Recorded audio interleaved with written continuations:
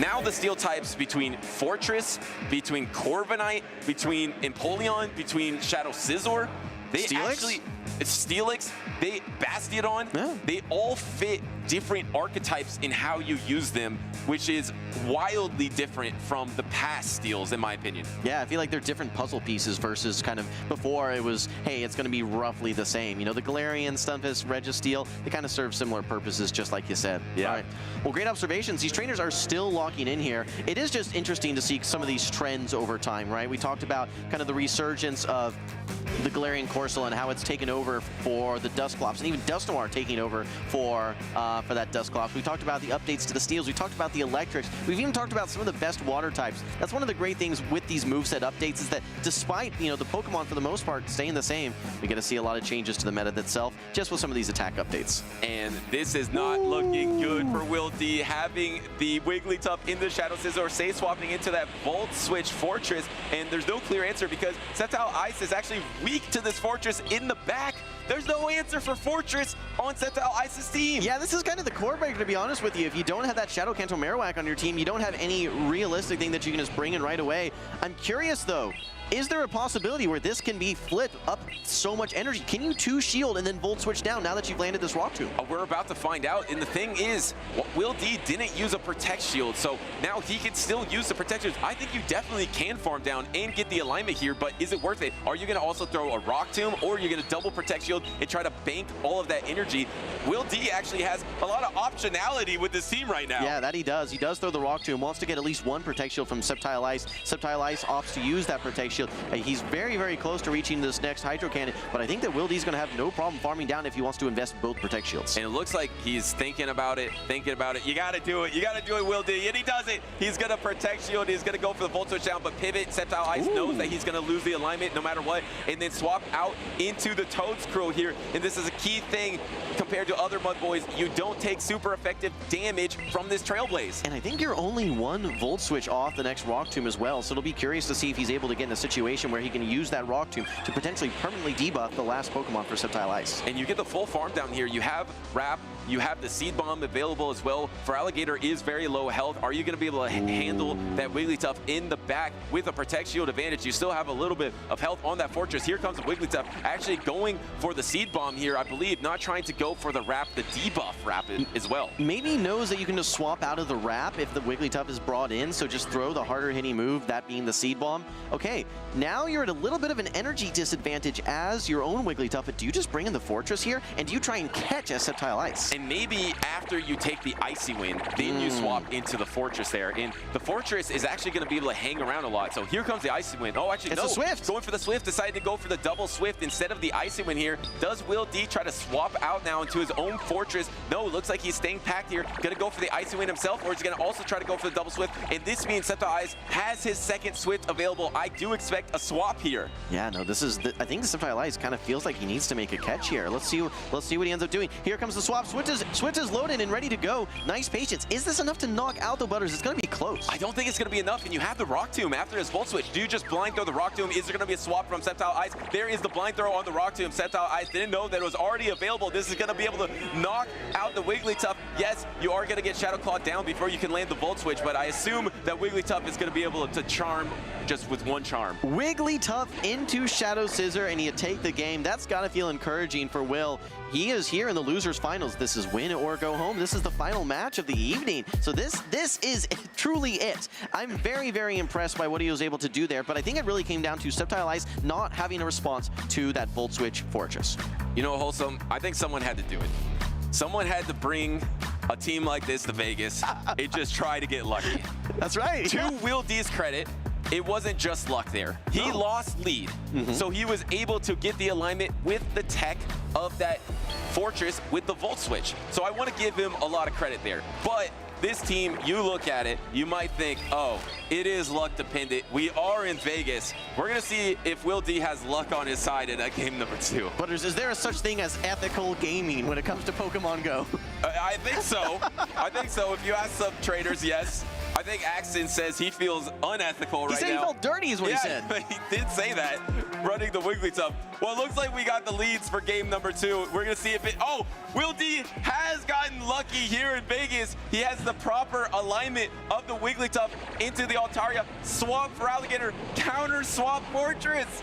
You know, we could have maybe seen him stay in a little bit just to get a couple charms off, but I think the earlier that you swap for this Fortress, maybe the better, because it allows you to then get faster to that Rock Tomb, which then allows you to much more easily hang on versus one of those Hydro Cannons later in the matchup. Speaking of early Protect Shield, knowing that you're going to debuff your opponent, wanting to minimize that damage from the next charge attack, Sceptile Ice also does invest a Protect Shield, but Will D's probably going to double Protect Shield this situation. Doesn't have to do it here, though. Can save it for the next Hydro Cannon. That's right, and I think that just because of that debuff, you're just in the driver's seat now as Will D. But my question is, can Sceptile Ice find a way to get energy on that Scizor and maybe ramp up a little bit, maybe get a lucky boost and sweep this game? Well, this isn't actually great because Will D is shaking his head because not only did he give the Protect Shield, this is charge attack priority. That is so the that last means thing you wanted all to do. this energy that you banked up is wasted into Sceptile's Ice for Alligator that's already low health. You could have Volt Switched that down and used this Rock Tomb for the backline.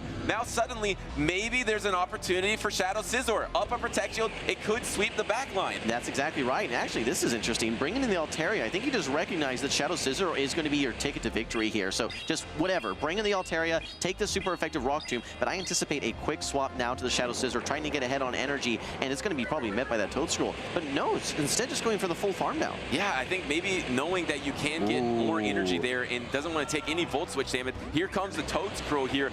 Does Toad Scroll just go for the wrap, or does it, I mean, obviously Seed Bomb is double resisted into that bug and steel typing of the Scizor, but that wrap does debuff the Shadow Scizor as well. Yeah, I think you could definitely go for the wrap at this point. Trailblaze is not enough to knock out. You do get the attack boost, throws it right away. You're going to get at least one more Mud Slap, but that's not going to be enough to knock out. Sceptile Ice feeling pretty confident He's shaking his head because he knows he can get to another charge attack against that Wigglytuff. Here comes Wigglytuff. He just needs to get to a Trailblaze. He's already at the Trailblaze. Remember, there is energy banked on his Altaria. I don't know if he has a switch timer remaining, but he needs to be able to land that Sky Attack. Can he combo attack? Not quite yet. Just one more Bullet Punch. No, pause, swap, Sky Attack, GG.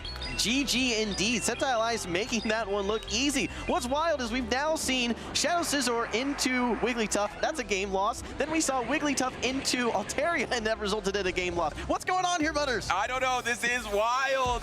I mean, Will D was able to get that key alignment. He did waste that Rock Tomb, but let's just think. If he got to throw that double Rock Tomb into the Altaria doesn't get to bank any energy, right? And maybe even use the Protect Shield. So that does change the game a lot. I think that was it, yeah. Yeah, and I think the key thing going into game number 3 in my eyes is what do you do with the Fortress? Because if you lose lead, the Safe Swap Fortress is coming and he's going to 2-shield it. Do you bring out the Shadow Kanto Marowak if you're Sceptile Ice? Yes, you bring it out. You are expecting Will to bring it. It's worked great for him, not only on the swap, but as a response, but also as a safe swap. I think he feels comfortable with that Pokemon, and if I'm Sceptile Ice, I'm anticipating it, and I'm bringing that Shadow Kanto Marowak. I think you have to, especially going into game number 3. Tournament dreams on the line here. Will D, with his lucky team, trying to get the alignment. His tool for alignment is that Fortress. Unless he just tries to sit it in that game number 3 and just go full luck. We are in Vegas. He might do it. Let's see what happens here. Luck's certainly an element in battles from time to time, but we're going to have to see where this lines up. He's led Wigglytuff. Will has led Wigglytuff both games. Yes. I wonder if he does it for 3 consecutive games. We went from Scizor to Altaria. What is Sceptile Ice going to bring in? What's Will going to do? Triple down here for Will D in that game number 3. We're going to see he is actually thinking about it. Sceptile Ice looks like he is ready to go. Has his strategy in mind, knowing this would be the fitting last boss in a Las Vegas regional to make day number 2. Storybook type endings here, trainers, as we have game number 3. Let's get the hype in the chat. This is our last game of our last match for day number 1, and it's going to be Wigglytuff again! The triple down, and he wins the lead. Save swap for Alligator. Yes, he did bring the Fortress, but is he gonna play it slightly differently this time? I think so. I think you shield the first one. I think you throw the Rock Tomb, then you no-shield the next one. Then you just double shield and farm all the way down. I think Sceptile Ice is still gonna use a Protect Shield right away back again, but let's see how this plays out. Well, if you don't use a Protect Shield here, there's no way to really chip this Fortress, unless you're just gonna invest into the Annihilate. So yes, the Protect Shield does come out from Sceptile Ice, knowing that you can get to the double Hydra Cannon at the same time, or slightly before that Rock Tomb is available. I wonder if Sceptile Ice this time he threw on different timing because he thinks that Will is probably not going to fall for that same trap again. Right. Yeah. So let's see if he does that timing. No, he does it again, and this time Will gets the Volt Switch through. So the adjustment from Will D, and now he's going to have this energy. He's looking confident, but this energy, where's it going to go in the back? Oh wait, but he does have the Earthquake. He does have Earthquake. If that Earthquake lands into the Shadow Annihilate here, that is going to do a ton of damage. Okay, let's see what happens. The Annihilate comes in. The Earthquake is locked and loaded here. This could be the decision that shifts the tides of the battle. Sceptile Ice lets it go. And it does a chunk, but it doesn't do enough. Now you're going to be able to get this farm down, and once again, we're in the same situation here. Can he bank a charge attack? No, doesn't look like he's going to get to that Rage Fist first. Swapping out here, and now counter swapping. There is the Annihilate in the back instead of the Toadscruel. This is so much counter damage that's coming through, and I think that we just saw the Rage Fist loaded as well.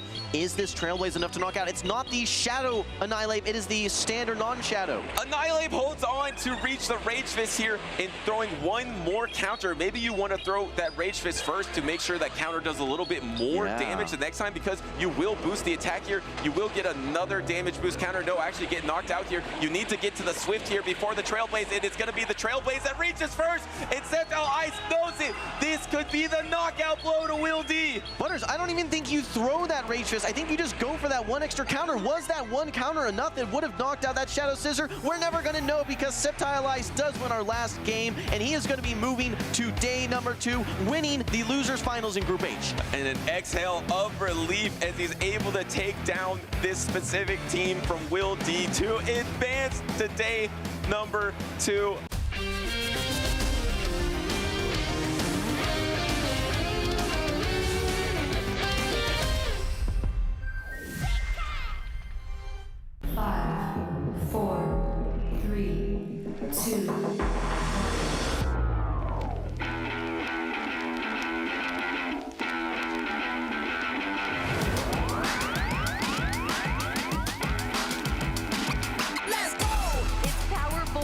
Against it, and then applied with that Fairy Zone on the Lily. Oh, he's ready to just give up the game.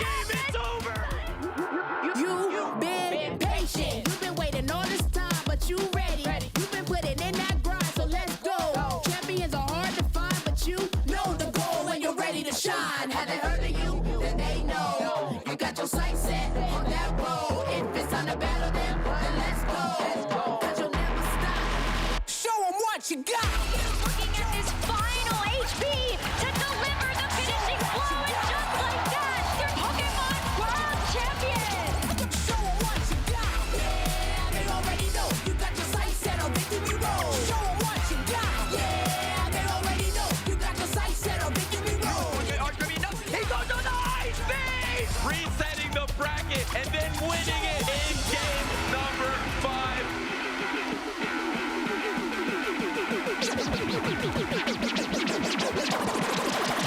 Show 'em what you got. Yeah, they already know. You got your sights set on victory road. Show 'em what you got. Yeah, they already know. You got your sights set on victory road.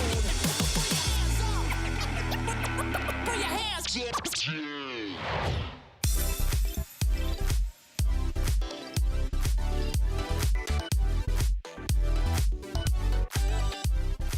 Good morning, good afternoon, and good evening, Pokemon trainers. We are here in Las Vegas to kick off day 2 for our Pokemon GO Regional Championship in Las Vegas. Super excited to be with you. Wholesome _, joined by the always energetic 2-0 Butters. It is great to be here. It is a perfect morning to play some Pokemon. Let's look at how these trainers are going to be qualifying for the World Championships. Of course, it's all about the road to Worlds 2026. It's going to be in San Francisco, California at the Chase Center. But up next, we got such an exciting exciting event, Wholesome. Yeah, the Latin America International Championships in Sao Paulo is going to be so exciting because it's going to be featuring the first ever limited meta, a little different from the standard Open Great League that we've been seeing for so many seasons now. So it's going to be a really, really exciting new event. But let's take a look at what does that road to Worlds look like from a championship points perspective, Butters? Yeah, how do they qualify? And this is exactly how. If you get first place, you auto-qualify at a regional, of course. You get top 4 at an international championship, you qualify. But otherwise, you're trying to build up these championship points and get top 75 for the North American region. If you are top 75 on that list at the end of the season, you will get an invitation to Worlds this season. That's right, Butters. But let's take a look, at least in NA, who our top 16 are on the leaderboard. It's still early in the season, but we can start to see that development for our top 16. We're going to start with NA here. And these are our stars because, of course, a lot of these trainers are going to qualify because they already have such a lead over the other trainers. Rise to Occasion, Out of Pocket, Doombug. 3 trainers that are on the winner side here today in Las Vegas. All in day 2. That's crazy. But we have a lot of other great trainers as well that we saw featured here in Las Vegas. Nighttime Clasher, Abhinav, LW Josh. I mean, this list is always growing. Let's move on over to the European region, see who's number 1. Stone Collection, of course, that was a trainer that made a name for himself all the way back at the first World Championships in London with a Samurai, I believe. Then we got Galax Bolton, we got Z's Wireless, who of course was 2nd place at our first North American Regional this season in Pittsburgh. And don't forget our LATAM region as well. We can see our number 1 trainer, I think he won the very first regional in LATAM yet again. That is Hard Jeff. But don't forget Marto Galde as well had so much success last season. I think he had 5 tournament wins to his name. Look at that lead right now. Marto had the huge lead last season, Harjeffi this season. Let's see which trainers have qualified already for the World Championships. Of course, Beuzle Boy, your world champion from last season, he auto-qualifies. Padoman, Harjeffi, Korlash, Inadequance, Zardy, Meteor Fallen. So many amazing names here. And who will we add in Las Vegas? Yeah, I cannot wait to see. And it's just great to see that we have so much continued success from a lot of familiar names. But not only that, we're starting to see some new trainers as well that are starting to, for the first time, qualify for Worlds. Yeah, and we're going to find that trainer here in Las Vegas. Will it be one of those trainers that was top 3 in the North American leaderboard? Rise to Occasion, Out of Pocket. I mean, it could have been one of them that wins it all here in Las Vegas. That's right. Well, for those of you that are just tuning in and didn't get a chance to watch day number 1, we want to give you a little bit of a recap from some of the coolest moments. And again, Butters, day 2 known for its hype, but obviously day 1 has a lot of great moments as well. Let's start with a newcomer. We have Puffle Guy in his first tournament experience ever. And what a way to make an introduction on the championship series scene. Able to get all the way to winners finals. He hasn't lost a match yet in his first tournament ever, and he's making plays like this. Amazing catches, amazing swaps, and closing out this matchup 2-0. Yeah, that's right. And with a really unique team as well, bringing back these Shadow Quagsire. We're also seeing the Galarian Moltres and the Gudra. Kind of spicy picks. Yeah, absolutely. And how about the comeback story? It doesn't feel like a comeback when you're landing a meteor beam like that. That did so much damage. It is a comeback because, look, Inoff only had 1 Pokemon in the back, was patient, called out the swap, right? Called out the second attempt, and she didn't go for either of them. 1 Pokemon defeats the 3 Pokemon in the back. That's what you call a comeback. That's right. That furrow was looking diabolical for Dapper Discs, but Enhoff not falling for the catch, not falling for the cheeky bring-in of the Corviknight, able to power gem the last Pokemon and win that game. Incredible comeback. And is Florges for real in this meta? We think it is. Oh, yeah. It has been so strong, so prevalent. It's been one of the stories so far in Las Vegas. Day number 1 has been absolutely everywhere, and it's been impactful, Wholesome. Yeah, top 12 in day 1 and day 2 usage, so it's definitely had a lot of impact. With its addition of Chilling Water, it's provided a lot of flexibility, and while it's still doing, of course, great versus the Dragon types like Altaria, in neutral matchups is really where you start to see it shine. And, you know, we're thinking, is Florges for real? Is it an imposter? It is for real. It definitely is, and this is the reason right here that you don't want to miss day number 1. We got some Pokemon pop-offs for you. First off, we're warming up in our pop-offs. We got Firestar. He's able to clutch it out, throw the payback. Air Cutter probably would have done it, but he had all the energy for the payback.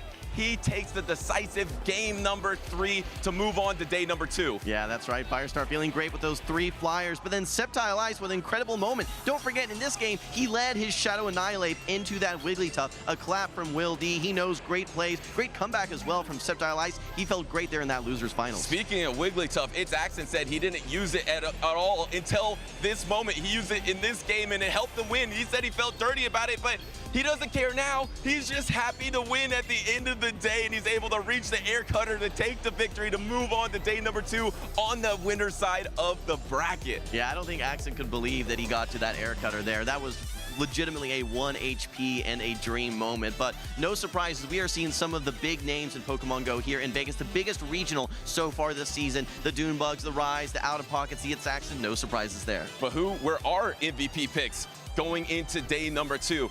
I had to go for It's Accent, a previous world champion, because previously I took Beelzeboy to make it to day 2, who was a world champion. He didn't make it, so I'm doubling down with my world champions. And I got Shadow Dusknoir, and a trend that I did notice, a lot of these top players don't have Furret on their team. Well, for the trainers that do have Furret, I think we're going to be feeling really good with Dunebug's Shadow Primate. It's just such a strong Pokemon that's able to really operate as a safe swap. With the absence of a lot of Charmers in the meta right now, it does feel pretty safe. But Butters, let's take a look at our day 2 meta. I don't think we saw too many changes from day 1 to day 2, but what's your biggest surprise? For me, there actually is a huge change. Unova Stunfisk is number 1 at 62%. We didn't see a single Pokemon over 40% in day number 1, and that was Cradily. Cradily went all the way down to 25%. Altaria is now number 3. Shadow Scizor is number 2 in usage. And how about Wigglytuff and Furret getting 5 and 6, 2 normal types, 2 flying types, and then an electric type and a bug steel in the top 6? I think it's kind of wild. Yeah, I think for me, the Cradily was struggling because of Furret, which has a pretty decent neutral matchup, the Scizor, which has been so strong, and then the return of some of those fighters like Annihilate and Shadow Primeape as well. I think it's struggling to find a place in the meta. I need to point something out. What's that? Hold this for 1 second. 5 of these Pokemon are PvP David's, was on PvP David's team in the European region. He had Unova Stunfisk, he had Altaria, he had Shadow Scizor, he had Corviknight, and he had Furret. I don't remember if his 6 Pokemon was Wigglytuff or Florges, but I think it was a fairy. So literally the top usage here is completely influenced in day number 2 by the European region, by PvP David. Well, we saw a lot of those trainers with that team have success. In fact, let's take a look at our bracket over on the winner side. You can see some of the top trainers that have made their way to day number 2. Again, in winners, a little bit of an easier journey for them. I know that we had Dunebug, we had Out of Pocket, Puffleguy, the newcomer, Habibi EX, another great story that we saw, Rise to Occasion versus It's Accent, going to be a very storied matchup. But don't forget, Auburn versus Rockhaven as well down at the bottom side there. We definitely have 2 underdogs to start us off with the Out of Pocket versus Puffleguy and the Dunebug versus Habibi, and then just gladiators going at it, Rise to Occasion versus It's Accent. This is going to be amazing winner side of the bracket. Remember, if you're starting on the winner side of the bracket, it's a huge advantage, not only because obviously if you lose, you're not out of the tournament, but you only need a couple match victories to get all the way to winners finals and then have a great shot at winning it all. Over on the loser side of the bracket, though, you can see a much longer journey, a gauntlet, as we say. We have Nighttime Clasher, who will be facing off versus Enhoff, Stud Muffins versus Firestar, Ash versus Chen Yu, as well as Sceptile Ice. A couple pop-offs already to his name. He'll be facing off versus Trent. There's some big names on this loser side of the bracket, and we will make sure to fill you in. If we don't get to show every single side of the losers, we'll try to fill you in with what happened early on in this tournament. We usually start with the winner side, then we drop down to the losers, and we will see the losers that made their way through that beginning portion of the bracket. That's right, Butters. Well, we've already seen a couple regional champs so far this season. Who will join them this weekend, though? Pittsburgh, we saw LNDS, T. Steiner, and Milwaukee. Who can forget the Bastiodon from Meteor Valley? In fact, Bastiodon on both teams. Yeah, 2 in a row for Bastiodon. Can it be 3? Rockhaven is giving it a chance. Unfortunately, Will D didn't make it to day number 2 to give it 2 chances, but Bastiodon still has an opportunity here. It's a huge uphill battle, given Rockhaven is the only Bastion user, I believe, in day number 2. We will double check that, but I think he's the only one. I believe you're right, Butters. All right, well, we are getting geared up for day number 2. We have a lot of battles in store, but make sure that you guys check out Pokemon.com/broadcast so that you guys can follow along with all the action. And make sure to follow us everywhere on every channel, on X, on YouTube, Facebook, Instagram. Make sure to hashtag play Pokemon. You might get featured on the stream. We would love to see you. How is your wild area event going? Did you get a cool shiny? I got a Gigantamax Grimmsnarl with the background. I'm pretty happy about that. What did you get so far? I did not get the shiny Grimmsnarl. I got a shiny C-Dot, which was a little bit underwhelming for me, Butters. That is way worse, but it's okay because you know what's going to be way better? This tournament, day number 2, Las Vegas. Let's crown a champion today and let's get these battles started. Let's head on over to the casters. Thank you so much, Wholesome and Butters. Day 1 was fun, but Championship Sunday is when we find out which trainer performs when the lights are the brightest. So excited to bring you all the action here. Las Vegas, day number 2. Amanda Lundberg, myself, Speediest Chief 2. Welcome in, everyone. Very excited. We saw some really big moments in that pre-show, the hype battles, the difference that Florges is going to be. Maybe the hype is real behind it. I do have to say, PvP David did use Florges on that team, so all 6 Pokemon of the team that won in Gdansk is viable here in that top 12 of day 2 in Las Vegas. But we've got new victors to crown. We've got new people to be in the largest regional competition so far for Pokemon GO. One line that really stood out to me from the intro is what Butters said. He said, in the winner side bracket, we essentially have gladiators going at it. And when you look at Rise and Accent in round 1 of the winner side bracket, you know you're in for some fireworks. The loser side also looks incredibly stacked. And that's what I always keep my eye on because you never know which one of those trainers is just going to lock in and have a deep losers bracket run like Firestar did at Worlds just a few weeks past. Absolutely. Firestar was the person from America who made it the farthest, placing 7th at Worlds. So yeah, it's really good. Congratulations to him, and really anxious to see how he's going to make it on here in Vegas. Will he be able to keep up that fantastic run? Will he be able to take it even farther, perhaps take home that crown? Yeah, that's a good question. Valid question. He might do it with my MVP pick, and that's Shadow Mighty Yenna, but you're going to have to tune in to make sure and find out how this all unfolds. This is a really interesting matchup on stage that we're going to start with, Amanda, because Out of Pocket, I mean, basically synonymous with NA Pokemon GO PvP, but his opponent, Puffleguy, incredibly measured, incredibly composed against some of the top competition. And the line that he said yesterday that still I was thinking about after the show was, my results speak for themselves. Absolutely, like, absolutely. Well, this is his first tournament ever, and to have such amazing results, to be able to put his name up there with those gladiators, as Butters said earlier on, now playing against one of the most seasoned people in the game. Out of Pocket has won the North American International Championship. He's been a regional champion, and he's looking to keep adding these titles to his name, but he's got to get past this newcomer here who's been on an absolute tear. Exactly, an absolute tear, running through that bracket on day number 1 and firmly slotted into this day 2 position in the top cut. Let's check out these teams in a little more detail, though, because we do have Out of Pocket with that Gastrodon and Steelix, as well as the Wigglytuff and Shadow Scizor. But Puffleguy, a little bit unconventional here with the Shadow Quagsire and Fortress. How do you think these two match up against each other? I mean, I'm looking at all of these teams, and there are definitely some unique picks between them. Honestly, Will, this season, I've been calling it the season of dragons. Dragons have really made a comeback because of the fast energy that Dragon Breath is being able to generate now. A lot of people are opting for Altaria. It seems to be the most popular, but Goodra is a very interesting pick that I also think is something that's super viable right now. So I'm really curious to see how they want to play out those matches. Are we going to see them when there also is like a Steelix on the other side that kind of negates a lot of that energy that the dragons would be generating? I think the trick here is that not only does Out of Pocket have a Steel type in his Steelix, he also has his Wigglytuff, and if you look for Goodra's coverage, you want to hit for super effective where you can, and I don't see more than one target that Goodra can hit for super effective damage. That's Aqua Tail into that Shadow Steelix. So while it is a very versatile Pokemon, it might not have its best place here in this particular matchup. I would look for Puffleguy to maybe bring a little bit of the Fortress. I think it's a very nice, well-rounded option for him that's very durable, give him some time to get back to that Switch Timer, and throw out some Rock Tombs and debuff the opponent. Yeah, we all know how much you love Fortress, but when it comes up against a Steelix with Out of Pocket's Steelix running Earthquake and Psychic Bank, because if you notice on the screen, it doesn't have those purple flames around it, which means it is actually a regular Steelix. Can hold on a little bit longer, and I believe that's why Out of Pocket opted for Earthquake, a little longer to generate that energy than like a Crunch or a Dragon.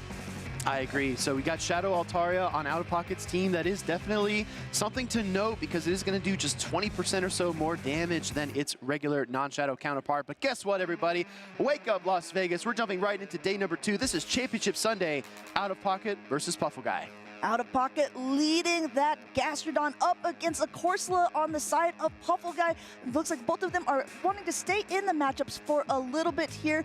Bear with us. We're going to give you that exact play-by-play. They're charging up a ton of energy and going for that water pulse there on the side of out of pocket. No shield by Puffleguy. Yeah, we got to kind of be your audio guides here as we get our battle footage on camera for you. But the water pulse does connect into the Galarian Corsola. Galarian Corsola, though, has doubled up on the Nightshade. It's going to throw the first one here into the Gastrodon.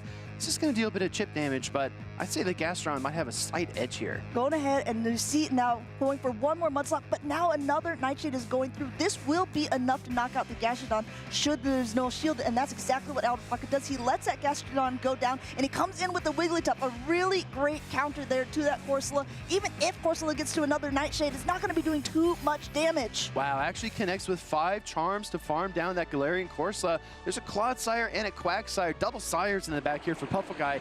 It's a Water Gun Quagsire? Oh my goodness, we haven't even seen it in play yet. This is exactly it, but now there's so much energy on that Wigglytuff, able to immediately throw an Icy Wind and just slow down how much this attack damage is doing on the Quagsire. Quagsire just pacing a little bit quicker here, going for another Aqua Tail. This is definitely an important call to bring out the Quagsire here against the Wigglytuff. Could have opted for the Clodsire, which is actually does carry that poison subtyping, but I think he's pretty confident in his positioning. Actually swaps the Clodsire now into that Shadow Altaria. I think Out of Pocket's maybe saying, hey, Quagsire, you're supposed to be my one, because Out of Pocket loved Quagsire, brought it to North American International Championships, helped him win it, but now it looks like Quagsire has switched allegiances, and Clodsire is going to take this Sky Attack from the Shadow Altaria. Still 2 shields in play for Out of Pocket. Stone Edge is going to pull the first one away from him in this game number 1. The question becomes, can this Clodsire withstand another Sky Attack, or is Puffleguy going to need to use his final shield? Going ahead, just charging up a little bit extra energy on both of the sides here, going for the Stone Edge right before it looked like Out of Pocket was going for a Sky Attack. Now Out of Pocket is out of shields because both of them have been used on the Stone Edge, which would do a ton of damage to the Shadow Altaria. Now charging up just a bit more energy, going for that next Sky Attack. He's got 2 at this point, so Puffleguy needs to make a really important decision here. If he shields, he might just get hit with another one. Oh, we might even see a swap after this. Yes, he actually goes into that Quagsire to soak the second Sky Attack, but I don't know. What do you think, Amanda? How does this play out? No Protect Shields remaining. Sky Attack going through. Shadow Pokemon on both sides does a ton of damage. Almost knocks out that Quagsire, and the Wigglytuff comes in. So charming, so lethal there, and able to throw this Swift to the Clodsire. Swift is going to connect. No shields in play. You would think Icy Wind being super effective would be the way to go, but that Swift is still neutral. Clodsire takes a big hit. Can't even clutch up the Stone Edge, and that is a Game 1 victory for Out of Pocket. Out of Pocket taking game number 1 with that Shadow Altaria, Gastrodon lead, and that Wigglytuff there. And it looked like Puffleguy, he had a decent plan, right? He wanted the Quagsire, he wanted the Clodsire in the back to be able to have a little bit more tankiness to, you know, soak some energy. But one thing I think we really need to note that we overlooked earlier on was the fact that it was a Water Gun Quagsire. Exactly, and taking a closer look at the Water Gun Quagsire, you would think that paired up against a Steelix, it would be really devastating and much more favorable than the Clodsire variant. So that was an important decision point for Puffleguy to bring that Shadow Quagsire into the Wigglytuff in game number 1. I wonder if he's going to run it back. Does he run the same trio here in game number 2? I mean, it changes a lot of matchups if you think about it, because if the Water Gun is on Quagsire, Steelix, it also does pretty decent into Scissor, because then it's going to be able to do a little bit more fast attack damage to it, to some shields to hide behind. I think that Puffleguy had a decent plan in mind, but just that neutral matchup at the beginning with the Gastrodon against the Corsola there, and then being able to get 5 charms in with the Wigglytuff, just put Out of Pocket in such a good position. Yeah, agreed. You can kind of pick up on some of these nuances of these more seasoned trainers that have competed for a long time. Maybe they will make that forced swap because they don't want to cede any additional energy to their opponent, but you have to do it. It's kind of like a calculated risk. You have to do it selectively and not kind of put yourself a step behind. So our trainer's getting locked in here, Amanda. This might be the final game for Puffleguy in the winner's side bracket, or this might be the beginning of a comeback. That's right, because this is winners round 1. These trainers did not lose at all on day number 1. They're hoping to keep that streak alive here on day 2, but we'll have to see how it's going to play out. We have that Shadow Altaria up against the Clodsire again. We saw earlier on that this actually can do quite a bit of damage, and when Altaria has 2 shields to hide behind, it's a dangerous position. This is a very close matchup between the 2 Pokemon. Clodsire already about half health, and it hasn't even fired its first Stone Edge. We do get that from Puffleguy here, and this is likely to pick up a shield from Out of Pocket. Out of Pocket debating, is this the Pokemon he wants to keep? Yes, last second shield on that Stone Edge, which will put that Altaria down very low and is going to be able to actually go for the next Stone Edge. Does Out of Pocket want to use 2 shields so early on? Absolutely not. He's going to let this connect. As you peek at the back lines here, I think the controlling switch advantage for Puffleguy is massive and could be a huge issue for Out of Pocket, because if that Fortress finds a Wigglytuff, excuse me, we see a swap. Giving away control switch advantage allows Pocket to adjust, and I think he'll do exactly that. Give him a catch, but at what cost here? Because now a very healthy Corsola is going to meet one of its biggest nemesis. We saw it in game number 1, just able to completely farm down. Yes, this Power Gem will most likely be able to connect, but Pocket is still in a great position here.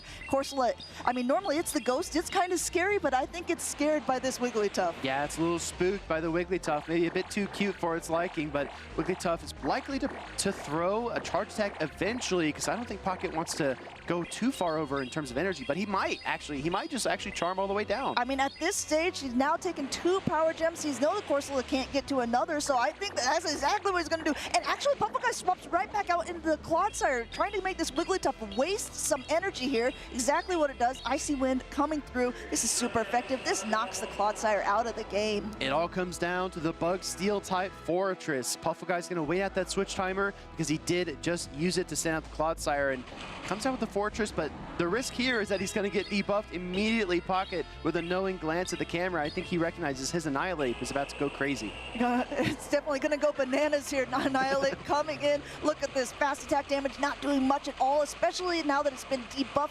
even farther. Still 1 shield to hide behind by the side of Pocket, but look how much the fast attack damage alone is doing. Puffleguy trying to slow him down a little bit here with this Rock Tomb. No shield from Pocket. No shield at all.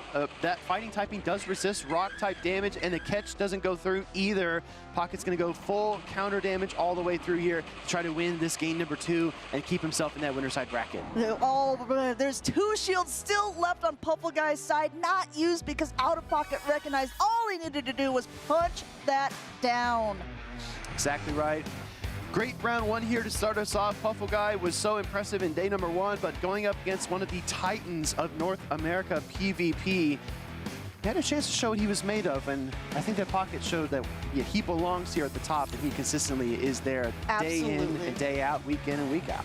That, you know, you couldn't have said it better. And Puffleguy, absolutely, he said yesterday his performance spoke for himself. That is so true, but he's still in this tournament. He's knocked down to that loser side bracket. We've seen some incredible loser side runs. We're sticking to the winner side of the bracket to the start of this show. Yeah. But I mean, I think that in this sort of thing, he just was always slightly on the back foot. Like, I agree. Out of Pocket seemed like he was in control of this whole matchup the whole time.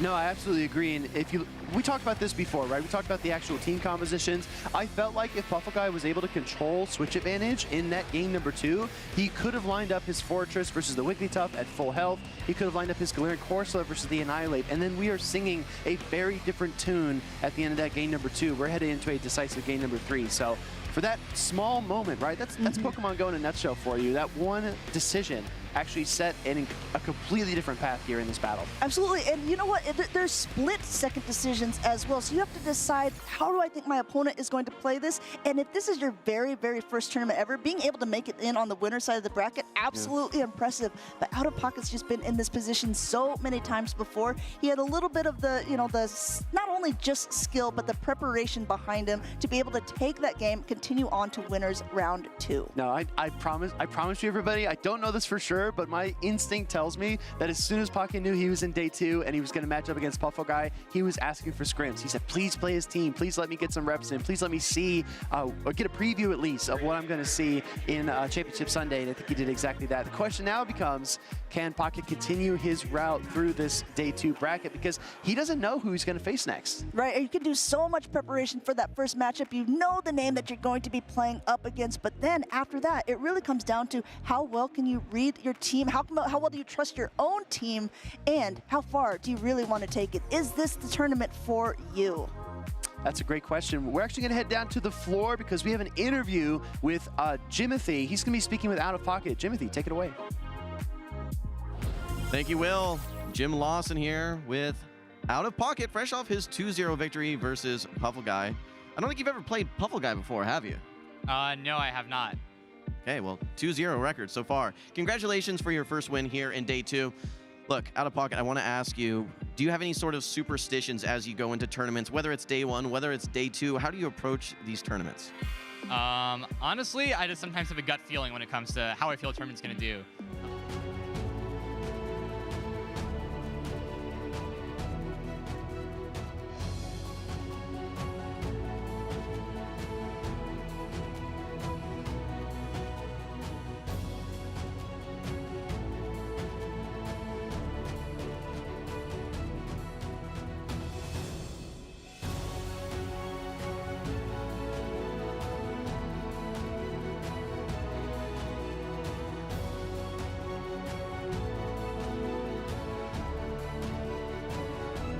Feeling pretty good about his performance so far, and understandably so. Hey, I'm going to do a cameo. I'm going to pretend to be Pocket. Ask me how confident that I am that I'm going to win. Jim, last name here. Pocket, how confident are you? 855,000%! Yeah, I remember the percent days, right? And if you saw our eagle-eyed viewers back there, probably also got a preview of which trainers are coming up next. Dunebug on stage, but still looking at that camera. He said, I want to be where Pocket is. I want to be in that interview position after I win this next round. He's going to be taking on Habibi EX, who I thought was super impressive yesterday as well. Yeah, I think so. I mean, it's sort of like we started out this day Out of Pocket playing against someone who played in his first tournament. Habibi, not super well known in this scene, but has really been making waves here in Las Vegas. So very excited to see how he will play up against another seasoned veteran, someone who's been around for quite a long time. But we've seen Titans toppled so many times, and this could be the tournament. Habibi has had an absolutely incredible run, and I'm really anxious to see how far he's going to take it. There's one Pokemon I wanted to spotlight as we head down to the stage. That is going to be that Shadow Primeape from Dunebug. That was an MVP pick, if I'm not mistaken. I think that Pokemon is going to shine really bright here in this next series. Let's take a look. Dunebug is going to be on the left side of your screen. Habibi EX is going to be on the right. Dunebug's got to take on that Shadow Dusknoir, which is very potent in its own right. Yes, absolutely. Running through the teams real quick of Dunebug, he's got that Unova Stunfisk, that #1 Pokemon of the day 2 usage. Also Shadow Primeape, Galarian Corsola, Shadow Talonflame, Wigglytuff, and Cradilly. Still there, still sticking around. Yeah, right. Don't be silly. Trainers still play Cradilly in great numbers, but Empoleon is probably looking for that matchup on Habibi's side. So Unova Stunfisk has been a staple here in Las Vegas. It's got even higher usage than at any other point in the entire season so far. And I honestly expect a lot of Stunfisk play in this game too. I mean, Stunfisk on both sides of the field has a lot of neutral to decent matchups. So, I mean, I definitely wouldn't be surprised to see it around. Habibi being a trainer that I haven't seen as much of. Really excited to see how he's going to play up against Dunebug 97. I think Altaria is still a pretty popular pick. We've seen it so many times, but if there's a Wigglytuff on the other side, does it kind of scare you out of using it? It's a great question. I mean, and that's the thing as well. You can have bench pressure on your team, and you can kind of expect your opponent to steer the other direction and avoid it, but that's when you can surprise them, and you can bring that pick anyway. We saw Drayflames yesterday bringing Guzzlord and Shadow Dragon Breath Charizard into a double steal composition with the Wigglytuff, and he was not shying away from it. So let's see what these trainers decide to do. Dunebug on the left side, Habibi on the right. Hopping into game #1, we do see that Unova Stunfisk in the lead for Dunebug up against the Furret. Furret was actually #1 in day 2 usage in Gdansk, the previous regional in Europe. It dropped down to that 6th spot, and now it's facing off against the new #1. Unova Stunfisk now throwing that mud bomb. It's going to be a very neutral matchup to start. I don't think the first Trailblaze is shielded that often when we do see it in high-level competitive play. Dunebug is going to go and let this one through because even after that buff, the Sucker Punches are not going to threaten this Unova Stunfisk. Yes, it's super effective, but it's still able to hang on there, just getting up a little more energy and now throwing right before the next attack is available. It's definitely not enough to knock out. These Pokemon are both going to get pretty low. It's up to the trainers how they want to play this to see if they want to play for alignment or for shields. This Swift actually will threaten the Unova Stunfisk, but Dunebug is confident, going to let it through. This is same type attack bonus, a normal type Swift. Unova Stunfisk does get KO'd, and now a farm down opportunity presents itself. Wigglytuff comes in, immediate swap into Shadow Dusknoir. This is actually massive because it allows this Wigglytuff to stay away from the Empoleon from Habibi. Going ahead now, and actually, yeah, you see Dunebug staying in, even though he knows he has an okay matchup behind, even protecting up because this dynamic punch from a Shadow Dusknoir would do quite a bit of damage to this Wigglytuff. Wigglytuff, and now just still charming away. Is he gonna go for a full charm down? No, Icy Wind at the last second. Funnily enough, the Swift might not even KO here, and I think that's a really wise decision by Doombug to throw that and not risk anything in Top Cut at the biggest NA regional of the season so far. But this has to be a little bit of a dilemma for Habibi, because now he can bring in the Empoleon and reveal the rest of his team, but he allows Doombug to pivot into the Corsola. Well, look at the switch timer. It's now up for Habibi if he's paying attention, because Furret with its fast attack of Sucker Punch is going to do a nice bit of damage into the Corsola. Corsola's throwing shade here at the Empoleon, getting the shield from Habibi's side, and I wonder if we'll see a swap out, or if he's going to try to at least get some energy off of this Corsola. Exactly that, going for a Hydro Cannon here. Doombug's got one shield left. He's got to decide where he wants to use it, and this is the exact moment. Yeah, this is the highest impact charge attack for the rest of the game. Both trainers have revealed their entire teams, and that switch out you talked about comes through here, but in the Furret, able to get some Sucker Punch damage. That's going to be extremely valuable as this battle wears on. This is not going to be very effective. This Ghost type attack into a normal type Pokemon, and not enough to knock out the Furret, but Furret is able to actually not make it to the Trailblaze, at least gets one more fast attack in before going down. Empoleon's coming back in here, trying to gain up a ton of energy, now throwing another Hydro Cannon. This is actually still pretty competitive, because the Galarian Corsola needs to shatter the shield here from Habibi, and that Wigglytuff is not going to appreciate the Metal Sounds and Hydro Cannon, so this is still anyone's game, and allowing Doombug to get to the Nightshade here, this is going to come down to the wire. It's going to get close. Last shield used by Habibi's side as he shields up this Nightshade. A quick switch now from Doombug into that Wigglytuff, going to catch a Hydro Cannon. This is where the Metal Sounds will actually be impactful here. Yeah. This is going to be a really close matchup here,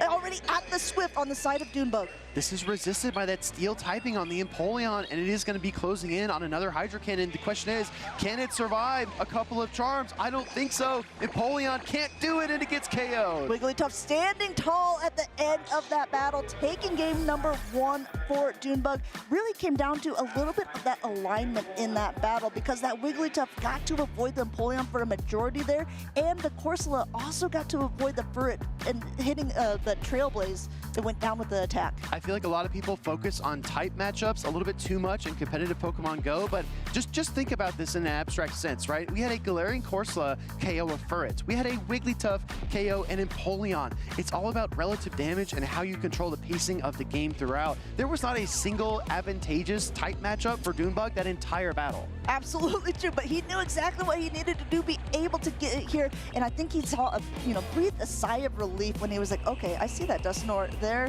Yeah. I have an inkling of what's in the back, and he was able to still pull it out of the bag here, take game number 1 in winners round 1. Yeah, that's the danger of speaking in absolutes, right? I say there's no advantageous matchup, and then Wigglytuff is facing off against Dusknoir. So maybe there were a couple moments that were pretty key in Doombug's favor, but let's go ahead and jump to the future, to the current. This is game number 2. We get that Shadow Primeape on the field. Shadow Primeape just paces so quickly, blink and you miss it, and it's already thrown a Rage Fist. But here, actually opting for that heavier hitting, super effective Ice Punch. No Protect Shield from Habibi's side, but this is going to do a decent chunk of damage. Not enough to knock out, but definitely to put it down into the yellow. You can see the Primeape, not the bulkiest Pokemon. It's going to draw that first shield almost immediately in this game number 2. But the rest of the team composition here for Doombug supports it quite well. He's got a bulky Unova Stunfisk and a Galarian Corsola. Looks like a good time to catch. Going ahead and just charging, and both of them simultaneous swap, but this is so bad for Habibi there, because now being able to get trapped in with this Unova Stunfisk, where both the charge attacks and the fast attacks are going to do a nice chunk of damage. Doombug had a really great plan. Yeah, I mean, Doombug honestly could not have scripted this better, right? He's able to swap in that Unova Stunfisk. Habibi was trying to catch the Ice Punch, and Doombug was trying to catch the charge attack in kind, and this distinctively, it obviously goes in Doombug's favor in terms of matchups. And going ahead, and he's throwing right away here, knowing he outpaces with the Mud Bomb, either forcing a Protect Shield here or having that Empoleon go down. Unova Stunfisk is into the yellow. It's pretty low, but I mean, what are you going to do if you're Habibi at this point? Do you come in with that Steelix and use a shield, or do you come in with your own Unova Stunfisk to soak the damage? No, I mean, when in doubt, you can always 2-shield scissor it out, but he's going to go ahead and throw the Mud Bomb in the Unova Stunfisk mirror matchup. I expect to swap pretty soon. That Primeape did exit with a lot of energy, so now Doombug is likely to come back in with it. Actually, bringing in the Corsola, another swap, this time into that Shadow Scizor. Scizor does have Night Slash, and it is going to be an attack that does a lot of damage to the Corsola. Doombug only has 1 shield shield to hide behind, but we can already see by fast attack damage alone how much that scissor is going down. You see Doombug nodding. This could change things a little bit as the attack rises sharply, puts up a shield to protect the scissor. Yeah, that boost might be clutch here for Habibi in game number 2. Nightshade shielded up, bullet punches would come through, but the swap instead as Primate gets the Rage Fist. Question is, can this Primate outpace the Scizor? Being able to throw this, boosting those karate chops, though they're more energy generating than they're doing a lot of damage, it's going to still be a race here, able to completely bullet punch down. There's only the Corsola left. There is a Nightshade loaded here, but you can see Habibi shaking his head. There's a shield. How much can this Unova Stunfisk hang on, Will? Right, the Astonish did connect. Night Slash gonna get shielded up, and the Scizor goes down. In comes Unova Stunfisk. Can it get to the charge attack? Here comes the Nightshade in. Galarian Corsola clutches it up just one turn faster, able to win this game number 2 for Doonbug. You think Electric's fast, but Corsola says, I'm a bit scarier there, takes it out. Doonbug sweeps the winners bracket series there, advancing on into winners round 2. Yeah, very close. I think Doonbug is very confident this morning. You could see that after game 1 in particular, but look at him now, you know, mouth open, kind of getting that oxygen. He's like, oh, that was a little sweatier than I anticipated, if I'm being honest with you, and I agree. I think he felt in a very confident position when he saw that scissor come in.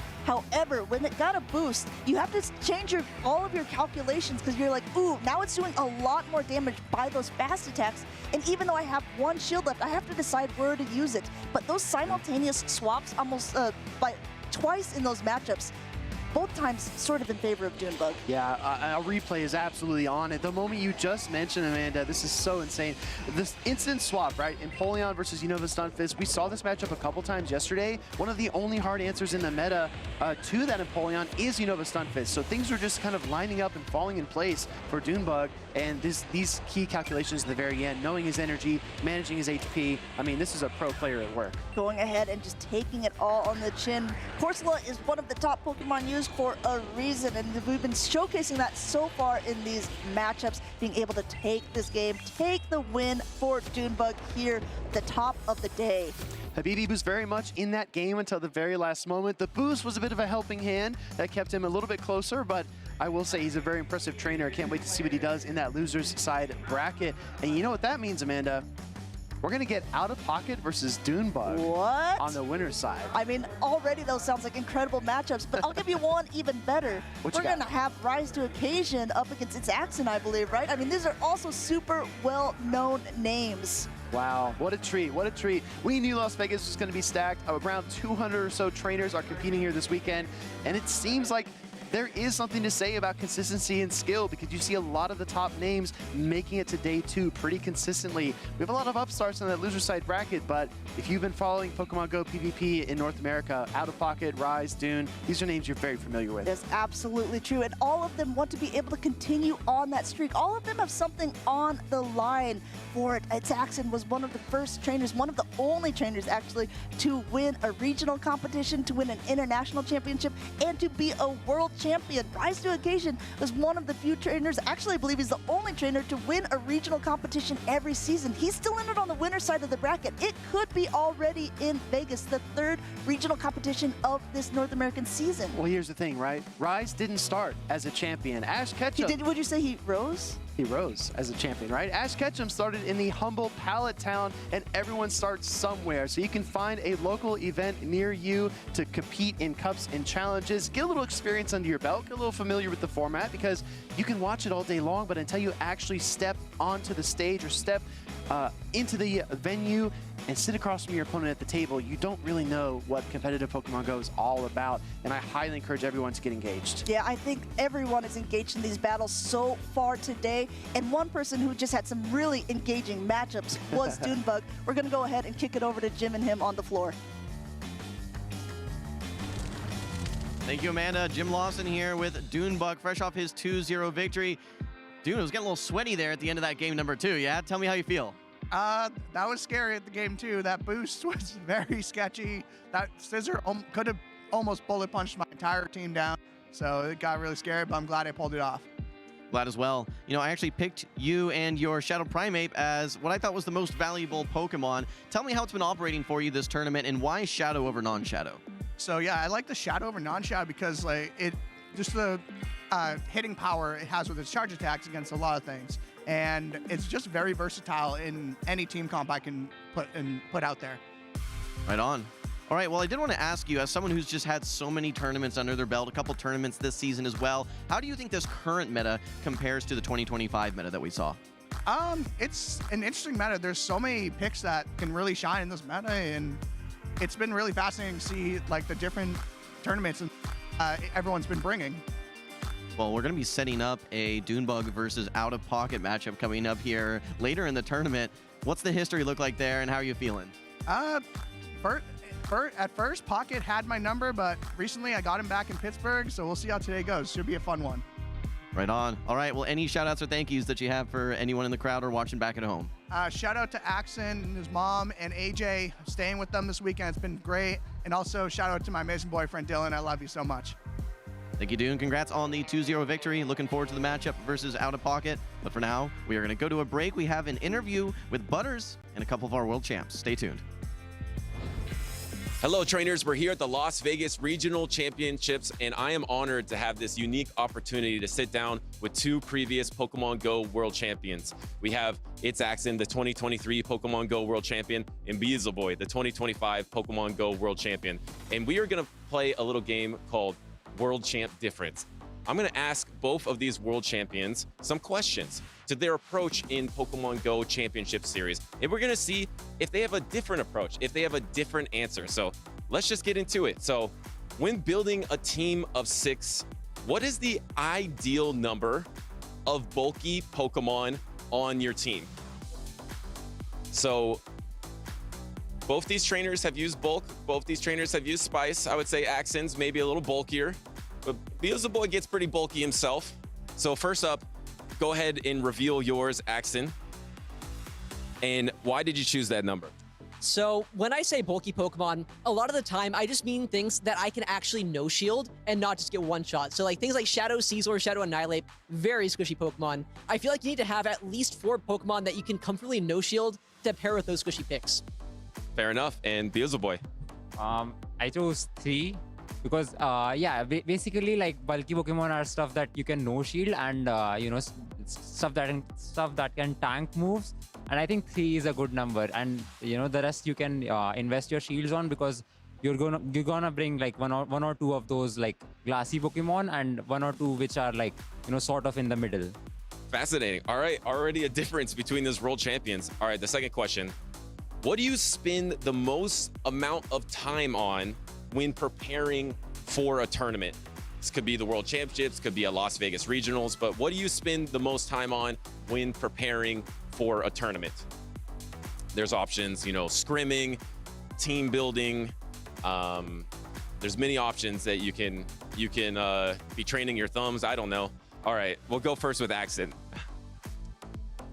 So I chose team building here. I'm not the biggest scrimmer myself, but one thing that I absolutely love is when you team build, that is where the biggest piece of skill comes in my mind. You have to call the meta, you have to make sure that you know what the meta is going to be, and you have to hope that once you lock it in, you know, that's the team you're running. So you have to hope that it's actually a good team. But it's not just luck what the team is. You have to look at the other tournaments, and you have to just know where the meta is going to shift to.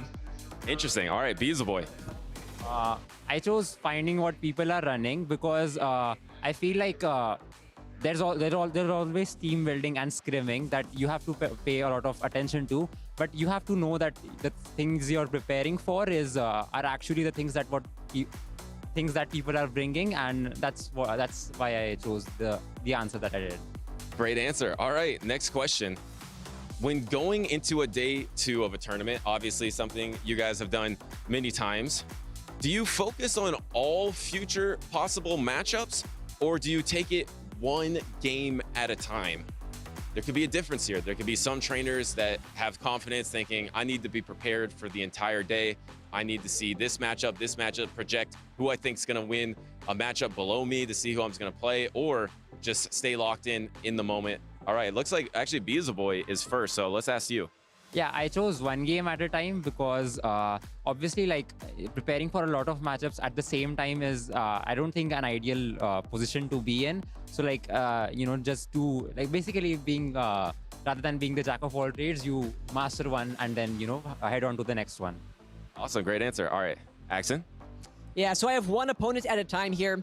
I mean, when I look at who makes it to day number 2, the only person that matters is who's my first opponent. If I can't beat them, I'm in trouble. So I want to make sure I'm ready for that match. And if I'm ready for that one, then, you know, hopefully I can keep that momentum going for the next opponents. Awesome answer. Actually, that's the first time that they've agreed to both these questions. So this is the first time they had the same approach. All right.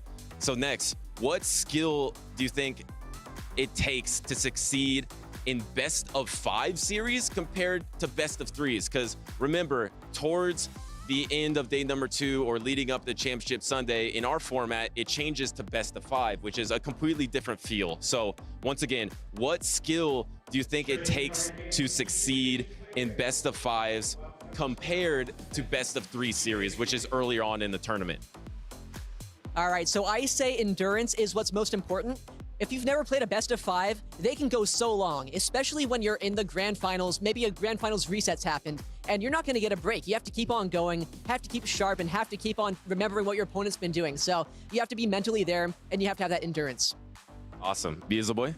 I chose adjustments or like predictions because when it's best of 3, it's more about running what's good and you know, like if this Pokemon is good, I'll say swap this and that. But when it comes to best of 5, you can take more risks and, you know, judge what the other person is doing and like make micro decisions based on that. Are they like insta swapping into something? Are they, you know, running a certain kind of ABB style team, or are they running some you know, does their team have some sort of pattern, and you have to identify that pattern to, like, you know, do well in best of 5.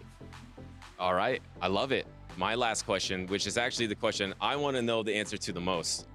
When you woke up on Championship Sunday at your respective Pokemon Go Worlds, did you believe you were going to be the Pokemon Go World Champion? 2023 Pokemon Go World Champion, 2025 Pokemon Go World Champion. So I got to explain here. I have yes. Oh, it's flashing. There we go. I got yes question mark because I knew there was a really good chance, but I also knew that, you know, I'm capable of losing things too. I can throw games if I want to, but I beat Rubik's Master before, and I knew that I was on the winner's side. So there's a lot going in my favor, but I knew for a fact that I had a really good chance, but I can't say that I knew I had it before I actually did it. Interesting. All right, Beelzebub boy. I was not thinking. Let me explain. So I mean, obviously I was thinking, but more about the matchup because it's easy to, you know, get into your head and like think too much about, oh, whether I win or whether I lose. Obviously I lost to Patuman like earlier in the winners finals, so there's that thing as well. So I tried not to think about the outcome of the match and more about how I'm gonna play and how I'm gonna predict things. Yeah. Well, thank you so much. This was a fascinating exercise for me. This is the first time we've had 2 Pokemon Go World Champions at a regional, and my takeaway is you can have multiple approaches to becoming the Pokemon Go World Champion. Thanks so much, and let's get back to the Pokemon action.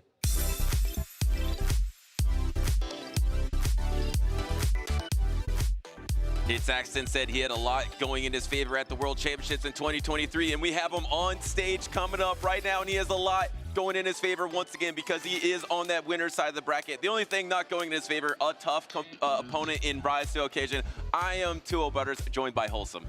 Great to have you guys back. We are super excited for these next couple matchups. The usual suspects, we can say it's Axton versus Rise to Occasion. We did just see Dunebug and Out of Pocket move on to round 2 on the winner's side here in day 2 Las Vegas. But we're super excited for this matchup coming up. We actually got to interview Rise to Occasion yesterday, and one of the interesting things he said is that he has had so much practice with this team. Normally when he's coming into a tournament, he built the team maybe 2, 3, maximum a week ago. He says that he's been playing this team for nearly a month, so a lot of reps under his belt. Yeah, on the other side of that, Dunebug said he locked in his team the night before the tournament. So we had one trainer lock in the team the night before. We have a trainer that's been practicing this for a month, facing a team that has the Altaria, Unova Stunfisk core, the Pokemon that is number 1 and number 3 in usage, also has that Corviknight number 4 in usage, but has the Shadow Dusknoir and Wigglytuff. Wigglytuff is going to be able to be a great counter for a lot of the picks on Rise to Occasion side, because Rise is running the Galarian Moltres and is running the Shadow Dusknoir. So does that force Rise into some Empoleon play in this battle? I think you got to bring that Empoleon, knowing that that Wigglytuff is going to look so strong. Let's move into our game number one. Number one in day 2 usage is going to be that Unnovan Stunfisk, and here we see it from its accent lined up versus the Empoleon. And kind of forced into that Empoleon action for Rise to Occasion, puts it in the lead, but there actually is no Wigglytuff on its accent's team. Instead, running that Unova Stunfisk in the lead. It's going to be able to get to that double Mud Bomb or Discharge to be able to knock out this Empoleon, take that Hydro Cannon. It's super effective, but the pacing on this Unova Stunfisk is just fantastic. Early Protect Shield from Rise. Yeah, Rise to Occasion, I think, recognizing that, hey, if there's a Wigglytuff in the back, that this Empoleon is going to have a lot of value. So a quick swap out now by Rise to Occasion, bringing in the Florges. It's going to be met by the Cradily from its accent. These are super effective acids that are starting to build up, but with Rise to Occasion's quick pacing, he's able to get to the Trailblaze first. Yeah, and he's going for the Trailblaze instead of the Chilling Water here, not trying to debuff the Cradily, trying to raise the attack of his own Florges. Maybe it's going to commit a Protect Shield. No, actually not even a throw from its accent to throw the Rock Tomb. Now throwing the Chilling Water to try to land that debuff. Yeah, this is interesting. Its accent a little bit on the back foot now, has not thrown a charge attack, was not able to get that utility of the Rock Tomb right away. This is going to bring the Florges back down to neutral, no attack boost whatsoever after neutralizing that Trailblaze. But we'll probably be able to get a nice acid down unless you can, no, actually you will get to get another charge attack. Do you swap out with the charge attack? No, actually going for the Trailblaze here once again. Not trying to debuff the opponent, instead trying to raise the attack of the Florges. It does land, it does knocks out. Its accent is down a Protect Shield, up a Protect Shield here as he throws in his Unova Stunfisk to get that farm down. But look how strong this Unova Stunfisk can potentially be in the back. It's able to hit super effective versus both the Stunfisk as well as the Empoleon with these Mud Bombs. But the nice thing about this Stunfisk versus Stunfast matchup for Rise to Occasion is that these Thunder Shocks do nothing. Yes, and luckily now you just throw Mud Bomb because its accent has seen all 3 Pokemon from Rise to Occasion's team, so you don't have to worry about the trickery of swaps. You're going to throw super effective Mud Bombs no matter what, landing the Mud Bomb into the Unova Stunfisk. This is going to be extremely difficult for Rise to Occasion as he throws one more Mud Bomb to ensure the knockout. Do we get the Protect Shield here from its accent? I bet we do. Yes, we do. Yeah, he knows that he's not worried about fast attack pressure whatsoever. Triple resisted Thunder Shocks or resisted Metal Sounds. That Empoleon does not have any energy, and a beautiful catch, Butters. And swapping double, not very effective, into the Altaria. This is gonna tickle the Altaria, almost do nothing, and now you're gonna be able to catch that energy, not very effective, but most importantly, bank that energy on your own Unova Stunfisk to try to knock out the backline Unova Stunfisk from Rise. Yeah, it might be the ticket to victory, that Stunfisk for its accent. He's going to hide it in the back for now. Meanwhile, the Altaria is going to tank that Drill Peck, no problem, trying to pace to its own Flamethrower. Despite the resisted Dragon Breath, they are still tick, tick, tick, tick, adding up over time. And as soon as this Flamethrower lands, it's going to be almost in range of knockout from that Dragon Breath. Can you get to another charge attack before? Yes, you can comfortably get there, get to that Drill Peck right in time before you're knocked out. But it's just so tough because its accents Unova Stunfisk in the back has that energy advantage, and now Empoleon doesn't have any health. It's energy dry. You're going to get another Thunder Shock. Here comes the swap. There's one Protect Shield remaining, but its accent just has way more energy. Yeah, he is so far ahead in energy, and even shields. You're now at 2 charge attacks. Its accent has everything that he needs in order to win this game. Rise to Occasion made some great plays, but recognizes that this game 1 is over. And didn't really have an answer for that Unova Stunfisk. I think it's a Best Buddy. Yeah, you do see that Best Buddy ribbon, a classic trait from its accent's teams. He often puts Best Buddy ribbons on the Pokemon that he enjoyed, so maybe he does enjoy that Unova Stunfisk. But it is fascinating because it's only been meta relevant recently. I'm surprised it's got that Best Buddy ribbon. Yeah, no doubt. But you know what really sticks out to me, Butters, is the Empoleon, because we saw Rise to Occasion shield it right away. Did not want to take that first Mud Bomb even. With that shield disadvantage, things got very challenging for him later in the game, though. But look how strong that Empoleon is to its accent's team of 6, resisting the Dragon Breaths from the Altaria, doing super effective damage into the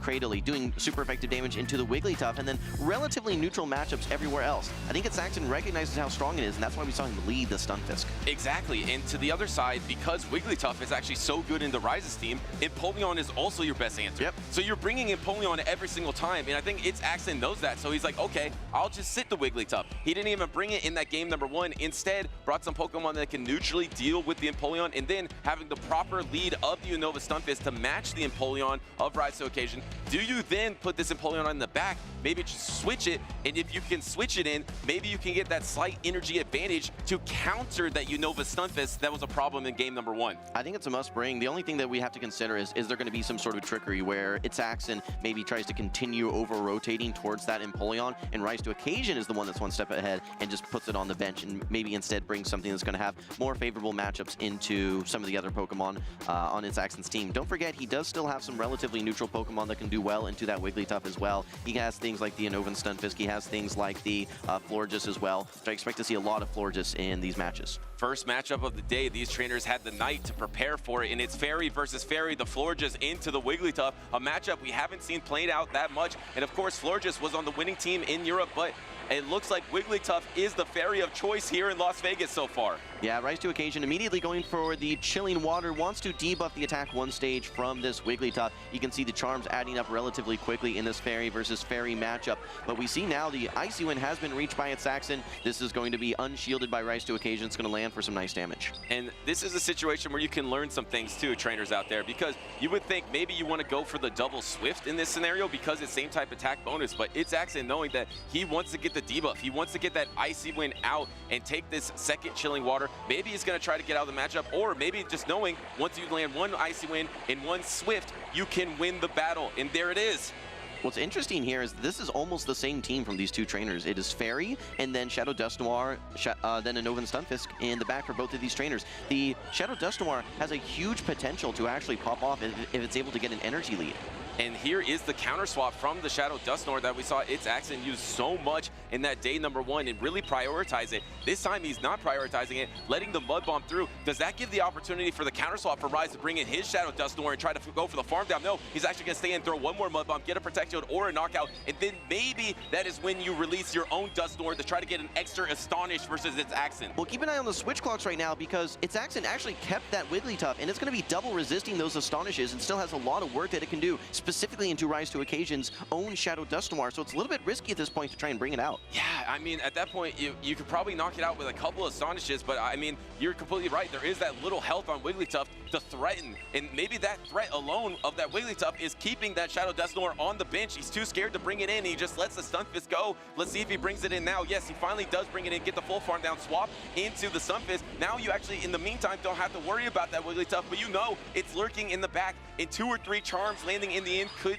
be brutal for you. Yeah, exactly. You just need to land one of these Mud Bombs into the Shadow Dusknoir. That's going to put it in range where you're going to be able to just charm all the way down. This is the final Pokemon for Rise to Occasion, so he needs to fully invest here. He's going to use all his Protect Shields. Here comes the final one, but Itzaxen, if he can just land one of these Mud Bombs, I think it's going to be his game to win. But when does Itzaxen use his Protect Shield? Does he save his Protect Shield to use an extra fast attack later in the battle? I don't think he's going to use his Protect Shield now. He's going to let it go. Rise knows that. That's why he's going for the Dynamic Punch here, the heavier hitting attack. That's a smart play by Rise to Occasion. Almost getting the knockout here, but Itzaxen saving his Protect Shield to guarantee an extra fast attack later in the battle. No Protect Shields from Rise, and it's going to be a fast attack off. Yeah, I think you just come in and do as much charm damage as possible. There are 2 Shadow Punches loaded. You need to make sure that you shield this so that charm damage is going to register. I think you might... Does he pause? Does he pause seeing that there could be a swap? Does he pause? Yes, he did pause. Wait for that charm to go through. Ensure that you get the damage in the Wigglytuff. It is double resisted, but it should be enough to knock out. Now it's going to be fast attack, Astonish versus Astonish. Will we see a tie in this game number 2? Oh, yes, we do. It is. It's a tie. Run it back, trainers. We got another one with Rise to Occasion.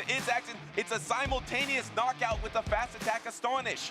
Man, that was a very similar team, and no surprise, it ended in a tie. I think things were a little bit dicey at the beginning with that Florges versus Wigglytuff matchup, but then we got to see the Shadow Dusknoir into the Unnovan Stunfisk, and the Unnovan Stunfisk into the Shadow Dusknoir. Great plays by both of those trainers. I think that they understood their win conditions, and at the end of the day, we just had a stalemate by 2 titans of Pokemon GO PvP. Yeah, I actually think that they played those in-games perfectly, both of them. The only thing maybe Rise could have done is instead of throwing the Dynamic Punch, throwing the Shadow Punch, so then he didn't have to throw another Astonish into the Wigglytuff to get his back-to-back Shadow Punches. If he came into the Wigglytuff with the back-to-back, maybe he takes 1 less charm and he could win the game, but I also don't know. It looks like he was 1 away from a Mud Bomb, so actually, forget that thought. That wouldn't have worked. That would not have worked now that we've seen the replay. Yeah, I was going to say, I think the Dynamic Punch was the perfect play there. It allowed for the perfect farm down. And then again, we saw Rise to Occasion just coming in with his Wigglytuff, and with those back-to-back Shadow Punches, he was able to, yes, get a charm through, but double resisted or not, it was just enough to knock out. And then I thought that Rise to Occasion had a little bit more HP on his Shadow Dust Noir, and I think he did. But at the end of the day, one Astonish was all you needed for both trainers, and that's what we saw, a tie. They're going to run it back in a game number 3 here. All right, we're on the winner's side. This is just round number 1, but the path to winners finals is just 2 match victories in day number 2, so each one of them is crucial. We got the lead matchups. It's the Cradilly into Unova Stunfisk, and this is Acid Cradilly swap into the Dusknoir. This time, no Wigglytuff from Accent. Yeah, no Wigglytuff, but there is an Empoleon on the side of Rise to Occasion. It's not going to find its proper target, but if Rise to Occasion can flip switch, he would love to get that Empoleon onto that Cradilly. Let's see what its Accent does. He throws the Mud Bomb. Rise to Occasion lets it go. And Shadow Dusknoir is most commonly used for a tool for alignment in Go Battle League. So can Rise to Occasion use this Shadow Dusknoir to maintain alignment in this matchup, get his Empoleon into that Cradilly, because he's already seen the Cradilly in the lead. He knows he really wants the alignment. Yeah, it's really different how these Pokemon operate. It's fast attack pressure from the Shadow Dusknoir, but you need to land a charge attack. For its Accent, meanwhile, he's just going for these spammy charge attacks with his very quick pacing from Thunder Shock and Mud Bomb. Let's see what Zaxxon wants to do here. Does he invest the second Protect Shield? No. No Protect Shield, and there's enough health to get to another charge attack because you can take this Astonish damage, and there's 1 Protect Shield remaining. Do you try to go for the alignment here? Yes, go for the alignment, because even if you lose this Protect Shield, it's possible this energy can get a Protect Shield back. Once you knock out this Unova Stunfisk, you will have a Dynamic Punch banked, or you will have a Shadow Punch, and each one could be super. Oh no, it's the Peekaboo! The Peekaboo play to double resist the fighting attack of the Dynamic Punch. Crazy from its Accent. Amazing play by its Accent. Double resisted non-stab Dynamic Punch. He now has a shield advantage. He needs to get through this Unova Stunfisk, but he really needs this Dusknoir to be around to fight back versus that Empoleon as well. He has not seen the Empoleon just yet, Butters. Some Las Vegas magic. Now you see me, now you don't. And here comes the Shadow Dusknoir, and it's going to be able to throw that Shadow Punch here. There's no Protect Shields remaining for Rise to Occasion. How he's going to bounce back from this game? At least he does have the backline matchup of the Empoleon into Cradilly, but there is going to be a Protect Shield advantage, and as soon as this lands, this Unova Stunfisk is pretty much going to be knocked out. Can it hold on? Its Accent is hoping that there's the Galarian Moltres, the Gastrodon. Oh, holds on! It does hold on, but then it gets farmed down with the 1 Acid from the Cradilly. That pivot, those quick reflexes from the Peekaboo to throwing in that Cradilly to land the Acid, those might have been some quick moves that won this battle for its Accent. Gonna be able to use the Protect Shield here. It's not over yet. You need to land double Grass Knot, and there's a Pokemon in the back for Rise to Occasion. So if he's able to somehow swap, oh, actually, going for the Rock Tomb. Going for Rock Tomb, then Grass Knot. You want to get the debuff off earlier so that you're going to be neutralizing some of the damage of these super effective Metal Sounds, and then also trying to reduce that Hydro Cannon. You're now at the next Grass Knot. Do you just throw right away? Goes for the catch. Can he get a farm down here? These are resisted acids. Yeah, but is he in range of Hydro Cannon now? He's just in range of Hydro Cannon. He's in range of Hydro Cannon. His Switch Clock wasn't up. Is this going to be enough to knock out? I think it is. This is going to be enough to knock out. That debuff is gone. Its Accent knew that he needed 2 charge attacks. You know, I'm not even sure Grass Knot would have KO'd there, so it was going to be tough for its Accent no matter what. And look, he's not even able to get that Astonish through. One of those Metal Sounds is enough to knock out. Rise to Occasion. He's going to be punching back here, and he's able to get a 1-1 tie currently. We're going to be moving into a game number 3. What a crazy game. I can't believe Rise won that after the Peekaboo from its Accent, after the swap in the Cradilly to waste all that energy from the Stunfisk. You're right. I don't know if the Grass Knot was enough in the end. That's why I thought it going for the Rock Tomb and Grass Knot was a little risky, because I don't know if it adds up. But you're completely right. If you don't debuff your opponent, then you're just going to get knocked out by Hydro Cannon, which he did in the end. That was just a tough spot for its Accent because he had a Cradilly that had double resisted acids, non-stab into the Empoleon, and then resisted into the Dusknoir. He just had way too much that Cradilly needed to do. Butters, you mentioned it, that Shadow Dusknoir is so great at flipping switch. Look at that swap right there. Ooh. Wasted all that energy. And how about an Acid knocking out a Unova Stunfisk too? I mean, that was quick thinking from its Accent. That was crazy. And that Peekaboo, there was no pause either. There was a quick Peekaboo. He went for it right away. And there was the pause from its Accent, knowing that swap was coming. But once you were able to get that much Astonish damage off, the Hydro Cannon was enough. And there was the Metal Sound to tie it up. Now we got game number 4 between these trainers. I think that It's Axon is going to be bringing that Wigglytuff in the back. He does not want to be in a situation where he wins lead, rise to occasion, brings in that Shadow Dust Noir, and he is unable to retain switch advantage. So I think he's going to bring that Wigglytuff in the back to be that showstopper, that if rise to occasion does bring that Shadow Dust Noir, he's going to have no match, and he's just going to charm that down and maintain switch alignment, no problem. Yeah, the difficult thing with that is, of course, the Empoleon being so safe and so strong for Rise. I think you're right. I think Wigglytuff is a great play, but the threat of the Empoleon might scare It's Axon a little bit. We're going to find out in decisive game number 3 which one of these trainers can move on the winner's side of the bracket. We got the Florges, we got the Unova Stunfisk, we have a Shadow Dust Noir and Altaria in the back for It's Axon, and Empoleon, Unova Stunfisk for Rise Occasion. The Shadow Dust Noir for It's Axon has a lot of play. There's certainly some things that it can do in the back, especially if you get a soft loss for your Unova and Stunfisk, and then you get an Astonish down. But this is a favorable matchup for Rise in the lead. Another Trailblaze.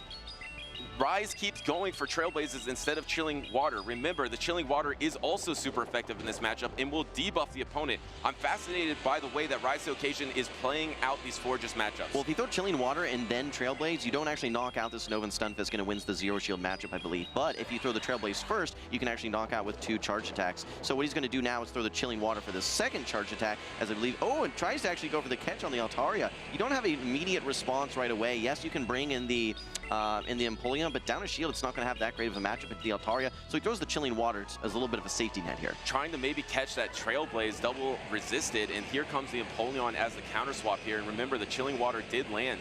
Here comes the Drill Peck, but this Flamethrower is not going to be doing that much damage. You definitely will need 2 Flamethrowers, if not more than that.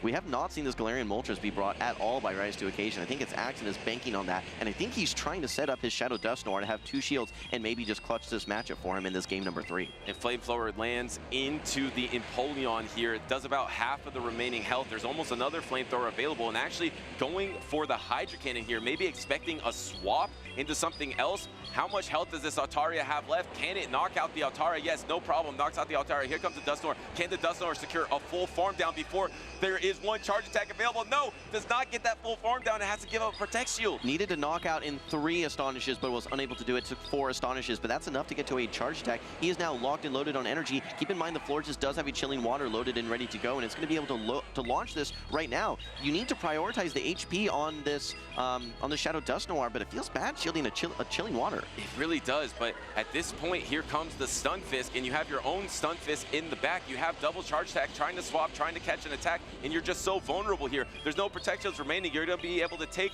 this Mud Bomb, but can it knock out? It's super effective. Does it knock out the Stunfisk? Rise is looking for it. No, it's not enough to knock out. That's huge for Axon. I think that Rise is going to get a farm down. He has no problem hanging on versus this Mud Bomb. Barely looks like it's super effective. It'll do maybe a third of its remaining HP, and now you just farm down with these Thunder Shocks. You're going to come out with a Mud Bomb and more. It's Axon has no Protect Shields remaining, while 1 Mud Bomb is not enough to knock out. I think you're going to get to 2 as Rise. But we do know, that Dynamic Punch is not quite enough to knock out in this range, and there is a swap available, just ticking away closer and closer, not even going for the Astonish, just throwing straight away. But now that means that the swap is available. So what happens here? This is mind games between these 2 trainers. All right, well, let's see. Dynamic Punch is thrown right away. Butters, is this enough to knock out the Unova and Stunfisk? It's going to be so close. Can Stunfisk and Rise to Occasion hold on? It does. And can he get to a charge attack? No, gets knocked out by the Astonish, and It's Axon can't believe it, thinking that the Astonish should knock out because there was 1 Thunder Shock that came through, but instead, Rise to Occasion is able to knock out and win the game. Yeah, you can see the frustration on It's Axon's face. He still needed to get through that Florges, though, so Rise to Occasion was in a really nice position there. But a nice comeback victory from Rise to Occasion after dropping the first game to It's Axon, able to have a tie in that game number 2, followed by 2 consecutive victories. He's now going to be moving on to winners round 2, where he's going to be facing, I believe, the winner of our next matchup that we'll see here very soon, Auburn versus Rockhaven. That matchup was crazy close in every single battle. I mean, of course, we did have a tie, so of course it was close. But in the end game there, sometimes you expect that when you're going for an Astonish, it's a 3-turn fast attack, and if you go for a 2-turn fast attack in the Thunder Shock, if that 3-turn fast attack is gonna knock you out, it often does that. But in this situation, able to get to that charge attack, what we have to do, remember, you mentioned it, there was that Florges in the back. So even if you got the knockout with Astonish, it would have been Fairy Wind versus Astonish off. And I think that Florges did have some health on it. Yeah, it really would have depended on, are you able to get to a charge attack before you get farmed down by those fairy winds, or is there energy still on that Florges? We'll have to take a look at this replay. I did like the play of the Altaria being brought into the Florges because, again, there's no fairy-type charge attacks. You're able to absorb a lot of that energy, no problem, but it did set up that Empoleon for a lot of success, and that, again, that Empoleon looks so great on paper for Rise. And this is what impressed me in day number 1 from Rise, was specifically this team. We saw him run this exact team of 3 of the Empoleon, Unova, Stunfisk, and Florges, and just overwhelm opponents with the pacing. And he did that once again. He overwhelmed the Shadow Dusknoir. Okay, so how much health did that Shadow Dusknoir have, and how much health did that Florges have? I think that Florges definitely had more health. So it seems like you're going to win that fast attack off anyway. It really is wild to just see the strength of the Stunfisk.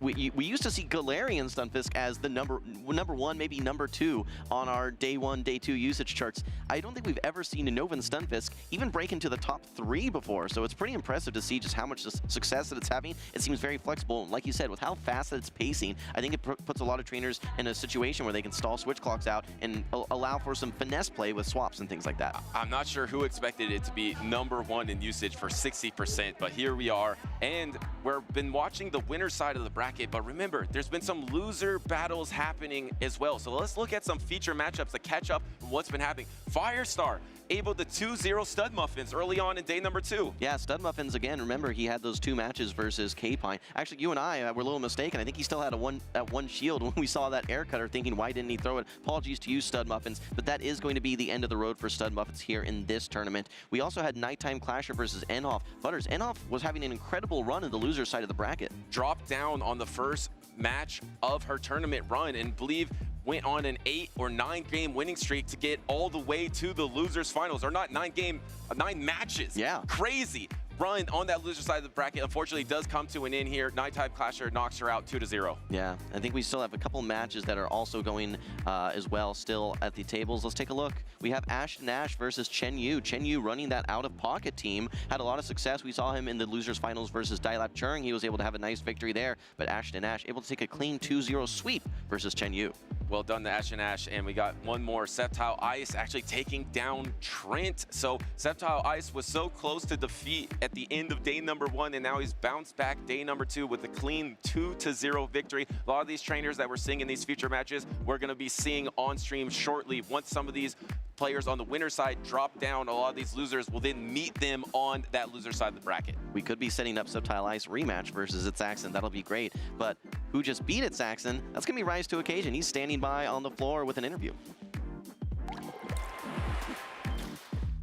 Thank you so much, Jimothy and Butters. I'm here with Rise to Occasion, who just took down the world champ, Itzaxon. Rise, personally, I know you and Axon are close.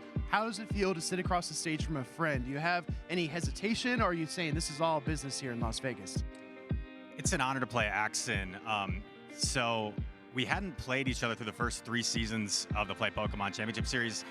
Last season, he actually was 3-0. Not only was he 3-0 against me, but I didn't get a single game off him. It was like a 6-0, 3-0.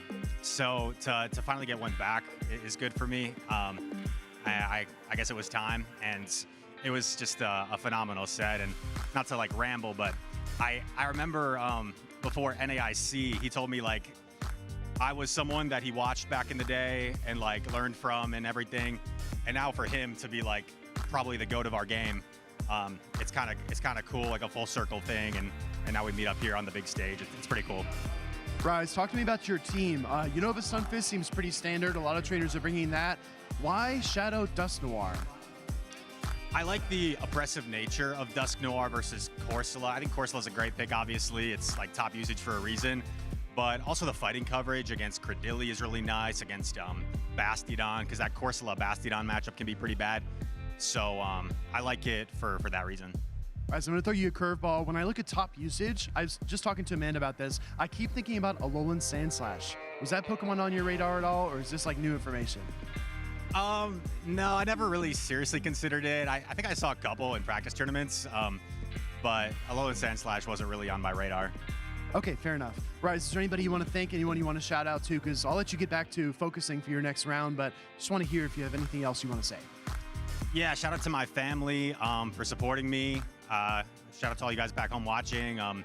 My LU United, Legends United group, and shout out, I actually did a lot of scrims last night, and Softof and Elam helped me. Softof beat me like 7 times in a row. So it helped me figure out what not to do, I guess, and then adjust for the actual game. Awesome. Rise, thank you so much. Best of luck in the rest of the tournament. Casters, back over to you. What a great interview from William as well as Christopher there. We love seeing that one. Great stuff. We're going to be featuring a next matchup. We're getting right into it here, actually, Butters. We got Auburn versus Rockhaven, the wall face of Bastiodon. And I want to make a quick correction. I thought Rockhaven was a Bastiodon user in the past, but his claim to fame was actually he was number 5 in Peoria 2024 with Carbink. I remember it now clearly, but looking back, he had the Carbink was actually his standout Pokemon, a similar prototype to the Bastiodon, but a different rock type altogether. This time, he's trying to ride that Bastiodon to victory versus Auburn. Auburn seems to have the exact same team as PvP David, so once again, we're seeing that influence. Well, you got rock in your name, you got to bring at least one rock Pokemon, right? Yeah, absolutely. Well, I'm looking forward to this. Not only do we see the Bastion, which is, again, it's one of our first 2 NA regionals, we're going to maybe see a feature from Azumarill as well, which seems to have disappeared from the meta after having a pretty much uncontested run for 3 seasons. All right, here it is. It's the Bastiodon, but it's facing against a different steel type, the Empoleon. This is a dominant win for the Empoleon. Say swap Shadow, Kanto, Marowak, met by the Florges here. Are you going to try to reach for that Chilling Water straight away? Yes, going for it straight away, trying to neutralize the attack here of this Kanto Marowak. Is there any way to just push your way through this with Mud Slaps and a Bone Club as the Shadow Kanto Marowak? You are going to be outpacing to 2 charge attacks. I got to feel that you probably win the Zero Shield matchup in this situation. I have to agree with you because you're going to be able to land back-to-back here before the next Chilling Water is available. And the problem for Florges here, it's going to be hard to Fairy Wind down. Fairy Wind does not do that much damage. It's kind of a weak fast attack in terms of damage output, and Fairies don't have the highest attack stat. So giving up this Protect Shield, but you also have to give up your energy and going for it straight away with this Chilling Water. Do we see the Protect Shield? No. Rockhaven not caring about alignment with the Bastiodon team. I think he's just trying to set up the Shadow Scizor, which I think there's a lot of opportunity for him to do that. He knows that he resists the metal sound from the Empoleon. He just has to hope that there's not something that's going to hard counter that Shadow Scizor in the back, and I don't think there really is anything. Yes, there is the neutral Sucker Punches that are coming through, but you resist the Swifts, and you can start ramping up your damage here very quickly. Yeah, oh, and actually letting this go. Not going for a Trailblaze, going for the Night Slash. Do we get a boost from Rockhaven here to start us off? No, there is no boost. And now we see the Trailblaze coming in with the Furry. I love this play. It gets Protect Shield. It's double resisted, but you want to ramp up those Sucker Punches. You need to fast attack this Scizor and get it out of the matchup. Well, can you just fast attack all the way down? Yes, you can. You have a Trailblaze ready to go. It's probably going to be the hardest hitting attack remaining. Throws, oh, it has actually back-to-back Night Slash. Are you going to be able to hang on versus that next Metal Sound and be able to get the back-to-back moves here, Butters? And once again, a chance for a boost. Can you get lucky in Vegas? Do we see a boost? No boost here. And there is the Night Slash. And the important thing for the damage of this Night Slash, does it put the Empoleon in range of Flamethrower from the Bastiodon? I gotta say yes. You have a Protect Shield advantage. You're way behind in energy. You need 7 of these Smackdowns to get to the Flamethrower. I think the question is, can you get to 1 Flamethrower before Auburn is able to reach 3 Hydro Cannons? And even if you reach 3, I don't think it's enough. No, it's not even enough to knock out Bastiodon. The might of Bastiodon, the bulkiness, even if you get to the triple, I don't think you have the damage. Bastiodon don't care. Throw those super effective, ultra efficient charge attacks. Bastiodon has no problem tanking them on that big face of its. And here comes the Flamethrower. You're asking, is that going to be enough to knock out? I really think it is, especially with the buff to Smackdown that we saw at the beginning of the season. In Rockhaven, with his rock Pokemon of choice, takes game number 1. And I think this is the story of the season so far. We haven't talked about it a ton, but the flexibility of Bastiodon to be able to not only go for hard alignment in the past in Championship Series and in maybe Go Battle League as well, you often see Bastiodon users hard play for alignment. But in Championship Series this season, we've seen trainers go and use its utility of bulk instead of going for hard alignment. You know what, I haven't heard too many people describe Bastiodon as a flexible Pokemon, Butters. Maybe you cast it too much with Caleb. Yeah, I've been brainwashed by the #1 Bastiodon supporter. But really, it isn't a flexible pick, but it is so strong neutrally. Yeah. And even in a negative matchup versus the Empoleon, if you can use other Pokemon to tag team with, like the Shadow Scizor, use both of your Protect Shields for the Shadow Scizor, Bastiodon doesn't need Protect Shields. So it's a great complement to some other picks where in the past, I think it was more of a one-trick pony. Now, you're seeing the potential from this Bastiodon. Yeah, absolutely, especially when you have two relatively fragile Pokemon hanging out in the back and you can devote your Protect Shields to that Shadow Scizor, to that Shadow Cancel Marowak, one of the two. Then you just have your Bastiodon to absorb all of that energy that maybe that other Pokemon was able to gather in those matchups. It's just such a nice formula that we see trainers many times in combative league leverage. It's less common here in play Pokemon, but it still is ultra effective. And do we see the Empoleon and the Unova Stunfisk together in that game number 2 to respect the Bastiodon? There is a Shadow Kanto Marowak on Rockhaven's team. He showed it in game number 1. We got lock-ins for game number 2. Here comes the Goodra to face the Unova Stunfisk. Yeah, Rockhaven in his interview said he really wanted to make Goodra work. He felt that it was very good, not just in his current meta, but in metas past. We are seeing a lot of strength from it here, now throwing this Thunder Punch, maybe trying to get a little bit of chip damage before he goes into his next Pokemon. Yeah, we're going to see if he does pivot out into something. You can always go into Shadow Scizor to resist all those charge attacks, but even when they are resisted, they do chunk. So deciding to just stay in, maybe using this Goodra's bulk, the pacing of it, to try to win this alignment. The problem is, if you get knocked out by Double Swift, you're going to lose this matchup even if you throw an attack. There comes the swap. Cheeky swap there. Able to catch the resisted Swift on your Shadow Scizor. I don't know if he's going to be able to get the full farm down here, but he's definitely going to be able to retain switch advantage. And you know what? You don't even necessarily need switch advantage here because you are simply going to be able to get your Shadow Kanto Marowak realigned versus that Stunfisk, which is going to be game over at this point. Rockhaven throwing this Night Slash, though, did take a lot of chip damage, though, from the Sucker Punches from the Furret. Yeah, was not able to get that full farm down, had to give up that energy, unfortunately, for Rockhaven. It's met by the Altaria here. Altaria should be able to soak this energy from the Night Slash, no problem. The difficult situation would be if Rockhaven gets to a double Night Slash. Can he hold on from the Dragon Breath damage, which is not doing that much damage thanks to the new update this season? I think this Scizor is going to be able to hold on to get to that double Night Slash. No, it doesn't. Unable to do it, but you still have that Goodra with super effective Dragon Breath, and you also have, even though this is a resisted Aqua Tail, you really need this Altaria. Rockhaven has not revealed what is in the back yet, and I think Auburn's going to be very upset when he sees it. But can you farm down this Altaria, or are you going to get farmed down yourself? I think Rockhaven knows that he needs to use this Protect Shield. Because if you let this Goodra go, you're not going to be able to take it down with the Shadow Kanto Marowak. So you actually have to chip as much as possible. You might have to double shield here. I think you double shield here. Oh, he doesn't. I'm a little surprised. How many Mud Slaps is it going to take to knock out this Altaria? I'm going to say 5, Butters. All right, well, let's count them out. This is going to be 1 Mud Slap here. I think it's 2, 3. You might be right. Is on the 4th Mud Slap. It does it in 4. Okay. Close only counts in horseshoes, but not in this one here.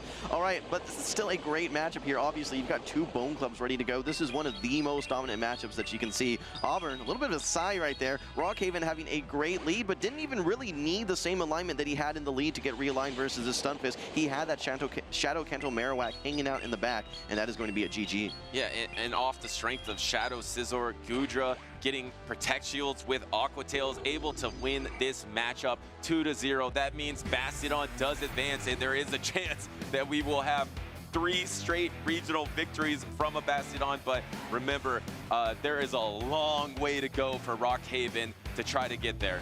Yeah, that's right. And that is going to be setting up Rise to Occasion versus Rockhaven. I'm very curious to see what some of their match history looks like. But the lone Bastiodon really standing strong there in that game number 1.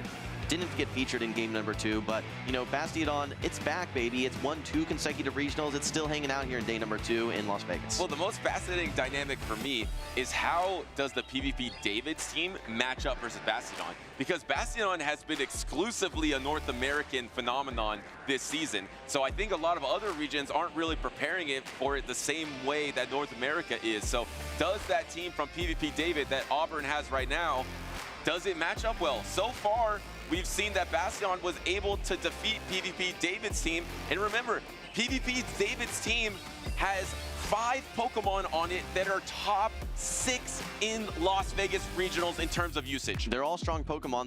They form a good team. The formula, like we said, the blueprint, it works, and we know that. Now, there's still a lot of creativity that exists in this meta. When we were interviewing Dunebug, he said that the difference between this meta and previous metas, at least in his book, is that there's just so many more picks that you can bring into a particular team of 6. I think in some metas before, there were some must-brings. You had to have Medicham, you had to have Lickitung, Galarian, Stunfisk, or Registeel. I think there was a much more defined blueprint. And while, yes, there is a very successful team that we're seeing from PvP David, I think in general, there's just a lot of flexibility. The Bastiodon, the Azumarill, the Goodra, I mean, the Galarian Moltres, there's so many different types of Pokemon that you can bring and have success with in this current state of the meta. To that point, a theme that I noticed when looking at all the teams on the top side of the bracket, on that winner side, a lot of those teams are far off the blueprint that you just mentioned. It seems like towards the lower side of the bracket are those teams that are more similar to PvP David. But when you look at Rise to the Occasion, Doombugs, Out of Pocket's team, even its Accent's team, a lot of the favorites going into day number 2, it's actually wildly different than that original blueprint from Europe.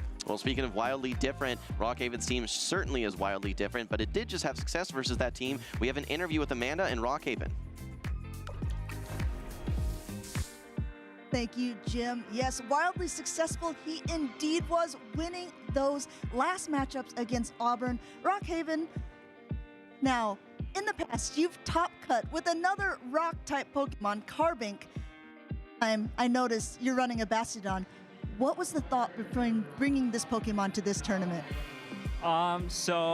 As I mentioned yesterday, I really need fire-type coverage for my team, so that's why I choose Basti. And comparing Carbink and Basti, apparently Carbink is taking double super effective for all the steel-type damage there, while Basti only take neutrals. And given there's so many Scissors, so many Empoleon out in this meta, so I feel Basti is safer than Carbink. Speaking of Empoleon, it was on your opponent's team, and it was the only difference between the team that just won Gdansk with PvP David's team. How are you feeling about that team, considering that it's been so much here in Las Vegas? That's also part of the reason why I run Goodra instead of Altaria, because apparently Altaria is going to be struggle against Empoleon, but Goodra can handle both steel types there. So honestly, I feel pretty confident against that team and all the variations out there. But you are on the winner side of the bracket, and a lot of those teams aren't quite similar to that. How confident are you feeling overall? Because I have to say, Bastiodon has been on the winning team of both of the North American tournaments so far. Are you going to be that winner this time? I don't really know. I'm just going to focus on my next match and go step after step. Well, great. One last thing from you, while we have you here. Do you have any shout-outs or any thank yous you want to give to your fans? Yeah, of course. I shouted out lots of people yesterday, and I also want to shout out Suku, from my local community. He helped me with a little bit team building last night, and I really appreciate that. Well, there you have it. We have Rockhaven continuing on that winner's side of the bracket. We've got so many more matches. This day has just started. Jim and Butters, go ahead.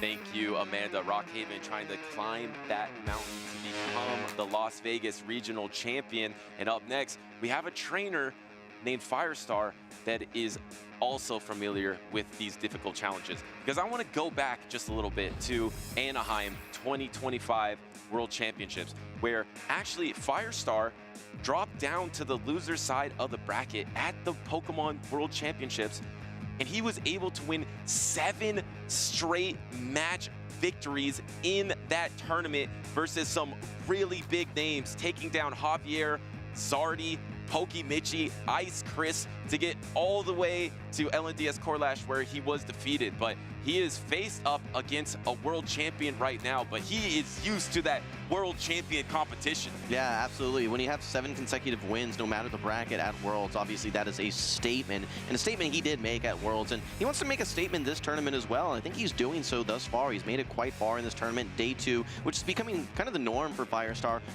We've seen him have some success before. I don't think we've seen him too often in the winner's side of the bracket, but hey, maybe he's even more comfortable here in the loser side of the bracket, could go on a great run. No, it's a great point, because I believe in the 2025 North American International Championships as well, he came in on that loser side of the bracket. That time, I believe he won 5 or 6 straight matchups to get 13th in the North American International Championship. So he's used to that loser side of the bracket. It's Axon is more used to that winner side as they are getting matched up in this game number 1. We have the leads locked in, and it's gonna be the Shadow Hyena versus the Altaria. Yeah, Firestar was talking about all the different Sucker Punch users between the Furret, between the Galarian Moltres. He really likes this Mighty Hyena. He says that when he was looking at some of the different matchups that it just looks so good, at least on paper. And with access to that Poison Fang as well, can really manipulate a lot of these matchups with his debuff potential. Yeah, and you have the Pokemon in the back for Firestar is actually going to be that Unova Stunfisk and Cradily, I believe, trying to go for that debuff and getting the Protect Shield on the Poison Fang. Its Accent does not love it. We have mirror backlines for these trainers, so this lead will matter. Honestly, it may come down to who's able to get a soft farm down or who's able to get a shield advantage. Energy management is going to be key here, and Firestar throws this next Poison Fang. Is it enough to knock out? It's not. Are we at the next Sky Attack? Yes. Does Firestar want to use the second Protect Shield? He says no. Actually doesn't use it, and now that means that Firestar is going to be at a negative alignment in the back as the Sky Attack does knock out. Here comes the Cradily trying to go for the farm down here with the Acids, but is going to be met by the Mirror Cradily, because you're not bringing your Nova Stunfisk into it, so now Firestar does have the energy advantage. It didn't matter about alignment. He has energy advantage. That's what I was saying, a soft loss and getting energy specifically on the Cradily, I think maybe the ticket to victory here. If you bring in that Unova Stunfisk, then you're going to be in a tough position, but you bring in the Cradily, you get the energy advantage, you now start ramping up these debuffs before its Accent is able to reach a debuff. As long as you're able to prioritize some HP on this Cradily and maybe get another attack into that Unova Stunfisk, Firestar does have a lot of potential to win this game. Fantastic call out there, and the problem here for its Accent, I mean, sometimes this matchup can go down to charge attack priority to see who gets the debuff first. I do believe we saw charge attack priority there as well, so yeah. This is important for a future matchup in another game where you lose this charge attack priority if you are its Accent, and actually going for the Grass Knot instead of the Rock Tomb, an interesting choice from Accent. Yeah, that's a bold play right there for Firestar, risking that charge attack priority. Does he quick swap into his Nova Stunfisk? I think he knows that he can outpace this Cradily here. You can just go straight for this Mud Bomb maybe, throws the Discharge instead, and actually loses the charge attack priority. I think that's a little bit of a miscue. I think so. I think he was so afraid of the swap here that he didn't throw his energy when he had it, and that was charge attack priority. He threw the bait Rock Tomb, it got Protect Shielded, and he had to waste the energy. Imagine if you throw that Discharge and it gets caught by the Unova Stunfisk as well. That would have been wild. All right, it is now Stunfisk versus the world for its Accent. He has clawed his way out of a tough matchup. Maybe a miscue on the side of Firestar. He's now going to be needing to land these Mud Bombs. Keep an eye on Firestar trying to land these Mud Bombs. He's debuffed. He's not going to be able to switch out for a while. That is so important to remember. He is getting close to his timer. Can he try to swap? And it looks like its Accent is so afraid of that swap, knowing that the timer is available. He's pretty much at 100 energy. Is he going to go over 100 energy just trying to be pacing on the swap? But you have to throw energy against this Cradily anywhere. Here's the swap. There's the Mud Bomb. It doesn't really matter. It's Accent had to throw this anyway. He's going for an undercharge. He's trying to get a farm down. Yeah, no, when this is resisted non-stab acid damage, any Thunder Shocks that you can get are going to put you in a more favorable position. Oh! Beautiful, Butters. Brilliant play from its Accent. Perfectly undercharges it to get 2 more Thunder Shocks in this matchup so that he has double Mud Bomb already banked up for Firestar. Double Mud Bomb will not be enough, but remember, its Accent does have a Protect Shield. Can this Mud Bomb knock out? I don't think so. Firestar's not out of it. No, he's not out of it, but he has back-to-back Mud Bombs, and there's no Protect Shields remaining for Firestar. Remember, he had to use both of his, and while you have him almost 2 Mud Bombs as Firestar, those 2 Thunder Shocks that its Accent was able to get from that undercharge was what won this game for him. Exactly right. If he didn't get those 2 Thunder Shocks, there would have been a back-to-back Mud Bomb that would have taken the first Protect Shield and would have knocked out the Stunfisk. So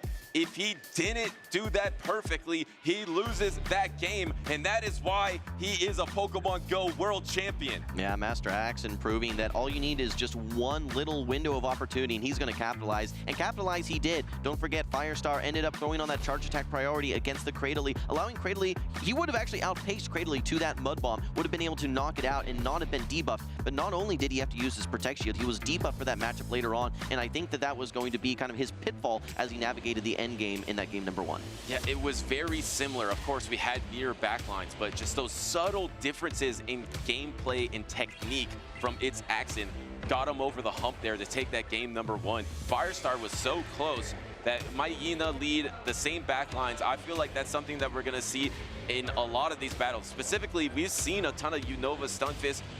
Actually, Cradilly has dropped a bunch, but Unova Stunfisk seems like it's such a good core with so many Pokemon. We're just locked into game number 2. All right, we're going to be seeing the Cradilly yet again from the side of Firestar. It's going to be met by the Corviknight from its accent. You're going to be doing neutral sand attack damage. Doesn't really add up that fast, though, and even these acids, despite being double resisted, still do a little dent as well. There's Iron Head! I did not know that we had Iron Head here, There's Iron Head! We didn't mention it! He has a super effective Iron Head instead of the payback!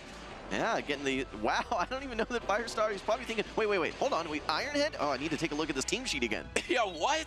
We never see anyone use Iron Head. We haven't pointed this out before because we haven't seen the Corviknight, but the fact that he teched his Corviknight just for this Cradilly matchup, and Cradilly has actually dropped, and here's the swap, the patience from its accent met by the Cradilly. Yeah, that Corviknight swapped out with a ton of energy, and it has almost 2 air cutters, has an Iron Head ready to go. Firestar now in a negative matchup. He's having to throw these neutral Mud Bombs into this grass-type Cradilly. At the same time, these Thundershocs are doing absolutely nothing. This is a very positive matchup for its accent. And you know, also Iron Head is going to be so good against the Fairy types. We have obviously we have the Wigglytuff in top 5 usage, and Florges is in top 12 usage as well. Having to have that super effective versus the Fairy types, I love that tech choice from its accent. Yeah, I agree. I mean, it's something that's going to certainly surprise your opponents despite having team sheets. I just don't think most people are team building for any sort of real steel charge attack whatsoever. You only really see steel from a fast attack perspective. Yeah, not at all. I mean, you really don't see any steel coverage in the meta. Steel attacks are not that strong overall. It's hard to even think of a couple that have been good in Championship Series as you get the knockout with this Cradilly. Cradilly is kind of healthy here. I don't think you're going to be able to sucker punch down even with the strength of Mightyena. Yeah, but you can throw on charge attack priority here or maybe go for a catch. Opts to not do that though.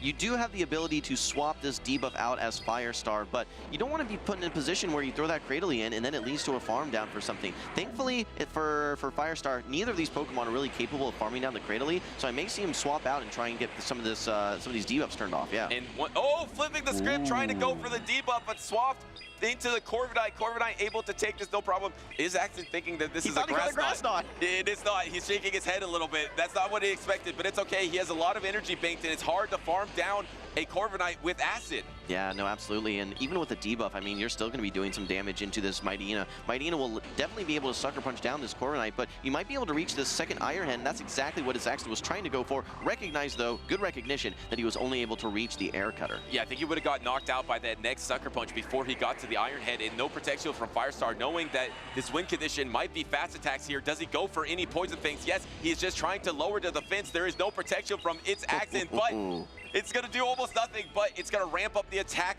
of this Mightyena by dropping the defense of the Stunfisk. Yeah, I think Firestar would need probably 73 shields here, and if he's going to try and get through his matchup. Unfortunately for him, yeah, there's just no coming back for this one. Its accent just needs to get to 2 Mud Bombs here. He now has both. There's only 1 Protect Shield remaining for Firestar, so he may even know this. Yep, he gives the salute and says, hey, GG, that is going to be it for my tournament. An impressive run through the loser side of the bracket, but you got to make it through the World Champ. Its accent taking a clean 2-0 sweep versus Firestar here in losers round 2. We just saw its accent lose on stage to rise to the occasion, and that bounce back was incredible. Yeah. I mean, seriously, he lost maybe, I don't know, 15 minutes ago. It feels like, not in real time, probably like 45 minutes ago. And he comes back on stage on the loser side of the bracket and pulls off some of the most impressive plays with that undercharge and with all of the tech that he has on his team building as well.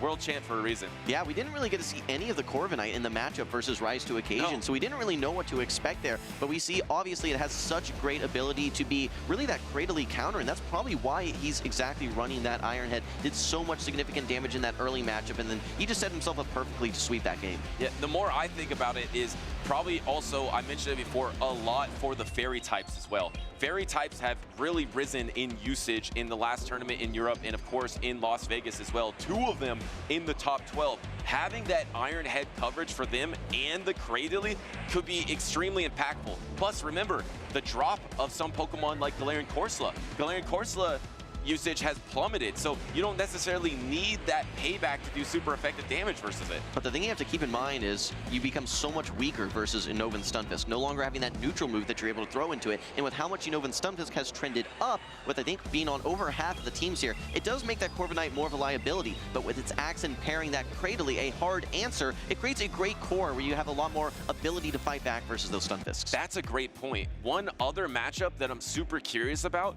is if the Corviknight versus Altaria matchup switches at all. Because Altaria really beats the Corviknight. Getting flamethrowers before the payback or able to do that super effective flamethrower. But maybe if you're pacing a little bit quicker and you have same type attack bonus on your Iron Head, I'll find that out. But I'm curious about that matchup because we do know Unova, Stunfisk, and Altaria are top 3 in usage. So fascinating tech from the world champion. Its Accent moves on. Yeah, I wonder if you could get to 3 Iron Heads before 2 flamethrowers. Maybe there's some shield scenarios, especially in the 1 or 2, where that starts to be flipped. But for now, we know it's great versus Cradily, not so great versus Innovan Stunfisk, but the cores that we're seeing from its Accent, just great team building. He's obviously very intentional with the Pokemon that he's bringing, not only in his team of 6, but in his teams of 3. Well, I actually want to hear if, Speedy, if you can hear me, please ask the world champion about that Iron Head tech. Let's head on to the floor with Speediest Chief and its Accent. Yes, 2-0 Butters, I can hear you quite clearly, and the first question on their mind, Accent, has got to be Iron Head Corviknight. Talk us through it. Yeah, so Iron Head Corviknight is really just there because I don't know how many people play GBL and use Corviknight and realize, Wigglytuff, it's not a good matchup for Corviknight. Florges, it's not a good matchup for Corviknight. Same with Cradily. And I already had really good coverage against the Ghost type Wigglytuff for that. I got a lot of good coverage for the Ufisks, and it's a bad matchup for Ufisks anyway with Payback. And I didn't want to bring another Shadow Caesar or a second Steel type. I'd be so weak to fire. So I just chose, let's consolidate the role, use my Corviknight as an actual Steel type, go Iron Head. Question for you, Accent. Did you ever contemplate switching Payback for Iron Head or Air Cutter for Iron Head, or were you looking to just do Air Cutter no matter what?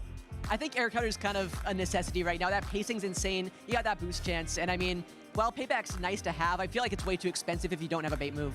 Accent, you are looked at as one of the top players, not only in North America PvP, but in the world, for good reason, right? Being a world champion. But when I came out here to see you, you kind of seemed like you were coming down from the matchup. You were kind of just centering yourself, getting focused again. It's kind of good and humanizing to know that sometimes you still get nervous. So how are you feeling? Well, I mean, after the Rise to Occasion match that I had, that was it was a frustrating set to lose, but also one of the most fun sets that I've had in recent history. It was a really fun match. The tie, you don't get ties too often. But, whenever you get that, it's like the nerves start to get to you a little bit. And I didn't want to go 0-2. I didn't want to lose to Rise and lose in the loser side. I wanted at least top 8, but I mean, now I want to go on the losers run. Let's just win the tournament and go see how it goes next match, I guess. Well, I interviewed Rise. It was very important for him to win that matchup because apparently you win every time you and him meet up. So he felt pretty good about that. But Champ, is there anybody that you want to thank, anyone you want to shout out to before we let you get back to your tournament play? Yeah, shout out to Dunebug who helped me prep last night. Shout out to my mom, my sister, all my teammates at Legends United, and shout out to the casters. We love you guys. Awesome. We feel the same way. Accent, best of luck the rest of your tournament. Let's head back over to a break. We're going to check out some pro tips from Las Vegas trainers. Hello, trainers. We're here with some pro trainers sharing some pro tips because we have a very special event this weekend. It's the global release of Wild Area. It's going to be November 15th and November 16th, 10 a.m. to 6 p.m. local time. There's going to be Gigantamax Grimmsnarl debut, Shadow Darkrai, special backgrounds, and my favorite, there's going to be Mighty Pokemon spawns, which have an extra chance to be XXL or huge. I love when that happens. So, first off, what is your pro tip going into a weekend like this, which is a huge event in Pokemon Go? I think the biggest thing to realize is that when you start the event, the left-hand side of your menu will always have collection challenges or ways to get extra Safari Balls. Making sure that you take note of those and figure out a way to complete them as soon as possible is the easiest way to maximize on how much you're able to throw the Safari Ball at the things that you want. Fantastic trip. All right, thank you, trainer. All right, next trainer, what is your tip? All right, this is very important because you can use a Charge TM to TM away frustration from your Shadow Pokemon during this event. Also important because there's going to be Shadow Darkrai and Shadow Cresselia, and so you can immediately TM away that attack, and you can get something new on it. That is such a good tip, especially for PvPers. You want to get that frustration TM'd off. What is your trip, trainer? don't forget to Mega Evolve a Pokemon, especially a Psychic or Dark type for those Shadow Darkrai and Shadow Cresselia. It maximizes on your candy. Fantastic. You definitely need all that candy, especially if you want to get that level 50. All right, what is your tip? All right, Butters, I got a good one for you. It's about adventure effects. So with your Kyurem Black, if you activate Freeze Shock, it's going to make those mighty Pokemon stick in their spot just a little while longer, makes them a lot easier to catch. So best of luck out there. Thank you, trainer. All right, we got our last tip right here. Okay, so Safari Balls make Pokemon drastically easier to catch. So if you want to go and use Dialga Roar of Time, which is also an adventure effect on Origin Dialga, you can use your daily incense for longer, and you have a much better chance of catching Galarian birds that may spawn on the incense. So usually they're pretty tough to catch, but I caught one last year, Galarian Moltres, with my daily incense. So I think we definitely saved the best tip for last. That is an awesome tip, especially if you want to get that Galarian Moltres, which is super strong in PvP right now. Make sure to use advantage of all of those tips from the trainers, because Wild Area does premiere this weekend. Good luck in that event, trainers, and let's get back to the Pokemon action.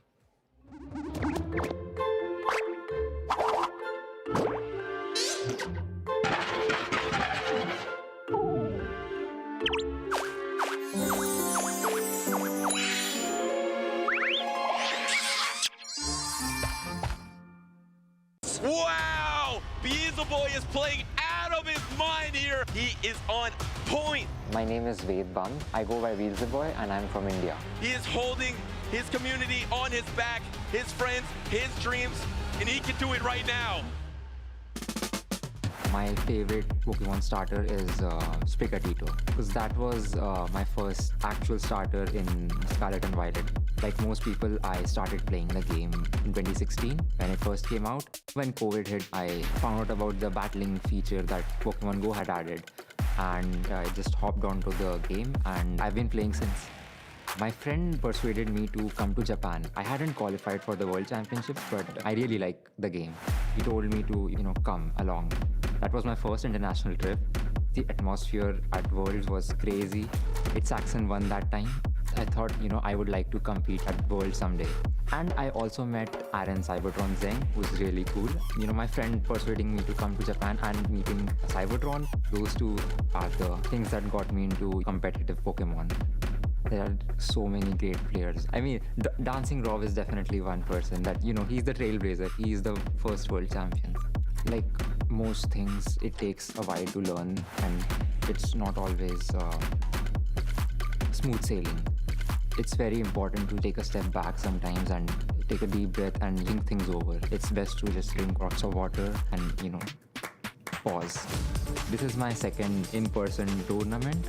The first one I got 4th place. He is following up his last year's world performance with the exact same dominance. I really like Moltres. I caught it on my daily adventure incense. One day walking back home, I definitely had to build a team around it. I have Annihilate for opposing fighters. I have Lapras, which is the best neutral pick in the game. I was sure that this is a good team and that I have practiced well enough with it that I can play around most opposing teams. The MVP of my team was definitely Lapras. One of my toughest opponents was India's Harjev. His Annihilate was really good versus my team because I didn't have a Ghost type other than my own Annihilate, and he's a great opponent. This was my first finals on stream. Beelzeboy has now reset the bracket. I feel like when you're actually battling, you don't really pay a lot of attention to what is happening around you. You just focus on the battles. Most of it was the same, but lots of smoke, lots of light, and lots of people cheering. This next game is gonna determine your Pokemon GO World Champion. Right at the end, when I hit the Ice Beam on the Corsola, He goes on the Ice Beam! I knew it was done.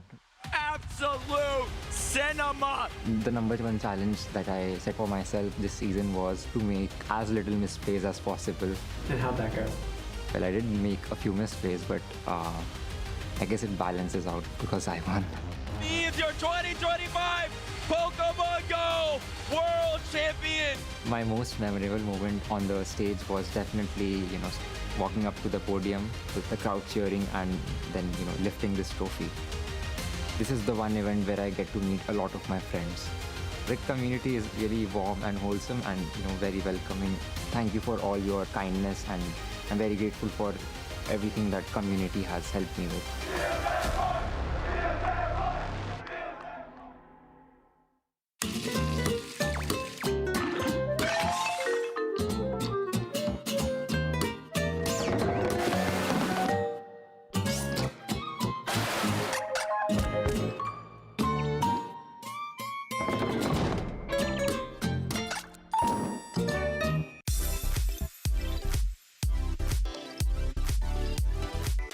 Bright lights and the big city. Welcome into Las Vegas, Nevada, where we are at the Pokemon GO Regional Championship, the largest one that we've had so far this season. I'm Amanda Lundberg, here alongside Speediest Chief 2, and we're ready to break back into the action. I always get chills watching the Worlds recap. I feel like every single year, Amanda, the stage gets bigger, the lights get brighter, and Beezle Boy winning the World Championships there, it just makes me think we're headed to San Francisco next year, and it's going to be even bigger than ever. So if you're along for the ride, you're in for a treat. Las Vegas Championship Sunday continues to play itself out. A couple of upsets, a couple of surprises, but we have some really exciting matches still yet to come. You know what? Beelzeboy was actually here. Our previous world champion competed. He brought a Mew.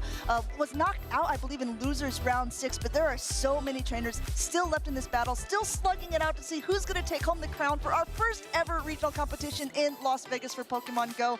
And we're on this loser side of the bracket, so that means these battles are going to be getting a little more nitty-gritty, because in a double elimination tournament, this is the point where they need to win this to stay in it, to keep their dreams alive. This is the top 16, and winning a couple of games can make the difference between top 12, top 10, top 8, or even higher. So like you said, Amanda, the stakes continue to rise. Habibi EX is on the left side of your screen. Ashton Ash is on the right. We talk about Ashton Ash as the best trainer to not win a regional championship yet, but he's got a long road ahead of him if he wants to win here in Nevada. Ashton Ash was my pick of a player to make day 2. He did do that on that loser's side of the bracket. We saw that he won his losers round 1, and now he's playing up against Habibi, who recently lost to Dunebug 97. These two trainers are pretty well known at this point because they've been playing throughout this tournament. And let's go ahead and just jump right into their teams here. Absolutely. Let's take a closer look. We do have that Shadow Talonflame on the side of Ashton Ash, and then we do have the Empoleon on the side of Habibi X. Will we see either of those two Pokemon in this battle number 1? We don't even need to wait very long, Amanda. We're jumping right in. Game number 1. You guys wanted it. You guys got it. We have the Shadow Annihilate up against that Furret on the side of Habibi X. Not a great matchup for that Furret. And you see immediate pivot out into the Altaria. But look at the team of Habibi, Will. He's running a Furret in the front and an Empoleon in the back.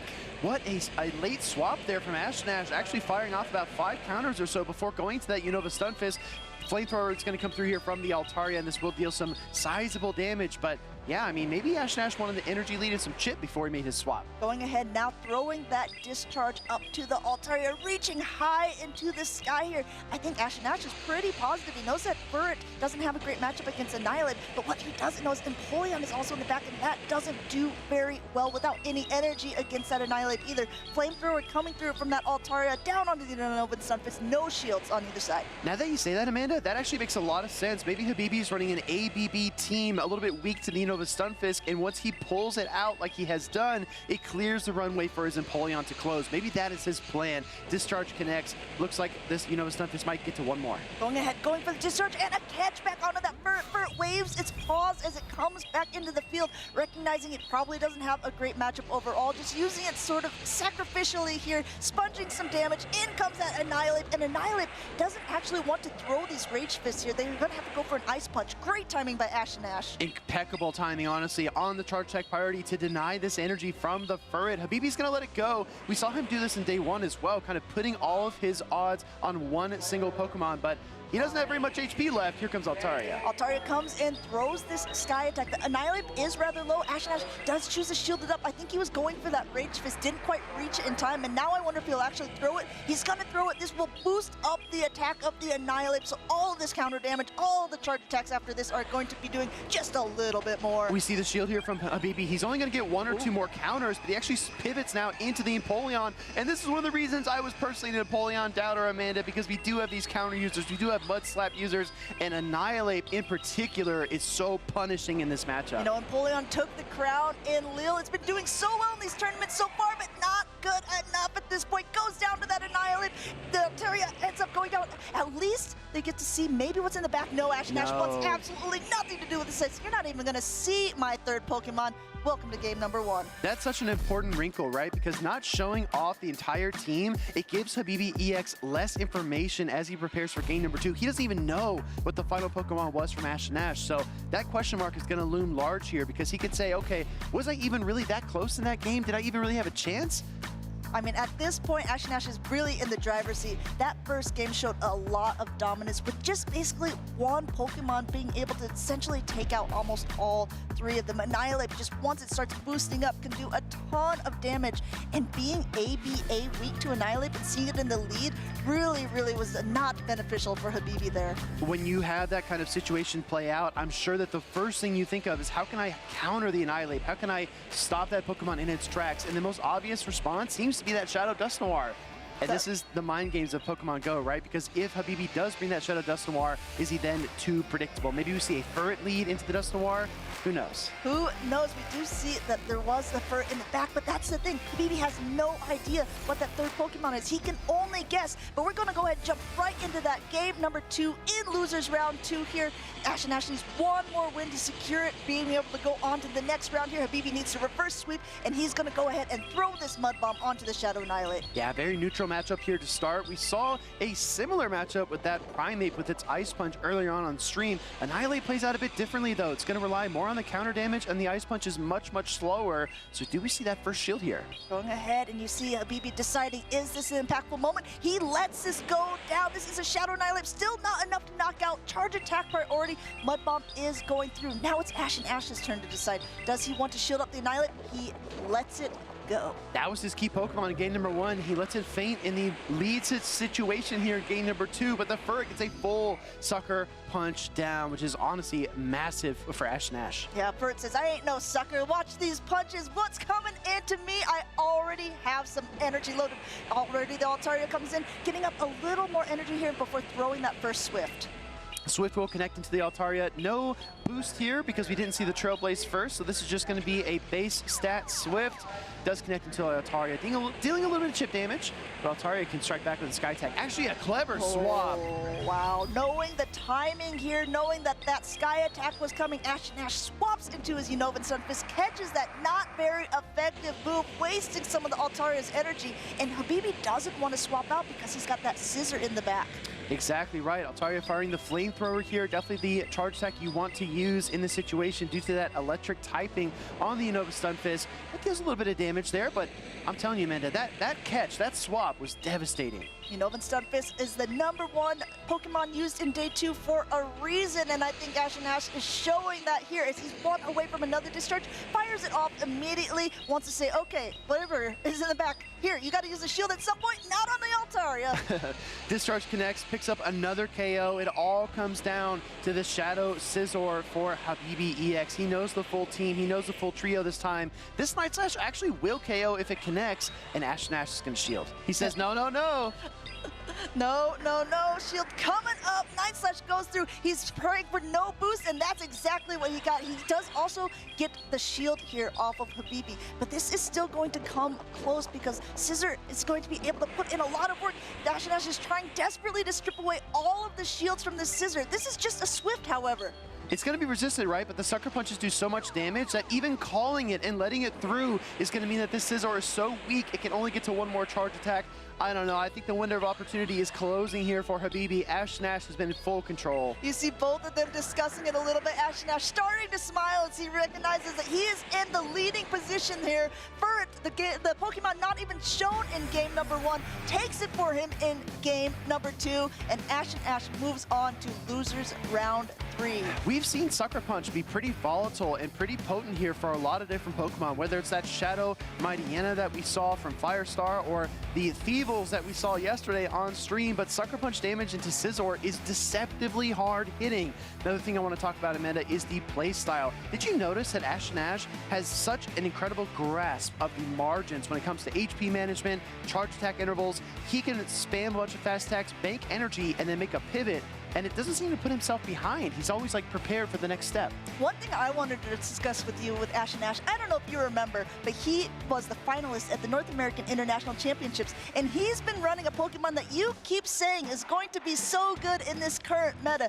He was so good with that Alolan Sandslash, and so I don't know if maybe he has a new mascot in this Vegas tournament here with a team that is sort of meta, but really also running some off-meta picks like that Shadow Annihilate that really put in the work for him game number 1. I really like the Annihilate pick. If you can count on Cradily showing up, Empoleon rising in usage, and other soft targets as well, Annihilate seems well poised, and just the willingness to pivot and change strategies, right? We saw Annihilate basically steamroll that game number 1. He didn't even need to show his Stun Fist, right?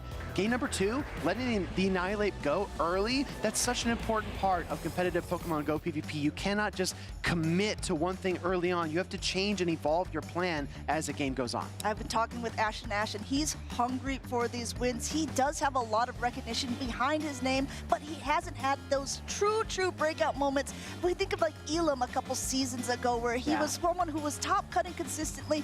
All of the really big name players were fearing him, and then once he broke through, once he punched his way off of that ceiling, you couldn't stop him. Ash and Ash, I think, is on a similar trajectory. We got a close-up look at some talented trainers, but let's zoom out a little bit at the bracket overall. As we see here, Auburn and Nighttime Clasher are set to battle it out. Then we also have Puffleguy still in the tournament after taking down his, after losing to Pocket. He's now going to face Sceptile Ice here. Yeah, the first rounds we didn't get to see on stream. We did get to see a little bit of a highlight earlier on. We'll bring it back one more time. Nighttime Clasher taking that 2-0 sweep, as well as Firestar, Ash and Ash, and Sceptile Ice. But Firestar was just knocked out by its Axon previously. Good point. Let's zoom up to that winner's side bracket and kind of see where we are. We've got Out of Pocket facing Dunebug. My goodness. And then followed by Rise to Occasion versus Rock Haven. I did not mean to rhyme. That's just how it happened, everybody. Sure. Rock Haven is a trainer that is running Bastiodon, and if you're paying attention to this 2026 North American season, Bastiodon has taken both of the regional event titles so far this season. Rock Haven's the only person who's using it. He's on that winner's side of the bracket. It could be a third time is once again a charm or a charm preventer. Bastiodon. Don't forget though, when I talked with Rise, he said he picked that Shadow Dusknoir because of that dynamic punch and that super effective fighting type damage. So maybe he's going to be ready for that Bastiodon on Rock Haven's side. I can't wait to see those matches, but we're going to get into something really soon that I'm hyped for. We've got Puffleguy taking on Sceptile Ice. This is a trainer whose results speak for themselves, and then Sceptile Ice, who we actually featured on 2 of our 3 pop-off moments from day number 1. I mean, he's got a lot of hype behind his name, and he's been playing really well these past couple seasons. This is Puffleboy's first tournament ever. He made it to day 2 on that winner's side of the bracket. Just got knocked down, but he is not out. It's going to be very interesting to see these two trainers up against each other in our next round. We do have kind of like an elite tier of trainers, no matter what region you look at. You look at LATAM, you think Marta Galde, you think Harjef. You look at EU, you might think Z Swilis, Patoman, and the like. In NA, we've got some really talented trainers, but there are a lot of newcomers and upstarts, and Puffleguy and Sceptile Ice are continually making a name for themselves in the championship series. So I'm really excited to see which one of these trainers will progress. When Puffleguy was talking last time, he was saying, you know, Quagsire, Clodsire, 2 of his favorite Pokemon, and he wanted to build a team around them. That's exactly what he did. It brought him so far in the tournament. He used them actually on those winners rounds against Dunebug, made it pretty close, but unfortunately for him, wasn't able to seal the deal here. Sceptile Ice, we saw him play throughout so many close matchups. He really snatched the victory from the jaws of defeat yesterday when he played against Will D. Yeah, so reverse sweep, right? Losing the first game, winning the next 2. I need all of our friends to tag Homesize Henry in the chat and let him know that Sceptile Ice is on stream, because I know he's his biggest fan in the whole world. That Feraligatr, Amanda, let's talk about it. Sceptile Ice has a pure water-type Pokemon that was basically the staple of the max-out season. Feraligatr and Clodsire, those 2 were peanut butter and jelly. And now they're on opposing sides. Exactly, kind of divvying up the sandwich there into slices. So do we see this Feraligatr come to play? Because there are some neutral matchups, but I don't see many overwhelmingly positive ones. I mean, I don't think that there's not overwhelmingly positive. You look, there's a Clodsire on that team. It's going to do pretty well against that. Those Shadow Claws are going to hit that Galarian Corsola fairly hard. And I'm looking at that Fortress, and it's running Bug Bite, which is a little bit worse for Alligator, but it's still going to be able to hit almost everything with those neutral Hydro Cannons fairly hard. What I'm looking at is that for Alligator versus Galarian Corsola matchup, I mean, the Shadow Claws just rip through that Corsola's HP,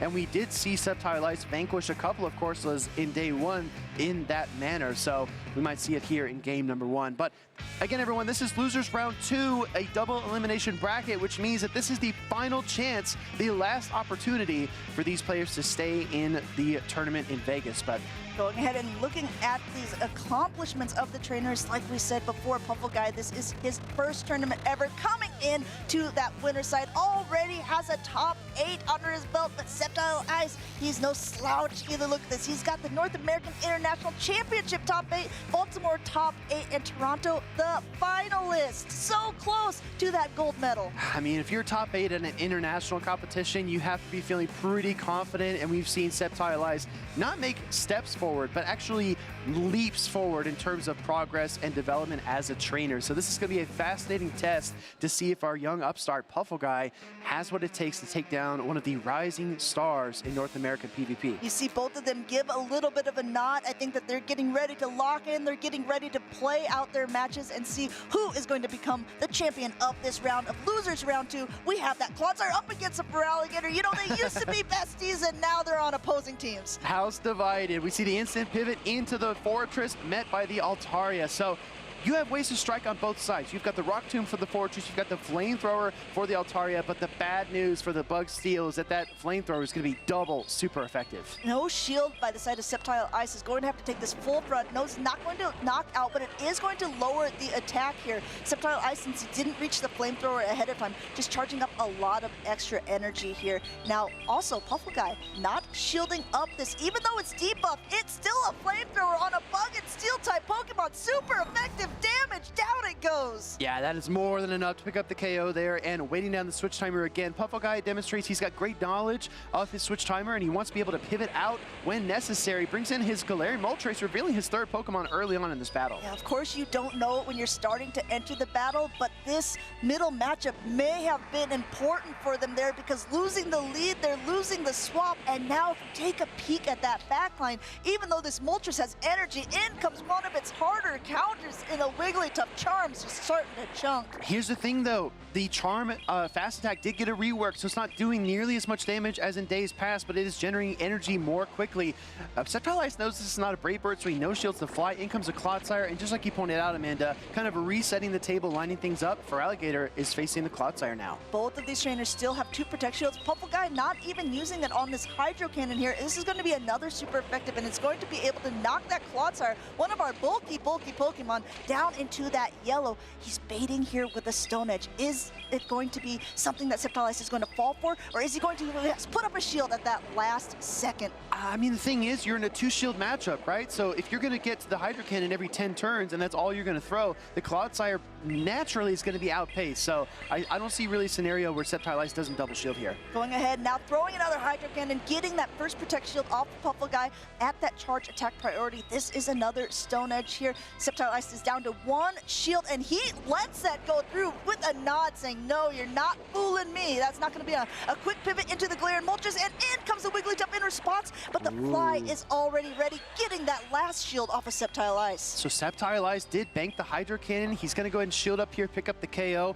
and he's got the Icy Wind loaded. He's got 2 super effective charge attacks to throw. He knows one of them is going to take the Protect Shield, and one of them is going to take the KO. Going ahead now, going for that Icy Wind. No Protect Shield to use on the Clodsire. Clodsire goes down to that attack, and Sceptile Ice takes game number 1. Great example of building in not only a plan A, but a plan B as well, and kind of getting that full court press on the opponent. Sceptile Ice knew that his Alligator would win that charge attack priority, even if for some reason the Clodsire got past the Wigglytuff. Yeah, going ahead looking at that for Alligator, you see some other shadows on the team of Sceptile Ice. It was a big wonder for a lot of players early in different seasons. Are you running a shadow for Alligator? Are you opting for the regular one? But one thing is for certain, it's most likely likely running that Hydro Cannon and Ice Beam as its charge attacks. For sure, for sure. Wigglytuff's also looked pretty solid for Sceptile Ice. If you look over the team from Puffleguy, once that Fortress is off the field, I mean, the Icy Wind can hit that Clodsire, and the Charms will do the talking for the rest of the matchups. I mean, look at the matchup there of Puffleguy. He's got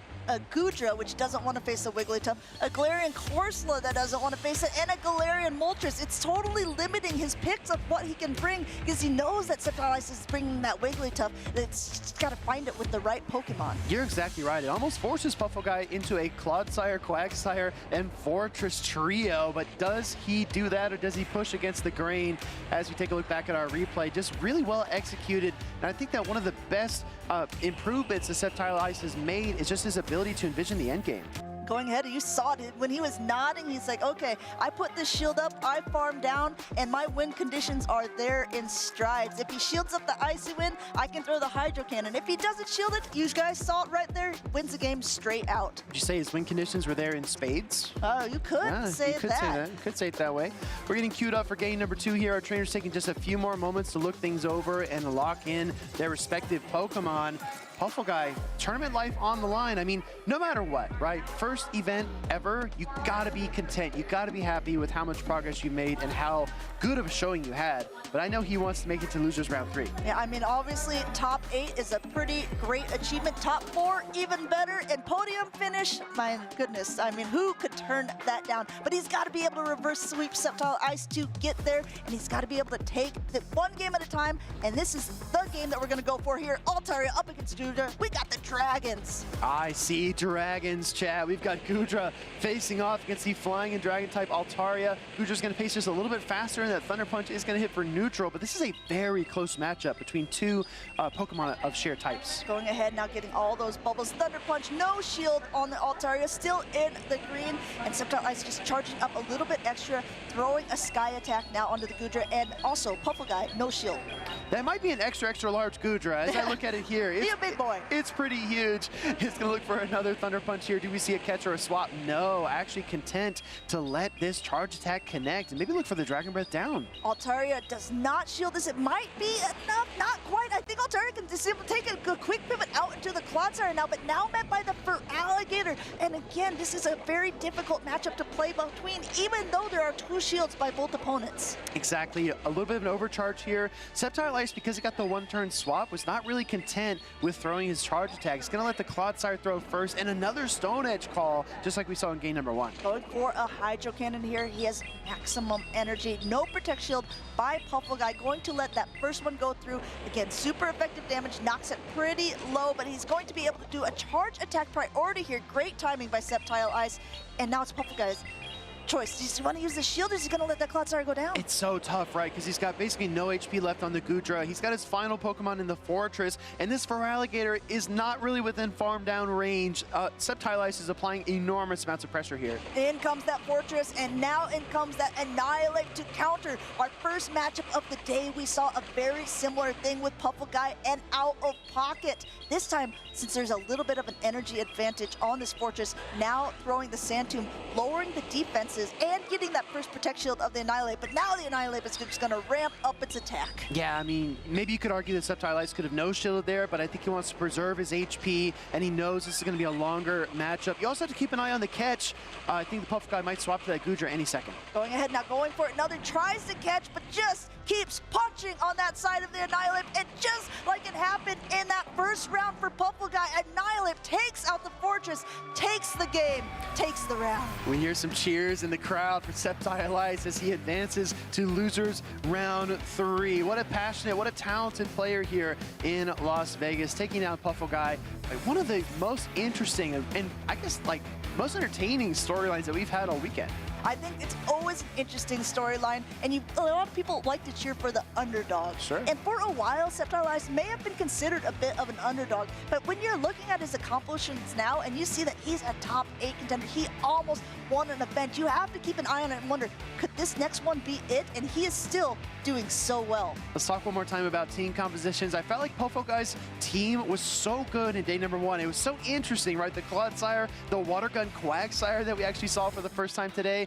But up against a trainer like Sceptile Ice, I felt like his options are so limited, his decisions so constricted that it made him a little too predictable. Yeah, for Alligator, coming back into the fray was something that maybe not a lot of people predicted, but it does have a good place in the meta, especially if you're looking at the team that Pofoguy brought here for Alligator, really putting on the show, but it was Annihilate at the end there. And you have to wonder if you're Pofoguy, because this is truly how he went out at the beginning of the day, and this is how he ended his tournament run, with Annihilate just being able to completely counter down his Fortress. And you see there, even late game, Pofoguy's making the swap on the charge attack. He is well aware of the counts. He knows exactly where Sceptile Ice is in terms of energy. So his game knowledge is showing, like, all over. Every single game that he plays, we know Pofoguy is aware of the situation, but up against an elite trainer like Sceptile Ice, it's just so tough to overcome a bad team composition and bad alignment. And honestly, not that it is only practice and only luck, but it does come down to a little bit of practice.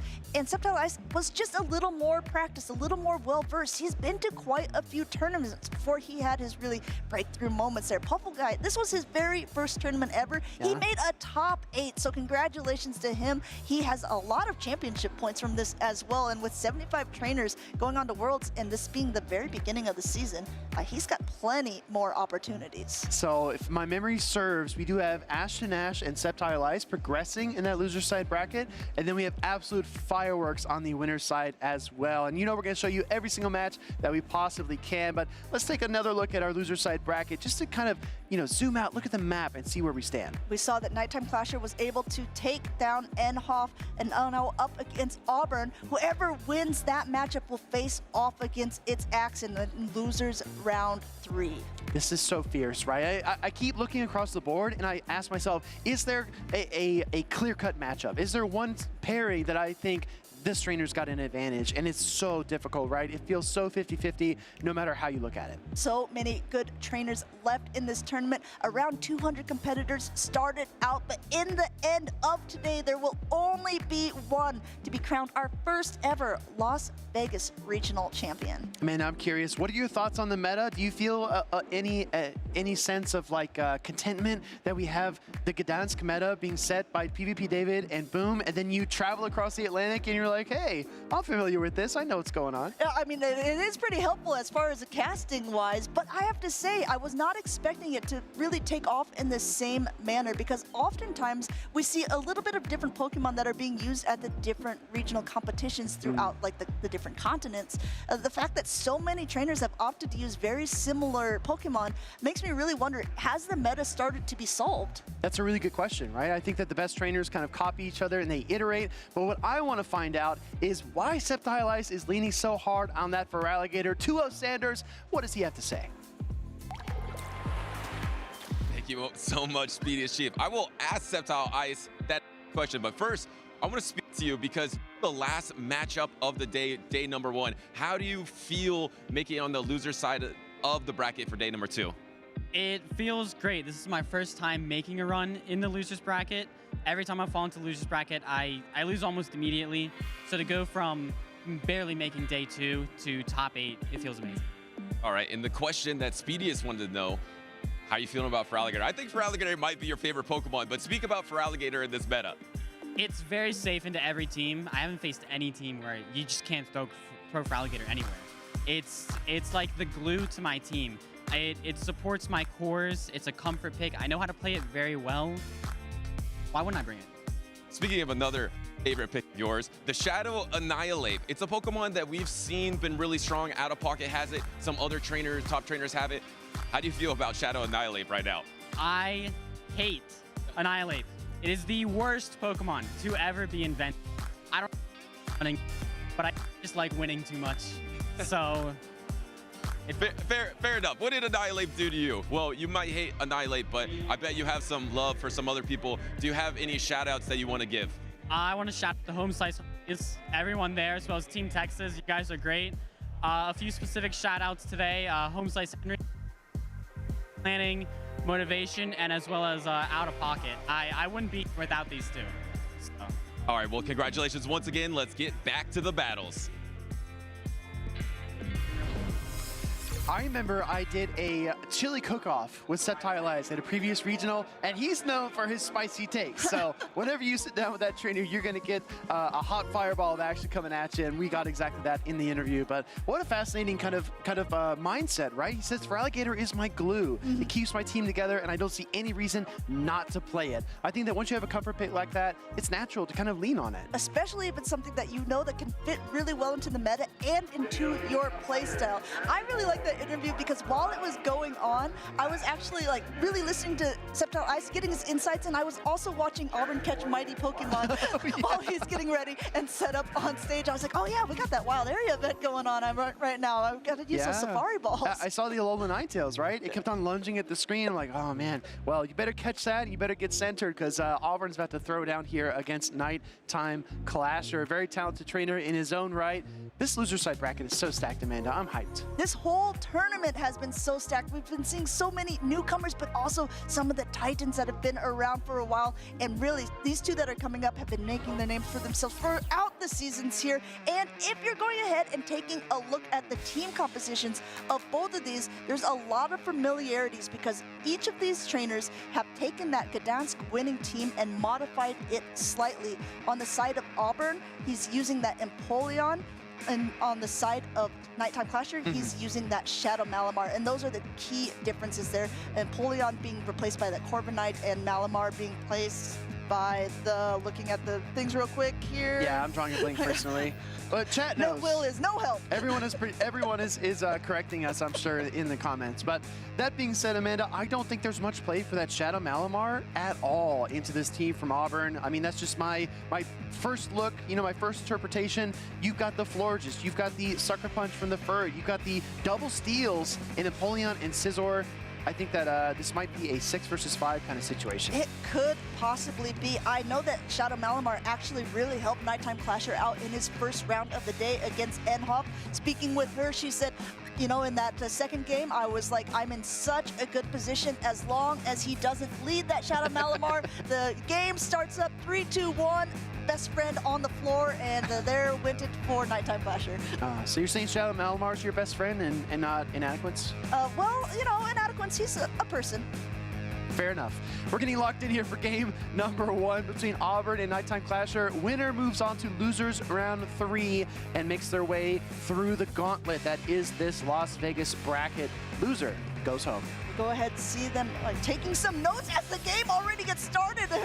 Just solving some extra puzzles on the side of Nighttime Clasher. And one of these puzzles is how do you get out of this bad matchup between Unova Stunfisk and a Corviknight? And the answer is apparently do a couple fast attacks, swap into that Furret. Yeah, devastating lead. You couldn't tell it by his reaction, but Nighttime Clasher did not want to see Corviknight versus Unova Stunfisk. That's exactly where Auburn wanted to be. Mud Bomb gets thrown. He swaps Florges. A little bit of chip and dip action here. Now go ahead now. The swiftly being able to be thrown here into this Florges, but it's not going to be doing too much damage. And you know what? With this Chilling Water coming up soon, the next one's going to be doing even less. Auburn reaches it, throws the Chilling Water, no Protect Shield on the side of Nighttime Clasher. Neutral attacks, either way you cut it, but I will say that these Sucker Punches are going to be resisted by that Fairy typing, so the Chilling Water actually makes a huge impact in this matchup. Furret queues up the Swift. I don't think this Florges is at any risk of being KO'd. Going ahead now, no shield used, no shield really necessary. Chilling Water will be reached first, and you do see Auburn go a little bit ahead, going for that charge attack priority, winning it there. Great timing. Nighttime Clasher doesn't want to use a shield on such a low health debuff for it. It goes down, and Auburn actually gets to keep that alignment that he had at the beginning, but he pivots out immediately instead of getting farmed down into the Altaria, and now Nighttime Clasher's own Stunfisk comes in. Yeah, you saw that. I mean, immediately reaching for the Altaria, and then Nighttime Clasher had to respond with Unova Stunfisk. So I do think that Auburn still is at a slight advantage here. He does have that Unova Stunfisk healthy, waiting in the wings, and Nighttime Clasher is kind of forced into a matchup that's not that comfortable. Yeah, speaking of the wings, Altaria is just taking it on the wings here. No Protect Shield used on this discharge. It will knock the Altaria down a little bit, but still in the green here. Nighttime Clasher says, okay, if you're not going to shield that one, how about this one? Throwing yet another discharge, still no Protect Shield. Second discharge, high voltage in Las Vegas, but will it be enough to take down Auburn and his Altaria. Flamethrower getting queued up here, and the first shield of the game for Nighttime Clasher. Nighttime Clasher shields up that Unovan Sunfist rep. He remembers that at the beginning, there's that really healthy Unovan Sunfist against his Corviknight. That's still lurking in the back. He's got to get this Altaria out of the way. Still no Protect Shield on the side of Auburn there. I almost wonder if this is going to KO. It's going to be pretty close. Yeah, it actually does take down the Altaria, and now the Unovan Sunfist comes out for Auburn. It's got a Protect Shield advantage, but it's got to start shielding up the Mud Bombs. The Mud Bomb number 1 being shielded. Auburn uses his first shield of the game as Unovan Sunfist comes right back in. He knows that there's that Corviknight in the back. He knows which attacks are going to be the most impactful, but what he doesn't know is that Nighttime Clasher knows how to catch. Wow, rising above the Mud Bomb damage. Nighttime Clasher swapping in the Corviknight. He's got to do something special to get back into this game, because that discharge, when it does eventually connect, is going to be devastating for that Steel Flyer. They're still taking notes on the screen there. Nighttime Clasher says, yep, this hurts. Writing that down, making some notes, and just still continuing to get some energy here. Going for that heavy hitting payback. Auburn has 1 Protect Shield. He doesn't use it. This is going to be hitting fairly hard, bringing that Unovan Sunfist down to the yellow, but he's already at another discharge. This is so tricky too, because for Auburn, it's incredibly difficult to catch. Oh, actually lets the Corviknight go. I was gonna say Auburn can't catch on the Florges, but apparently the Corviknight's no longer a problem. Nighttime Clasher lets it go, brings in his final Pokemon, the Unova Stunfisk. Unovan Sunfist on the side of Nighttime Clasher is able to reach attack first, going for the Mud Bomb, and this is what Auburn was saving his shields for. Shields that up because he's almost at an attack himself. He still has a very low health Florges in the back here, and it looks like Nighttime Clasher is going to use his Protect Shield here. Knowing your damage calculations is so critical. Auburn needs to realize if the Chilling Water or the Trailblaze will be enough. He brings in the Florges. He's 3 Fairy Winds behind. Isn't going to get to his charge attack here, but he does force energy out of the Unova Stunfisk. It's still going to be a race. You see him, Nighttime Clasher deciding if he wants to undercharge, says absolutely not. Okay, get this Florges out of the way. And now it's about the energy, and it's about Auburn here, because he is able to reach this Mud Bomb first. No Protect Shields remaining. Is this enough to knock out? Just 2 Thunder Shocks made all the difference here for Auburn as he picks up the KO versus Nighttime Clasher. But Amanda, we gotta recall back to that lead situation. You know, if a Sunfisk and a Corviknight, and it came down to just 2 seconds of fast attacks, that's incredibly impressive from Nighttime Clasher. Both of these trainers, though you can't really see it on their faces too much, there was a lot of calculation going on in those matchups there. Auburn leaning on that Altaria, but you didn't see any shields at all used on that Pokemon, almost just as a damage sponge there, relying really on that Unovan Stunfisk, which had such a great lead and really helped pull through for him in the end. Yeah, it was a pretty, I guess there were a lot of twists and turns, a pretty dynamic matchup. We started off with that devastating lead, then we saw the Corviknight swap in to soak the Mud Bomb, which is really, really good from Nighttime Clasher. I think that was a huge step in making this game competitive, but the awareness and the ability of Auburn to bring in that Florges and force the energy, I mean, that was key. Yeah, I mean, if you are ever wondering what a player is writing down during those matchups, usually they're trying to keep track of how much energy their opponents have, how far away they are from their attacks. But Nighttime Clasher just didn't want to take any risks with that Florges there, because a Chilling Water would have been enough to knock out, and he was, in the end, just 2 fast attacks short. And the key, right, is that that Florges would have won that charge attack priority, but things might change here, because we have a monstrous lead for Nighttime Clasher. Scizor into the Florges. Auburn's got to get out of there. And still, Nighttime Clasher staying in, just getting a little bit of energy on his Scizor before swapping into that Unovan Stunfisk against Altaria. We saw this in game number 1. Auburn didn't choose to shield up this Altaria at all with that Unovan Stunfisk. That might change a little bit of the scenario here, because he saw how bad of a lead matchup he had with that Florges against the Scizor. It really is something that maybe you want to keep alignment.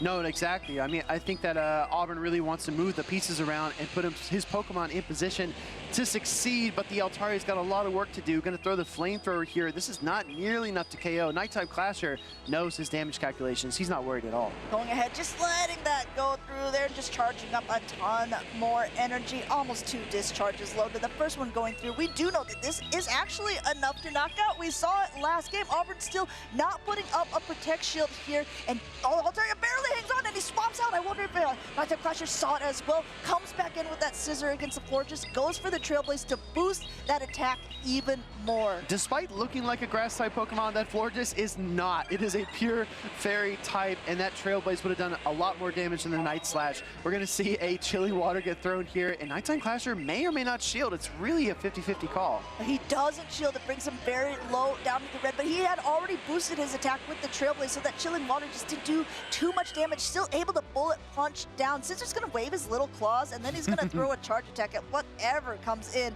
I think Nighttime Clasher is going to be looking up at that typing in the corner to see what is going to be coming in. He sees the alternative. He's actually able to bullet punch down. Yeah, Auburn was trying to force the Scizor to throw the energy into the Altaria, but like you said, Amanda, Nighttime Clasher keeping his eye on the top right corner, saw that Dragon flying typing, it didn't fall for it. Instant pivot out to Unova Stunfisk. Nighttime Clasher is starting to apply pressure. Going ahead now, no Protect Shields remaining on the side of Auburn. It's going to have to take this Mud Bomb, and the fast attacks of his own Unova Stunfisk are not going to be doing too much damage. You can see how much or how little it's doing, and Nighttime Clasher has still 2 Protect Shields, and he uses his first one on his super low health Stunfisk. Yeah, whenever you introduce ground types into competitive Pokemon Go, you get a lot of double resistances, and in this situation, a triple resistance. Those Thundershocks are probably doing 1 damage every single time, and with a 2 Protect Shield advantage, now a 1 Protect Shield advantage, I think that this is well in hand for Nighttime Clasher. Going ahead and actually going for, it looks like charge attack priority,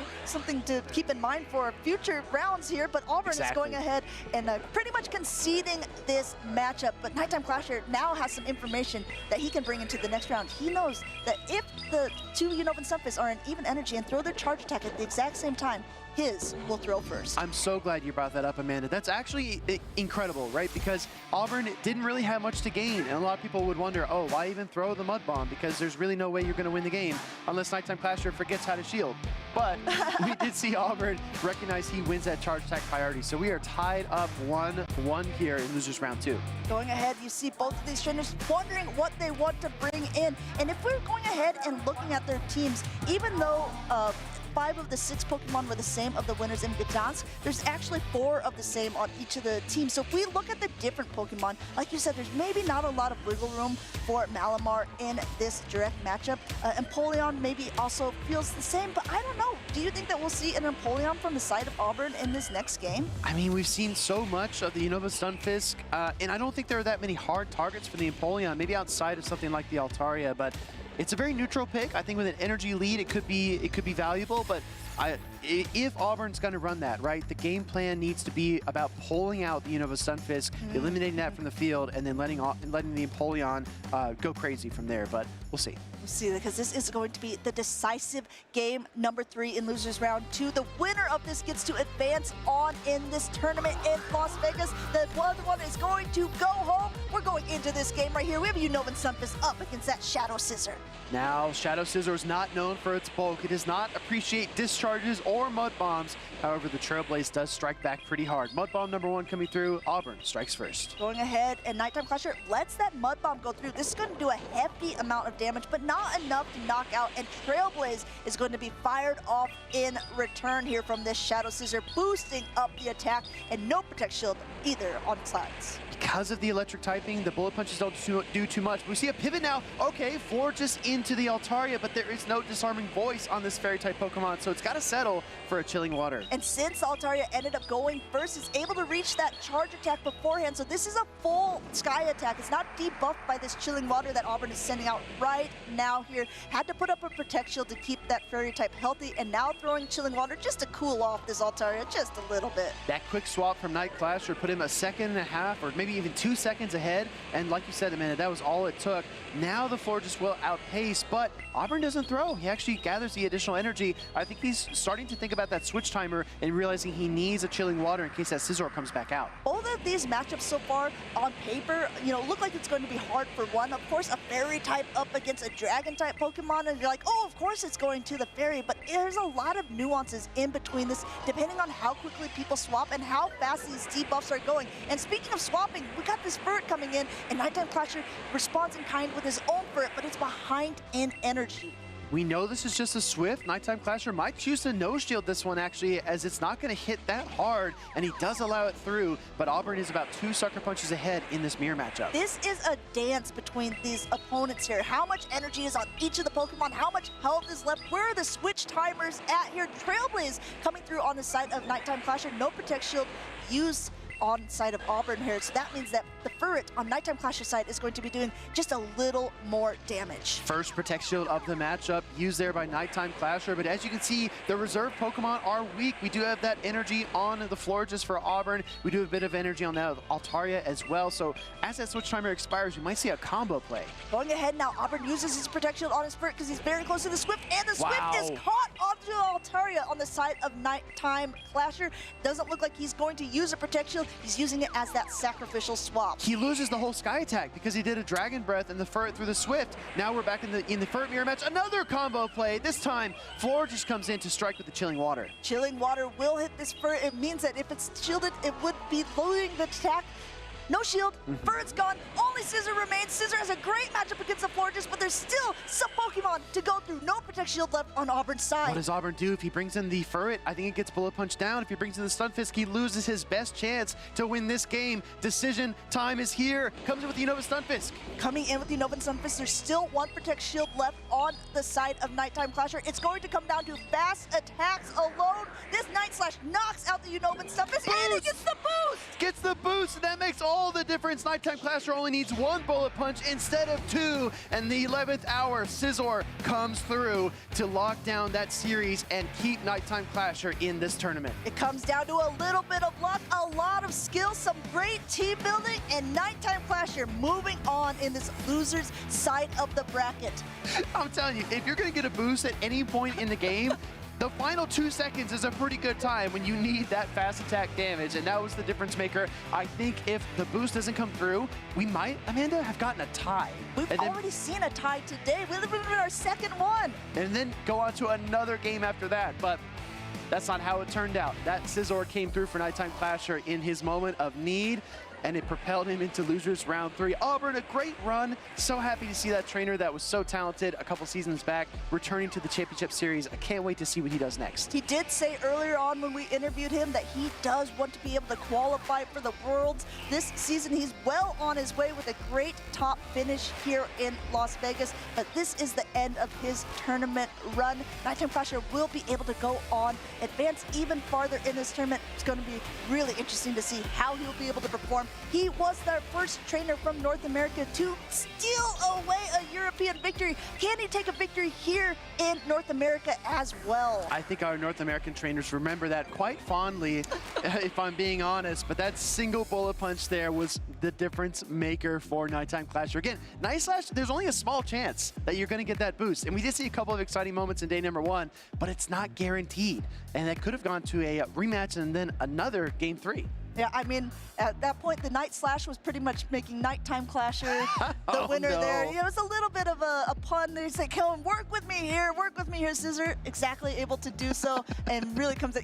I mean, you saw it on Auburn's face too. He just put down his phone when he saw that the boost was happening. He's like, "There's no getting out of it at this point." And we even saw Ash Nash earlier on stream, kind of waving his finger and mouthing the words, "No boost, no boost," and that he knew that was his win condition in that moment as well. So, while Pokemon Go is a relatively stable competitive format, there is a bit of RNG. There are a bit of moments or a couple of things that could change when these Pokemon buff or debuff themselves. I mean, there are Pokemon such as the one used on Auburn's side of that Florges that have automatic buffs or debuffs. Chilling Water is going to automatically, no matter what, debuff your opponent. Trailblaze is automatically going to boost you, but Night Slash is one that just relies a little bit more on chance. Amanda, I will say, I heard a rumor that Las Vegas only gets about 4 inches or so of rain per year, but we got hit with some chilling water last evening because we were walking around just seeing the sights, and it was a little bit chilly, a little bit cold out there. I thought there might be a floor just above us, you know, throwing some charge attacks down. I couldn't tell. I mean, it was maybe something like, I don't know. I don't know, maybe. Well, I'll tell you what's real and what's actually going on. We've got the Wild Area event in-game, everybody. Catch those mighty Pokemon and get hyped for Grimmsnarl. One of our TCG casters, a Hexter, he loves that Grimmsnarl design in Pokemon GO. Every time we're doing a battle backstage, he's looking over at the screen, right? So you can also get Shadow Darkrai, which is a really cool one. Amanda, you actually did a raid right before we started. How did your Shadow Darkrai turn out? You know, it wasn't great, but I've already used a Dark Mega Pokemon so I can get more XL candies because I have, you know, the maxed out Darkrai. I just need those XL candies to be able to get it to the maximum CP. You're not telling the full story. You got a shiny, didn't you? I did get a shiny, but it didn't, you know, I don't think I would use it in Master League, is what I'm saying. Well, but maybe, you know, I'm seeing that there's that silver bottle cap. Maybe I'll end up using it on one of these Pokemon to be able to make it more viable for me when I'm PvP battling. Well, you might have a Darkrai that's a little bit better in terms of its overall stats, but I'm sure you're not going to delete a shiny Shadow with a background anytime soon, right? No, well, yeah. I mean, truth be told, it didn't have the background, but it was shiny, and I love this Wild Area event, so I'm all about it. So happy to be here with so many different trainers, too, because you just see all of them. You know, you can jump into raids with people, and the raid lobbies fill up almost immediately. Been doing a lot of Grimmsnarls as well. Well, Amanda, speaking of things that we love, I love hearing from the Gyminator. He's talking with Nighttime Clasher. Jim, take it away. Hey guys, the Gyminator here with Nighttime Clasher, fresh off his victory. What an incredible boost that we saw to round out that final match. You know what, Nighttime Clasher, I want to ask you, when you're team building, what moment did you say, ah yes, Shadow Malamar, let me bring this to my team? So obviously David and Bohm did fantastic in Gdansk the other week, and their team is really fantastic, and I didn't actually take it from them, even though I have 5 of the same Pokemon and Malamar instead of Florges. But I actually started with Malamar, and then I kind of started building, and somehow I just ended up with the same team. But basically this weekend, I tried to play like a no dark types gambit, where my team is just extremely weak to Guzzlord, Moltres, Mightyena, Thievul, basically any dark type, pretty much just have no answer for. So that's why it's really weird to have Malamar instead of Florges, because we don't have that coverage anymore. And I guess it's working out, because so far I've played against 2 Guzzlords and got those out of the way, and I don't think there are like any more dark type in the tournament other than Rise, Galarian, Moltres. So almost home free. I think the no dark gambit is working out. Malamar, it's obviously just good against Corsola, Furret, a lot of those common picks. It's very neutral, basically outside of like Moltres or Wiggly, any of those crazy things, but been pretty good, honestly. I always like Malamar, so just happy to play with one of my favorites. Yeah, we've seen it have success in previous metas, and it's very interesting we're seeing it again here. Taking a little bit of a gamble, but what better place than here in Vegas? I know you've had, you know, a good grasp of this meta and of this season so far, playing in a lot of tournaments. You played in a lot of tournaments in general. Any observations for how this meta feels compared to the 2025 Championship Series? Definitely feels a little bit weird, because I feel like I had a really like strong hold on last year's meta, where it was like Drapion, Azu, A-Slash, Annihilate. I felt super comfortable with those. This season, honestly, it's been a little bit of a shock for me, a little bit of time to adjust. Furret, Ufisk, for example, are like not exactly my play style. They just do very little damage, are not like super like easy to just sweep a team with. So the style of gameplay has been completely different. I think the meta right now is in a really healthy state, especially after Gdansk. So thanks to David and Boom for introducing Altaria, Furret, Ufisk, all those things, because honestly, they are super neutral, and I've enjoyed a lot of games where me and my opponent honestly can play the same 3 Pokemon against each other, and the better player comes out on top. Yeah, a lot of variables and different outcomes that you might see in a very similar matchup. All right, one more question for you. You're coming in on the loser side of the bracket. Obviously, you've had experience on the winner side of the bracket as well. Do you prep any different here for day 2? I honestly try not to look at it any differently, because at the end of the day, like, if you win all the rest of your matches, you just win the tournament. Like, if you think about it on the loser side, you become maybe more risk adverse, more stressed, and if you just kind of ignore those factors, it's a lot easier to just play with a clean mindset and think, no matter where you're on the top or the bottom side of the bracket, you just have to win the game in front of you and keep going. All right, well, incredible interview. We're going to round it out, though, with any shout-outs or thank yous you want to say. Shout out to a bunch of the Europeans, honestly, for helping me with my lines. Always shout out to my family, shout out to Teresa, all of those people watching from home. I'm just really glad to make another top 8 again. And oh yeah, also I'm big thank you to Aiden. He's honestly helped me a lot, just like becoming better at the game over time. So always just happy to be in the top 8 again, though. Maybe we will see Aiden versus Nighttime Clasher later in the tournament, but for now, we are going to be taking a break. We have an interview with Butters and Firestar. Make sure you stick around. More battles to come.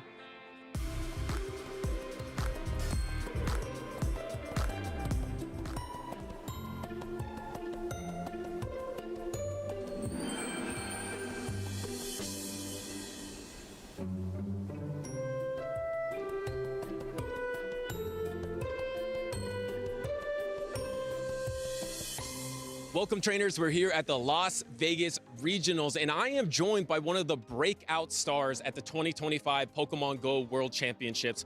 Firestar73 is a trainer that placed #1 in his region, #7 overall, I believe. And now that it's been a couple months since the end of last season, how have you soaked that in, that amazing accomplishment? Genuinely, it took me a while to even feel like it was real. It was still feeling like a dream. Everything, all the people I met at Worlds, etc. It was just such a memorable event for me. It's going to be with me forever, for sure. And as a breakout star, I just want to ask a couple questions about you. So how did you get started in Pokemon in general? Oh man, this goes way back. I was younger. I started playing Pokemon Emerald when it first came out. Favorite Pokemon main series game. It was amazing. And as soon as Pokemon GO came out, my family was into it. I was into it. Next thing I knew, PvP was coming out, and I knew this was something I wanted to compete in. And when did you get started in PvP? PvP, I got started, I believe, Season 2. I didn't have anything built. My first Pokemon was a Heatmore. That Pokemon was really bad. But, you know, I kept climbing. I kept getting more Stardust to build more things, and slowly but surely kind of revamped my setup, made sure I had Pokemon that could play in the metas. And you started off with a good start, to be honest, in Charlotte in 2023. I believe also you got 7th place in that tournament. So how was the start of your championship series Pokemon journey? Absolutely crazy. I didn't expect to come in and just perform to the extent I did. I still look back on it in a little bit of a surprise, because I was like, I expected to kind of go 2-2. I was saying it to a lot of my friends, like, hey man, I don't expect to do super well, but I want to kind of start working on this, make sure that I can get into this Play Pokemon series, since I knew it was something I'd be interested in. And how would you describe yourself as a trainer? What kind of play style do you prefer? Just overall, how are you as a trainer? That's a good question. I think overall I'd have to be on the aggressive side for a Pokemon trainer. I struggle with slower Pokemon. I need a Pokemon that can exert pressure, damage, force shields, and set me up for success in the back line. And how did that play into your favor at the World Championships? It played perfectly into my favor, honestly. Typhlosion was a insanely good meta breaker at the time. I was able to pair it well. I was able to use it in both of my stream games day 2. And 1 win, 1 loss, you know, 50%. Not bad on the day 2 setup, but hey, I mean, I think I played Typhlosion in the right scenarios, and it really showed up and showed off. And more importantly, now that we're in Las Vegas, we're in a new season. How do you think that playstyle will fit in this new current iteration of the meta? This new meta is very interesting. I think there are some aggressive Pokemon that can really set themselves up for victory, like Annihilate, Primeape, the Shadows being. And especially Pokemon like, I think one of the hidden gems will be Shadow Altaria. I think that's going to have some play that people aren't expecting. There's a couple breakpoints that gets that I've looked into. So I think that's going to be more of an aggressive Pokemon than it seems. Oh, that is fascinating. I love that Pokemon, and I think you have been a hidden gem in the Pokemon GO Championship Series scene, so it's been great to get to know you a little bit better. And since you were first place in North America at the World Championships, we're going to have you facing the world champion, Beelzeboy, in a real-life Pokeball throwing competition. But first, let's get back to the Pokemon action.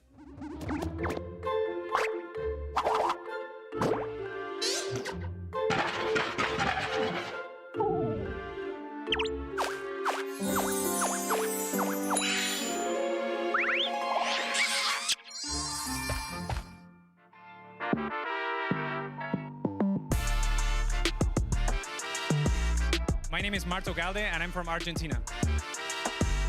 If I won the World Championship, I will call my family. They would be so proud of me. It would be unbelievable. My favorite Pokemon changes from time to time. Right now, I like Grookey a lot. It's my favorite starter, and I haven't even played the the Galar game. The furthest I ever traveled to a Pokemon tournament was Worlds 2022 in London. The experience for me was mind-blowing because I got 5th in the world, and it was not something I didn't expect, and it made me so happy. In this moment, I look up to Colin Six a lot because I feel like he's one of the best players in the world, if not the best, and I feel like he's way ahead of a lot of players. So I like to stay up a little late. Sometimes when you play video games, it is like that. So when I'm competing, I like to eat healthy stuff because if not, the stomach might be a bit bad. But my favorite food is burgers. I don't recommend to eat them in a tournament though. It would probably be rookie. It's just so fun and goofy. I love it.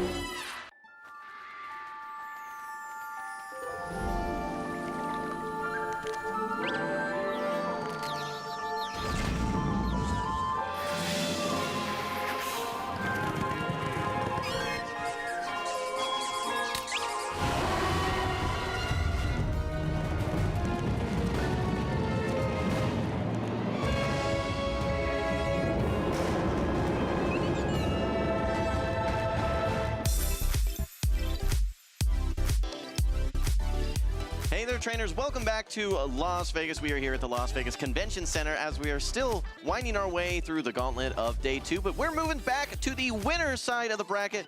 Wholesome Underscore joined by Duo Butters. We've actually made it to the winner's semi, so whoever wins this matchup in between Out of Pocket and Doonbug, or the matchup between Rise to Occasion and Rockhaven, that means they're guaranteed a medal.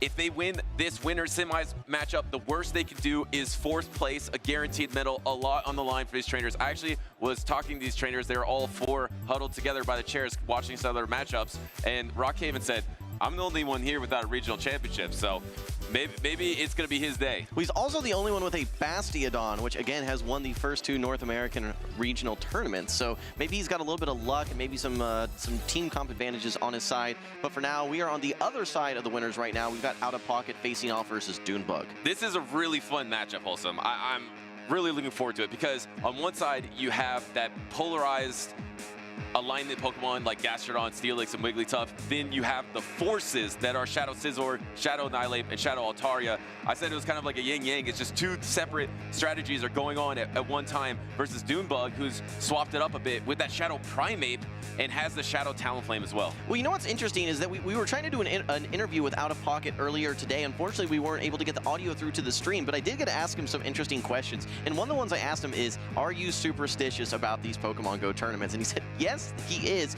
That fleece that you're seeing, that's his lucky fleece. And he says he's made 3 day 2s in a row. So I think that he has a certain routine for how he does a lot of things. Maybe some of that luck will help him with his very alignment-dependent team butters. And maybe you'll get to ask him that in the future. I'm actually really curious because I think you were mentioning he had some other superstitions as well that I want to hear later down the line. But will that help him in this matchup versus Doonbug?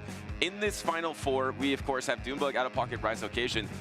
Out of Pocket in Rise Occasion has a lot of matchup history, and Doonbug in Rise Occasion has a lot of matchup history. I don't know how much matchup history actually Out of Pocket in Doonbug have. I know specifically there was one at the Latin American International Championships where Doonbug and Out of Pocket were both battling for, I believe, a travel award to a future international championship.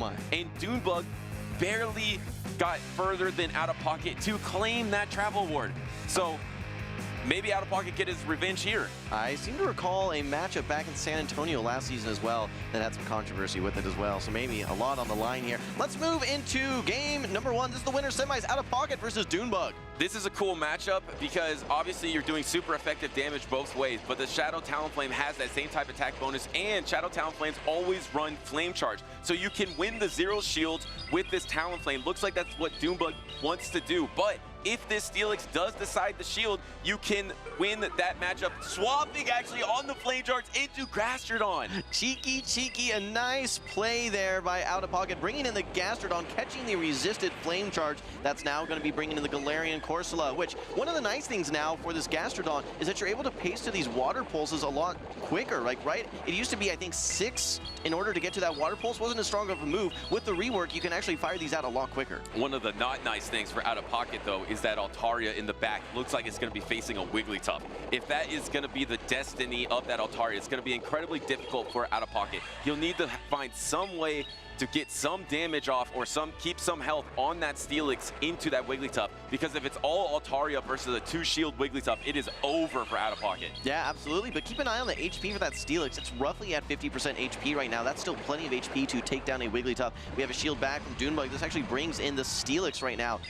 But he lets this go. That is quite important, right? If you end up prioritizing that HP on that Steelix, maybe you have an opportunity to fight back versus the Wigglytuff. But now Dunebug is going to be bringing in the Shadow Talonflame. Is one Incinerate enough? No, it's not. And he was just trying to whittle down that Steelix so Wigglytuff can finish it off. Now he can come back in with Corsola if you'd like, and just keep that Wigglytuff in the back. Knowing that Steelix is out of the matchup, he maybe doesn't think Out of Pocket is bold enough to bring double steal. Here comes the Corsola, going to be able to take this Psychic Fang. Might even be able to endure this and take it and knock out the Steelix. Yeah, it definitely endures. You now bring in the Altaria, you are going to get a farm down, but you can see them both nodding. He says, oh, I know what you got here. It's the Wigglytuff. This is going to be one of the most one-sided matchups that you can think of. It's normally Out of Pocket that's finding himself in those situations where he has hard answers, not here in game 1. And it's going to get shielded on this Sky Attack, but this is the Shadow Altaria even. These Dragon Breaths are double resisted into the Fairy typing that is Wigglytuff. These Charms are super effective. This Icy Wind would be double super effective. It does get protected.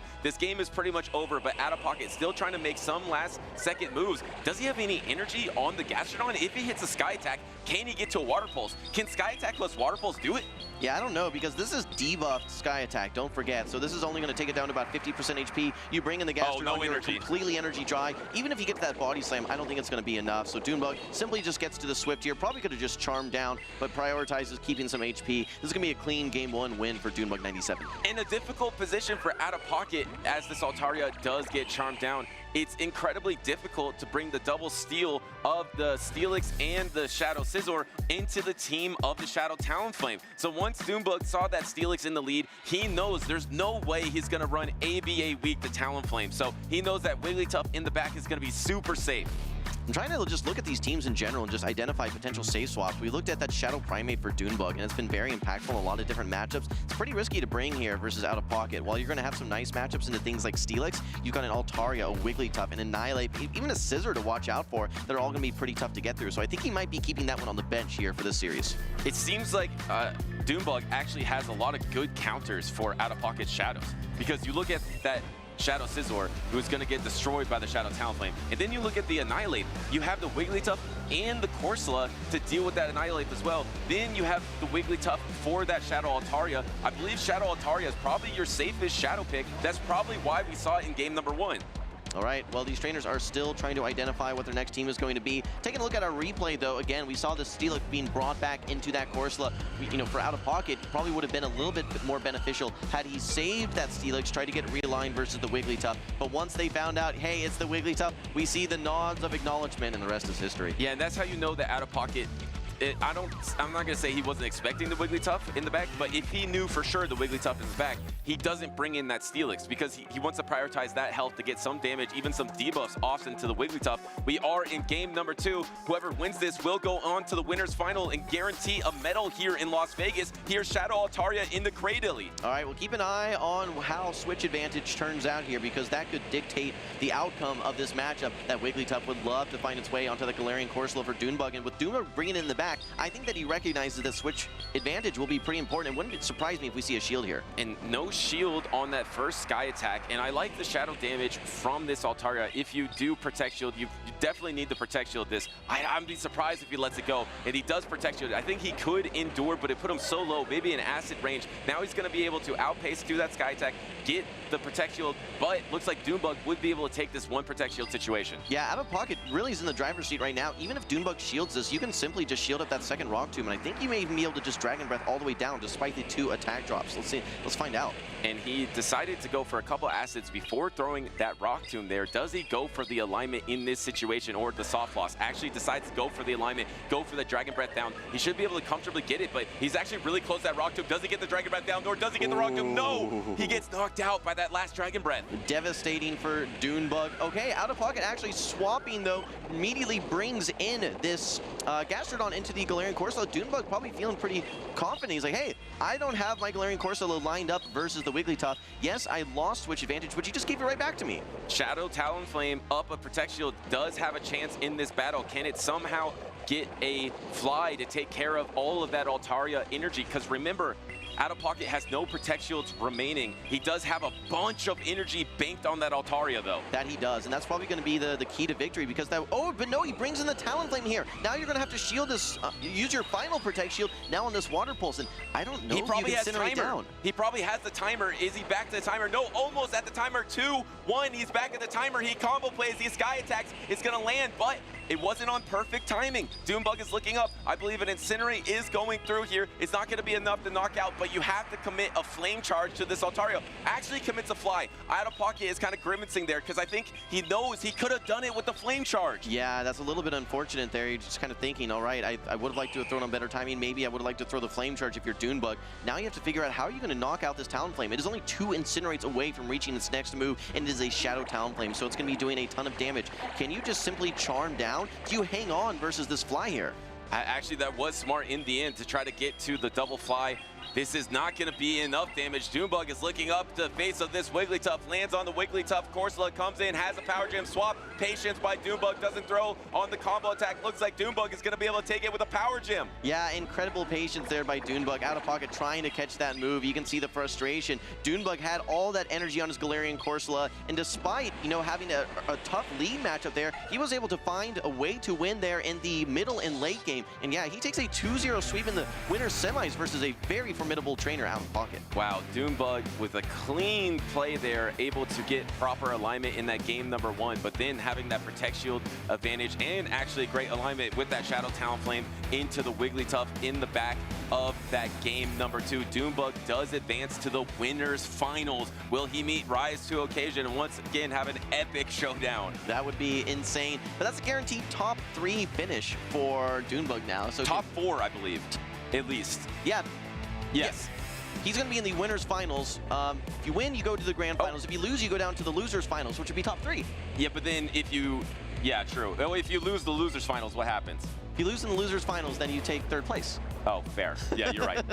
So he's a guaranteed top 3 finish for Dunebug, who's obviously had so much success through so many tournaments. That Shadow Talonflame, though, was so imposing. And look at the timing there. The full Incinerate sneaks through. What that sets up is you don't take any sort of Dragon Breath damage. You just get to load that Fly up. Yeah, exactly. And the fact that he went for that Fly was smart. I thought maybe it was better for Dunebug to go for that Flame Charge, but Out of Pocket kind of knew it was over for him in the back, able to try to go for a swap last second, but Dunebug knew it was coming, and Patience, Power Gem, he wins it. You know, Butters, I'm with you. I would have liked to have seen that Flame Charge too. In fact, I think if you throw that Flame Charge, you still get there in 5 Incinerates for Flame Charge and Fly. Yeah. If you throw that Flame Charge there, I think it still knocks out the Altaria. Then you have your boosted Fly to throw into that Wigglytuff. I think it would have just knocked out the Wigglytuff with the boost, but instead you had to have a little bit more creativity and bring in your Corsola to finish the job, which opened up the window for Out of Pocket to make a catch, but great patience by Dunebug, not falling for it and just waiting, getting the farm down on the Gastrodon and winning that battle. And that's such a little thing that happens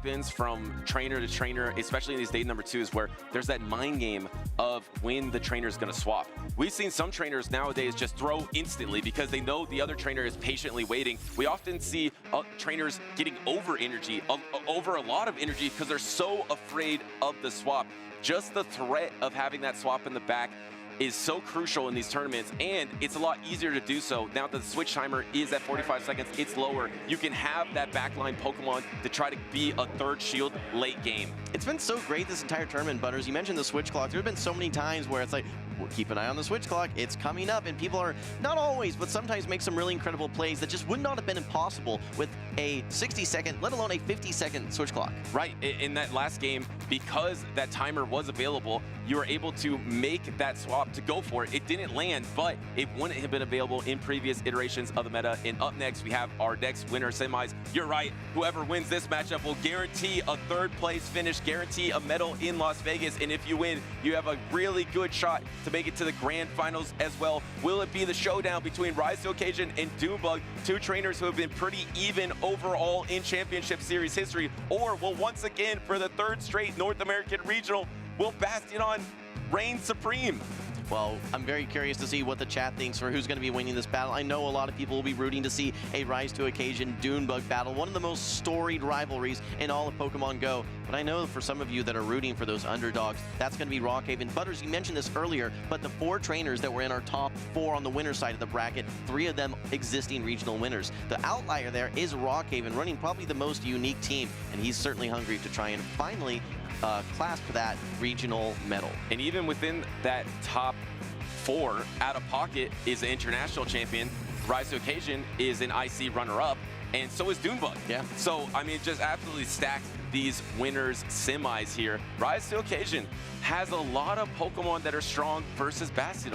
He has double ground with the Gastrodon and the Unova Stunfisk, plus Empoleon, even having super effective Chilling Waters with the Fairy type. I don't think Rockhaven can really rely on Bastion in this matchup. Yeah, no, you're really not going to have as many targets as you'd like to have as that Bastion for Rockhaven. If you can get it aligned versus, I mean, the Empoleon, we've seen it have some success, right? Especially when you're up a Protect Shield or if you just have already done a lot of chip damage. The Galarian Corsola is going to be its main target, but there's just so many Pokemon that have super effective or double super effective damage on Rise to Occasion's team that it's just such a risky bring.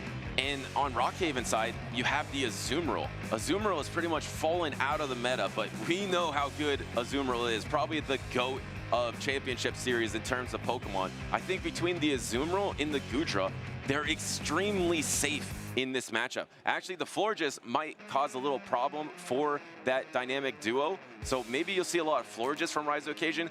We've specifically seen the Florges, Unova Stunfisk, and Empoleon trio multiple times from Rise to Occasion. He loves the pacing, he loves the synergy of that 3. Look, Rockhaven's going to bring Goodra every game. You just have to. It's so good into all these Pokemon. It's either neutral or it's strong into everything, with the exception of that Florges. Keep in mind, though, the Florges cannot throw back, and he's only resisted charge attacks, so it makes it even that much safer. You do want to be bringing some answers to that Florges, so it wouldn't surprise me if he ends up bringing something like a Shadow Scizor. That's going to be a hard answer to that Pokemon, but keep an eye out for Goodra. I think it may be the MVP for Rockhaven in this series. We are moments away from lock-in between these 2 top trainers, and Rise to Occasion also has the Galarian Moltres, a Pokemon that was the strongest Pokemon in Anaheim at the World Championships from Beelzeboy. We haven't seen it very much here in Las Vegas, but looks like we got the lock-in. We're in the winner semis. We got Rise to Occasion versus Rockhaven. There's that Florges, and there's that Goodra. And you probably want to swap out of this matchup, but you can bank a bunch of energy. I'm actually curious. No, actually instant pivot. Instant pivot into probably your hardest answer. That's going to be that Shadow Scizor. The one thing that Shadow Scizor struggles against is going to be fast attack pressure, and certainly Mud Slap is one of those fast attack pressure, fast attacks. We do see a bait coming from Rockhaven, throws the Night Slash, gets the first Protect Shield from Rise to Occasion's Gastrodon. You get the double Night Slash if you bait here. I don't believe you can get to the Trailblaze, so it looks like he was reaching for that Night Slash. This Body Slam, I believe, is enough to knock out, so it's a tough choice here. Rockhaven does absorb it. No, it actually doesn't knock out. You get to the Night Slash, you do endure. You can chunk this Gastrodon a little bit further. Yeah, I think he could have actually reached that Trailblaze. He was 2 away from getting to it. I think he would have hung on versus 1 Mud Slap had he used the Protect Shield, but satisfied with the shield advantage. Now Rise to Occasion wants to just throw these Body Slams. Again, Body Slam did get a little bit of a buff earlier in the season, going from 50 to 55 power, so it's a little bit more impactful, but this is a dominating matchup. Enough that Rise to Occasion wants to preserve that Gastrodon and actually quickly swaps back to his Florges. Yeah, he didn't want to get that farm down, and now with the Florges, he's able to debuff this Kanto Alolan Marowak,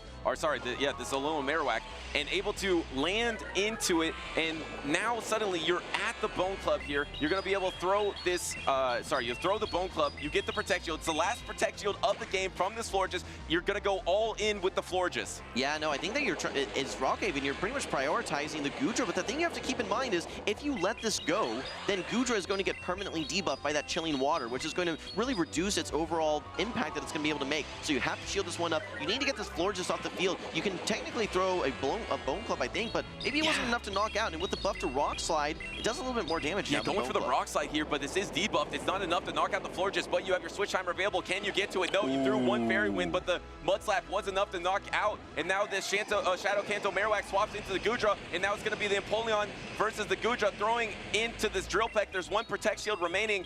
The problem is, I think you need 2 Thunder Punches here. I think that like I was going to say, you use this Protect Shield, this Drill Peck, despite not having the same type of attack bonus, is going to be the hardest hitting attack since we're not going to see the Water Pulses coming from the Gastrodon. The Thunder Punch is loaded. I don't think it's enough to knock out, but I think you can still withstand a charge attack, but you have to find a way to knock out that Gastrodon as well. Yeah, the problem is now this Drill Peck is going to be landing. This Drill Peck is pretty much going to knock out the Goodra here. I mean, I think the Goodra will hang on with just a little bit of health, but you're not going to be able to Dragon Breath down. Do you have your Switch Timer? Switch Timer is not back up. You can throw an Aqua Tail. There comes the Aqua Tail, but how much energy is left on that Gastrodon for Rise to Occasion? That's the big question, and I think Rockhaven, is going for an undercharge here, maybe trying to get 1 or 2 more Dragon Breaths, but swaps in the Shadow Kanto Marowak. This is going to be 1 Mud Slap, 2 Mud Slaps, unable to reach the Bone Club. Rise to Occasion, good presence of mind to switch right away, not giving an opportunity for Rockhaven to be 2 turns ahead and actually get that Bone Club off. That Shadow Kanto Marowak didn't quite have the bulk to hang on for that second Mud Slap to get the Bone Club there. Rise to Occasion does take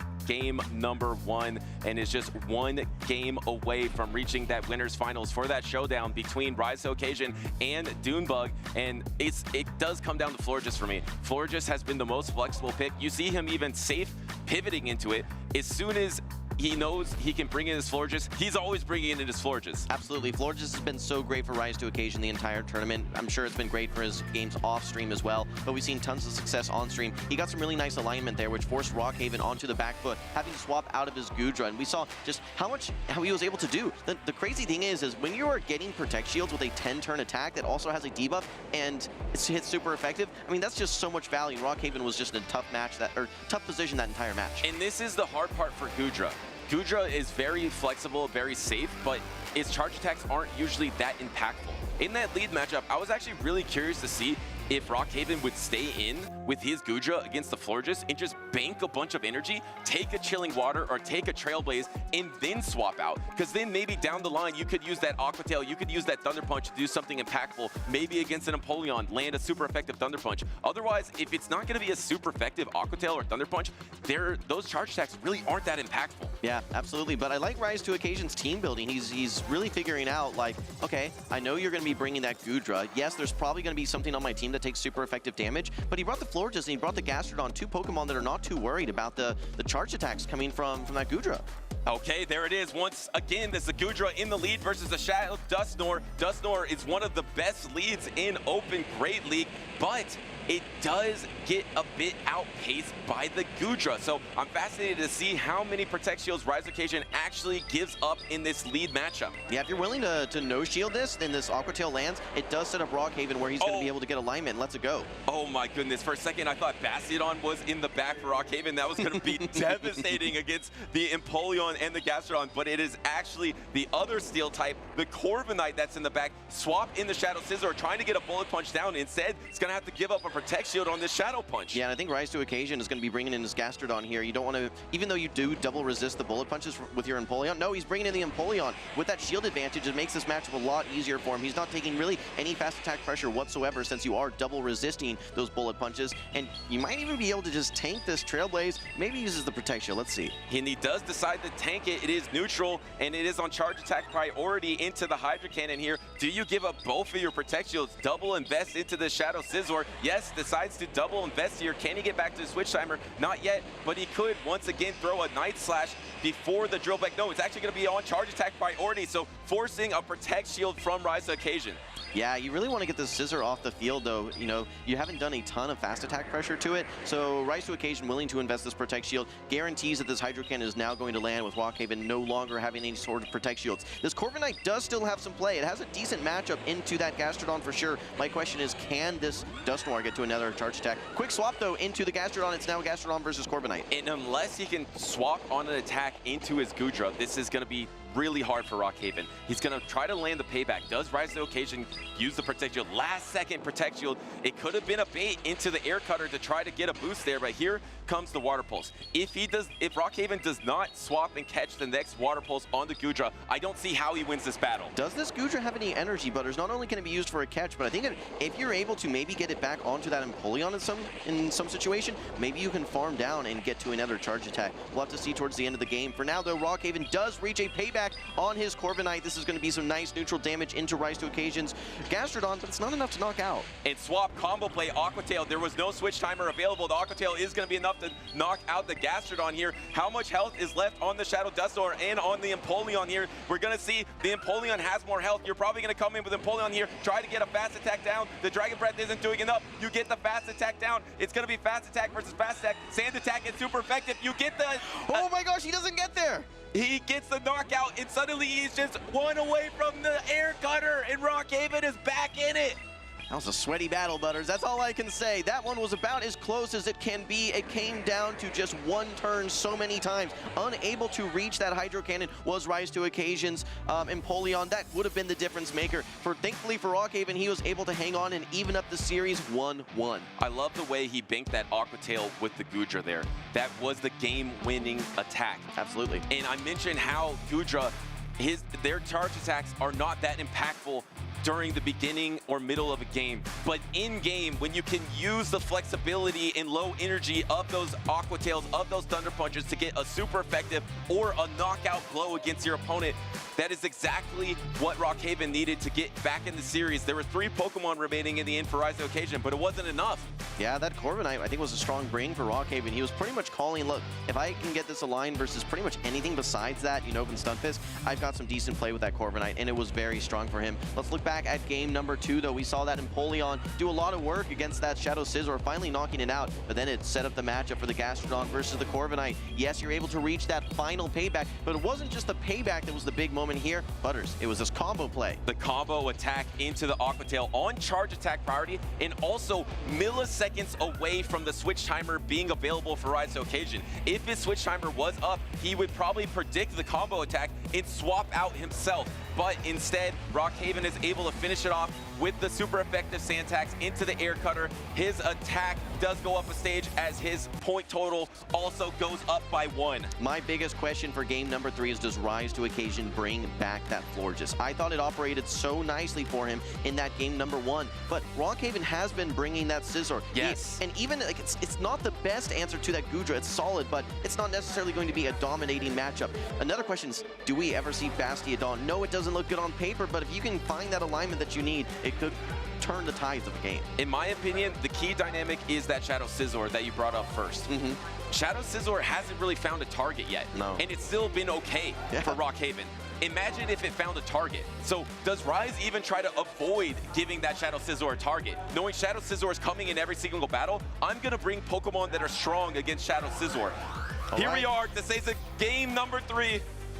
We have Rise to Occasion bringing the Gastrodon versus Rockhaven's Azumarill. No longer are Gastrodons running Earth Power, so it makes this matchup a little bit tougher for Rise to Occasion. Keep in mind, every time you throw a Body Slam as well with a 3-turn attack versus Azumarill's 3-turn attack, you're going to be getting a full bubble through. So right now, Rockhaven recognizes, I'm going to need 2 charge attacks to knock out. Let's throw the Ice Beam into this Gastrodon. Wholesome, what I'm looking at right now is the back lines are looking incredibly neutral. But what I want to keep an eye on is the Protect Shield specifically for Rise to Occasion. If he starts giving up Protect Shields ever, it could be dangerous because there could be super effective Thunder Punches in the back for the Galarian Moltres, or there could be super effective paybacks into that Shadow Dusknoir. But in this lead matchup, I don't think either trainer is going to give up a Protect Shield. What's wild is Rockhaven can actually throw this Ice Beam. No, he opts to instead let this Body Slam come through. I think if he had just thrown that Ice Beam and then swapped out, eventually realigning it versus the Galarian Moltres, it would have had so much play. But I think Rockhaven is not expecting the Galarian Moltres, and I think that may end up coming back to bite him. Well, I think he was also trying to prevent farm down on this Azumarill, trying to not give an energy advantage to Rise to Occasion. Here comes the Dusknoir, just gets the knockout after one Astonish here, and you have to imagine, let's see, you can actually bring in either Pokemon, decides to bring in the Goodra. I think the Goodra would have actually operated a little bit better versus that Galarian Moltres. I just think Rockhaven is not expecting the Galarian Moltres. He's probably thinking the Empoleon, and he wants to have a super effective Sand attacks. But what he's going to find is instead, it's going to be double resisted in a pretty negative matchup into that Galarian Moltres. This is a great bring by Rise. Yeah, I was not expecting it either. It has not been a factor here at all at the Las Vegas Regionals, but the fact that Corviknight was such a great adjustment in game number 2, the adjustment to bring the Galarian Moltres to counter that in game number 3 is brilliant. I didn't see it coming. I think that Rockhaven is trying to go for the farm down here. I think Rise to Occasion is not going to reach another charge attack. This is a smart shield by Rockhaven. He could have thrown that Aqua Tail. Now a quick pivot into the Galarian Moltres by Rise to Occasion. The Thunder Punch is loaded and ready to go. This will strip away the Protect Shield from Rise to Occasion. And Rise to Occasion on his Moltres, he has Fly and Brave Bird, so all the charge attack damage will be resisted by the Corviknight. But remember, the Corviknight is just reliant on Air Cutter. You can't really do that much damage with the resisted payback. As the second Protect Shield comes out from Rise to Occasion, we're going to have a Flying type versus Flying type battle, and I believe Rockhaven might need to get some boosts. Yeah, you're going to try and get a little bit of luck on your side here as Rockhaven. We still have to keep an eye on switch clocks, though, because that Shadow Dusknoir is still around. I think there's an opportunity for a catch here in about 3 or 4 seconds. And he needs the boost here to get the knockout with the second Air Cutter. Rockhaven knows it. He's not going to have the reach, even though he can get to these Air Cutters quickly. He needs 2 of them now. And I didn't see it. Is this the Fly or is this the hard-hitting Brave Bird? It's the Brave Bird! The Brave Bird comes through. A quick swap down into the Shadow Dusknoir. Can you get to another move? Rockhaven does not want to take any additional Astonish damage. Just throws this Air Cutter fishing for that boost here. But I think wants to get 1 or 2 more of these Sand attacks. Oh, wow. Are you even going to take the Astonish damage here? Yes. He does take the Astonish damage. Is there attack already banked? Yes, the Fly is available, and Rise to Occasion is available to be in the winners finals as he secures the matchup. There is still the Goodra hanging around, Butters. Keep an eye on it. Can you get to 1 more charge attack? And isn't Aqua Tail enough to knock out? No!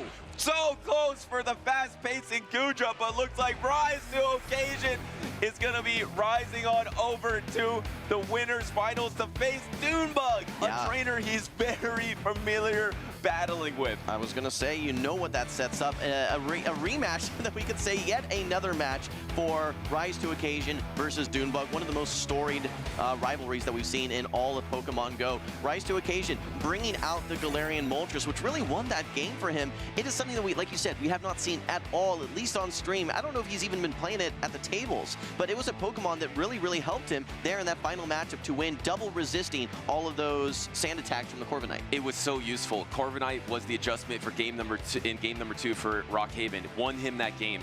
And to bring out that Moltres, knowing that Corviknight is going to be in the back in game number 3 was a brilliant adjustment for Rise to Occasion. That is the reason he is one of the best.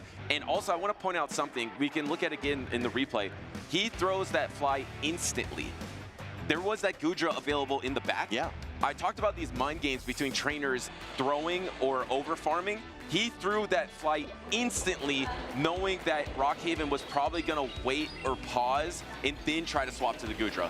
You know, just the Galarian Moltres in general is just such a smart brain because you are not expecting Bastiodon to be brought, right? You just say, okay, I'm so strong versus Bastiodon, I don't think Rockhaven's going to bring it. Now, when I look at where this Galarian Moltres can be, the only other thing that he has to worry about so much is the Azumarill. Once he saw that Azumarill in the lead, he knows that Galarian Moltres is going to be so strong, and it really was. Again, we did see a nice farm down there by Rockhaven, but he's again unable to reach that next charge attack.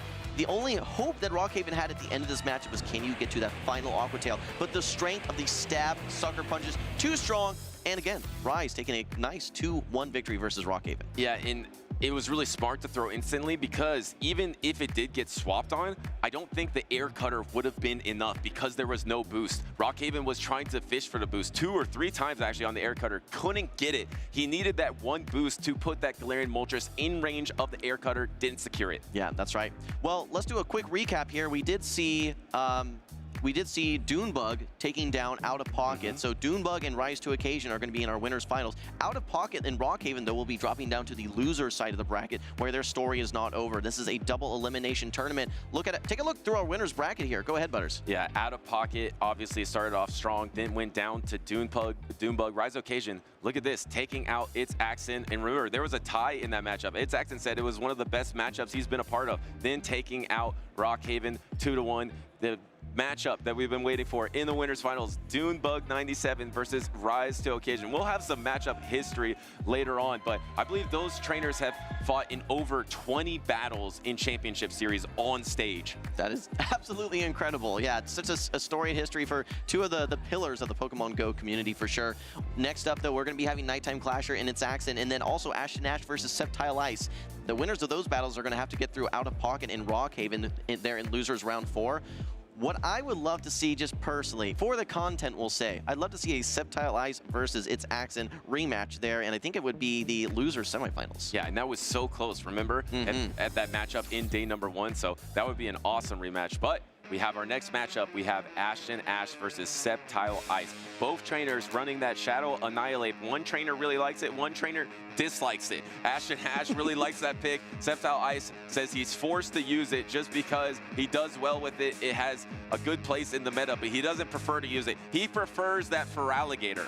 Yeah, no, the Feraligatr has been a little bit of a surprise for me all tournament. We saw a lot of it in day number 1, especially towards the end of the day. But it's just a Pokemon with such an efficient charge attack with Hydro Cannon, and then the coverage move of Ice that we're seeing is relatively rare in the tournament, that it still has a good place to operate. With some of the resurgence of normal types, though, between Furret and Wigglytuff, it is still a little bit of a risky brain.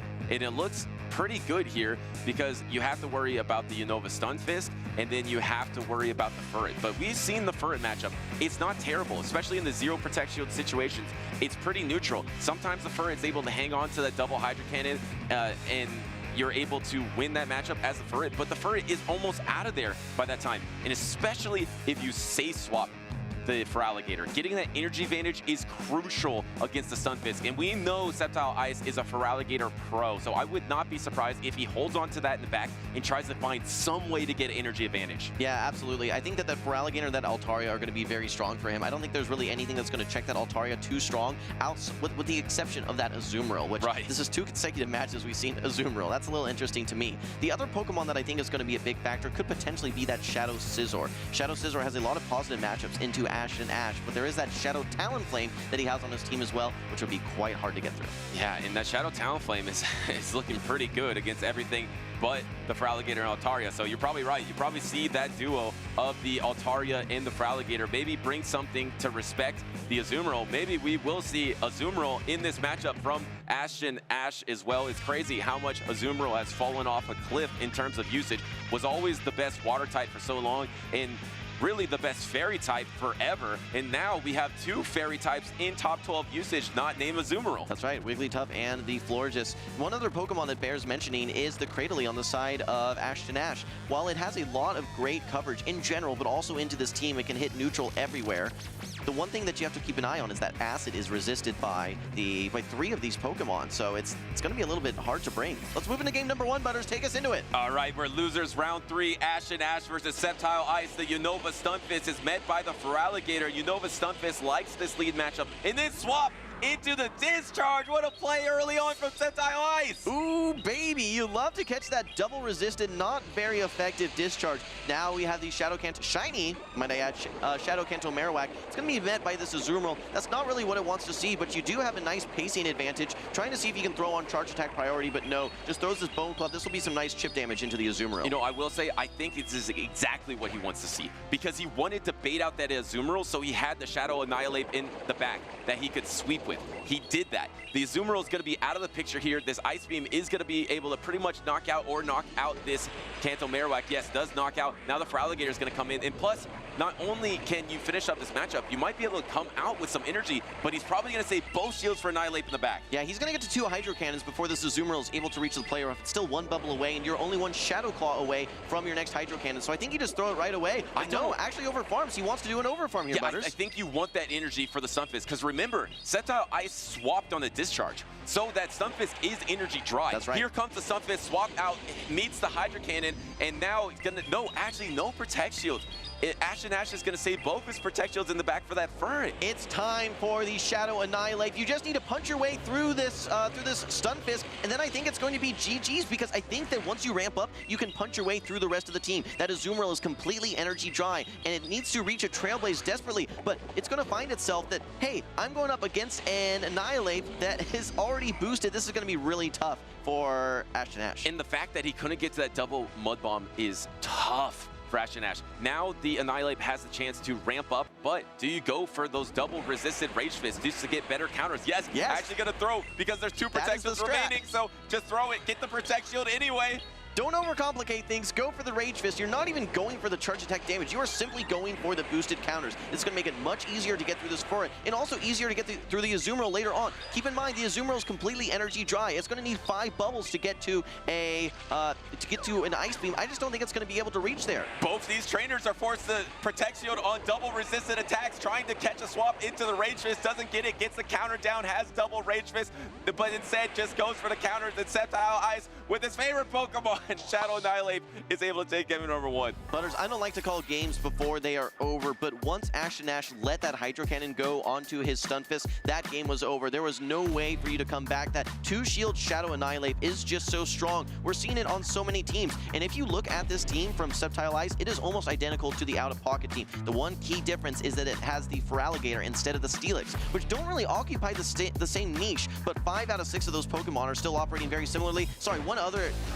exception, the Shadow Kanto Marowak in place of the Gastrodon as well. To build off that, the thing I'm most fascinated with is Sceptile's Ice team of 3 was ABB weak to either Azumarill or Talonflame. He had the Feraligatr in the lead to counter either the Azumarill or the Talonflame, and then had that Shadow Annihilate in Shadow Kanto Marowak in the back. And he was always going to swap out that Shadow Kanto Marowak to bait out either Talonflame or Azumarill. Do we see Talonflame and Azumarill together in game number 2? Because remember, Sceptile Ice is one of the few trainers in day number 2 without an electric type. That's right. Yeah, no, the Stunfisk has been everywhere, and we have not seen it here whatsoever. I think there's kind of 2 metas that we're seeing. We're seeing the Stunfisk and flexibility teams, and then we are seeing those teams that have a lot of shadows and have a lot of hard wins and hard losses, similar to the team that we're seeing from Sceptile Ice, but also the teams that we're seeing from the likes of Out of Pocket. Now, one thing I want to call out is that Shadow Annihilate, because realistically, as long as you're not getting on that Shadow Talonflame, I think it's super, super good. Even versus the Azumarill,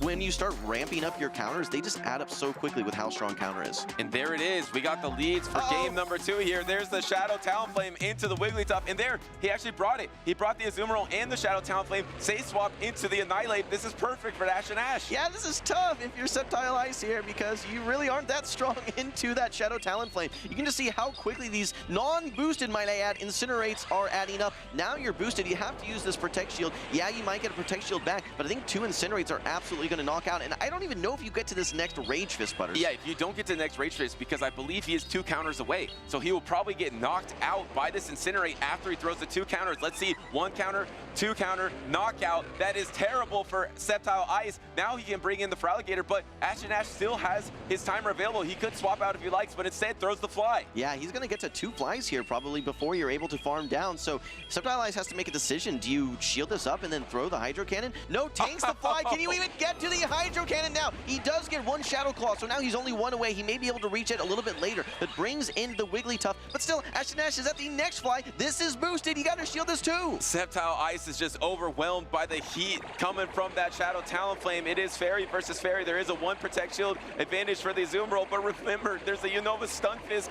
full health in the back, throwing the Ice Wind, trying to debuff. This is not very effective, but just trying to lower the attack from the Azumarill 1 stage. Butters, I don't even know if we're going to see this Unova Stunfisk here. I think that this Azumarill has the ability to potentially just clear this game out. There is, okay, still the Feraligatr left on the side of Sceptile Ice, and it is only one Shadow Claw away from reaching that next Hydro Cannon, but still, that's resisted into Azumarill. Yeah, and you still have some Talonflame left for Ash and Ash as well. This is going to be on charge attack priority. The Swift is not going to be enough to knock out the Azumarill. The Ice Beam will be enough to knock out the Wigglytuff. We'll see. Does Sceptile Ice keep playing it out to try to see what the third Pokemon is? I actually think that's a good strategy. You want that information.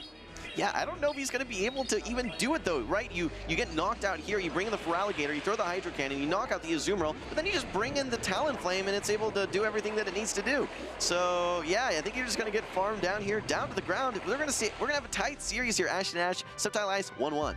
Tie game here, or tie matchup here between Ash and Sceptile Ice, and Sceptile Ice just had no plan for that Shadow Talonflame. That Shadow Talonflame really threw him off in that game number 2. And really, your best answers are the Feraligatr and the Altaria, but it seems so risky to bring the Altaria because you know that there's going to be a Azumarill every single time for Ash and Ash. Yeah, that's just so tough. I think that Feraligatr, all right, you know, you really want to have it aligned versus just so many things. It is very strong, but it can only do so much. And when you're running ABA weak to that Shadow Talonflame, I mean, the Feraligatr is just not going to find its target. And we saw how much that Fly did. He's thinking, all right, well, you know, that's fine. I'll tank the Fly, and then I'll get out to this Hydro Cannon. Wait, no, never mind. I'm about to get painted.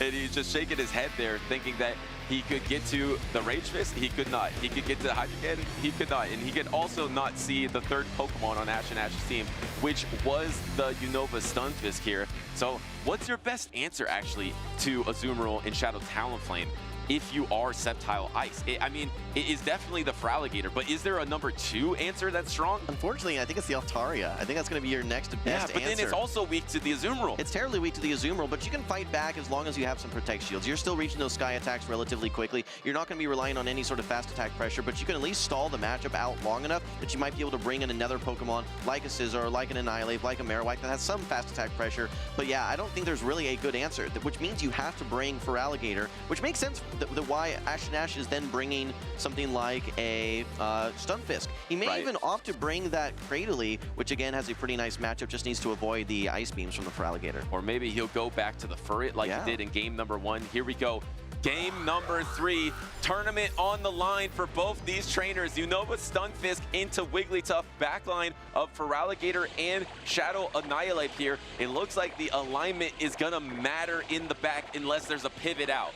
You know what? This is a really annoying matchup for the Stunfisk because you used to be able to get to 2 Mud Bombs before the Wigglytuff was able to reach the Icy Wind. Now you no longer can. You get there just after. So Sceptile Ice can just launch this Icy Wind right away, super effective damage, and you can easily tank now 2 of these Mud Bombs. It's a little bit more of a favorable matchup for this Wigglytuff, especially in the later shield situations. I was thinking Ash and Ash, he's thinking, oh, is there a Shadow Scizor in the back? Because if there's no Shadow Scizor, Azumarill is such a safe swap against Sceptile Ice's team. You could pivot to it at any time you want, but there could be that Shadow Scizor lurking in the back. This is a 1-stage dropped Mud Bomb, not enough to knock out the Wigglytuff, but you're at the double here, and now suddenly Sceptile Ice is just shaking his head. Okay, all right, Wigglytuff, you did your job, you got a Protect Shield, now get back in your Pokeball. Yeah, I'm curious to see what he brings in here. This Shadow Annihilate really loves to hide behind 2 shields, and that's exactly what's going to happen. This is the 4 cycle now for Ash and Ash's Unova Stunfisk. It's going to be on the 5 cycle after this one. I think Sceptile Ice will be able to farm all the way down. It wouldn't surprise me if Ash and Ash actually just brings in the Azumarill here to try and deny some energy. It doesn't want to Protect Shield knowing that that Mud Bomb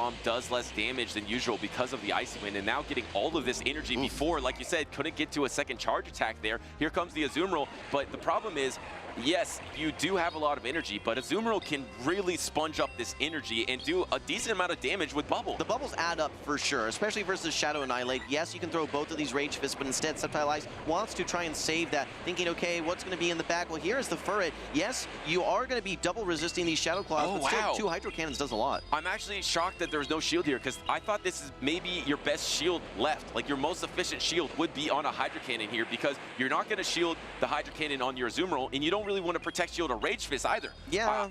Maybe you're going to shield the next one, though. Maybe you're shielding the next one, but I just don't think that you're really relying too much on this Furret. It does have one job, and you're kind of waiting to see what Sceptile Ice does, right? You don't need to shield the first one. Now you can maybe just kind of match shields. Okay, you shielded, now I will use my Protect Shield. I just need to get some damage into this Feraligatr, because that is going to be the one thing that's going to threaten my Azumarill. I'm feeling confident that, yes, I can get bubble damage into that Shadow Annihilate, especially now that it no longer has those attack boosts. Timer wasn't up, but Ash and Ash did pause just to make make sure no Protect Shields left in the battle for either of these trainers. The Hydro Cannon is available. There hasn't been thrown. It is going to be thrown on charge attack priority. Ashen Ash is happy to let this furry go. This is really tough now because if you stay in this matchup trying to get a Hydro Cannon into the Azumarill, you're just giving it energy to then unleash into your Annihilate. So I almost say you need to swap here. This Azumarill actually gets to the Ice Beam and throws the energy. I'm surprised by this play, Butters. Yeah, and it's going to be on charge attack priority, but the thing is, all you need to do is get this get this Azumarill in range of counter, and yeah, Sceptile Ice is shaking his fist here, knowing that is huge, and able to undercharge this Ice Beam. Ashen Ash is already getting up out of his seat, thinking there's no way he's going to be able to knock out this Annihilate. Remember, this Annihilate does have energy, but all you need to do is get to an Ice Beam to have a chance here.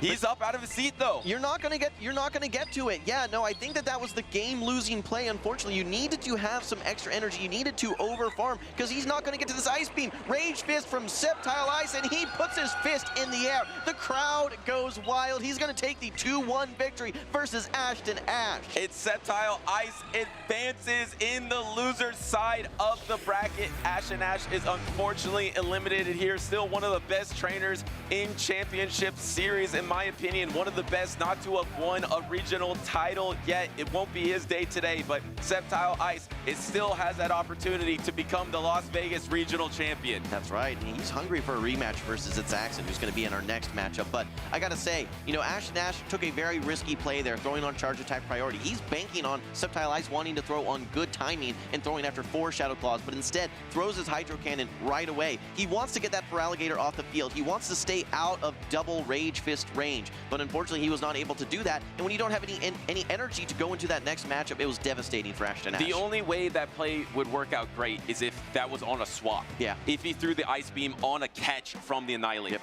That would have been the perfect scenario. Maybe that was just a gamble that Ashton Ash was trying to go for. Okay, maybe he's gonna try to swap here, but the swap doesn't make a ton of sense. I have to agree with you. So not able to get that extra bubble. If he literally got 1 extra bubble of energy, it would have been close. He might have also been knocked out by the extra Shadow Claw damage that he had taken to get that bubble. Yeah, and I don't necessarily like the undercharge there as well. You really just need to knock out that Feraligatr. The reason being is that your switch clock is up as Sceptile Ice, so all you're doing is just adding 1 or 2 additional Shadow Claws that you might be able to get later in the game. But I think Ashton Ash, you can just see the frustration on his face. He's like, this is not the right play. Even stands up there, Butters. That's kind of a classic move by you. Yeah, it's the stand up. Yeah, I do like to stand up oftentimes when I'm watching Pokemon GO PvP because it's so exciting. And Ashton Ash wasn't standing up out of excitement, unfortunately. Standing up knowing, okay, this is probably it for me. This is the end of my tournament run. I was so close. I really had a chance in this game, but couldn't quite finish it off. But, you know, one of the most talented trainers and just racking up a lot of championship points as well. This trainer has been eliminated, but you still gather a lot of championship points. He's well on his way to the World Championships this season in San Francisco, California. Absolutely. It has been a great tournament so far and great plays by Sceptile Ice there. We've seen so many successful trainers that are, you know, it's just almost normal. It's commonplace for them to reach these levels of success. The Rise to Occasions, the Dune Bugs. But there's a lot of trainers. One here that's not at the tournament that we want to feature is actually going to be S. James P21. Let's take a look back at his run from Sacramento. Make sure you stay tuned for more battles. My name's Sean Plowski. I'm from Wildwood, Missouri. Well, I started playing Pokemon GO from basically the very beginning. Took a little bit of a break and came back to it, and that's when PvP came out. I was using stuff like Lucario and Metagross and Ultra League, which is typically not what you would see. Those are a couple of my favorite Pokemon. I feel like I've been honing my skills as the years go on, and now I'm here. My first tournament was in Peoria last year. I was just happy to be there. My last tournament in Louisville, it didn't go exactly how I wanted it to. So for me this time, there was a little bit more of an expectation that I wanted to do well. I really just wanted to do it for me. I think I do it because it's still fun for me. I don't know if I'd still be competing if I didn't make all the relationships that I've had. You know, they have a lot of experience playing the game, so just bouncing ideas off of people like them, it's really helpful. A C team that I might like, I changed like 1 or 2 things about it. I know how to use the stuff I'm gonna bring, and I'm not just like going in with a big question mark before the tourney. I've always been a person that's tried to use more flexible Pokemon. I don't really try to go for like RPS per se. Being able to adapt to any situation, it's how you gotta go. You're gonna lose eventually. Like, there's a lot of good players out there, and there's gonna be some tough matchups. I'm a very competitive person, so I think the biggest thing for me is just trying to not get too down after like one loss.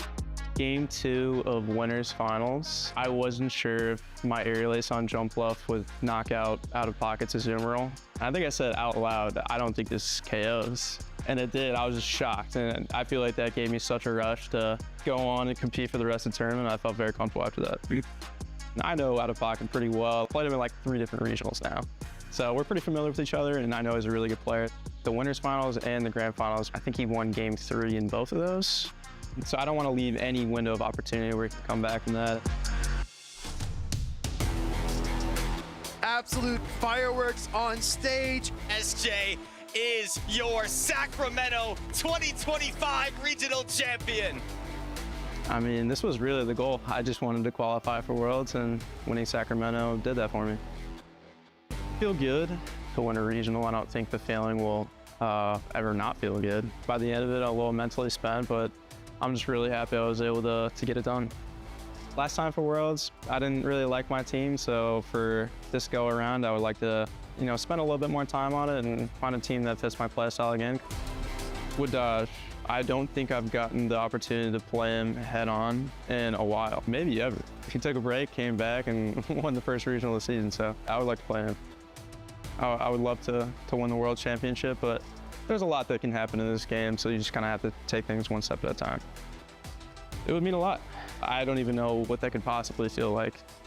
My name kind of speaks for itself in terms of like factions and grassroots formats. I feel pretty solidified at this point, and now it's just a matter of going and doing it at Worlds. Please welcome to the stage your Pokemon GO finalists, your champion from Spain,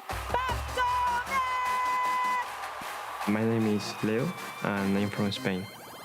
I will be the water type, that's because it's the type that it's the Pokemon Psyduck, which is my representative Pokemon. My first time competing was in Liverpool 2023, where my dad came with me to Liverpool, and I also got second place, and then I won the Gdansk regional. I would love to repeat that and win the next World Championship. So actually this season I didn't have a gold medal, but I have a gold trophy, which was the EYC one. So I'm really proud of that. Pato Man is your 2025 EUIC International Champion! It was like a really fun experience because also the final was against a really good friend of mine, which is Cisuailus, and I actually lost a final against him in Barcelona, in my home city. So I'm really proud of that, and I think it's a really memorable moment. Pato Man, he is going for the triple crown here. Basically, my team has Holisopod, which is a really good Pokemon for this meta, so I think my team is really fun to play. The 3-ball flex from Pokémon, he is so on point. So if I had to say an MVP for this weekend, I would say it was Corsola. I really like that Ghost type for this meta. It is really helping me to get this far in the tournament. Yeah, actually I was really worried about the Moltres, and I had to face a Moltres in the grand final, so that wasn't really good for me. And then maybe Scizor, because I didn't have a real respawn, but I think that's all, because my team, I think it was really safe into a meta. Execution is just on another level. So the grand final was the most difficult matchup I had this weekend because of the Moltres, and also Belzeboy is a really good player.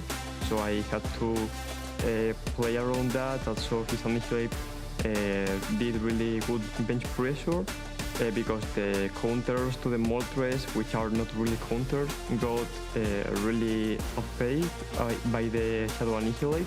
So I had to manage those two, and also Steelix and Lapras, which were like really good into my team, and I think I don't really have that much of play against that. We're here to kick it off for the grand finals of Pokemon GO. Oh, no way! Can he swap out? Oh, he did sideways now! Suddenly, bracket reset here. Oh, maybe a miss. And it catches the absolute most perfect lead. We're going to game 5! This is game number 5 of the grand finals. Let's go!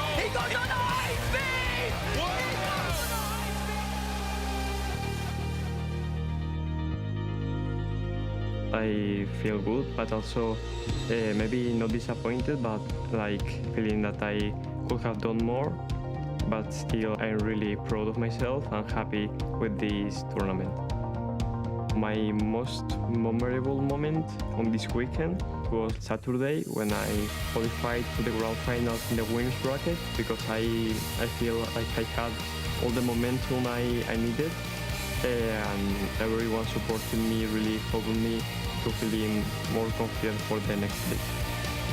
I think it's like the love I have for Pokemon, because I really like playing the game, and also the community, the funny players that always support me, also a friend of mine, and I appreciate a lot, so that will be the main reason why I keep traveling to this event.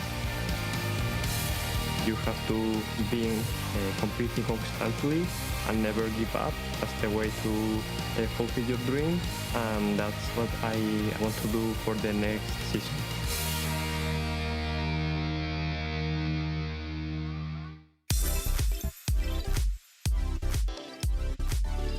It's so much more than a game. This is a way for trainers to express their resolution, their pride, their practice, and everything that comes in between. Pokemon Go is a beautiful format, and we are here in Las Vegas on Championship Sunday to crown another champion, similar to Pataman, Speedy's Chief and Amanda Lundberg. Yeah, it's so nice to see and hear from Pataman a little bit. He had such an amazing season last season, became our world's finalist, almost getting that gold medal. And someone who did get a gold medal recently was It's Axon, being our 2023 world champion. He's still in the running here in Las Vegas to see if he can pick up another regional title, but he's got to go through some other trainer, Nighttime Clasher, to get there.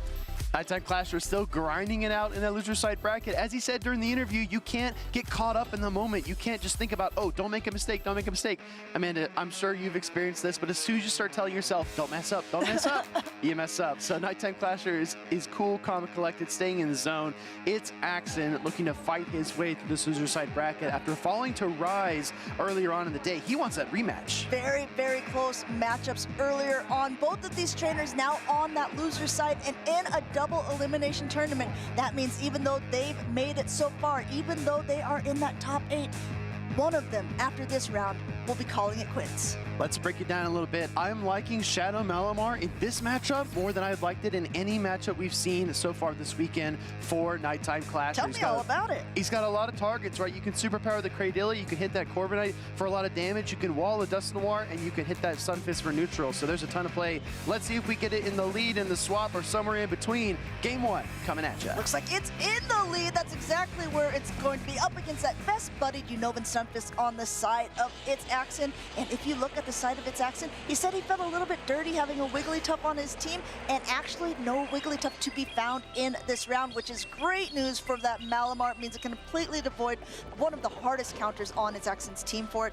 Malamar just getting up a ton of energy here before throwing a foul play. You'll see this time and time again with the one-turn fast attacks. A lot of trainers like to allow their opponent to throw, reset the fast attacks, and then throw after perfect timing, and that's exactly what Clasher does there. Mud Bomb is going to get queued up here, and this is kind of threatened, but I do think Shadow Malamar can hang on, and Nighttime Clasher agrees. Nighttime Clasher lets that go through. Mud Bomb connects, and he's able to, it looks like, go for a superpower. Interesting play here, but It's Axon so quick on the draw. Goes up for the Altaria. No Protect Shield here, and actually superpower. It's going to do a little bit less damage than that foul play was, and down goes the Malamar. The Dragon Breath damage applies after the charge attack and KOs it, but the Scizor comes out, and this is not too bad of a matchup, but this is so clever by Nighttime Clasher because he's keeping that Unova Stunfisk in the back for the Corviknight. What a call. It's Axon is playing a standard ABB format with the Stunfisk in the front and 2 flyers, his Bs in the back. The Altaria has come in perhaps to draw out that Unova Stunfisk, but Nighttime Clasher, since he has shields to hide behind, comes in with the Scissor, goes for a Night Slash. No Protect Shield on the Altaria, and it is going down. That's a big knockout there. No boost for Nighttime Clasher and his trusty Scizor, but he's got energy. He swaps into the Stunfisk to meet that Corviknight, and a counter swap by the world champ, It's Axon. He's going to bring out his own ground and electric type. Going ahead now, throwing this Mud Bomb right before. Great timing by Nighttime Clasher there, because he wants to either get that shield or get that Unovan Stunfisk knocked out of the way. Takes that first shield away from its Axon. Tied up here at shield parity, but the HP bars are vastly different. Nighttime Clasher is still very healthy in this matchup. Going ahead, using his Protect Shield here on that Mud Bomb. That means he is down to 0, but it's still one more Mud Bomb coming through. Does his Axon want to use his last shield here? Yes, he does. He is behind on the energy count, so another Mud Bomb could be thrown, but their switch timer is getting mighty close to being up. Keep your eyes on it, everyone. We might see a potential catch. Yeah, exactly. About 2 seconds left until Scizor was ready, and its Axon knew it, throwing the Mud Bomb right on time. Scizor swap is ready. Corviknight, though, comes out. Oh, heads up play by Nighttime Clasher. He says, you fooled me once, you can't fool me twice. Going ahead, throwing this Discharge is going to be the super effective move. Almost not getting that last bubble, but super effective. All excellent there. And now just continuing to charge up energy.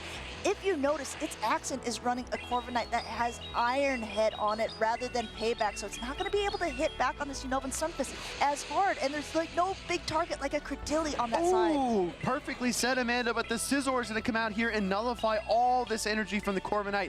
Air Cutter, Iron Head, no matter what it was, it's not going to get to use it because the Scizor strikes that fast. Unova Stunfisk coming back in, getting up a little more energy, wants to get this Scizor off the field. It's still going to be really close here. There's a little bit of health left on the Unova Stunfisk on both sides, and it's not going to be doing much with fast attack damage. Looks like its Axon is a little bit ahead on the energy, but I'm not sure this Mud Bomb is going to be enough. It's going to be super effective, but like you said, this Unova Stunfisk does not have the highest attack. It's going to connect, no shields in play. Stunfisk versus Stunfisk, he hangs on. You see its Axon grimace as he recognizes his Stunfisk fell just a little bit short, not able to reach enough here. This excellent Mud Bomb coming through on the side of Nighttime Clasher takes him for game number 1. This is a meta where you're going to see tons of back and forth, lots of energy management. You're not going to have charge attacks that KO within 1 or 2 strikes. You're going to have to be very patient and work kind of piecemeal at your opponent. But Amanda's kind of dancing a little bit here. This liking the music. Yeah, this is a jam. I tell you what, Nighttime Clasher had that really nice interview with Wholesome earlier on when he was talking about how this season, the Pokemon that are really meta are a little bit more neutral overall, where there's not going to be hard winnings or hard loses, looking at like picks like that Unova Stunfisk or that Furret, but rather people can play the exact Pokemon, and it comes down to that skill cap. It comes down to knowing your movesets, knowing how to play it out, and those are the champions that are going to be arising from this tournament. Exactly, Night Slash knocking out the Altaria. A decisive win in game number 1 for Nighttime Clasher. And I just got to come back to his composure right now. I mean, he's going up against one of the most decorated trainers of all time. 2-time international champion, world champion, multi-time regional champion. And Nighttime Clasher looks like this is any regular Sunday for him. Going ahead, just taking some notes, taking some games, taking some wins. He's got one more to go to be able to continue on into the losers round 4. But it's Axon. He's been in this position before. He knows what it takes to be able to become a real champion, an actual world champion. He's got to get through Nighttime Clasher. He's got to get through this team, figuring out maybe a different composition. Do you think it's time to bring in that dirty Wigglytuff? I don't know. You keep on using that adjective over and over again, maybe trying to create some kind of, comparison there, similarity, if I may. But let's see, because its Axon's already locked in. He's ready to go. Nighttime Clasher finally selecting his 3 Pokemon. This is potentially an elimination game for its Axon, so he's got everything to fight for. And fighting he will with this Altaria against that Shadow Dusknoir on his side. We're taking a peek at that backline. We do see that Unova Stunfisk on the side of Axon and an Altaria behind, but they're just going ahead and just getting up a bunch of attacks here. I think we're going to see a Protect Shield on the side of its Axon as a Sky attack from the Altaria goes through. Exactly. I mean, the Shadow Dusknoir is not known for its bulk. You're going to need to protect it, but those 2 bulky Pokemon in the back, I think they're happy to share the Protect Shields here because Shadow Dusknoir can dish out so much damage. If you're its Axon, you have to be thankful at least that you're not seeing a Furret in that lead there. This Dusknoir is being able to put in a lot of damage, and you actually see a really nice catch by Nighttime Clasher here onto the Unova Stunfisk. You notice he doesn't go for the actually really good hard counter of that Furret against that Dusknoir because there's a potential that its Axon could swap out, and he's thinking if he does that, they can have that aligned later, and that's exactly what happens. Axen tried to catch the Mud Bomb there. He realized that the Shadow Dust Noir banked the charge attack and was going to swap out, so Nighttime Clasher holds the energy, holds the line until he sees that next Pokemon, and that is a brilliant play. Going ahead now, just getting up a lot of energy. Discharge number 2 coming through here. No Protect Shield used by its Axen. He's got a lot of energy of his own. Gonna reach for that Flamethrower to get this Unova Stunfisk low or get a Protect Shield off of Nighttime Clasher's side. Yet another Discharge goes through first. Discharge gonna connect into the Altaria. It's not enough to knock out. I don't think the Thunder Shocks afterwards will be enough either. So this Altaria will be able to pace to the Flamethrower, but tries to trigger the swap. Nighttime Clasher can't get out of there fast enough. Going ahead, going and getting nice and warm here as this Flamethrower connects with the Unova Stunfisk, gets it low, and maybe able to Dragon Breath down before the next Discharge goes through. Lots of energy on this Altaria and an immediate swap out into the Unova Stunfisk. Now might play that Furret in the back.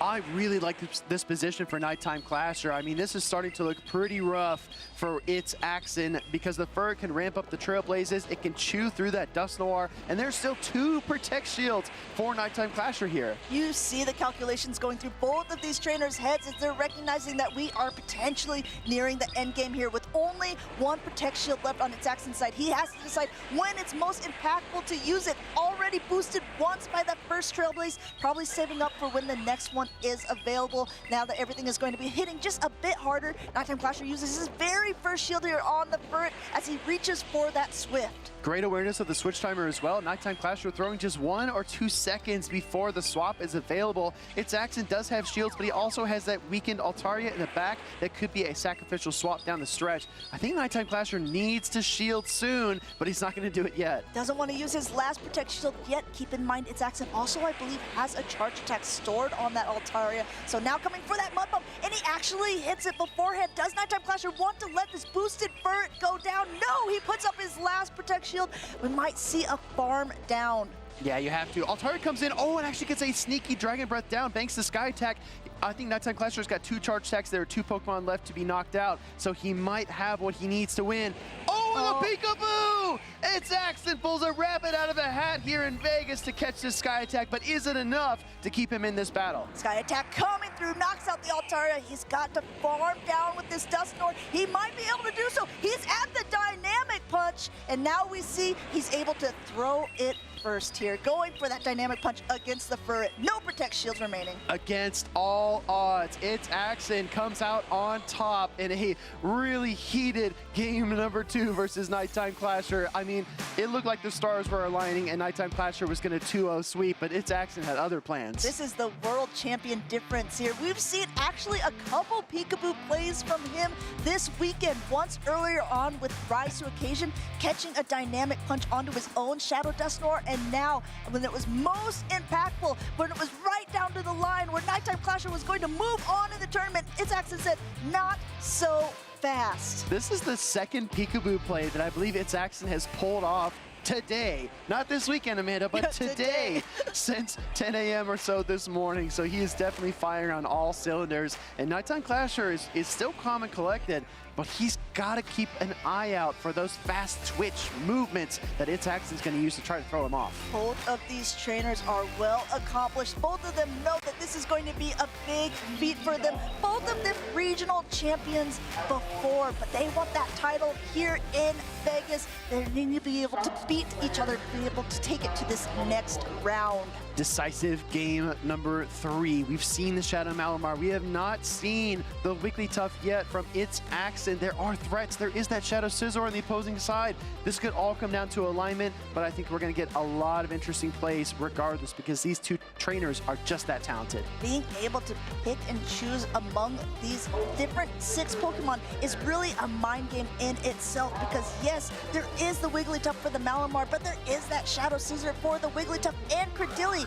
It's really going to be an interesting game as we jump right into this decisive game number 3. Furret on the side of Nighttime Clasher taking on its Axen's best buddy, Unova Stunfisk. We know that the Trailblaze is the charge attack of choice for the Furret, but this Stunfisk is just so much faster. Look at this. There's some risky business going on in the back here for its Axen. He said earlier on he doesn't bring Wigglytuff very often, but it is in this tournament for him. And there is that Shadow Scizor in the back. You catch a Trailblaze, it's now going to be a boosted for it, but all this energy goes nowhere. So heavily resisted, it barely does anything to that Altaria, and a key decision moment there. Nighttime Clasher choosing to send out the Unova Stunfisk instead of the Scizor. Was that a 5-head 3D underwater chess play? Well, Nighttime Clasher is an amazing chess player, so it could be, but its accent also had some great understanding saying, okay, if there is a Shadow Scissor, which Nighttime Clasher has brought multiple times before, I need to lure that out. I need to make sure that my Wigglytuff in the back is not aligned to it here. So he opted for a great play, keeping his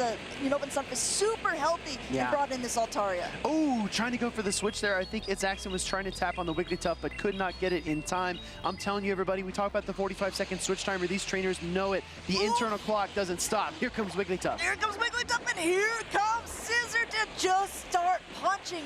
Wigglytuff does have a little bit of an energy advantage, but the Scissor is going to be able to just melt through this fairy-type Pokemon. Yeah, those red metallic pincers are just grinding through this fairy-type Wigglytuff. In spite of the icy wind, that might even feed it more farm. And now a loaded Scizor has to contend with that Unova Stunfisk that you mentioned earlier. Unova Stunfisk comes back in. It's the best counter for that Scizor right now. Puts up a Protect Shield because there's still a lot of health, even though this is that first Trailblaze. He knows that there's another one coming right away. We might see a 2-shield and an aggressive farm down by its accent. And you know what? If Nighttime Clasher sees that coming, he might even pivot out to avoid giving that Unova Stunfisk any more energy. He's reaching for the Fur. He does get there, but a couple more Thunder Shocks get through, so its accent does have a hefty energy lead. He has an energy lead, but he is at a shield deficit. No shields left on its accent side. Still 2 remaining on Nighttime Clashers. Throwing another Mud Bomb right before the Swift is available. Its accent's counting is impeccable. Will Nighttime Clasher want to shield up this Fur? Let's it go! Wow, actually putting it all on the back of his own Unova Stunfisk. There's the Altaria in the back. We might see a catch and a swap here from its accent, but not quite yet. He needs to pick his moment perfectly if he's going to pull this off. He has no Protect Shields. Now Nighttime Clasher is down to 1. He does have a Mud Bomb and half loaded maximum energy. He doesn't want anything catching. Look at how much more Thunder Shocks he went through before throwing this Mud Bomb. Didn't want the Mud Bomb to get caught on the Altaria at any cost. Are we going to get a back-to-back? Does he throw immediately? Does he swap? He doesn't throw. He holds the energy, and that was the key. Nighttime Clasher could have gone back-to-back, but instead, its accent sends out the Altaria and doesn't catch the charge attack. Oh, actually choosing to shield the Sky Attack. Wow, Sky Attack bait there a little bit more energy efficient. But now at this stage, all of this energy is on the Unova Stunfisk here. No Protect Shields remaining. Discharge for the Altaria. Reaches up to the sky. Mud Bomb. No. Whoa, actually, hold on. Tries to go charge attack priority. This could be it, guys. We don't know who wins. Charge attack priority. It's accent. Makes a swap that he probably didn't need to. Nighttime Clasher overthinks in the final moment, and its accent kicks the door open to take this series 2-1. Its accent, both times he's had this amazing win against his opponent, has come down to the absolute wire. Just when you think it's over for this world champion, he keeps going, he keeps moving, and he is progressing into losers round 4. Our friends in the Pokemon trading card game know this better than almost anyone, but we're in Las Vegas. Sometimes you don't get the best hand to start, but if you pull the right card, you can make some magic work. And we saw Axon do that not once, but twice. The Peekaboo play earlier on in the series, and then that decisive charge attack priority tie in game number 3. What an outstanding performance. Its accent was a king and an ace there. He was able to take those games away from Nighttime Clasher, continuing on in the tournament. Such good wherewithal. Even such a risky play here, bringing in this Wigglytuff, and it's getting met by its hardest counter. Its accent didn't give up. He managed to grind through this whole entire game. And I just think that shows you can never give up when you're in battle. Its accent probably was saying, give me the Malamar, give me the Altaria, heck, give me the Corviknight, give me anything but Shadow Scizor. And even though Nighttime Clasher had it and he threw everything he could at its accent, our world champ came out on top when it was all said and done. It was looking bleak for him. Nighttime Clasher had a 2-shield advantage. He had an energy advantage. He had all of the cards in his hand, but at the very last moment, he had that discharge ready to go. Yeah, right there. I mean, I would have expected Nighttime Clasher to fire the discharge, put himself behind, but this play right here, going to the Scizor when he didn't need to. He just gave the extra Thunder Shock to the Unova Stunfisk, and its accent realized that at that point, he had it locked down. And you could see its accent's face go from a little bit of recognizing he could have been defeated to a, wait a moment here. let me cook. I think I have a chance. That's one of the biggest challenges of competitive Pokemon Go PvP, because the game lasts maybe 3.5 minutes, maybe 4 minutes, right? And you're keeping count, you're keeping track, you're trying to keep your turn intervals. Nighttime Clasher was off by 1 second. If you miscount 1 second out of 3.5 minutes, nobody can fault you. But at this level, you have to be dialed in from beginning to end. Nighttime Clasher blinked 1 time, and that was enough. It's a heartbreaking loss for Nighttime Clasher, but I hope that he can be so proud of the run that he did so far. He competed in that cup that was yesterday before the tournament started, and he also top cut in that. He's top cut in the actual Las Vegas Regional Championship. So congratulations to him. But in the end, it's Axon just being as resilient as he is, was able to pull through in those matches. As resilient as ever, right? I mean, we talk about the quote-unquote world champ curse, where a trainer will win the world championships, and then the next event they play, they don't even make day number 2. It's Axon did take a step back from the championship series for almost a year, but then he was reinvigorated, re-energized, came back, started winning just like we know him to, winning Portland, winning NAIC, coming into Worlds in top form, and now starting the 2026 season, he's on the right foot. He is on the right foot, and he is down with Jim Lawful Good on the floor. So let's go ahead and kick it over to an interview. Thanks, Amanda and Will. Jim Lawful Good here with Master Axon, fresh off his very close 2-1 victory. One of the biggest nail biters that I've probably seen the entire tournament. I just got to ask you, how are you feeling when you felt that, hey, I'm just a hair away from my tournament being over? How did you recover from that? Yeah, I mean, I thought that Nighttime had me dead to rights there in that last game. I had my Wiggly against his Caesar. I was getting RPS throughout the whole game. And I mean, I think I kind of lucked out because I knew I had a Mud Bomb at the end. I think he thought that I had a Mud Bomb at the end, so he tried to catch it. But, you know, sometimes when it's in those high-stakes situations, you just have to keep tapping and hope that you tap better than they do. Absolutely, and certainly a little bit of luck on your side, we can say, for that one. But your tournament dreams are still alive. You did fall to Rise to occasion a little bit earlier, but one of the things that I'm looking at is some of the other trainers that are making their way through the losers bracket. Sceptile Ice did just win his match. I think you guys are now 1 match away from seeing each other again. Is there anyone that you want to see, or you just take it 1 game at a time? You know, I really want to get a match against Junebug at some point, but I mean, he's way up on the winner's side. I'm way down the loser's side, so it'll be a bit till I could get there, but I would love to fight Junebug. I've been to so many events at the same time as him. I've never fought him, so I would love to be able to here. Well, Axon, you have reached the pinnacle of Pokemon Go before, former world champ. Do you have any goals still at this point? What's the 2026 season looking like for you in terms of goals? Yeah, I mean, at this point, just get my Worlds invite again. I mean, this is my first tournament of the season, and at this point, I got a decent amount of points, so it's a good start. I'm doing LAIC next week, too, so I wouldn't mind doing well there. Maybe if I do well enough, I could get a travel stipend for EUIC, so we'll see. I wouldn't mind going to some bigger tournaments here in the future, but Vegas, LAIC, like, these two are massive, so I guess I just got to play what's ahead of me right now. Any comments on your signature Pokemon Wigglytuff, by the way? Dude, I love Wigglytuff. Everyone use Wigglytuff. It's so good. All right, well, thank you, Axon. Any shout-outs or thank yous that you want to say? Yeah, big shout-out to my mom and my sister, and to all my family and friends watching, my teammates at Legends United, and yeah, shout-out to you, Wholesome, as well. Thank you, Axon. That's all we have for now, though. Back to the casters.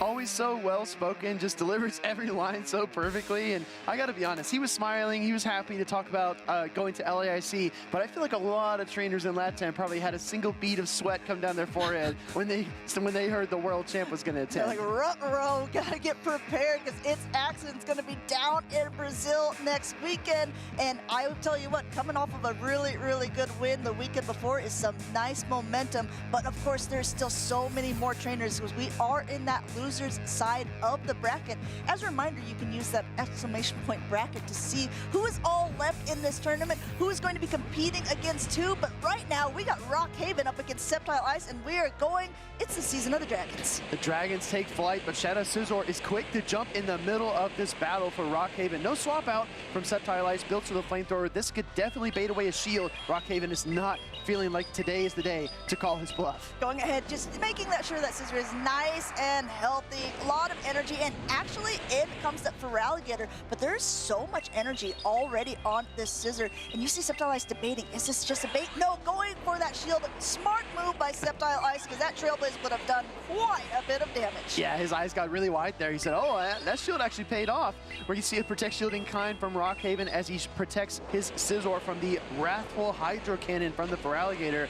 Do we see another Trailblaze here? I think so. So if you're counting, you know that Rockhaven used a Protect Shield already on that Sky Attack. Now he's used Protect Shield on the Hydro Cannon. None remaining. Scizor has energy. No shields remaining on either side of Sceptile Ice. Keeps that Feraligatr healthy. Rockhaven tries to catch attack on his Azumarill, but now the Feraligatr is just getting a ton of energy, and you see him swap out to that Scizor of his own. Yeah, I'm a little surprised to not see Sceptile Ice throw there because he knows the Scizor wins his charge attack priority, and the Feraligatr had the Hydro Cannon. That was a very well-intentioned catch by Rockhaven, but Sceptile Ice is so calm here in this situation. Going ahead, throwing the Play Rough. It is not very effective, but it is going to do some nice, meaningful chip damage. Meanwhile, on the other side here, this Trailblaze coming through of the Shadow Scizor is going to do a decent chunk to the Azumarill, knocking it down to the red. Yeah, that is a potent Trailblaze. That high attack Scizor just rips through opponent's HP, but the Ice Beam from the Azumarill is going to be more than enough to pick up the KO. The question is, what does Sceptile Ice do now? I mean, the thing is, Azumarill is so good against this Altaria in the back, and actually against the regular Feraligatr, because the Hydro Cannons don't hit as hard. But when it's this low, there's just not much to do. Rockhaven swaps back into his own Shadow Scizor, has a Night Slash all ready to go. No Protect Shields. That means this Altaria is going to have to take it all. Absolutely adore that play to bring in the Altaria versus the Azumarill. You're going to force a swap out when you do that, and it does put Rockhaven in a tough situation. Now he's got an energy-loaded Altaria and a Feraligatr that is itching to fire an Ice Beam into that Goodra. There are a lot of obstacles he needs to overcome here. Not only that, the switch timers are completely misaligned since Rockhaven swapped in there. There was no potential catch for him. He's got to take this Sky Attack onto the Goodra. At least Goodra was super healthy to begin with, but now a combination play. Sceptile Ice has an Ice Beam loaded. Yeah, exactly. Feraligatr, Tooth and Claw, Ice Beam connects, Goodra faints, in comes the Azumarill, and it's got nothing left.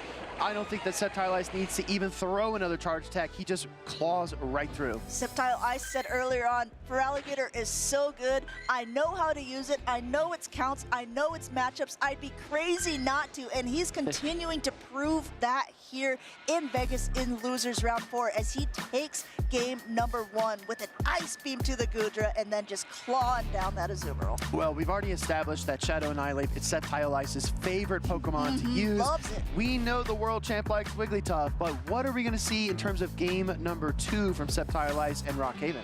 I mean, I tell you what, I know that Bastiodon has been doing so well for North America in the past 2 regionals. It is on Rockhaven's team, but when you have a team like Sceptile Ice with a Shadow Kanto Marowak that completely mudslap you down with counters from that Shadow Annihilate, I think that also the Feraligatr with the Hydro Cannons, I think that's just going to be bench pressure, and it's not even pressure. Sceptile Ice really had that game from the beginning there, being able to just heavily manage that heavy damage. Yeah, I agree. I think there is a couple of situations that Rockhaven could gain some leverage, but it's tough. It's really difficult to line things up perfectly, especially when your opponent is game planning for every potential scenario. So Rockhaven's tournament is on the line here. Losers round 4, that's super impressive. Sceptile Ice, though, wants more. He wants a 2-0 sweep here, and he wants to continue. You know, I'm actually kind of surprised, I guess, that they didn't bring that Kanto Marowak because Shadow Scizor is pretty good, and you know that that is most likely coming. But there's also been so many ways to negate it. One of them is that Feraligatr, and you see it in the lead. You see Sceptile Ice nodding his head. He's happy with this alignment. Rockhaven staying in it, getting some energy. We saw them play this out in that middle matchup of game number 1. Yeah, you know the Scizor is going to have a higher attack stat. It's going to win the charge attack priority, but the Feraligatr in even energy, even shields is very formidable versus the Scizor. And you notice that it looks like Sceptile Ice did not even bother throwing his charge attack right away, even waited to turn there before throwing the Hydro Cannon. Didn't want to call on something like that Azumarill that could be potentially coming in. Gets the Protect Shield off of Rockhaven as well. There's still shield parity, but now this Feraligatr is a little bit ahead, going for this Night Slash and no Protect Shield on Sceptile Ice's side. No, it's not a Trailblaze. Sceptile Ice can withstand the Night Slash. Feraligatr is likely to get to another Hydro Cannon here on the charge attack priority. Does Rockhaven use that fire final shield this early in a decisive game. Yes, he does. He wants that alignment, I guess, going ahead and will bullet punch down. So what he is going to be able to make up with that, he does lose in shields. Now it's a big decision by Sceptile Ice. What's coming into this very low health Shadow Scissor? It's going to be the Altaria! Yeah, I feel like if you bring in the Scizor, you have to shield in kind, and Sceptile Ice wants to bank on that Scizor with the shield advantage to close out this game. So he's going to let his Altaria take some punishment here. A little Night Slash here, Night Slash there. Here But and there, now, everywhere, Night Slash. now he reaches for the Scizor of his own, and he does get the bullet punch down. So actually, Rockhaven has seen the entire team, and he sees how good his Azumarill is in the back against that Altaria that already has been shown. This Air Cutter Corviknight being able to do some nice fast attack damage, also being able to potentially boost that with these Air Cutters that come so quickly here. Rockhaven looks like he's in an incredible position. Sceptile Ice doing everything he can, going for another Night Slash, hoping for a boost. You can see Sceptile Ice kind of shaking his head. He wanted to throw the Night Slash earlier. He did not want to see a Corviknight, and he really would like a boost here. That would help him a lot, but Scizor may or may not abide. Second Night Slash comes through, and Scizor stays the same level. Same level and about to be dropped down in health as yet another Air Cutter goes through here. No Protect Shields remaining. It does a nice amount of damage and an immediate pivot out by both of these trainers. Azumarill, hello, meet your friend Altaria, the most popular dragon in this meta. You could rewind all the way back to 2018, 2019, and you would see this matchup on screen. Azumarill and Altaria, two of the titans of the Open Great League, facing off here, and although the meta's changed, that matchup stayed the same. Rockhaven not even bothering to build up a little extra energy, knew that that Scissor was so low because that Air Cutter connected, and just said, okay, I'm at the Ice Beam, goodbye Altaria. You are stuck in this matchup, we simultaneously swapped. I want to go to a decisive game number 3.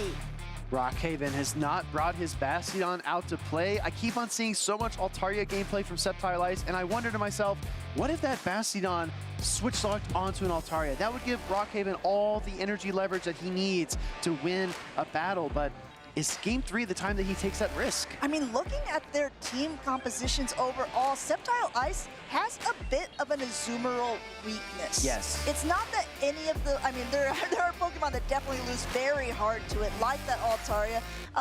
Annihilate, if it's even energy, doesn't do so great. Really, the only thing that can hit hard is the Trailblaze from that Scissor. So, of course, I think we're going to see that almost every game. I definitely agree. I think we will see Trailblaze hit here and there, and the question becomes, when the shields go down, what can stop the Azumarill? Like you said, it's got such great coverage, play rough into the fighting types, it's got water coverage for that Shadow Kenta Marowak, it's got ice coverage for the dragons. Such a powerful pick, but that's the thing too, like Sceptile Ice can't get too fixated on a single Pokemon or he leaves himself open to other threats. Exactly true, and this is the point, but it really matters. Sceptile Ice took game number 1. Rockhaven snatched back that second game, and now this next game will decide who continues on here in Vegas. We have a lock-in by one of the trainers. We'll have to see, taking just a couple more seconds to decide, how is my opponent going to play this out? You see the two of them nodding. They're going to get ready to get into this decisive Game 3 battle. Elimination game. It's been a fun weekend, but somebody's luck is about to run out. Losers round 4, Rockhaven on the left, Sceptile Ice on the right. Let's see how this all shakes out. And it looks like as we jump into it here, yet again, we have the Shadow Scissor up against that Feraligatr. Last time we saw Sceptile Ice going ahead and charging up a little bit of extra energy, knowing that he doesn't win that charge attack priority. This time, they both throw right on it. No Protect Shield used for that first time from Sceptile Ice, as he knows this is just a Night Slash. This is not going to be that potential Trailblaze. Changing up the approach, maybe trying to throw each other off, and they both kind of lockstepped into that charge attack priority tie. But let's look at the back lines as well. The Shadow Kenta Marowak, a curious call, but he switches it in now. Sceptile Ice applying pressure quickly. Now coming in with the Goodra to negate it here. Goodra is going to be able to reach an Aqua Tail quite quickly, and Dragon Breath, though not as oppressive as it was before, will still apply some damage. But Sceptile Ice has so much energy already loaded. Bone Club connects there, knocks that Gudra down to the low yellow, just continuing to charge up. Great timing by Rockhaven, throwing right before this next attack is available. Amanda, I'm flabbergasted. I can tell. I'm flabbergasted. You see Sceptile Ice bringing the Shadow Kit to Marowak, and Rockhaven responds with the Gudra. Maybe he thought Sceptile Ice was trying to bring out the Azumarill, but that Scizor is now in a great position to try to win this game for Sceptile Ice. He's probably got a shield though, because it cannot take much punishment. That Thunder Punch would have done a nice chunk of damage, but now getting in some extra energy. Coming in with his own scissors, just wants to try to do a little bit back here, but only one Protect Shield remaining. Rockhaven uses it here, wants to get that scissor on the other side as low as possible. Does he try to catch a Night Slash on Feraligatr? No, actually stays in the matchup. Is this the most impactful charge attack from here on out? Sceptile Ice says yes. He's going to protect the Scizor. This is the thing. Sceptile Ice knows how good that Azumarill is on Rockhaven's side. He's got to think that it's going to be in there. Rockhaven tries to catch, but you see Sceptile Ice nodding, saying, yes, this is exactly what I wanted to see come in. Here's the thing. Rockhaven realized he was going to get farmed down, but he gave 3 bullet punches over to that Shadow Scizor of Sceptile Ice. This Azumarill 2 bubbles away from the Ice Beam, so he's probably going to need to switch and catch. Goes for the Feraligatr, doesn't fall for the catch. Oh, wow. Both of these trainers know exactly what they need to do. Going for that play rough, you have to at this stage. Not sure that Ice Beam would be enough, but this is still so close here. Great. Undercharge? Undercharge? Maybe trying to get a bubble, but doesn't do it. In comes the Scizor, it gets the Night Slash. The question is this gonna be enough? This is no longer a boosted Scizor. This is just a regular Night Slash, which doesn't do much damage to the Azumarill. It's not quite enough. Another bubble goes through, but no! There's still such little health. It looks like Sceptile Ice is maintaining. No! A tie here in Game 3, losers round 4. Sceptile Ice and Rockhaven. Neither one of these trainers wants to go home just yet. Both of these trainers recognizing their win conditions and also recognizing, you know what, my win condition just might be a tie condition on this scenario. Hey, I mean, as a famous group once saying, just stay alive, and that's what Rockhaven and Sceptile Ice are doing here. That's right, both of these guys turning into Bee Gees. Exactly, here in Nevada. Going into game number 3, I thought the Shadow Kit to Marowak was such a curious call from Sceptile Ice there, but it actually paid dividends, and I thought Sceptile Ice had Rockhaven fooled, but he came through in the end. Rockhaven recognized what he needed to do, but so did Sceptile Ice. You saw both of these trainers playing exactly to their win conditions. Sceptile Ice would have lost if he was able to throw that Night Slash. Rockhaven tried to catch, and then Sceptile Ice tried to catch with that Feraligatr, unable to do so. Look how close this game was. So close that it became a tie, completely wiped off the map as we're going to yet another decisive Game 3. I think if Rockhaven can count on anything, he can count on Shadow Scizor showing up to this game number 3. That Pokemon has been so key for Sceptile Ice as we get the slow-mo replay on the double knockout. Shout out to Chucky in the back. What an incredible look at a very close nail-biter of a game. And I think both of those trainers too, if you were to ask either one of them, do you think you win? Their honest answer would have been, I don't know. I just gotta keep tapping.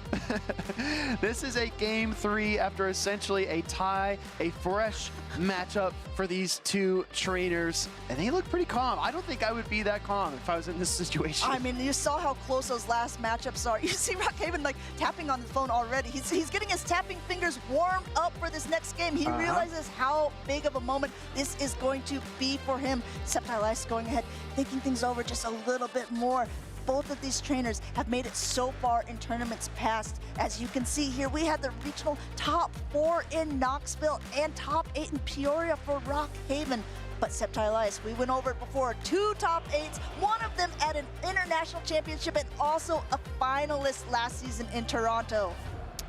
He's had lots of accomplishments, but a lot of people like to ask, what have you done for me lately? Sceptile Ice trying to take home this victory. Rockhaven trying to stay in the Las Vegas Regional Championships. Game 3, the table is set. Let's turn the cards over. Going ahead, now we see that Gudra that we saw last game up against that Shadow Annihilate coming back in for Sceptile Ice. It's done wonders for him in the past, but how does it do with something that paces as quickly as this Gudra here? Aqua Tail coming through, no Protect Shield by Sceptile Ice. Very well said. The Annihilate's known for that counter damage. It's not quite as fast as the Primeape, but the Ice Punch would be devastating. What a shield call early on by Rockhaven. Rockhaven shields up that Ice Punch. That means that this Annihilate is not boosted, and then it's quick pivot out into the Scissor, which is a good answer overall to the Goodra, but Goodra already has quite a bit of energy, throwing another attack, an Aqua Tail, and Sceptile Ice chooses to use his Protect Shield here. Yeah, Goodra does not want to leave that matchup empty-handed. Now it's shield parity. This Corviknight has a very palatable matchup against the Bug Steel type.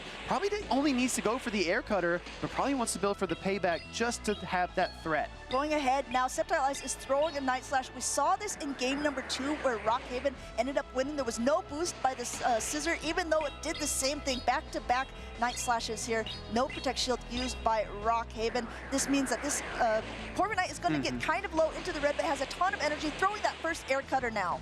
Air Cutter fired off here. Sceptile Ice, a decision to make. This has been his key Pokemon, his most valuable pick in this series. He lets that charge attack connect, and the boost comes through. The sand attacks are impressive, but they're not enough to pick up the KO. Forces more energy out of the Corviknight. Great timing there by Rockhaven. Didn't want to get potentially Bullet Punch down or even have to use a shield there, so that down goes the Scissor. And an immediate pivot by both of the trainers here. In comes the Feraligatr, and now a catch onto this Annihilate. Wonderful counting by Sceptile Ice. Beautiful catch, beautiful swap there. The Aqua Tail is so fast on the Goodra, but Sceptile Ice is locked in here. Does allow the farm down. However, he has that Feraligatr with the Protect Shield. Does he get a full Shadow Claw down? I think he does. 4 Shadow Claws. Can't quite rip it. Is this a Thunder Punch? Is this an Aqua Tail? Biggest call of the series. Sceptile Ice. Ice water in his veins calls the Aqua Tail. Not very effective. The Goodra goes down. Now we're going to see that there is a Azumarill coming in. Sceptile Ice puts his head in his hands, but he keeps tapping here. Feraligatr has a ton of energy. This is the same type attack bonus. Though it's not very effective, it is going to start adding up, and there is a shield to hide behind. Azumarill paces so slow. Rockhaven tries to catch and still ends up catching. Rockhaven at the most unconventional time throws out that Corviknight to soak an entire Hydro Cannon, and with that, the hopes of winning this game might have just gone down the drain for Sceptile Ice. Rockhaven is stone cold here, knows exactly how to play out these matches, doesn't even use a shield here, even though this is going to be connecting. This Hydro Cannon is loaded. This Azumarill barely knocked down to the yellow, goes for an Ice Beam here, and you see Sceptile Ice not even clicking his shield. Yeah, exactly. Sceptile Ice. He says sometimes the house wins, and he's going to go ahead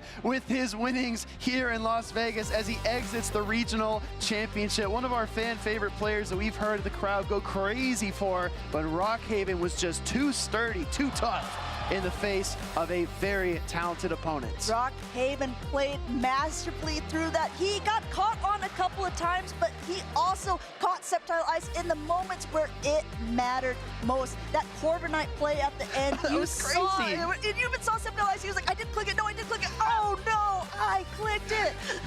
It's so funny because you see the conventional timing, right? The conventional timing of a catch was there, and Rockhaven knew that that's where Sceptile Ice's focus would be. So he says, I'm not going to throw it when most trainers would expect. I'm going to go just a half second after that, and I'm going to scramble his brains, right? And he did exactly that. So Rockhaven, what a fantastic display of skill, right? In the face of a very high-stakes match. And look at the Sceptile Ice, too.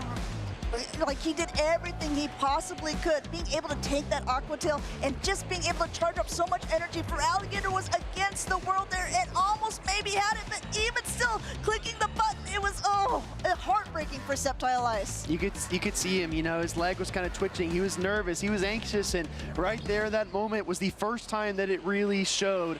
He cared so much to try to win that series, but Rockhaven, like you said, stone cold. Just absolutely a firm pilot in the face of so many obstacles. Rockhaven had a chance to talk with him a little bit earlier on, and he was using a lot of Pokemon as bench pressure, like that Bastiodon, different picks that he thought was going to be super strong in this meta. And he did say, although all the opponents were mostly using Altaria, he thought Goodra was a better pick. And look how much that Goodra did for him in both of those games. Exactly. Seeing Goodra this deep in the Las Vegas bracket is definitely a treat. We have many, many more battles yet to go. So tell your friends, tell all your Pokemon GO PvP players, get in here, come and watch the stream. And there's a lot more to do here at the event as well. Let's check out Butters playing a game with some competitors, and we'll be right back after this. Welcome, trainers. We're here at the Las Vegas Regional Championships, and we're going to see if luck is on these trainers' side with a special game called Lucky Leads. I have Athy, Roast Beef, and Nighttime Clasher. They each have a plushie which represents their lead Pokemon. In this bag of Trubbish is other Pokemon that are relevant in Open Great League, top Pokemon, as you would say. And each trainer will pick a Pokemon out of this bag, and they need to explain whether they win or lose the lead or it's neutral. You win the lead, you get 1 point. You lose the lead, you lose half a point. And if it's neutral, nothing happens. And the important thing here is you can't be biased to your plushie here. You have to be honest, because the first place competitor will get a prize or get to choose from a prize box, but also who gives the best explanations will also win a prize in this challenge. So whoever gets over 3 points will win it all, and whoever gives the best explanations will also get to choose a prize. Let's get it started. First off, Athy, what are the attacks on your lead Pokemon? I'm gonna go with Dragon Breath, Sky Attack, and Flamethrower. It's the most common moveset right now, so I think it's the safest. Hopefully I'm right. Let's see how it's gonna go. Let's see if luck's on your side. All right, go ahead and pick a Pokemon and explain what happens. Malamar. I think this is a pretty neutral matchup. I'm not like super familiar with this specific type. I haven't fought too many Malamar on my Altaria. I don't have Moonblast. I'm gonna say it's really neutral. I'm sure it could change how the shield scenarios go, but we're both throwing all neutral attacks in this matchup, and we have very similar pacing. So yeah, we're gonna have to see how it goes there. I love that. That was honest to start us off. So you're at 0 points. All right, Roast Beef, go ahead, pick from the Trubbish bag here. And then I will tell you, yeah, go ahead, pick, and then go for your attacks on the Sableye. Let's see. Sorry, I was blocking a little bit. Okay, what attacks does your Sableye have? Shadow Sableye has Shadow Claw, Dazzling Gleam, and Foul Play. Okay, great. And what is your Pokemon, and how does this matchup go? Blastoise. I win because I outpace. Okay, fair enough. All right, well, you get a point then. All right, so 1 point to Roast Beef here. All right, and now we got Nighttime Clasher. Pick a Pokemon real quick, and then when I give it to you, explain the attacks on your Pokemon and then how this matchup goes. Sure, we have a Azumarill here, Bubble, Play Rough, and Ice Beam. You mentioned there was Bastiodon in the mix, but we don't even have your pump. It's okay. So let's take a look. We have Wiggly, Tough, and then I think this is pretty good for Azumarill, especially because the charms don't really do anything right now. You can pretty much just take them out with 2 moves, and it's very hard for them to charm you down. They might go for an Icy Wind angle sometimes. If you swap it into them, they might try to Icy Wind you and maybe get out of there. However, just generally, I definitely want to be the Azumarill here. You just have better moves overall. Okay, sounds like 1 point. So we got 1 point, 1 point, 0 points for the honesty over on this side. All right, Athy, go ahead and take your second Pokemon. What Pokemon was the matchup like? All right, so I've got Dunsparce here. You know, Dunsparce's attacks don't do too much damage. It's not the most attack-weighted Pokemon, but it's a rock type. Well, it's not a rock type, but it has Rollout and Rock Slide. So I'm going to say I don't win this matchup. You know, I do some damage, but obviously the rock type is going to be super effective in Altaria. It's got a rock type fast move and a rock type charge attack. So yeah, I'm going to say I lose this one. All right, -1, or no, -0.5, sorry. So luck has not been on your side so far, Athy. All right, Roast Beef, you're up next. Choose from the bag here. What is your Pokemon? How's the matchup go? Gastrodon. Sableye is glassy enough. It probably loses if they invest shields. I love it, the honesty here. So you're actually at half a point now because you won one and then you go down half a point. All right, Nighttime Clasher, you're up next. Let's see if the luck continues on the lucky leads here. We have Cradily. I think this one is, it's not fantastic in the lead. It's always better if you swap Azumarill and they counter with Cradily because you can obviously Ice Beam them first. I think in the lead, it's probably losing. However, it's not the worst, but definitely still losing overall. Ice Beam, you get to it just a little bit slower than their 2 Grass Knots, so it's not the best. Fair enough. All right, honesty again. 3 lost leads in a row here. Let's see if luck can be on Athy's side Go for the RPS in this third pick. All right, what do we got? Dusclops. I think that this is also, unfortunately, not the best matchup. Assuming that they have Ice Fudge. You know, it's double super effective on Altaria. It's a dragon and flying type. So Ice Punch doesn't one-shot. but I think it can take me into range where a Shadow Punch can knock out if I were to no-shield it, so I'm going to say I lose this matchup as well. All right, that's -1. Remember, one of these trainers needs to get the 3.5 to win. All right, up next, Roast Beef. Yeah, we just talked about Dusclops. Sorry, friend. Galarian Corsola. Sableye wins. Sableye probably has to go down more shields, but it will win. Yeah, luck is on your side there. That means you're at 1.5. All right, Nighttime Clasher. Before we get somewhere. Okay, let's see. We have Fortress. This is not fantastic for Azumarill. I think it's okay sometimes. Not in the lead though, because the Rock Tomb they get to in 17 Bug Bites right before your first play rough, which is 18 turns. So Azumarill definitely loses this one. Okay, so I think you're down to 0. So we got -0.5, 1.5, and 0 here. All right, let's turn it around here. We're gonna have to lower the point total maybe. Oh. Clodsire. Oh, this is really interesting because I think this depends on the moveset. What do I do in that situation? All right, you know what? It's Sludge Bomb and Earthquake. I think I can win this. I think I can win this with Sludge Bomb and Earthquake. I think Altaria has it's very similar pacing, but the Sludge Bomb just doesn't do as much damage, I believe, as the Sky Attack. So I think I can take the win, provided that they have that moveset. Okay, all right, that evens it up at 0. All right, let's see if Roast Beef can keep his luck going. Farce. It's Stone Edge. Anyway, Azu, all you have to do is land the Gleam. Azu never shields first, and then you go straight foul play, and you win with a lot of health left. They never land a move. Okay, I'm not the judge and jury here. I'm just asking if you win or lose the lead. So I'm gonna give. You win. If you go 2 shields, you're fine. Okay, all right. He 2-shielded it, so that means he has 2.5 points, just 1 point away. Nighttime Clasher.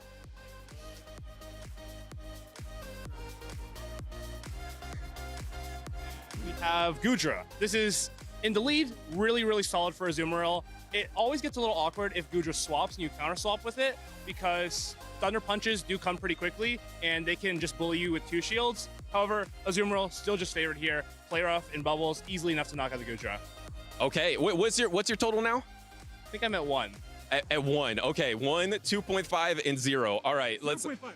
No, 0. I think you lost 2 leads. You lost 2 leads in a row. Oh, okay. We got an interesting one here too. Primeape. Yeah, this is also moveset dependent as well, I would say, right? I'm gonna say it has Ice Punch because I gave you the break on the other one, so it has Ice Punch. I think we still have play with our Altaria though, because I think we can still survive an Ice Punch if it's a non-shadow. And we can also shield, right? So I'm gonna say it's neutral still. Like that's why I'm not gonna say that I win with Ice Punch, but I think it comes down to bait calls there, right? Because if you no shield a Rage Fist, you're in a great position. And if you shield an Ice Punch, you might have a little bit more play as well. But they still have really, really great pacing as well. But because the Ice Punch doesn't quite one-shot, whereas the Sky Attack does, I'm gonna give the edge to a neutral matchup there. Okay, I'm gonna give you the point. Actually, I think you get 1 point there because I think you can win that matchup in some cases. All right, you're 1 point away. Can you get it right here? What is the Pokemon? Annihilate. All right. You just straight up win. Yeah. Okay, looks like luck was on Roast Beef's side here. I said I was gonna give a prize to the best explanations, but you know what? I'm gonna give a prize to everyone because Nighttime Clasher had amazing explanations, and I think Athy was the most honest. So he will also get a prize. You were half honest. No, you were honest, Roast Beef. Each of these trainers gonna be able to pick something from this box. Congratulations to these trainers, and we're gonna have to find out what luck will be on these trainers' side when they compete this weekend at the Las Vegas Regionals. Let's get back to the Pokemon action.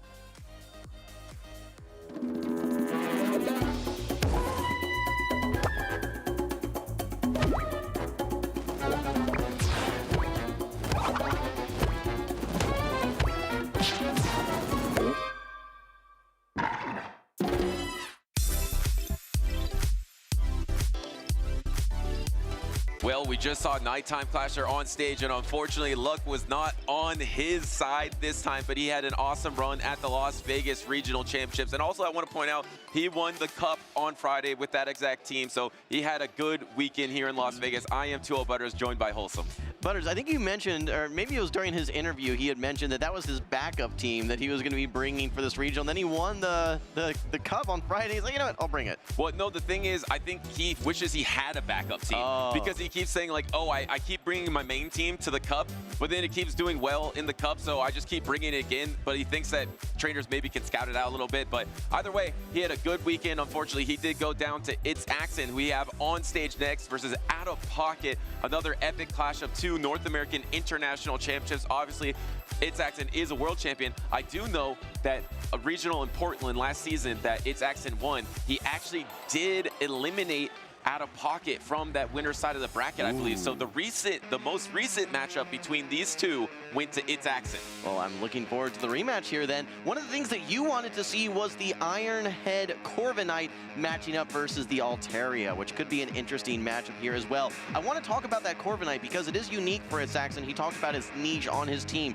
If you look at how it lines up overall versus Out of Pocket, it's probably the safest pick on his team. Right, I completely agree with that. And specifically to that matchup, like that you're mentioning, between the Corviknight and the Shadow Altaria, the good thing about that matchup is you get to the double Ironhead before the double Flamethrower. Because if you're trying to go straight payback, you actually get outpaced, and some trainers would have to go for an air cutter bait, which you're not really protect shielding on a Corviknight either way. So it does slightly improve the matchup versus Altaria, but Altaria continues to win all even shield situations, I think. I think that if It's Axon's going to be bringing Corviknight, he has to have an answer for Altaria and Steelix, though. And if you're looking at what that answer is going to be, I mean, probably your best bet is going to be maybe the Stunfisk. Of course, the Dust Noir has some pretty neutral play as well, but you have to have something that is neutral into those two picks, knowing that that's where Corviknight's going to struggle.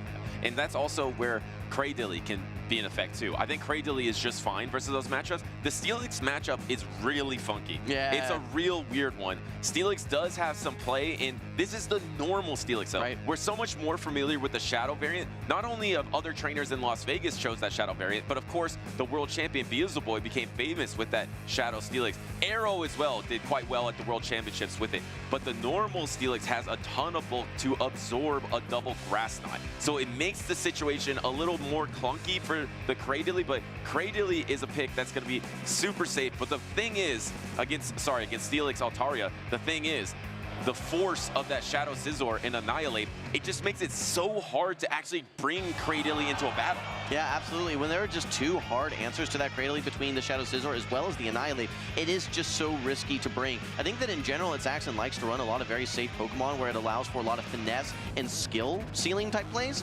We'll have to see where they end up. Guys, we're in losers round 4. It's Out of Pocket versus It's Axon, two of the top trainers in North America. Butters, take us into the battle. Shadow Altaria versus Shadow Dustnor here, a matchup that I'm not as familiar with because Shadow Altaria is a new addition to the Shadow Grunt pool here. But neutrally, it seems like it should be able to take a Shadow Punch, no problem. And I don't think that Dustnor wants to take a Sky Attack, so I think Altaria could easily pick up the zero Protect Shield situation. Well, Switch Advantage is super important for It's Axon here. He is bringing that Cradilly, and like we talked about, it is super, super risky, especially if there's that Shadow Annihilate. But in this case, the Shadow Scizor hanging around in the back. So no surprise to me here that It's Axon is shielding up the Sky Attack. But can this Altaria get to double Sky Attack? I don't think it can, and Out of Pocket knows that, so he swaps into the Scizor, already picked up the Protect Shield. It's going to give a Protect Shield back against the Shadow Dustnor, and it seems like it has to be the Unova Stunfisk that comes in to meet this Scizor, and now the Scizor is at a slight energy advantage, so you can get to double Trailblaze, but you're getting closer and closer to range of getting knocked out by Mud Bomb. Well, those Astonishes did so much work because they now put the Scizor in range where Mud Bomb is very, very close to knocking out, so that's very fortunate.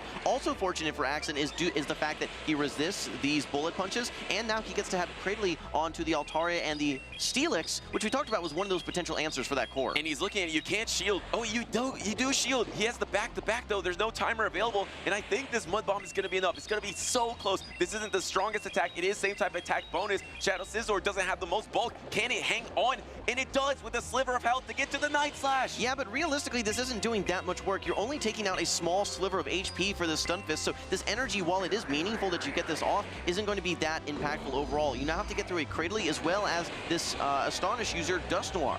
And the Dusknoir is going to be able to get to a charge attack before it's knocked out. Is there a swap here into the Altaria? It's Axen is pausing. No, actually just banking the energy and then swapping into the Cradily himself. And this is an Earthquake and Psychic Fangs Steelix. We didn't mention this earlier. A lot of Steelix run Crunch and Psychic Fangs, but this one has the harder hitting Earthquake. Yeah, not only is Out of Pocket not running the Shadow Steelix, but you're right, he's running Earthquake as well. A huge call by It's Axen. I wonder now, with this defense drop, are you in range that one Earthquake is going to be knocking you out? It seems very close at this point. I mean, and now the thing is, plus that Astonish damage into the Steelix, this Steelix is in range of double Grass Knot as well. So there is one protection remaining. You have to give it up right here, and it's properly called on the Earthquake. What a call by It's Axen. He does shield up this Earthquake. You are now so far away from reaching that next Earthquake. And catches the Grass Knot, though. I think It's Axen knows that he needs to knock out this Altaria, though. I think he would have preferred to probably farm it down. Keep in mind, he still has the Dynamic Punch loaded on his Pokemon. I think that you just outpace, you get to this Grass Knot before the Earthquake is reached. Right, and you have to, you're probably going to bank that. You don't want to swap and get hit by a fast attack and lose that Dynamic Punch.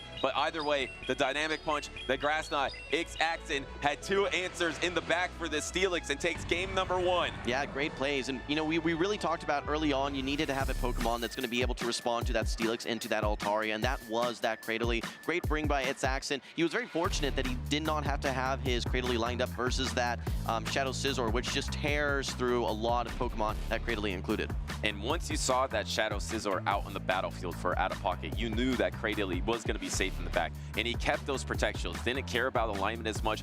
Once again, Shadow Dusknoir was my MVP pick for It's Axen in this tournament. He is heavily relying on it, even against a team that has a normal type in Wigglytuff. This Pokemon has been used over and over again to great success with It's Axen. I'm really interested how Out of Pocket adjust this. Do you over-respond? Do you bring 2 answers to the Cradily? Do you bring the Wigglytuff to try to counter the Shadow Dusknoir? It feels like It's Axen has such a foothold on this matchup right now. If Out of Pocket's going to be rotating, and if It's Axen rotates as well and brings that Corviknight, I think that Corviknight is going to have a lot of play, especially if it can get lined up versus the Gastrodon. Has quite a bit of play, especially if it can hide behind those shields. But the thing we need to remember is that it is running Iron Head, and he was talking about how it really wasn't a Wigglytuff answer when you're running Payback and Air Cutter. Actually loses in some of those situations. Now that he has Iron Head, it really flips that matchup quite a bit. And another thing I want to point out is It's Axen was heavily prepared for Steelix. I think he's expecting a lot of Steelix in his matchup. He brought his best 3 answers to counter that Steelix, so Steelix didn't really have anywhere to go.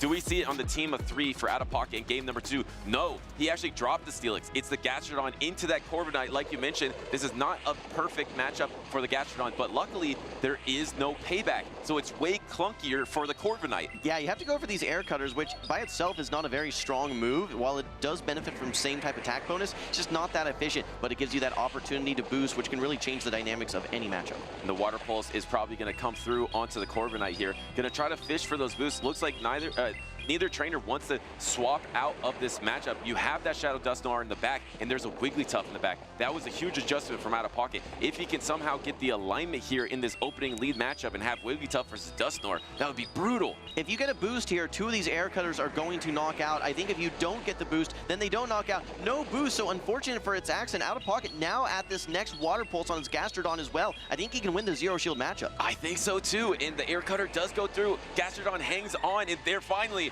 It's Axen does get the boost, but a little too late here. Does he give up the Protect Shield to ensure Shadow Dusknoir has a place to go? He does. Smartly calling that Out of Pocket might bring that Wigglytuff in the back, swap into Shadow Scizor, and now Shadow Scizor is in a position where this has been boosted, so he's actually going to Protect Shield on it. When you're making a hard swap like this, you probably think, okay, well, maybe you don't have a really hard answer to Corviknight. I wouldn't be surprised if he even stays in and forces him to throw energy, because he's going to be able to get to another Air Cutter. That's exactly what's happening. Throwing this Night Slash, trying to fish for a boost is Out of Pocket. Well, Corviknight and It's Axen actually got so much work out of that matchup. Even though you had to give up Protect Shield, you got the Protect Shield back, and you got to waste the energy from that Shadow Scizor, and the Shadow Scizor is kind of low. But Butters, look at what It's Axen just brought in. It's the Stun Fist. What that means is that the Shadow Dusknoir is now going to get a line versus the Wigglytuff. You thought that he was afraid of that Wigglytuff in the back in the lead matchup, and there is the Gastrodon swap with no health remaining, able to take that Mud Bomb, get knocked out, using it as a third Protect Shield in this battle. As Out of Pocket would say, ooh, mama, what a catch that we just saw there. Now it's Axon's really gonna have to get a lot of value out of this very low HP Stunfisk, and I don't even know if you're gonna get to the next charge attack. I'm not a professional lip reader, but I think it's Axon just said, I have Dusknoir, and Dusknoir is not gonna win against Wigglytuff. Out of Pocket is smiling right now because he knows that this matchup is unlosable for him, and he's actually gonna go for the Ice Wind, gets the Protect Shield. You have a Protect Shield if you are Out of Pocket as well, so you can Protect Shield on that Dynamic Punch, and you're getting to a lot of energy here, but Scizor does have some health remaining. Yeah, it's back-to-back Dynamic Punch. I think Out of Pocket does have the charge attack ready to go, but I think he realizes that, hey, I'm probably going to hang on versus this Dynamic Punch with just a little bit of HP. The Charm does go through. You're now in range that you can simply Bullet Punch down, but the Swift is loaded and ready to go. Game number 2 will be going to Out of Pocket, evening up the series 1-1. It's a tie series here in losers round number 4. They're going to clean it up in the end game with this Night Slash to make it official, but Out of Pocket is able to put a point on the board. It is now 1-1, and this is a best of 3. So loser will advance, and the winner will advance, and the loser will be eliminated from this tournament. And the key thing is, for both of these trainers, they're still trying to get qualified for the World Champions. It's very early on. A lot of them are going to be obviously competing throughout the season, but even though these are some huge names, they're not regional champions yet this season. That's right. We talked about goals for Saxon back in his interview, and he said his main goal was qualifying for the World Championship. The further that you can go in a tournament, obviously can really impact that. And I think a lot of these trainers, they're really trying to knock it out early season. They want to get that auto-qualify from the win, so they can just relax a little bit more and maybe try and not have that chip or that that monkey on their shoulder that you'll say.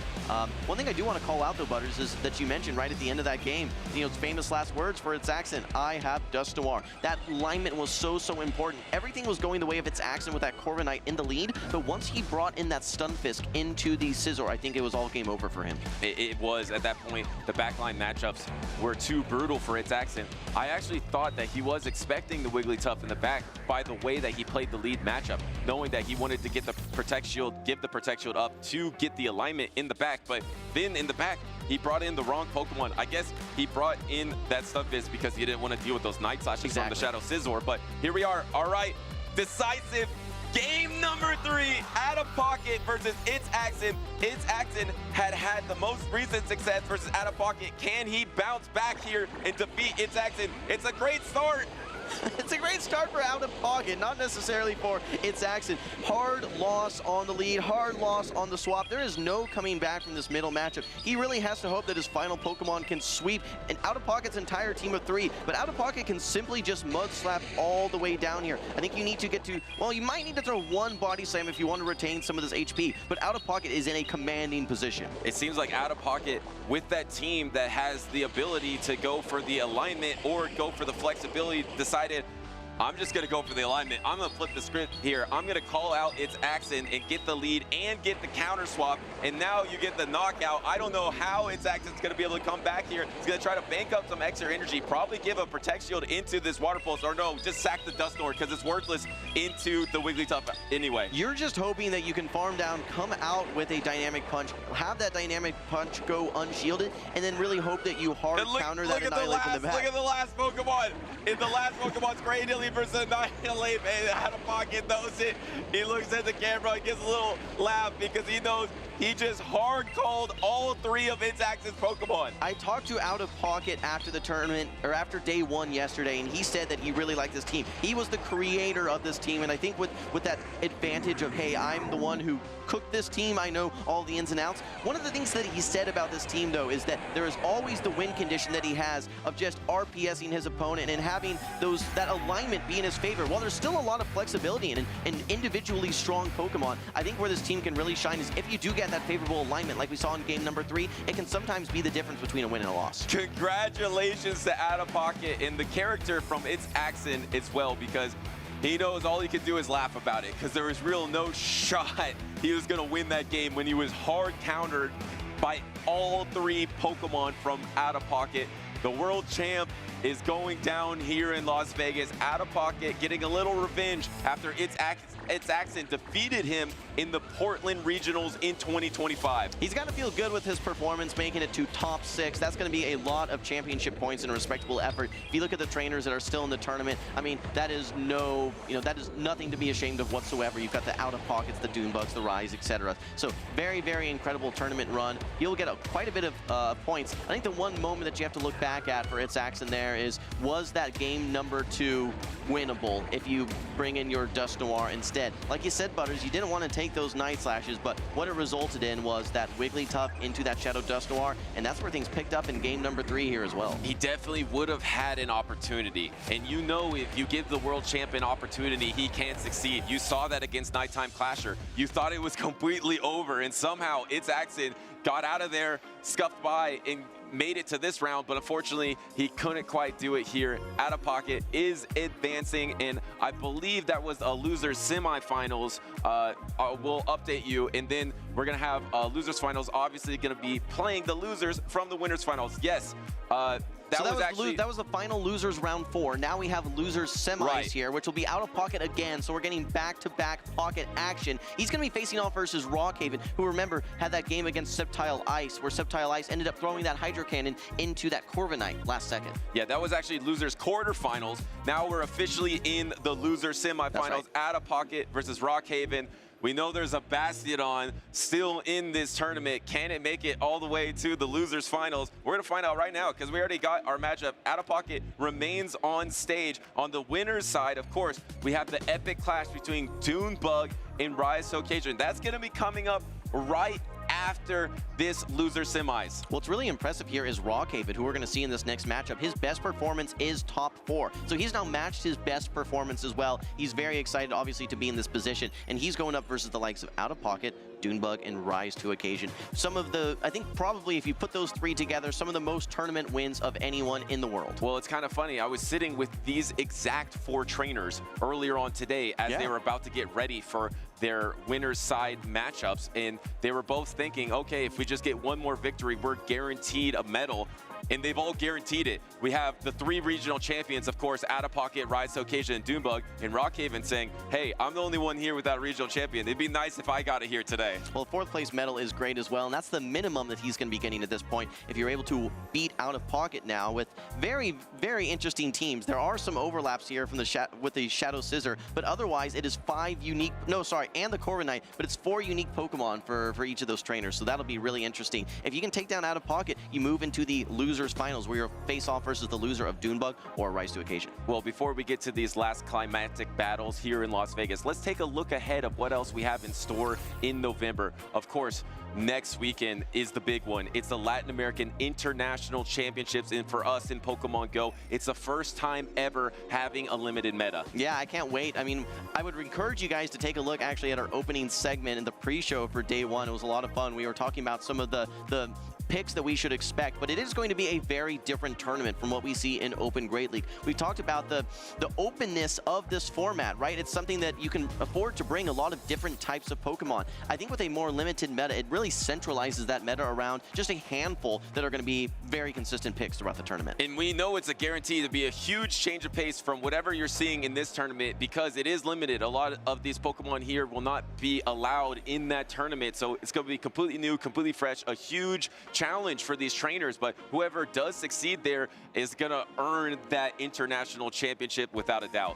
Well, before we get there, we still have some battles for Championship Sunday here in Las Vegas. Let's move over to the stage. We've got Out of Pocket versus Rockhaven. Again, we just saw Out of Pocket have a very close matchup versus its Accent 2-1 victory. He now needs to get through Rockhaven if he wants to try and make it to the losers finals. And let's focus a little bit on the Bastion matchup. That's just something I want to do. Whenever I see Bastion, I'm like, all right, how does it work against Out of Pocket's team? Out of Pocket has the Annihilate. That's not great for Bastion. Has the Gastrodon. Not great for Bastion. Has the Steelix with Earthquake. That's right. Not great for Bastion.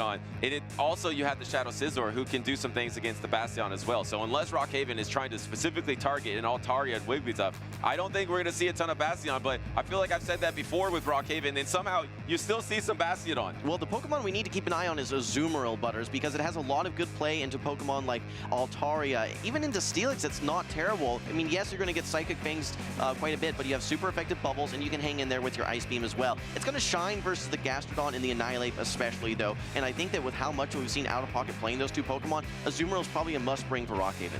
Let's get these losers semi started. We have the Shadow Scizor into the Goodra lead. How many times have we seen Rockhaven lead this Goodra?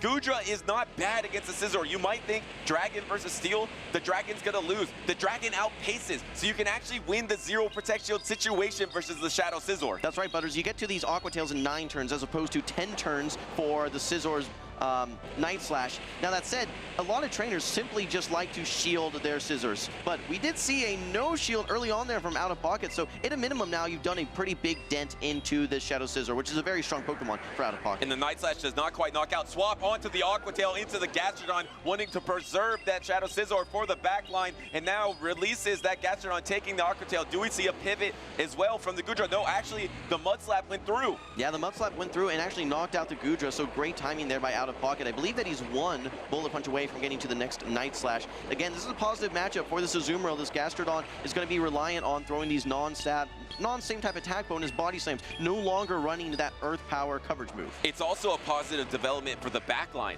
for Out of Pocket, because now he baits out the Azumarill. He has the backline of the Shadow Annihilate not facing that Azumarill. But if it does become 2 Protect Shields versus 2 Protect Shields, you have to be careful, because of the Mud Slap damage from that Shadow Kanto Marowak is really going to weigh on that Annihilate in the back. I think the non-Shadow Annihilate has a little bit more positive matchup because it can hang around a little bit longer and to get more boosted counters. But yeah, we have a simultaneous swap. It's the Shadow on Shadow action. I don't even know if Rockhaven's going to even go for any charge attacks here. You might just be singularly reliant on these Mud Slaps. Maybe you try and throw the Bone Club simply to try and stall the switch clock a little bit longer so you can bring back in the Azumarill at some point. Now it's going to be tough because you still have to knock out that Scizor in the back, so he does decide to go for a charge attack here. Going to try to get off both of these Bone Clubs. Here comes the Protect Shield from Out of Pocket. There is back-to-back Bone Club available. There's no timer remaining. Are you going to go for the back-to-back throwing on improper timing, letting a counter through here? But Rockhaven does get the second Protect Shield. Yeah, he didn't want to risk 2 counters knocking out and not getting that next Bone Club. He needs to get both Protect Shields. So yes, actually would have been able to throw on proper timing, may have been able to get 1 additional Mud Slap off, but no, all you need to do now is Rockhaven is survive this Rage Fist, bubble down, and then try and figure out a way that you knock out both of these last 2 Pokemon. It might be that you need 2 Ice Beams. And swap into the Scizor here. You don't have enough energy. You don't have enough. The Scizor's going to be able to farm down. Plus, the Scizor had energy, and Out of Pocket able to take that in-game, take game number 1. Yeah, a lot of fast attack pressure on that team of Out of Pocket between the counter user, Shadow Annihilate, and the Mud Slap user, Gastrodon, not to mention the Bullet Punch user, Shadow Scizor, just kind of bullying his way through that matchup with so much fast attack pressure. And it comes down to that beginning, right, where you swap out of that Aqua Tail onto the Shadow Scizor to take it on the Gastrodon, also get the Mud Slap through, knock out the Goodra, but Keeley keeping that Shadow Scizor around to have that fast attack damage in the back. I don't know how many times we've seen in this meta where there's 3, 4, 5 Pokemon available in the in-game with very low health margins. A Pokemon like Shadow Scizor that has a lot of fast attack pressure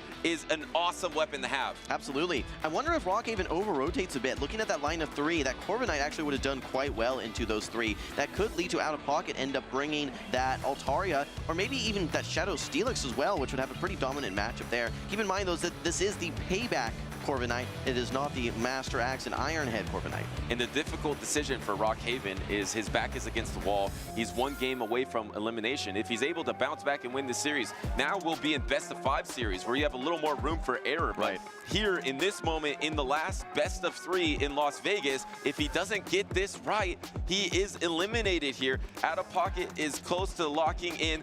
I think you might see the rotation, like you mentioned, from Rockhaven, because I feel like Out of Pocket felt very comfortable with exactly what he was bringing in that game number 1. Yeah, I think that you should expect an Altaria at this point. I think with the line that he ran, I think that would be the most logical thing to run next for Out of Pocket. So you need to bring something like either the Bastiodon or the Azumarill, which would be very good, but you have to have some sort of answer into that Shadow Scizor. The Shadow Scizor looks pretty great everywhere. Corviknight, pretty solid answer. Also, that Shadow Kanto Marowak could be an answer. That Goodra, it's a little awkward, just as we saw, right? Especially when you can pull off that play that we saw where you're doing that snipe, we can say, bringing in the Gastrodon to neutralize that that energy from the Goodra. I think there's a lot of creativity that Out of Pocket could pull out here. Let's see what he brings in game number 2. And Shadow Scissor was super impactful for Rockhaven all of his tournament run as well. We get fairy on fairy action in this game number 2. The Wigglytuff into the Azumarill, and it's Rockhaven this time with the Shadow Scissor in the backline. Gastrodon and Shadow Altaria for Out of Pocket. In my opinion, it's going to come down to shield management as well as the placement for this Shadow Altaria for Out of Pocket. If he's able to get the alignment versus that Shadow Kanto Marowak, I think it's going to be GG's. But if it gets aligned versus the Shadow Scizor, things get a little bit more dicey.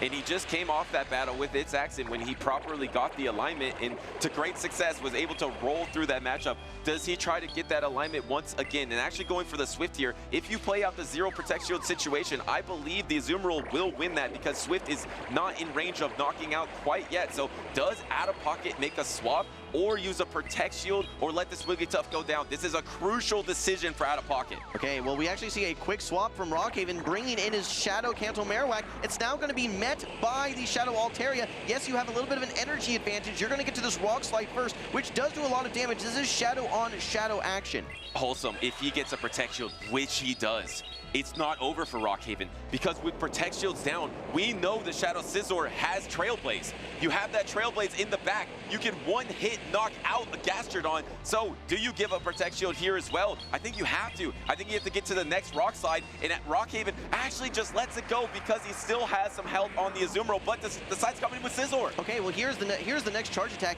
You don't even need to build to the Flamethrower at this point. You have to respect the neutral Sky attack as well. So first Protect Shield comes out. Butters, does Azumarill have a charge attack loaded? I don't know. I think it does. I think it does because it pivoted out of that matchup of the Wigglytuff, and it does. So now here comes the swap in the Gastrodon. Maybe he's trying to catch on a Night Slash, but instead he's going to be catching onto a Trailblaze. Out of Pocket knows it. He's going to have to give up his last protection of the battle. Ooh, he was considering it. You can see him thinking, am I going to use that Protect Shield? Am I not? I think you get to this next Trailblaze before you even get to a Body Slam. Yes, indeed. A lot of Mudslap damage has come through, but you're now going to knock out and be double boosted this Gastrodon. What a gamble from Out of Pocket, and it didn't pay out in a big way. That's a one-hit knockout from the Trailblaze. Plus, the Shadow Scizor is ramped up with a Protect Shield. These bullet punches are going to be doing so much damage. You can Protect Shield, just make your way through this Altaria as well. Wigglytuff through its energy. It has at most maybe 1 or 2 charms worth of energy. Meanwhile, you've got a full locked and loaded Azumarill ready with a Play Rep or an Ice Beam, but I think you can just simply bullet punch down. Yes, indeed, Rockhaven wins game number 2. And that's a full sweep for the Shadow Scizor, able to annihilate the back line from Out of Pocket,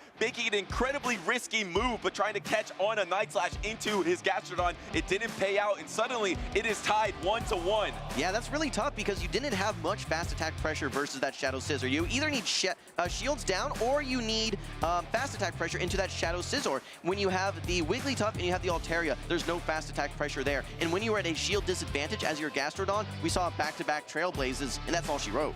What a unique strategy from Rockhaven, though. You actually called out that the Altaria would be a great change for Out of Pocket. Seems like Rockhaven did too. He actually safe swapped or pivoted into a Shadow Kanto Marowak, and you thought that would be awful for the Shadow Kanto Marowak because it was met by an Altaria. Well, but he knew it. Go ahead. Well, once he got that shield, which I think was very, very important, it set up that Scizor, which I think is exactly what you were going to say. And the thing is, there was also, I believe, a double charm from that Wigglytuff into that Shadow Kanto Marowak before he was able to swap out to the Altaria. Yeah. So you got a significant energy advantage with that Shadow Kanto Marowak, which made the shield from Out of Pocket even more likely. Once you got that shield, you knew you could sweep with Shadow Scizor. And actually, Shadow Scizor has probably been the MVP for Rockhaven this entire tournament. We've been focusing on the Bastion, but he's been winning battles with the Scizor. It's been such a strong Pokemon, and like we said, you need that fast attack pressure if you're going to be taking it out, which means you need to have something like the Gastrodon, or you need to have that Shadow Annihilate. What we've seen in the past is things like Shadow Kanto Marowak, and while the Mud Slaps from Gastrodon are still significant, they really don't add up quite as much. So if you're Out of Pocket and you're expecting that Shadow Scizor, you need to bring something like the Shadow Annihilate just to be able to shut it down with that very, very hard-hitting fast attack damage, or you have to find a way to strip away Protect Shields before you see it. Shadow Scizor just looks amazing for both trainers. It's so strong into the teams for both Rockhaven and Out of Pocket. It might be a Shadow Scizor showdown in this game number 3, but tournament on the line. Losers finals on the line. We're locked in to battle number 3 in this series. Once again, Rockhaven leans on his Goodra lead versus the Gastrodon.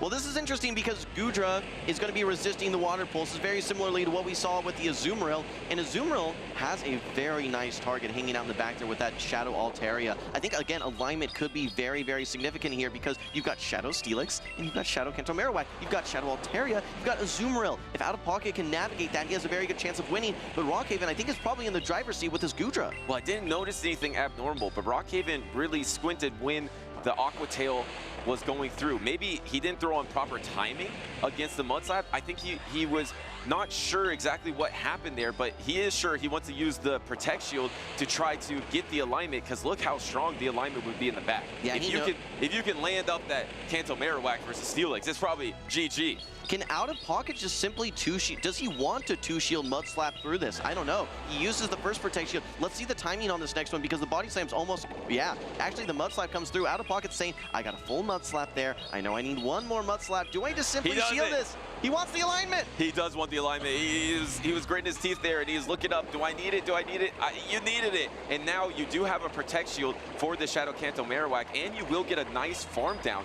You'll probably come in with the Steelix if you're Out of Pocket to soak up those Ice Beams, but if you can bank some energy on that Azumarill and get some sort of counter combo play, there's still a chance here for Rockhaven, even with the negative alignment. I think there's plenty of chance for Rockhaven because that Shadow Kanto Marowak can hit super effective versus both back remaining Pokemon.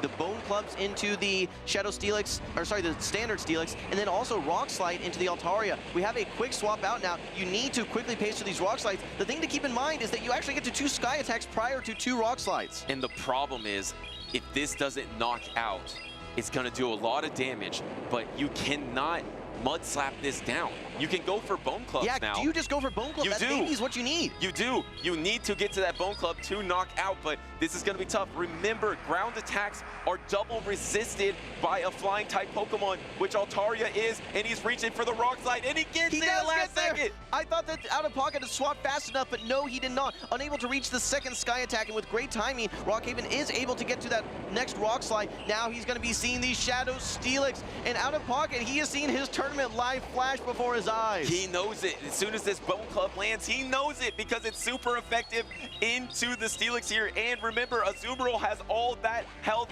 in the back, can swap into it. There's the swap, there's the combo attack. There is the W for Rockhaven. He will be in the losers finals in Las Vegas. Rockhaven will be awaiting the next matchup, which again is going to be Rise to Occasion versus Doombug. But Rockhaven looking incredibly solid there in that game number 3. That Azumarill and Shadow Kanto Marowak, once he had the 2 Protect Shields gone from Out of Pocket, he was able to just steamroll through that matchup, and congratulations to him for an incredible tournament run. But Out of Pocket, that is the end of his tournament. Top 4, he gets a medal, he gets a lot of championship points. We don't expect anything different from Out of Pocket. Yeah, I think Out of Pocket will be in Brazil as well, so look forward to that if you are an Out of Pocket fan. One day we will ask about his other superstitions. We will, next tournament. I want to hear about that as well. But Rockhaven, I mean, super impressive. He went down 0-1, and Out of Pocket was looking really confident. To bounce back in that situation in reverse sweep to move on, it's that why not me attitude that I was hearing earlier on, where he's like, hey, I haven't had the regional championship yet. Why not me? Why not you, Rockhaven? You're one step closer. Yeah, I mean, Rockhaven looking rock solid there in that 3-game series, and he's playing one of the best in the business Out of Pocket. And realistically, I think he made a lot of good decisions. The one thing that you have to kind of think of is, okay, well, Out of Pocket's team is so alignment dependent in some capacities, but he actually said, you know what, I don't need alignment. I think that with my Shadow Kanto Marowak, with the great coverage between ground and rock, I have a lot of potential to sweep, even if it is that Shadow Steelix and Altaria combo. Yeah, it's kind of been the coverage of that Shadow Kanto Marowak or the coverage of that Shadow Scizor. As soon as he got that Protect Shield advantage, he pounced on it, was able to close with either Pokemon. In game number 2, it was the Shadow Scizor. Game number 3, of course, it was the hero right here, that Shadow Kanto Marowak. And it has all been assisted to by the Goodra and by the Azumarill. 2 Pokemon that have been irrelevant in this tournament except for on the team of Rockhaven. We have to remember that Bastiodon still remains, Putters. There has been 2 consecutive North American regional tournaments won by Bastiodon. And there is now we'll say statistically, a 1 in 3 chance that it can win. It's not over for Bastion. It is much harder to win from the loser side because remember, in our format, when you come on the loser side, even if you win a grand finals matchup, you then reset the bracket and you have to win twice. So uphill battle for Rockhaven and Bastion, but he is one step closer and he will await the loser of our next matchup, because on stage next we have Dunebug versus Rise to Occasion, both trainers that have won multiple regional titles. Rise to Occasion has won a regional title every single season in Championship Series. At one point, Dunebug, I believe, won 3 out of 4 regionals, just went on an insane hot streak. Both these trainers have also, I believe, been runner-ups at international championships as well. Some of the best ever in North America. That's right. I believe that Dune was second place at the UIC, whereas Rise was second place at an NAIC. If we can take a look at our winner's side of the bracket as well, I think it's great to take a look back at the journeys that these trainers have had. Obviously, one of these trainers will be falling to the loser side of the bracket, but I mean, look at the trainers that these folks have played here, with Dunebug going up against Habibi EX. He had a 2-0. Dunebug against Out of Pocket 2-0. He hasn't dropped a match so far in day 2. That is incredible. And now we can also look forward to Rise to Occasion was the trainer that knocked down Rockhaven into the loser side. So we could have an epic clash rematch between those trainers as well. But right now, winners finals, I said these are 2 of the top trainers in North America, and they're super familiar with each other. I actually have the stat. I asked Rise himself. I knew at this point, between their best of 5 series, that they probably played about 20 games on stage against each other in Championship Series. I know the exact match record. Right now, it's very close. I'm gonna ask you to guess. There has been 9 matchups between Rise to Occasion and Dunebug. Who do you think has the edge? I'm going to say Dunebug, and I'm going to say 6-3. It's so close, and you're wrong. It's actually Rise to Occasion. Dunebug started out, I think, on top, but recently, Rise to Occasion has been making ground, and he is up 5-4 against Dunebug in those 9 series. So if Dunebug does win today, it will be tied up at 5-5. Who knows? If they also face each other again in the grand finals, we can have 3 series between these trainers here today. We just don't know, but let's look at the teams. Well, 2 things that we want to call out actually real quick before we look at the teams. I mentioned this in day 1, but I think the longer a meta goes, the more powerful Dunebug becomes. And I think he's got a really good grasp on this meta, and he knows the Pokemon that he wants to bring. Meanwhile, Rise to Occasion talked about in his interview in day 1 that he has played this team for a full month, and that he's so familiar with all these Pokemon, all the matchups, and how they synergize together. So I think it's no surprise that we're seeing these 2 trainers in the winners finals. One thing that I'm curious about is Rise to Occasion has been running a lot of Florges and a lot of Unova Stunfisk. He's also leaned on the Empoleon as his 3rd Pokemon. That trio has been a force here in Las Vegas. The thing is, one of the best answers for Empoleon is the core of Shadow Primeape in Unova Stunfisk. That puts a wrench in his plan to bring that Empoleon in this matchup. It becomes a lot harder to bring that Empoleon. Absolutely, and another Pokemon that's hard to bring is that Galarian Moltres. If you look at the team for Dunebug, he's got the Stunfisk, he's got the Primeape, which resists those sucker punches and has super effective Ice Punch. He's got the Wigglytuff, and he's got the Cradily. Those are 4 Pokemon that have positive matchups into that Galarian Corsola. So we said it was going to be a hard bring last time as well, but he did bring it in that game number 3. A little bit of surprise pick, but let's not forget, this is winners finals. It's best of 5, Butters. It's best of 5 between 2 trainers that know each other so well. We are locked in. Let's get these winners finals started. We got the Galarian Corsola into the Gastrodon backline of Wigglytuff, Shadow Talonflame versus Florges and Dusknoir. You want to avoid that Dusknoir against that Wigglytuff at all costs. Yeah, no, I was taking a look at these teams while they were locking in, and I was just thinking, okay, you really have to have an answer for this Wigglytuff in the back, and that Shadow Dusknoir and that Galarian Moltres are really tough. But you talked about how Empoleon's a lot harder to bring, and Rise to Occasion ended up bringing that Shadow Dusknoir. So I think for him, he really needs to figure out how he can win this early game alignment, knowing how risky it is to bring that Shadow Dusknoir. And one Pokemon that's really good at winning alignment is this bulky Galarian Corsola. Is going to be able to get to the double Nightshade, which is swapped by the Florges, knowing that he was destined to lose that alignment. Rise to Occasion decided to catch that energy on one of his MVP Pokemon here in Vegas. Dunebug actually waited a turn, which allowed Rise to Occasion to get that first fast attack through. So what that allows him now to do is throw on 4, so he's able to get to this chilling water before Doombug. Otherwise, he would have had to throw on either bad timing or maybe throw 7, which would allow 3 Incinerates to come through. So actually pretty key for Rise to Occasion there. Great point that you're able to get that debuff earlier on to endure those Incinerates to possibly get to a double charge attack, which I think Rise to Occasion is definitely going for. Now, do you go for the 1 Fairy Wind or do you try to risk it and go for 2? Goes for 1. Because there was a chance that Incinerate knocks out, but with this debuff, I don't think that Incinerate will knock out. The thing that we have to keep in mind is this back match of the Shadow Dust Noir and the Wigglytuff still remain. Doombug is prioritizing keeping this. Oh my gosh, this is huge. Rise to Occasion did get the Mud Slap through. He's at the Water Pulse. He actually protect shielded on this flame charge here, but the timer is available for Doombug. Doombug swaps into his Corsola, and look, the patience from Rise to Occasion is going to try to go for the Mud Slap down. Doesn't have the health to do so, so had to throw that double resisted body slam, but he banks an attack. Does Rise to Occasion have the Water Pulse loaded?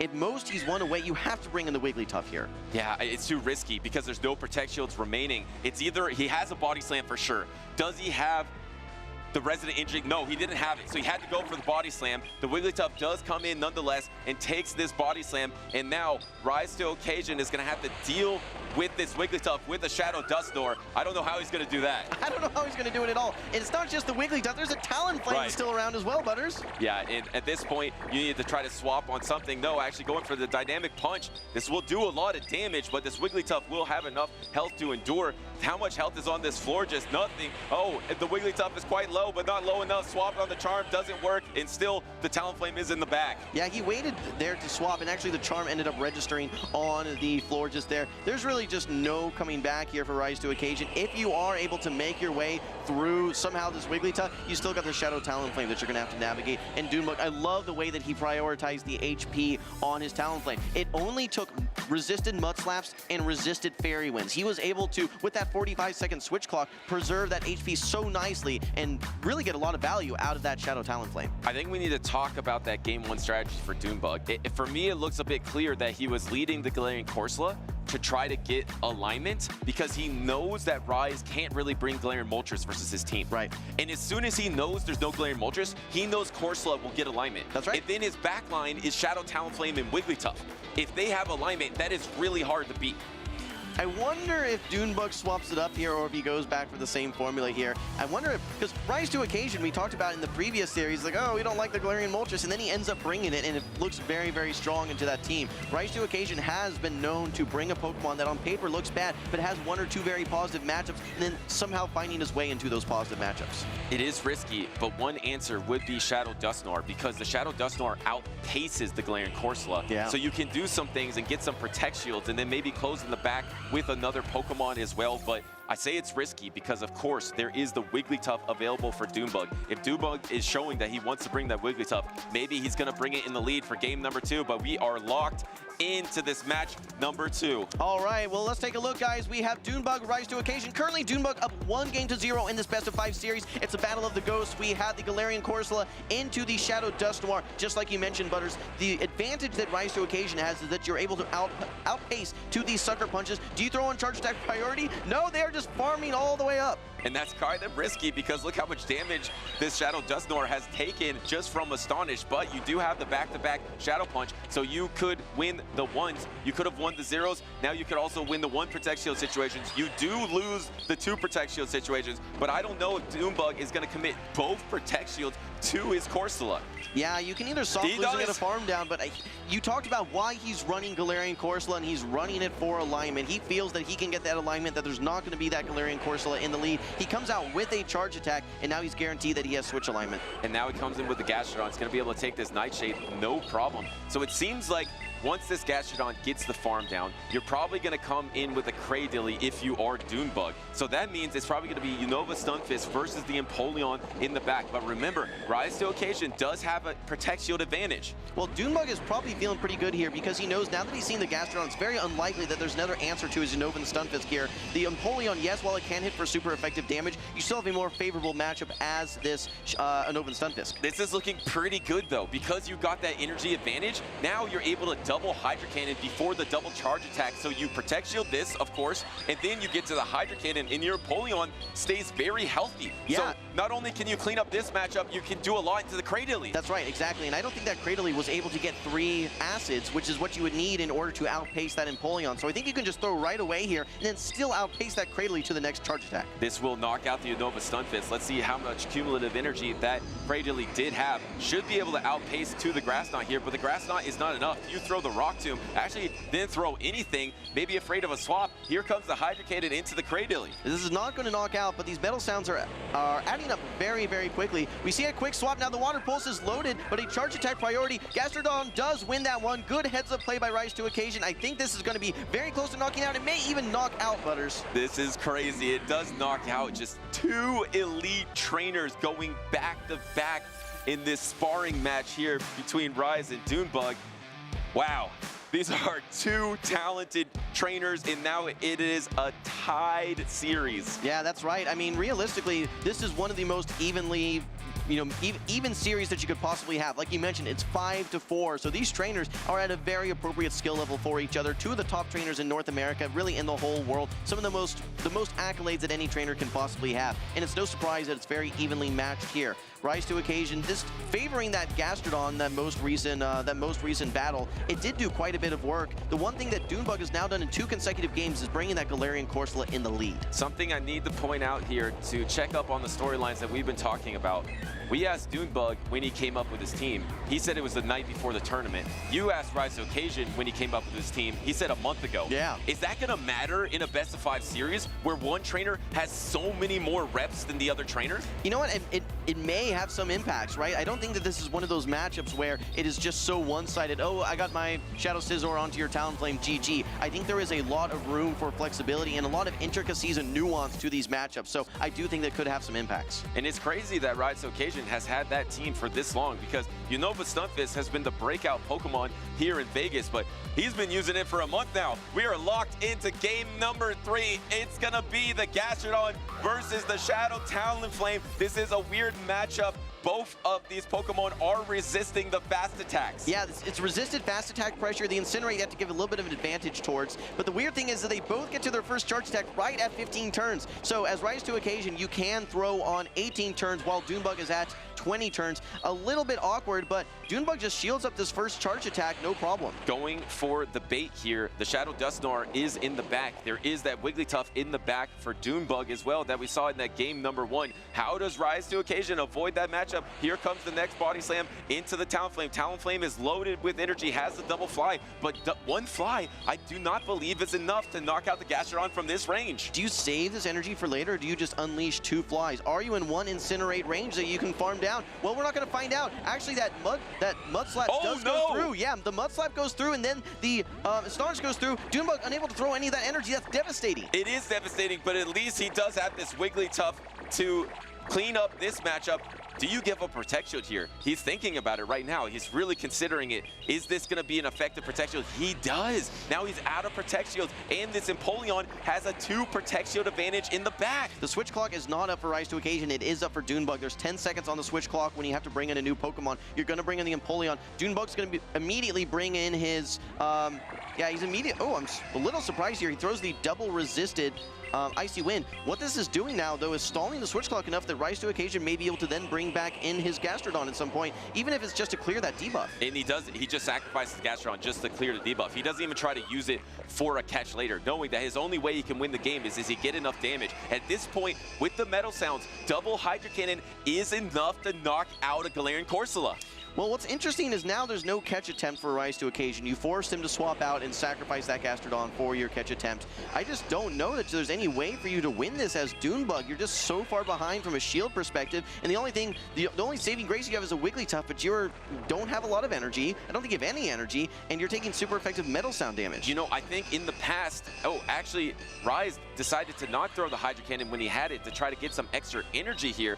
A little bit risky now. Is the switch timer up? It is just up. Here comes the swap. He just needs to get to a Swift here, but He will get outpaced. There will be back-to-back Hydro Cannons, but if you throw back-to-back Hydro Cannons, there's still health on the Corsola. This Wigglytuff had more energy than I was remembering. So now you have the next Hydro Cannon, you have to throw it. Can this Galarian Corsola get to a charge deck or simply just farm down before Rise is able to reach the next Hydro Cannon? It's pretty energy dry. It's going to be unleashed here out of the Pokeball. It's completely energy dry. Can you reach the Hydro Cannon? I believe Rise of Occasion is able to reach it, and he gets to the Hydro Cannon. The 2 Protect Shield. Empoleon, a Pokemon I didn't think he could use as much in this series, is able to win game number 3. Doonbug was hoping that 3 Astonishes would be enough to knock out, maybe from a Shadow Dusknoir, not from the bulkier, non-Shadow Galarian Corsola. Rise to Occasion able to reach that Hydro Cannon in 10 turns and knock out the Galarian Corsola. He's now up 2-1 in this best-of-5 series in the Winners Finals. One thing I'm noticing right now is both these trainers are so locked in. Yeah. I'm especially noticing it from Doonbug.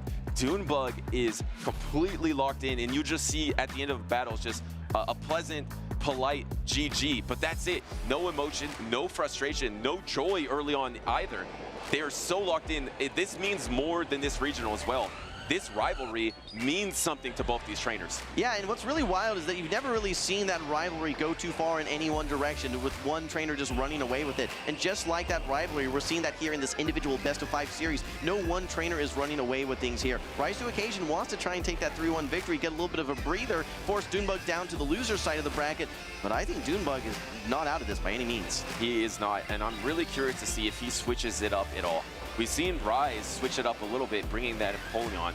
Doonbug has been leaning heavily on that Corsola, Shadow Talonflame, and the Wigglytuff. Looks like we have lock-ins for game number 4 of this best-of-5. Once again, leaning on that Wigglytuff, leading it here, having the same team of 3 for Doonbug. Well, you got to feel good as Doonbug that you don't have Wigglytuff on that Empoleon. That was disaster in that previous game, so this is still quite solid. You do get to this Water Pulse before Doonbug is able to reach the Icy Wind, but Doonbug actually just going straight for the Swift. Going for the same type attack bonus, the lower energy attack, because the double Swift will be able to knock out the Gastrodon, thinking that his alignment will matter in the back with the Shadow Talonflame, but Shadow Talonflame will be pretty good against both of those Pokemon in the back. Swapping out into the Corsola here, no direct answer, so it looks like Rise is just going to bank up a little bit of energy and actually just go for the Water Pulse. Yeah, it goes for the Water Pulse. Doonbug gets the Astonish through. He may even shield this one up. It wouldn't shock me if he wants to prioritize keeping some HP on there. That's exactly what he does. I think we might see a swap out from Rise to Occasion. Yes, he brings in his Shadow Dusknoir. My question is, can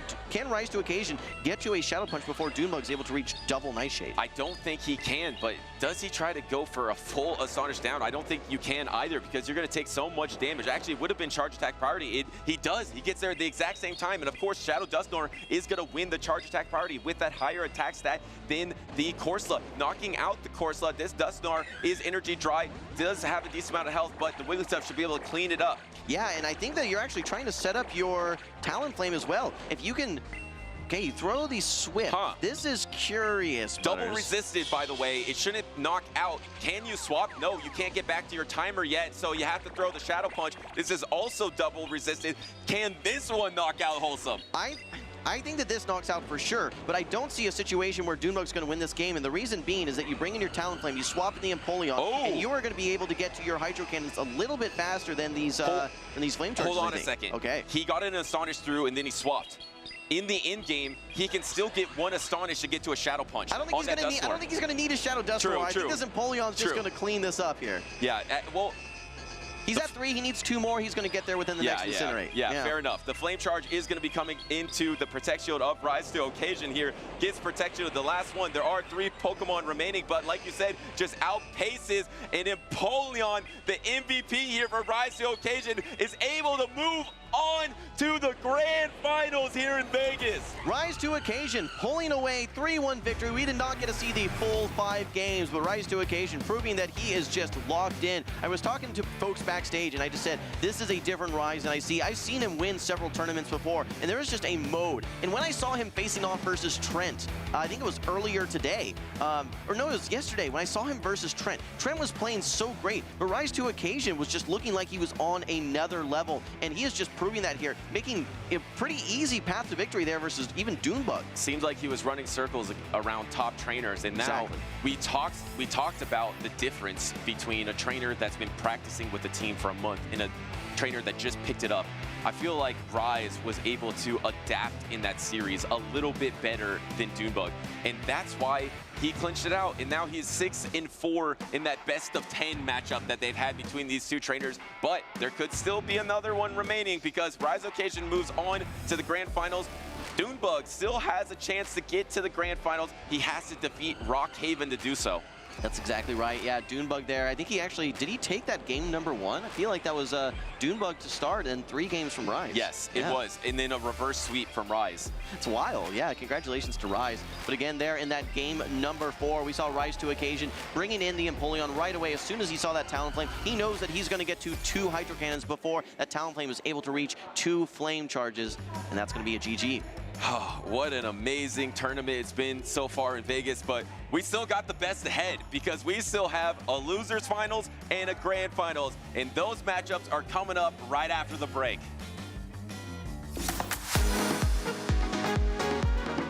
I think the toughest opponent I've ever faced is probably Wolf Glick at Hartford 2023. I already didn't have a great matchup and he demolished me. My favorite Pokemon is Slurpuff. I really love all the food design Pokemon like Slurpuff, Vanillux, Sinistcha, and I just find it really fun. I think honestly Magmar. I brought it to today's tournament. I'm currently 6-1, and I think it's just been carrying every single game I've played. It's incredible right now. Back in 2019 when I was a senior, I had won 2 cups with a Joltik, and it was really good at dealing with Groudon. My overall goal playing Pokemon is to just try and get as close to perfection as possible. I really enjoy the idea of trying to be as perfect in my games and as consistent as possible, and I want to see how far a human being can go in this game. Outside Pokemon, I love to cook, and I love to work with special needs children. I think my favorite Pokemon event I've ever been to is probably Worlds 2025. I really enjoyed the whole event, and while I didn't do the best, I had a great time with all my friends, and I really enjoyed the atmosphere. My favorite type of food is probably just homemade, really anything. Could be stir fries, steaks, salads, just anything from home. I'm probably Team Blastoise. I prefer Venusaur of the 3, but I think Blastoise is really fun. If I could create a Pokemon, it would probably be a regional form of Gothitelle. I really like the dress and the whole aesthetic of the Pokemon, and I think as a ice type, it'd be a really nice winter type of Pokemon where you have a nice like coat, nice earmuffs, instead of the branching out hair. I think it'd be very cute.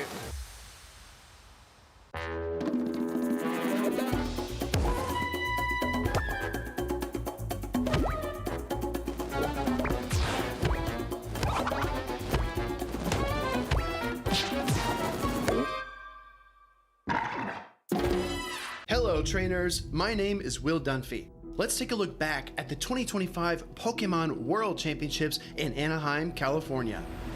Pokemon like Credilli, Lapras, and Dusclops were meta staples, but picks like Galarian Moltres, Shadow Kenta Marowak, and Tinkaton set themselves apart. There were plenty of meta surprises too, like Senhudigo's Turtonator and Toedscruel, Lyle Jeffs III's Shadow Dusknoir, and Tonton Batus's Dragapult. After 2 days of extremely hard-fought battles, only Spain's Patoman and India's Beelzeboy remained. These two trainers were destined to meet on Championship Sunday, in the arena, for the very first time. On a Sunday morning unlike any other, the roar of the crowd was carried onto every street corner by the soft California summer breeze. As the palm trees swayed and Pokemon fans took their seats, Patoman and Beelzeboy clashed on center stage. Beelzeboy struck first, and he struck ferociously, dominating Game 1 with a triple Brave Bird barrage. Patoman rebounded in Game 2, overwhelming Galarian Moltres and delivering back-to-back Sparkling Arias to knock out the Shadow Steelix. Beelzeboy clamped down in Game 3 with a lights-out bait call on Patoman's Shadow Kenta Marowak, and then leaned on his mighty Shadow Steelix to win Game 4, forcing the bracket reset. In Game 1 of the Grand Finals reset, Patoman brought both of his Rock Tomb users to corner Beelzeboy's Galarian Moltres, but the trainer from India was one step ahead. He gets the resistant grass knot on his Moltres! Fortress here. Potoman's strategy unraveled completely when Shadow Steelix connected a stadium-shaking crunch onto Galarian Corsola. After stumbling in Game 2, Beelzeboy unleashed his fury in Game 3, leading Shadow Annihilate for the first time in the entire series. This decision paid off, big time. Potoman's Cradily outlasted Beelzeboy's team in Game 4, and the table was set for a decisive Game number 5. In the final battle of the 2025 season, Beelzeboy's Galarian Moltres and Shadow Steelix shattered Potoman's shields and shredded through his Pokemon's HP. Then, with Potoman's 3 remaining Pokemon and Beelzeboy's championship dreams on the line, Beelzeboy turned to his final Pokemon, Lapras. Beelzeboy's Lapras reverse swept Potoman's entire team, striking decisively with Ice Beam and Sparkling Aria. The crowd cheered as Beelzeboy became our 2025 Pokémon GO World Champion, proudly hoisting his trophy for India. It's Beelzeboy in 2023 World Spectator. It's Beelzeboy in 2024 World Commander. It's Beelzeboy, your 2025 World Champion. Beelzeboy proved to countless trainers that the key to becoming a world champion is trusting in yourself and your Pokemon. The future of competitive Pokemon is incredibly bright, and we can't wait for you to be a part of it. Visit Pokemon.com/compete, and we'll see you in the arena.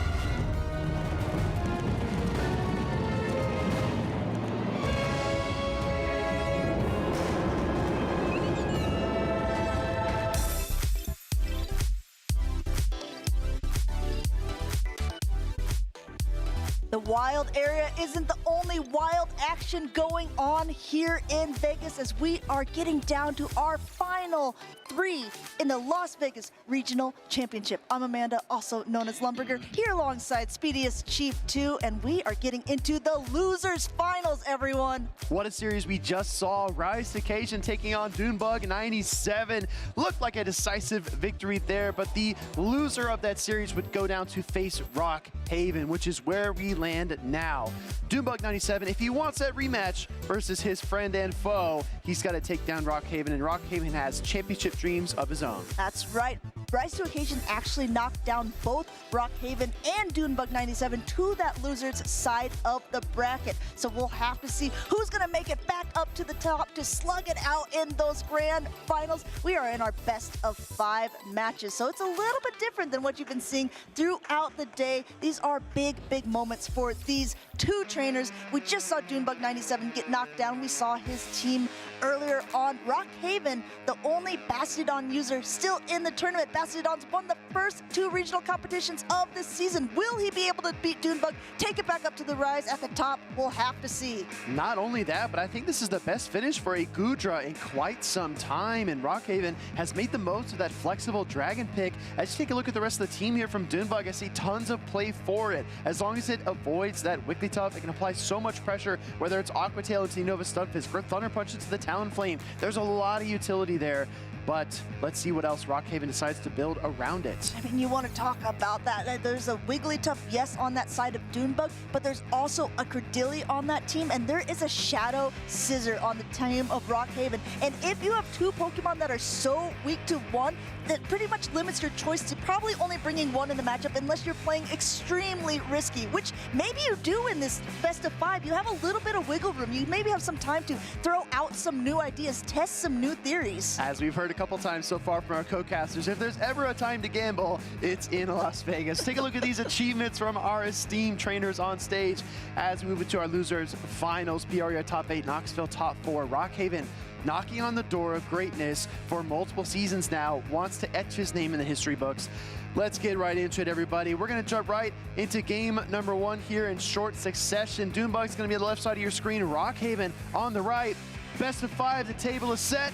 Let's see what we've got. We're gonna start rocking here. We have that Bastion rumbling onto the field up against that bulky Corsola on the other side. You see Doonbug nodding, but I think he's wishing that that Shadow Primate that he has in the back was lined up to it instead. This is the quiet before the storm, right? You've got 2 bulky Pokemon just dishing damage back and forth. No clear winner, kind of a battle of attrition. But a lot depends on switch advantage, and if you're playing Bastiodon like Rockhaven is, you probably do not want to give that up. Let me tell you what, there is a lot of alignment-based things that could be happening here because Doonbug has that Shadow Talonflame in the back, one of the biggest threats to that Shadow Scissor, which is also lurking for Rockhaven.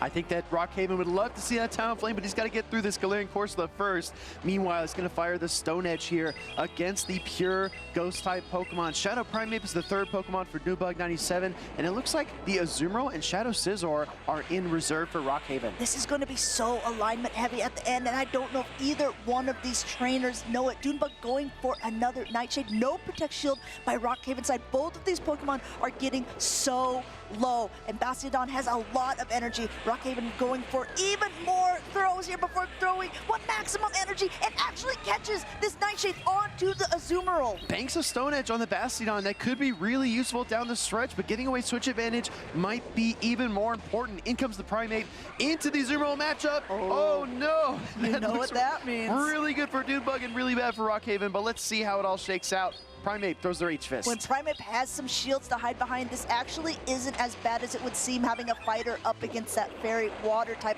Already one time being boosted with that first Rage Fist. This time Rockhaven actually throwing and getting a Protect Shield off of Doonbug's Primate there. Wants to try to keep it nice and healthy because he knows what's in the back.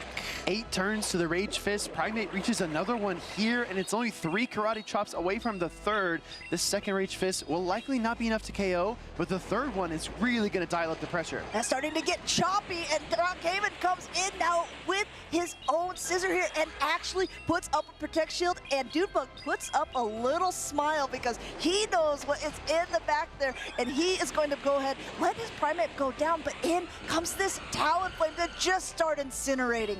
Wow, Night Slash is going to be allowed to connect into the Talonflame. Doonbug is confident in managing the HP here, but that Incinerate's about to apply, and look at that Scizor. Now you see it, now you don't. That was like a magic trick we do have here in Vegas. Bastiodon actually goes for one more fast attack before throwing the charge attack here, getting the Protect Shield, but did the Incinerate damage go through because that Bastiodon is so low, and down it goes. In comes the Azumarill. Absolutely, Talonflame looking for a sweep here, but a little bit of bad news. There's still a Protect Shield for the Azumarill, and this is going to come right down to the wire. 2 very weak Pokemon in the back. What does Doonbug decide to do here? Going ahead and shielding that up. He's going to actually throw this Ice Beam into the Talonflame. No Protect Shields left. Azumarill still has a bit to go through. There's a very, very low health Primate in the back. A very, very low health Corsola. Will they be able to reach a charge attack? Do everything loaded. Primate goes down by 1 bubble, and look what's coming in. So does the Corsola. Wow, Rockhaven align his Shadow Scizor versus a Talonflame and still beat Doonbug 97 in game number 1. I could not have seen that outcome. Wow, you even saw Doonbug start to smile in that when he saw that Scissor come in, being able to put so much pressure on it with that Shadow Talonflame, but so much energy preservation of Rockhaven side. He knew exactly what he needed to do. He just kept calm and collected, and he managed to take that game with just a couple of HP left on that Azumarill. Wow, Doonbug just out of energy, out of HP, just out of cards to play. And the Galarian Corsola versus Bastiodon matchup, that's how we started things off. And it got a little bit shaky when Rockhaven decided to swap in that Azumarill, but I guess he had a plan about what he wanted to do next. You're looking at the team that Doonbug brought there. Both Talonflame and Shadow Primate were a little bit weak to that Azumarill in the back. And even though Doombug did have some shields to hide behind there, Azumarill just proves time and time again why it's been around since the beginning of PvP. Let's talk adjustments. If you are scared of Azumarill, what do? You bring a grass-type Pokemon. I think that's probably the most obvious answer, but is it too obvious in the face of a team that is still equipped with the Shadow Scizor and the Corviknight? I mean, if you're looking at that team, that Shadow Scizor put in work, even though it went down so quickly, blink and you miss it. That Incinerate damage did so much, but that Night Slash in return, speaking of, we're about to see it back in action here. That Shadow Scizor takes that main stage up against a Galarian Corsola on the side of Doombug. Doombug has led Galarian Corsola both Game 1 and Game 2, but this game needs to be a little bit more wary of those charge attacks as the Night Slash is now coming through. We don't often see the shield on the first Night Slash here, but if there's a boost, it is going to change this matchup significantly. Galarian Corsola goes down into the red after that damage, and it's going to force Doombug to throw some energy here. He will get the knockout if this connects. Going ahead and putting up a Protect Shield on the side of Rockhaven there. If you look at Doombug's line, he did bring that Credilli in the back, and I think if you're Doombug, you're very happy to be avoiding it with the Scizor here, and now you're coming in with that Unova Scepters, but this Scizor has so much energy going for that first Trailblaze here. Still 2 Protect Shields on Doombug's side. He uses it just at that last second. Rockhaven was shaking his head, apparently not happy with throwing the Trailblaze, but he might get the get back here. No, actually pivots into his Goodra, which opens the door for Doombug to bring in the Cradilly, but that Shadow Kenta Marowak lurking in the back, Amanda, that's all I can think about right now. Great timing by Rockhaven, throwing this charge attack, this Aqua Tail, right before the Rock Tomb would go through to end up debuffing his attack. Doombug goes ahead and takes it, knows it can take anything, actually, that Goodra is going to be able to throw at it here. Credilli is actually a pretty great answer to it, but you know what? I think in the flip side, Rockhaven's very excited to have that Credilli missing his Kanto Marowak. And this is the difference between Goodra and the fellow Dragon type in Altaria. It can absorb the Rock Tomb, no problem. Doesn't have that flying subtyping that makes it so vulnerable to it. But look at the Aqua Tails. They're not doing much either because this Credilli does carry that sub-grass typing. Going ahead, going for yet another Aqua Tail. This Credilli is taking a bath here. Gets it down to the red. Rockhaven tries to go for a quick play, but so does Doombug, anticipating it, seeing that their timers were up, catching this Night Slash onto that healthy Unovan Stunfisk, just giving it a bit more farm. Night Slash bounces off, a boost right in the final moment, but it doesn't make that much of a difference. In comes Shadow, Kanto, Marowak, and the ground types are going at it. This does not look good for that Unova Stunfisk. Just start slapping Kanto, Marowak, Mud Slap number 2 going through there. You see the health just diminishing on that Kanto Marowak. No Protect Shield used on that first Mud Bomb on Rockhaven side. No Protect Shield on that second one. He knows there's a little bit of Credilli left in the back, and he knows he'll be able to probably Mud Slap down. But at what cost here? Can he survive this? He's got 1 shield left. Switch timer is up. Both trainers could make the swap out if they so desire. Kanto Marowak hangs on. The instant pivot now to Goodra into the Cradilly. Dragon Breaths are adding up, but they're not strong enough. And this Cradilly might reverse sweep for Doombug here. Going ahead, Credilli takes it all home there. No Protect Shield used by Rockhaven there, which actually proved to be a little bit vital and maybe helping keep a little bit of health left on that Kanto Marowak. How many KOs do you see of a double resisted acid into a ground type Pokemon? Again, these trainers have found such unconventional ways to win these matchups all weekend long. And if you take anything away from their gameplay, remember, a bad lead does not mean a game loss. A typing disadvantage does not mean a match loss either.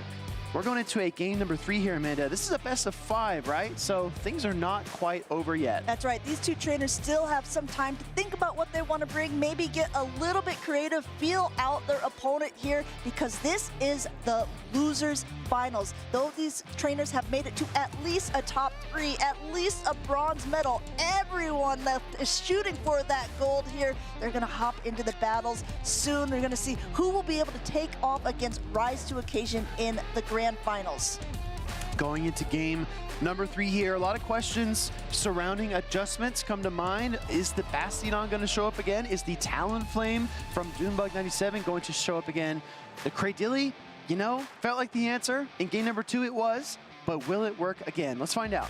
Going ahead, coming into game number 3. A quick nod of the head, but I think Brockhaven's shaking his head the wrong direction. He should be saying no as the Scissor goes in, goes for one fast attack before swapping to that Goodra. A nice alternative safe swap for him here, getting up a little bit of energy, and Doonbug responds with his Galarian Corsola. And that's the thing, right? This team from Rockhaven is actually so cleverly constructed. Safe switching the Goodra almost forces Doonbug to bring Wigglytuff if he wants that hard answer. And if he did that, he'd be at the mercy of the Shadow Scizor. So Doonbug has to find a more neutral answer to this Dragon-type Pokemon, and he chooses that Galarian Corsola. Galarian Corsola is throwing a charge attack. Rockhaven doesn't shield it up here, just getting even more charge attacks. He opted to go for the Thunder Punch the first time, which is a little more energy heavy here. Now he should still be able to make it to 2 Aqua Tails, it looks like. First one going through unprotected here, able to make it up to that second one, going for that Thunder Punch, that heavier hitting one, and Doonbug's 97 still doesn't put up a shield, but it still might not be enough. Beautifully timed by Rockhaven. 4 Dragon Breaths and the Thunder Punch on 1 HP.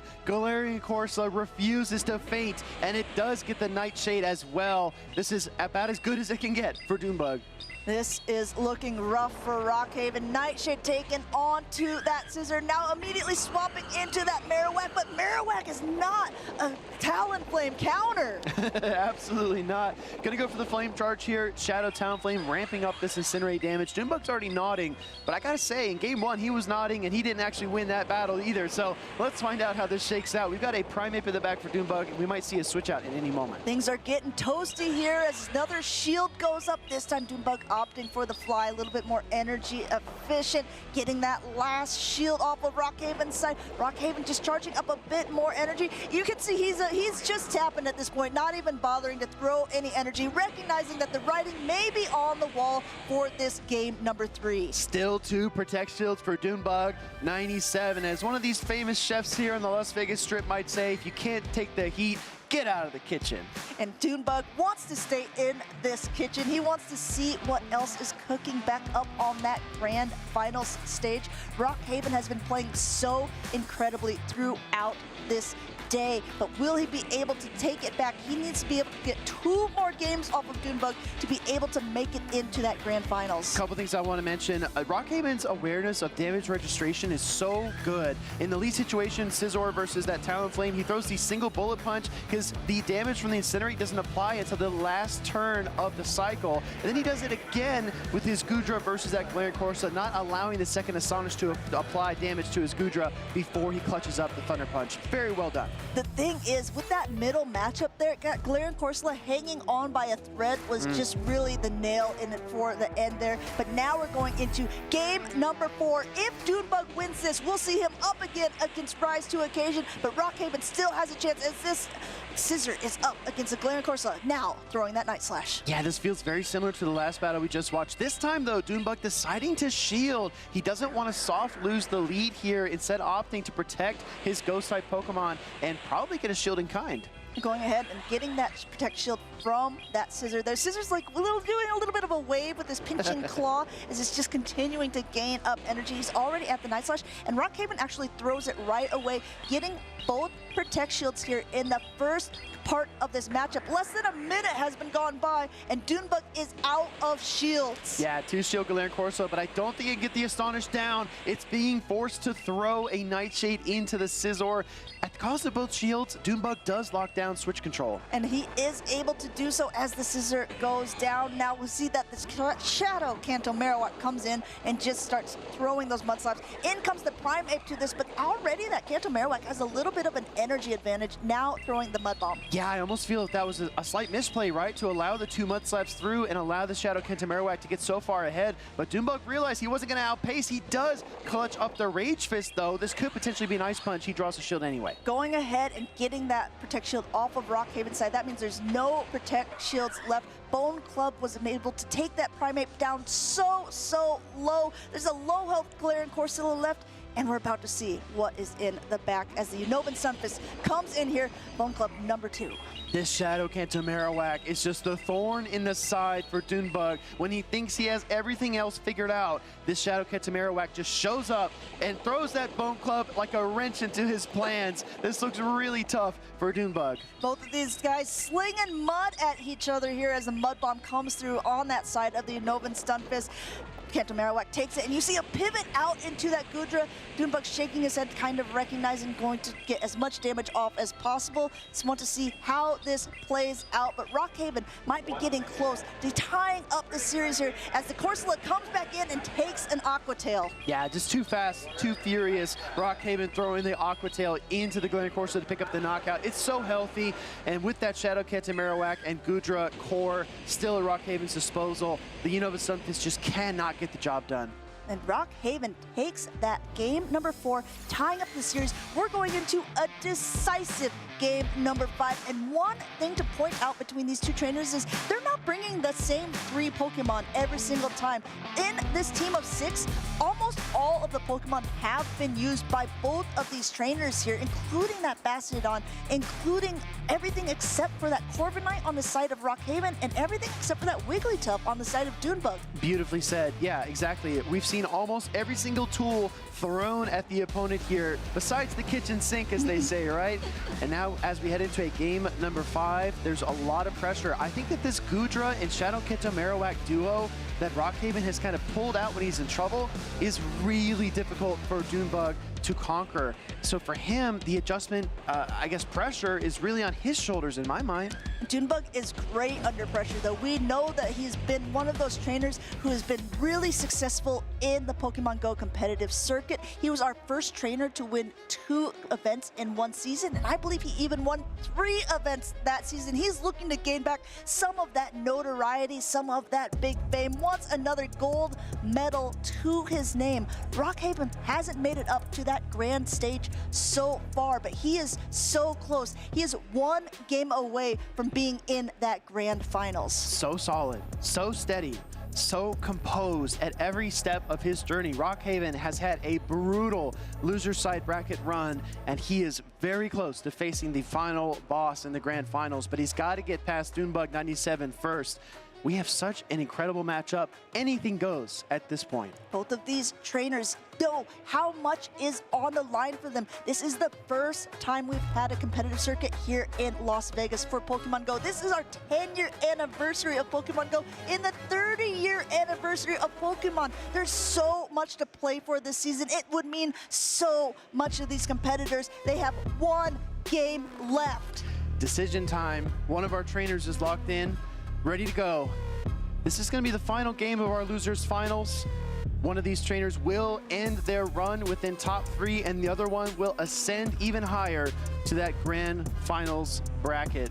Going ahead, looking at the team compositions that they've seen once again of these Pokemon that you've seen on the field so far. We have so many unique Pokemon between these trainers. I think it's a unique set of 12, if I'm not mistaken.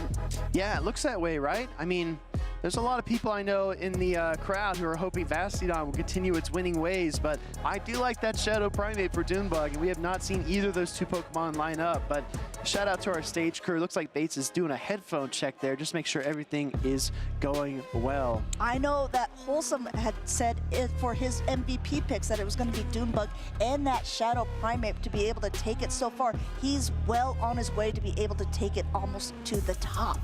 Man, this is excruciating. I'm not gonna lie, Amanda. I really want to see this game number 5. This is like 4th quarter with 2 minutes left, and you're icing the kicker, right? You just kind of hold on to your seat and hope. Oh, sports. Hope that you keep, yeah, sports ball. You keep your wits about you and keep your composure. But these 2 trainers are going to get locked in here pretty shortly, everybody. I'm really excited to see how it all goes down, because like you said, this is the first time in Las Vegas, and for Rockhaven to make it to the grand finals, I think that's a first time for him as well.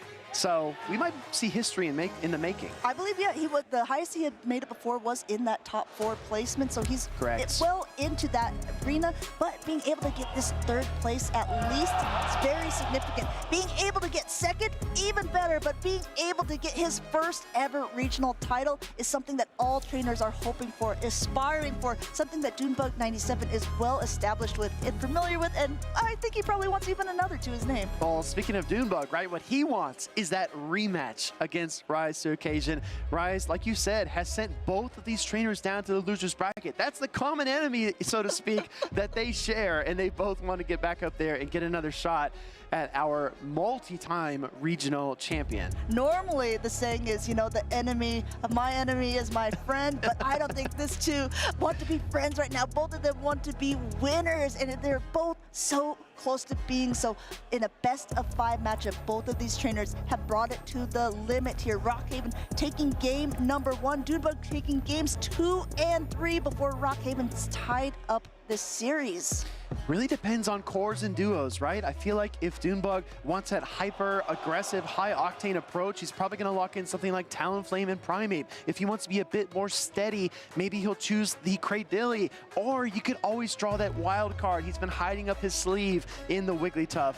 Meanwhile, Rockhaven, he could lean on the Bastion. I've heard of some trainers saying, you know what? If you're going to go out playing your favorites. So Rockhaven does still have that option in hand. If you're looking at the Pokemon that each of these trainers are bringing, besides that Shadow Talonflame, which I do believe was still in the top 12 usage, I'm actually not sure for day number 2, but Dunebug is running a rather not typical team, but a lot of meta Pokemon, while Rockhaven, on the other hand, was using some off-meta picks, that Bastiodon that we haven't seen so often, except here in North America when it's won the last 2 titles. You know, you keep bringing that up. You keep saying that. I don't see it anywhere in Europe.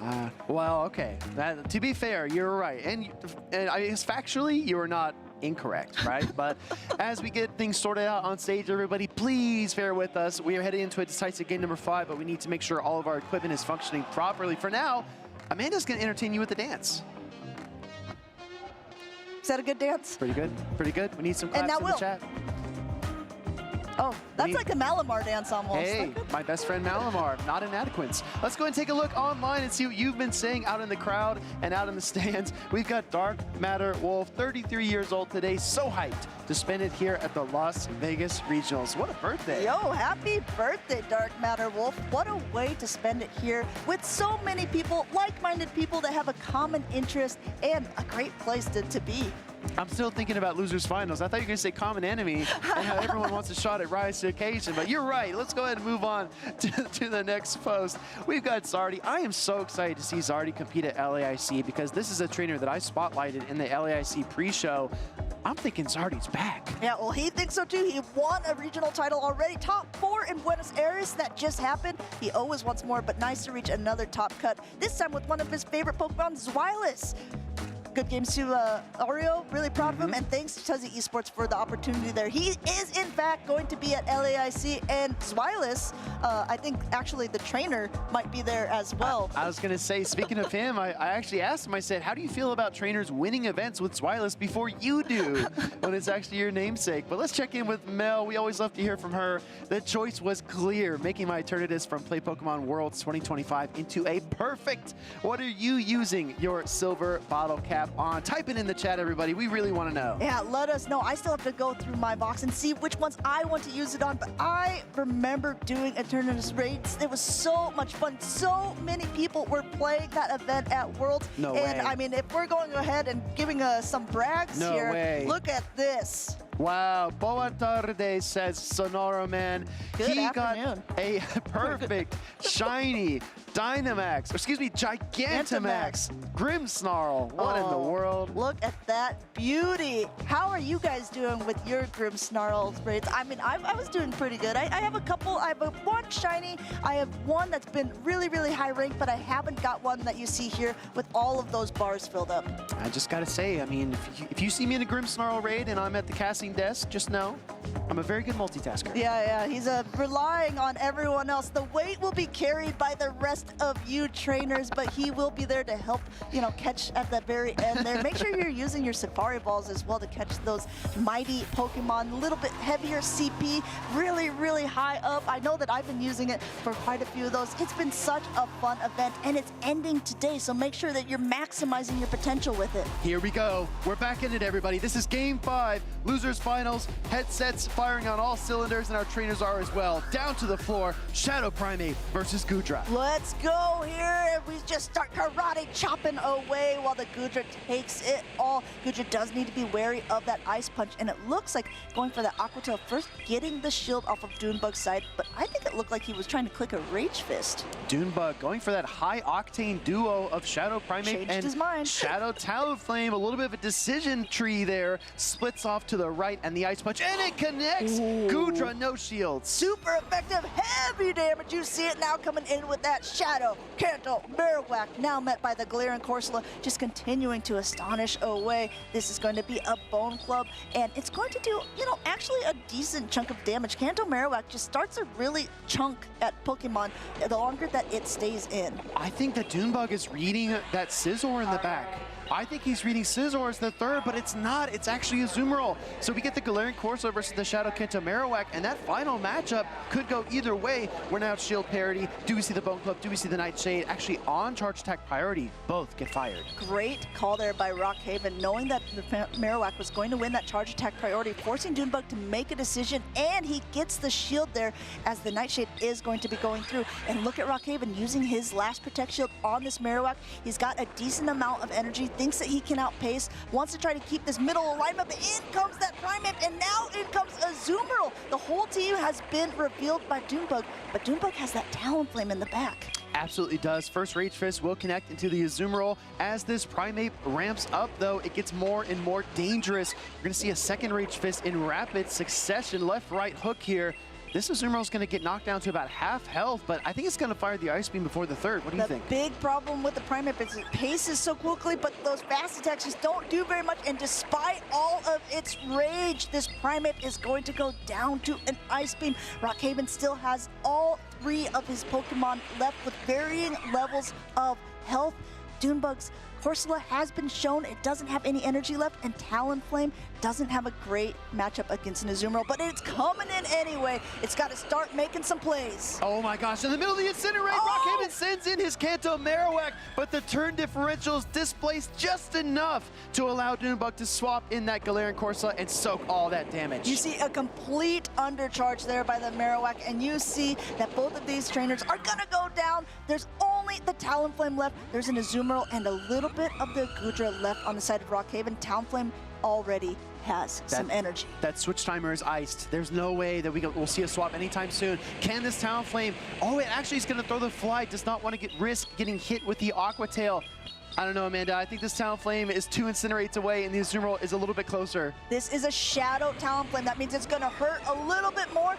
Azumarill is at the Ice Beam, going for one more, going to go for good timing, but this is charge attack priority. Might have been a one-turn switch there. Azumarill isn't going to get its charge attack. Dunebug gets the fly off, and that does pick up the KO versus the Azumarill in this game 5. But our trainers are kind of looking across the table at each other, not sure about exactly what happened there, so we might need to take a closer look. Just like the headsets, we want to make sure that everything is working properly here. This is a big moment for both of these trainers. This is the decisive game number 5. This game decides who will be in the grand finals. Thing about Pokemon, right? Pokemon Go in particular, is that there's a lot of math. You'd be surprised, right? A lot of trainers look at it, they think you're just kind of tapping, but Azumarill's Bubble is 3 turns, and that Talonflame's Incinerate is 5 turns. So you got to think in multiples, 5, 10, 15, 20 for the Talonflame, and then the Azumarill is 3, 6, 9, 12, 15. If you throw 3 bubbles, that should be 9 turns, whereas the Talonflame for 2 Incinerates is 10 turns. So on that 10th turn, when the Talonflame is finishing its fast attack, Azumarill should have the opportunity to fire a charge attack of its own. That's what normally when we say throwing on good timing. Yeah, exactly. And good timing just means giving the minimal number of free turns to your opponent. So that could look like, for example, if you're competing at LAIC, that could look like firing 3 Dragon Breaths in the midst of 1 Oranguru Confusion, and then your charge attack on turn 4. So no matter what, you gotta have to keep that in mind when you are playing competitive Pokemon Go. It did look like Rockhaven was at the attacks. He opted to go for that good timing because he thought that the Talonflame was on that cycle like Will was talking about. This is most likely what the judges are conferring over. No, absolutely. We're getting word from production. That's exactly what they're looking at. So we might, oh my gosh, we got to replay so fast. Here we go. Thank you, guys. Fly connects. Here comes the Azumarill. That's one bubble, two bubbles, and then here comes our third bubble. But look at the left side fly get clicked right there within the same kind of time span, and Rockhaven is definitely confused. It's not how it should have played out in his mind.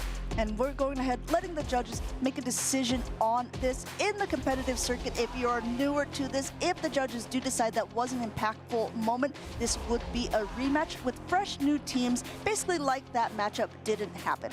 A couple of questions, right? So first of all, you can ask if the Talonflame or the Azumarill should have fired their charge attack first. That's a very valid question. The second question you need to ask, though, is even if the Azumarill fires the Ice Beam and it connects, is there a world where that Talonflame hangs on and still gets to the fly? A lot of trainers that scrim a lot, know their matchups, probably can eyeball it and tell you, but it's really close. I can't call it from here. It's especially close because it is a Shadow Talonflame, something that's relatively newer to the competitive circuit. So a lot of people have been scrimming with it, have been playing with it so far in these competitive circuits. But really, when it comes down to the line like that, there was a decent amount of bubble damage that went through.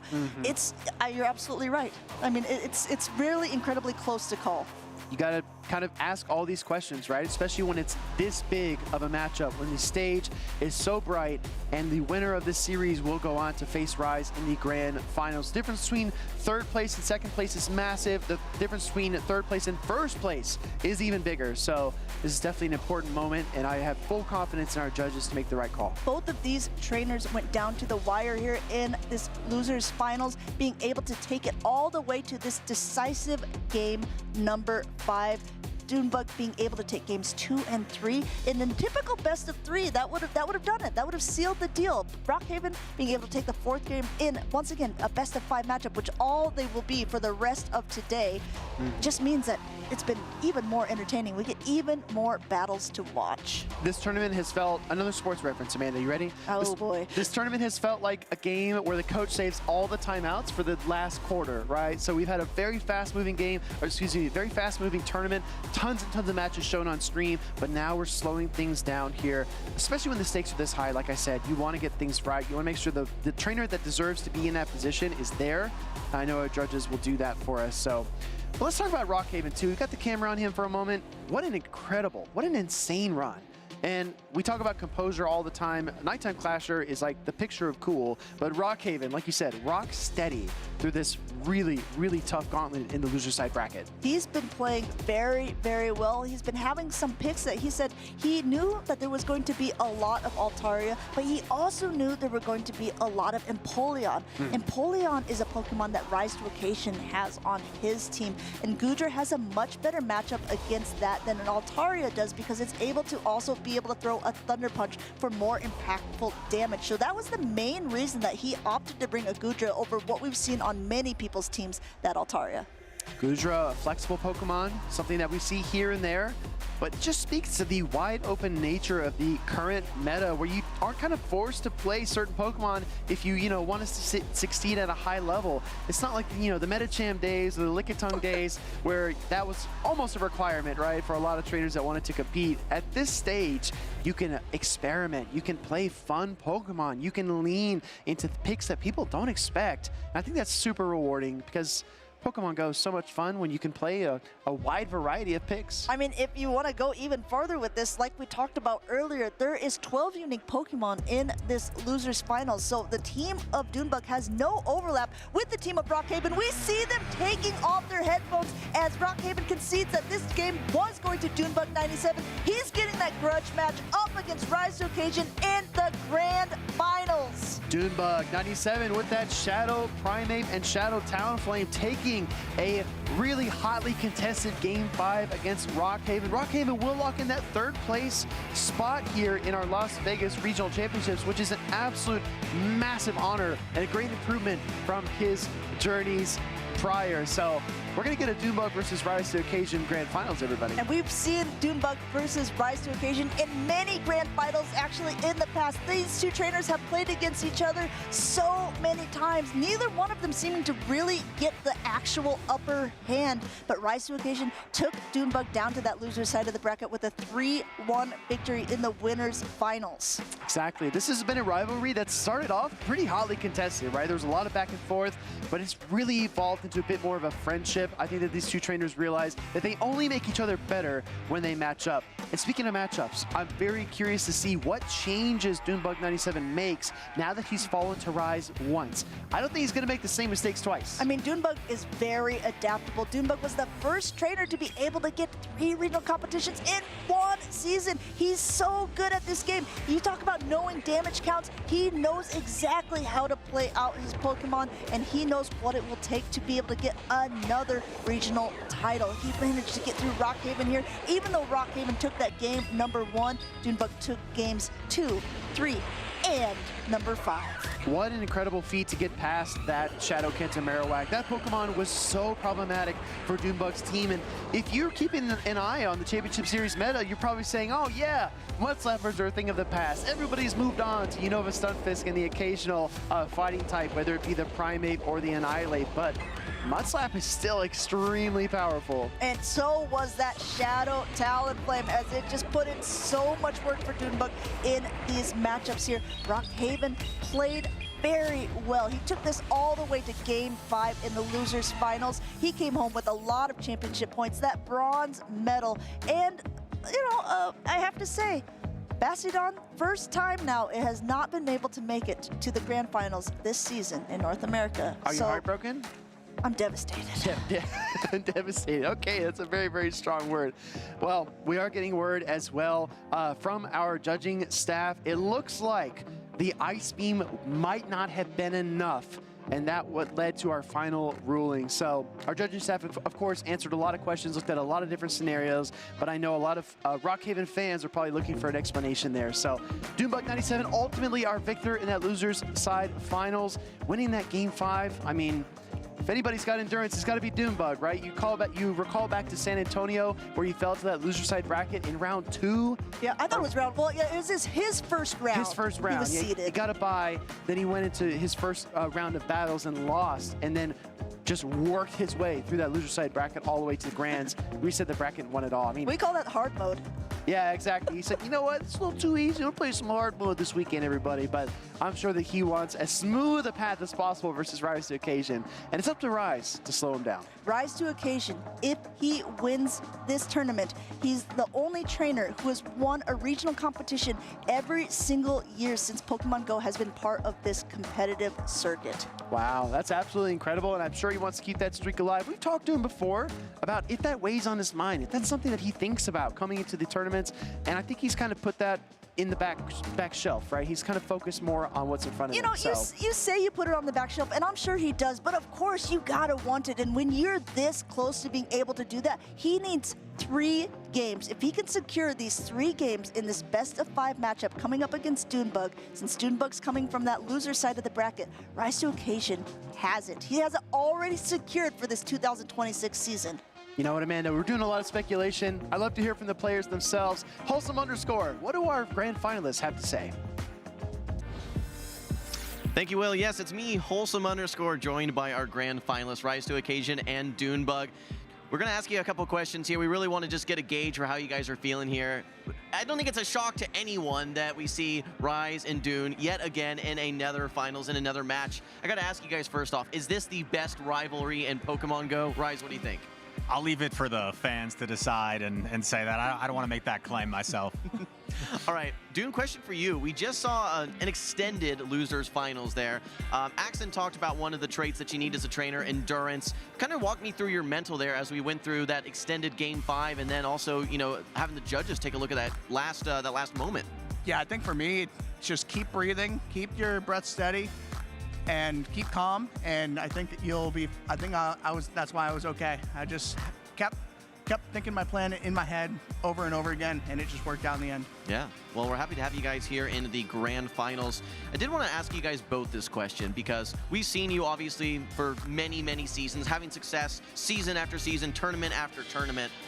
What motivates you to keep coming to these tournaments, keep sharpening your skills and staying at this precipice? Rise, let's start with you. I just love the competition. You hear the cliche of like the community, and that's what it's all about all the time. And yeah, it's especially true too. I get the same like feelings and nerves and excitement that I used to get like when I played basketball growing up before a big game. So I like that feeling. I like having those nerves and like trying just to strive to be the best you can at something. Staying hungry. Dune, what about you? Anything for me, yeah. I'm a very competitive person. I had a big sports background growing up, so I'm always hungry to keep getting better and better, and I want a good Worlds performance. So that's going to keep motivating me to keep grinding. Well, you guys are certainly earning a lot of championship points here in this tournament, no doubt, whether you finish first or second place. All right, one other question I had for you guys is, how did you prepare for this tournament? Was it different from other tournaments? I know, Rise, you mentioned that this is a team you've been using for near a month now, yeah? Correct. I made this team like 2 days after Milwaukee, maybe 3 days, and I just have kind of stuck with it. I don't know if that's necessarily speaks to it being a good idea because the meta will shift over time, and maybe it wasn't like, sometimes maybe it wasn't the best play over time, but yeah, it's definitely the longest I've had a team prepared beforehand before a tournament. Dune, anything you've done differently for this tournament? Yeah, I took about a month off just to reflect and refresh myself, and this was definitely one of the harder tournaments to prepare for. I kept changing my team over and over again in the whole week leading up to this tournament, so it was definitely different than some of the others I've been to. All right, well, we'll let you guys get prepared for these battles here, but any words to each other, any love or any trash talk that you want to share between each other? No, it's always a pleasure, Dunebug. Or do you want more trash? Do you want it to be like volatile? Like We'll keep it light. We'll keep it light. Okay. Dune, anything for Rise? Rise, it's always a pleasure battling you. I look forward to another one, but you're going down. All right, take us out here, Dune. Any shout outs for you, and then we'll go to Rise. Yeah, shout out to AJ Axon and his mom and for all the support this weekend. Staying with them this weekend's been a blast. And also shout out to my amazing boyfriend, Dylan. I love you so much. Rise, anyone you want to say thank you to or any shout outs? Yeah, just shout out again to my family, everyone that supports me, Legends United, and the people that helped me scrim last night. I forgot to shout out my friend TZ Spence last time. So shout out to him. He was helping me scrim last night a little bit. All right. Well, I'm sure you guys are excited. We are excited to feature you here in the grand finals. Congratulations on making it this far. Go get collected here. Get ready for these battles. We're going to kick it back to the casters. Galarian Corsola is not the only thing throwing shade there. It looked like Dunebug97, you know, Rise, always a pleasure to play you. He did get knocked down to that loser's bracket by Rise, but he says, hey, now, you're going down. I think that's how you have to look at it, though. You have to look at every opportunity as that. This is a chance to prove that you are the better trainer, to prove that you are the best competitor here this weekend.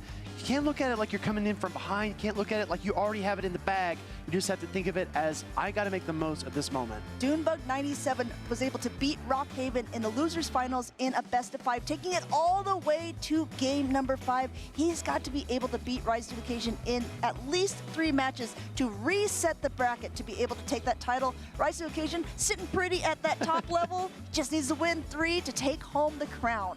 Dunebug alluded to this. I think that his brain is always working overtime. He's one of the few people that I know that you can ask him any move combination. You can say, okay, Dunebug, how many Vine Whips to a Boom Burst? And he can tell you. He knows it. He knows it inside and out. Well, that's because Boom Burst is quite a popular attack. Everyone knows how long it takes to get to a Boom Burst. Am I right, chat? Am I right? Am I right? You remember that season update? That was really nice. But I think that Dunebug is always thinking about matchups. He's always thinking about adjustments. And after losing to Rise, we alluded to this earlier, I don't think he's going to make the same mistakes. He's going to make some switches, some changes. He's going to come up with a different mindset into this grand finals. He already said, you know, for a while, he took a small break from the game. He reset his mind, and he was able to come in here and make such an impactful difference. And that's exactly what he needs to be able to do before this grand finals. He needs to take a deep breath, reset his mind, and be able to take on Rise to Occasion. If you've been familiar with this competitive scene, you know that these two trainers have battled out so many times. This is one for the ages. Yeah, I'm sure all the Rise to Occasion fans are hoping that he continues his streak, and Dunebug is just looking to get another championship under his belt. Amanda, we're doing this for the last time. Let's break down these teams. I would say going ahead, and they got out of the lounge. They're into the arena now, and they are ready to get battling. On Rise to Occasion's side, actually just taking a look overall at the 12, I know in the losers finals we had a unique set of 12 Pokemon. There's 11 different Pokemon here, with the only one being the same is that Unova Stunfisk. That is the #1 Pokemon on day 2 usage here in Las Vegas. Incredibly diverse meta that we are operating in currently, and the best trainer will find a way to weather the teams and the picks that they don't predict. That being said, I do think that Rise is going to bring that Empoleon quite often. That was so strong for him against Dunebug97 in their first go-around, because that's so many targets. You can hit hit the Wigglytuff, you can hit the Cradilly, you can Hydro Cannon the Talonflame. There's very few options for Doombug to maneuver around it. If you look, there's a lot of weaknesses, but also some really strong things that both of these players can lean into, because the fact that Doombug has a Wigglytuff on the side makes it so you can't bring both the Galarian Moltres and that Dusknoir.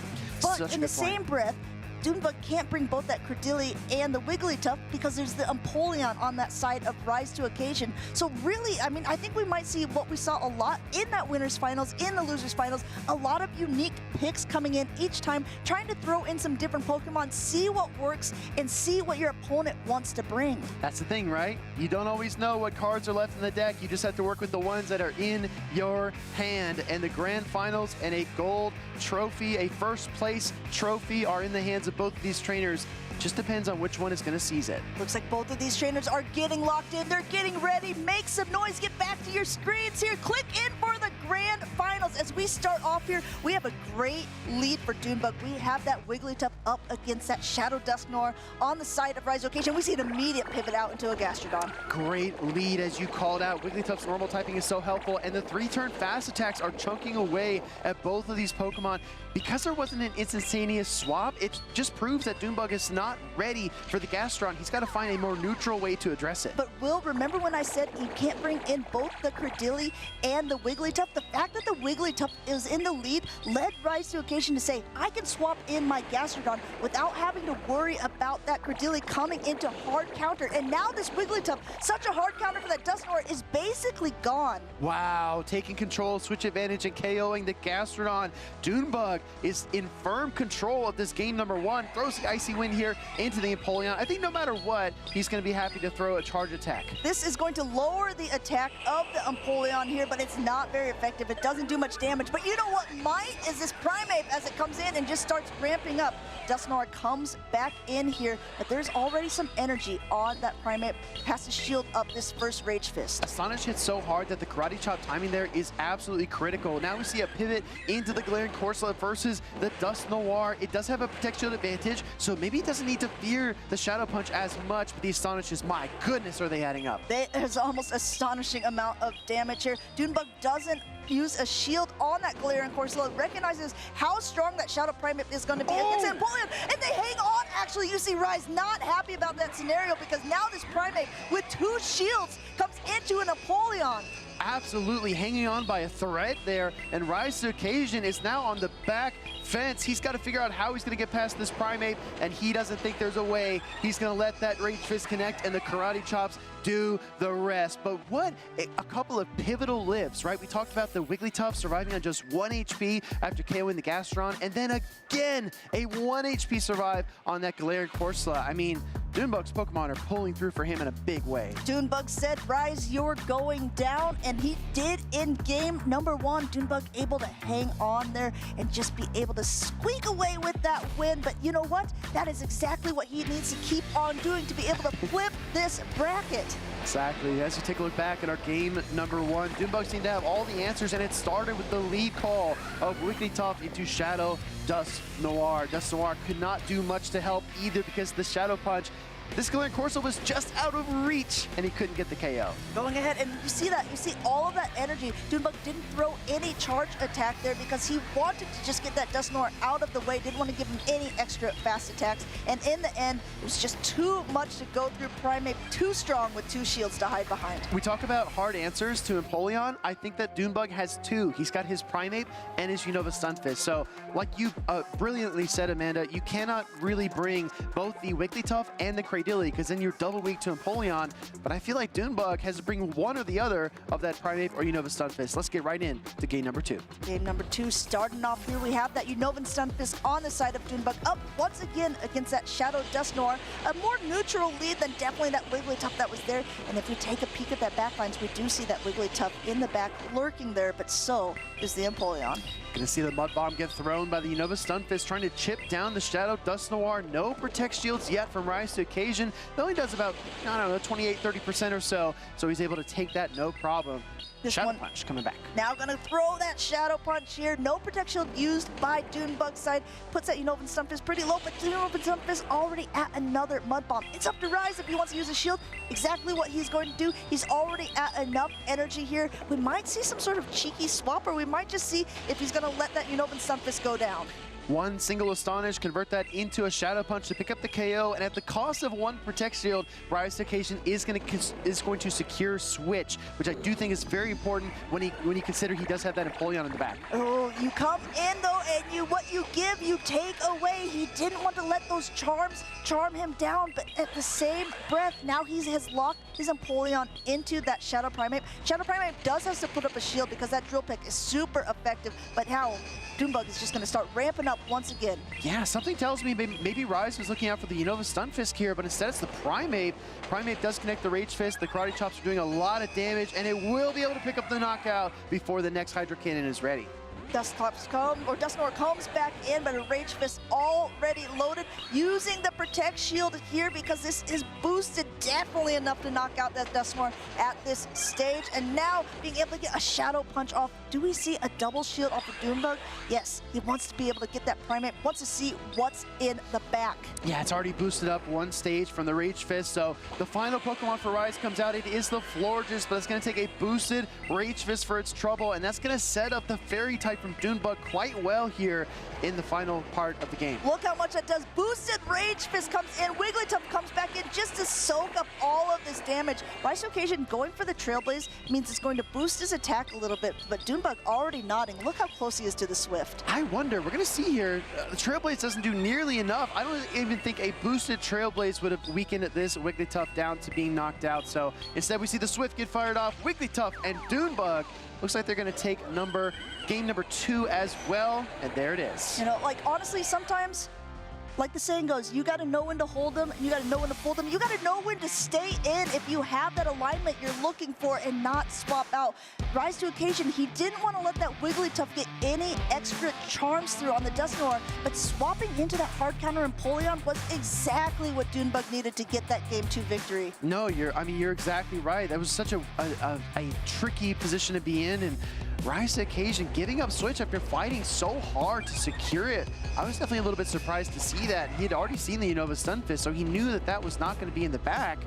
I don't know. Going into game number 3, we're going to see what happens because Dunebug is one battle away from resetting this bracket. Dunebug was not happy with the way that those winners finals went down, losing 1-3 to Rise to Occasion. He fought his way back up for this Grudge Remax. He's 2 games ahead in this grand final series. One more is going to push him into that reset, but Rise to Occasion, we've seen him reverse sweep before. We know that he has it in him. He knows that he does not want to lose, and he's in that winner's side. This might be the start of a comeback for Rise. Like you said, the reverse sweep is definitely in the cards, but he's got to win 3 games straight in order to pull it off. Dunebug 97, though, already locked in, already selected his Pokemon, already knows exactly what he wants to do in this pivotal battle. Momentum has shifted to Dunebug's side, being able to take that Game 5 away from Rockhaven in those losers finals, able to take games 1 and 2 in the grand finals here. One more to have. Let us know in the chat who you're rooting for. Do you want to see this reset? Is Dunebug going to take it away from Rise to Occasion, or is Rise going to rise to the challenge? Game number 3 is slated and ready to go here. Our trainers have locked in. This might be the start of a bracket reset or the start of a comeback. Let's get right into it, everybody. Unova Stunfisk versus Galarian Corsola. Things are getting a little bit spooky on that side of the Dunebug here as he just lets that Corsola tank all of this energy the Unova Stunfisk is building up here. It's going to take a little bit longer for that Galarian Corsola to pace, but even still throwing the Nightshade first. Yeah, definitely a very bulky matchup to start us off here. No clear winner. We're going to get a lot of charge attacks thrown, and in terms of resistances, I don't see a lot of chances for a swap, but in comes Rise with that Gastrodon, trying to get an early energy lead. Going ahead now, Corsola staying in this matchup, going ahead and throwing yet another charge attack, perhaps a bit of a chip and dip. Maybe Doombug is actually even going to stay in. No, he comes in with that Wigglytuff, but this is great for Rise to Occasion. He's already at a Water Pulse, and this Dusknoir can avoid this matchup. Yeah, perfectly said. Water Pulse connects, Wigglytuff gets weakened down at the half health, and this Gastrodon might even get to another charge attack here if Doombug is not careful. Actually on the charge attack priority, beautifully thrown here, the Swift. Great recognition by Doombug, knowing he's going to win that charge attack priority, throwing that Swift, getting that Gastrodon out without using any shields. In comes that Unova Stunfisk again, and now being able to throw a Mud Bomb. This puts it in a much better position, however. There's so much energy on that Unova Stunfisk, and the Wigglytuff is so low that this Mud Bomb is able to knock out. Yeah, two Thundershocks on the Mud Bomb makes you avoid that second charm damage, so Rise keeps his Unova Stunfisk healthier going into this next matchup. Still all 4 Protect Shields in play. Galarian Corsola returns to the field. Going ahead now and seeing that this Mud Bomb is going through, still no Protect Shield on Doombug's side. I think Doombug is probably thinking it's the Empoleon in the back because Rise has brought it so many times. A simultaneous swap. It is that Dusknoir here just starting to astonish away, but Talonflame is already able to reach a Flame Charge. He's going to have to use a Protect Shield if he wants to use it. 2 Protect Shields in play. The first one of the battle does get burned here by Doombug. And the question is, if he continues to Incinerate, can he pick up the knockout before the Dusknoir does? I don't know. Those Astonishes are dealing so much damage in kind. Starting to sizzle here. Rise to Occasion uses his shield to block up this Flame Charge, but now this is boosted. Incinerate's coming through. Fly is loaded, but it goes down. Talonflame goes down. 3 Astonishes get the job done. In comes the Galarian Corsola, and it's going to peel the second shield away from Doombug 97 here with the Shadow Punch. Shadow Punch going to be deflected here with this shield, and down goes the Dusknoir, and now it's again a battle. Where it started is where it's going, but Rise to Occasion still has 1 shield to his name. Mud Bomb coming through Galarian Corsola. This will not be enough to knock out, but it's getting to endgame time. Unova Stunfisk just 3 Thunder Shocks away. Galarian Corsola doesn't have much HP, and this is Rise striking back after losing the first 2 games of our grand finals. We've got a series on our hands. Rise to Occasion says, I am not getting swept here. I'm taking this game. This is turning back into a competitive series. Taking some notes saying, I want to win this regional competition. I want to be the only trainer in Pokemon Go to win a regional competition every season. So far, Doombug has really controlled the narrative when it comes to just surviving on a couple of HP, winning those pivotal matchups that he needs to eventually win the battle. But that time, Rise showed why he's in this grand finals alongside his opponent. He showed that he can execute, he knows his damage intervals, and his Shadow Dusknoir is extremely potent. These Shadow Pokemon mean business. Heavy hitting damage, but they also take so much damage. Doombug not able to get to that second fly there, going down. Rise to Occasion taking the game. He needs to be able to get 2 more to call himself that champion. Doombug just needs 1 more game to reset the bracket. Going to game number 4 here. Rise to Occasion has locked in his squad, his trio, his best options for this next battle. He's got to win 2 straight if he wants to take that trophy.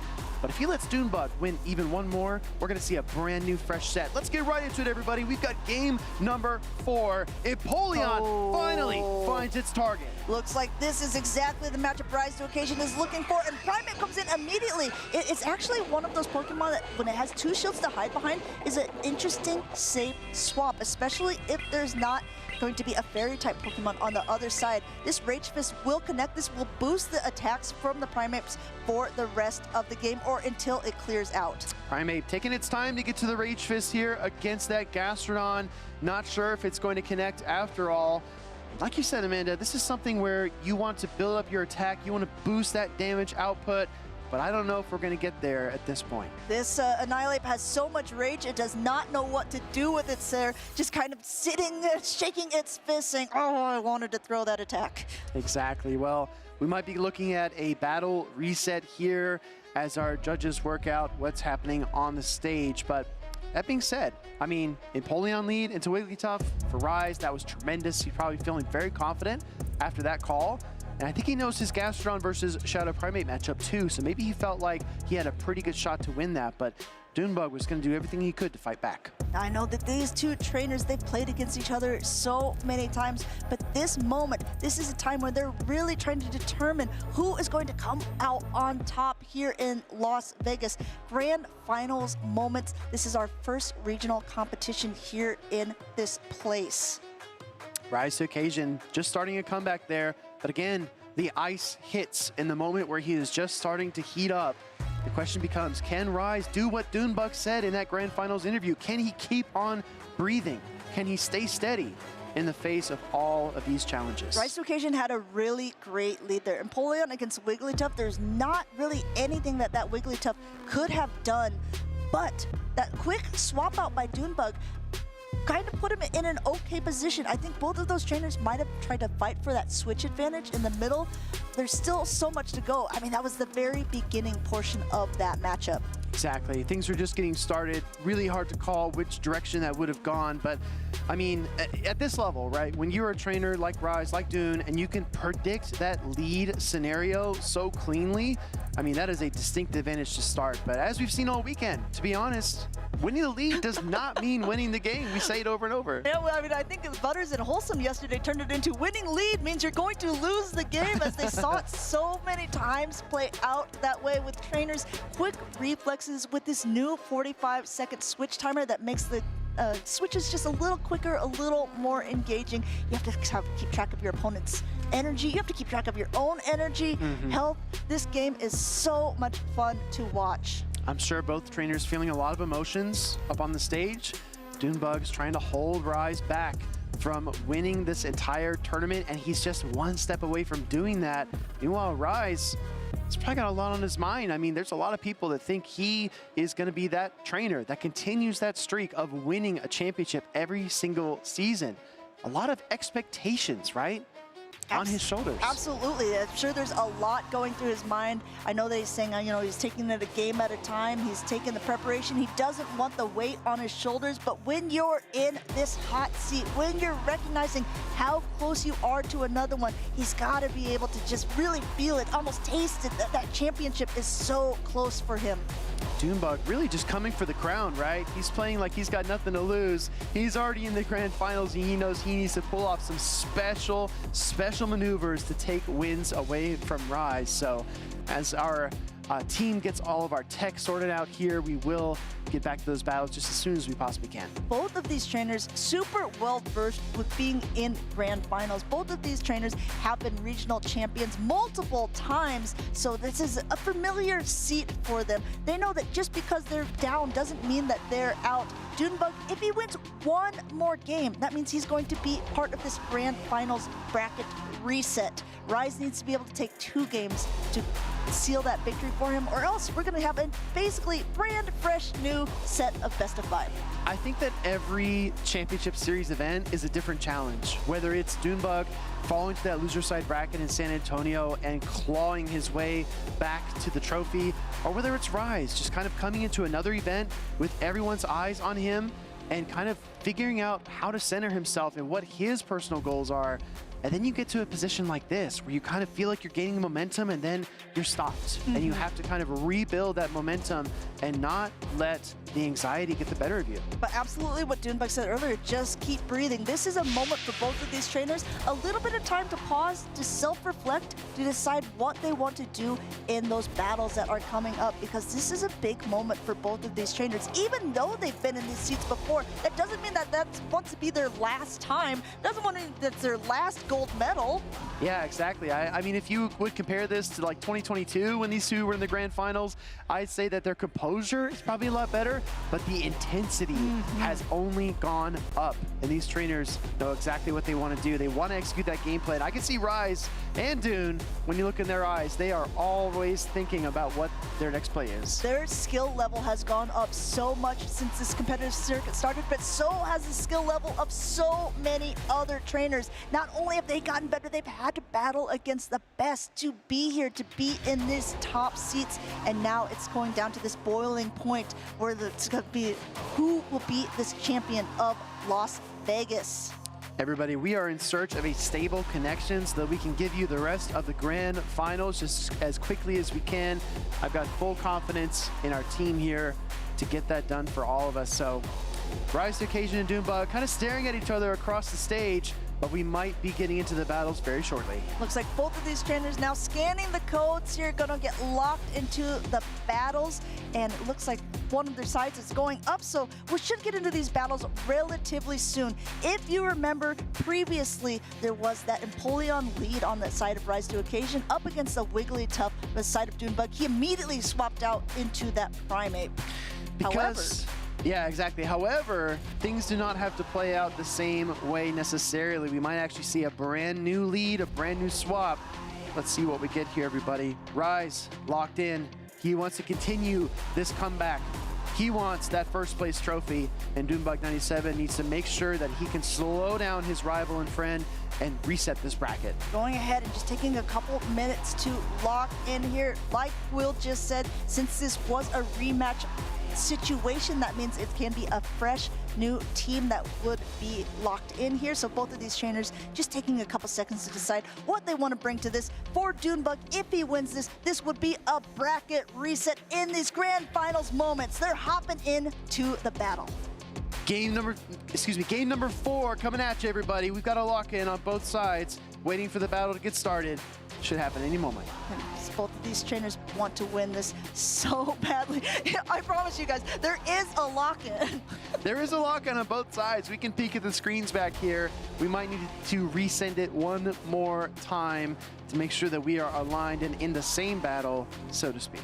And both of these trainers just taking a moment to, they know what they need to do to be able to win the battles. When you're choosing 3 Pokemon of the 6 to be bringing in, I think the thing that goes through a lot of the trainers' minds is, what do I do if I lose the lead? What is my plan? What am I swapping into? And they kind of use that for all of the Pokemon. So with Rise to Occasion, when he had that Empoleon lead, Doombug was like, if it is an Empoleon, I'm going to swap to my Primate. That's exactly what he did last game. So in these moments, while it's taking a little bit to lock in, I think they're just running over the scenarios of what could be in the lead, how they want to play out the different matchups. I gotta ask you, Amanda, because I'm looking at these trainers' faces, right? I'm trying to monitor their expressions and try to see how they're feeling.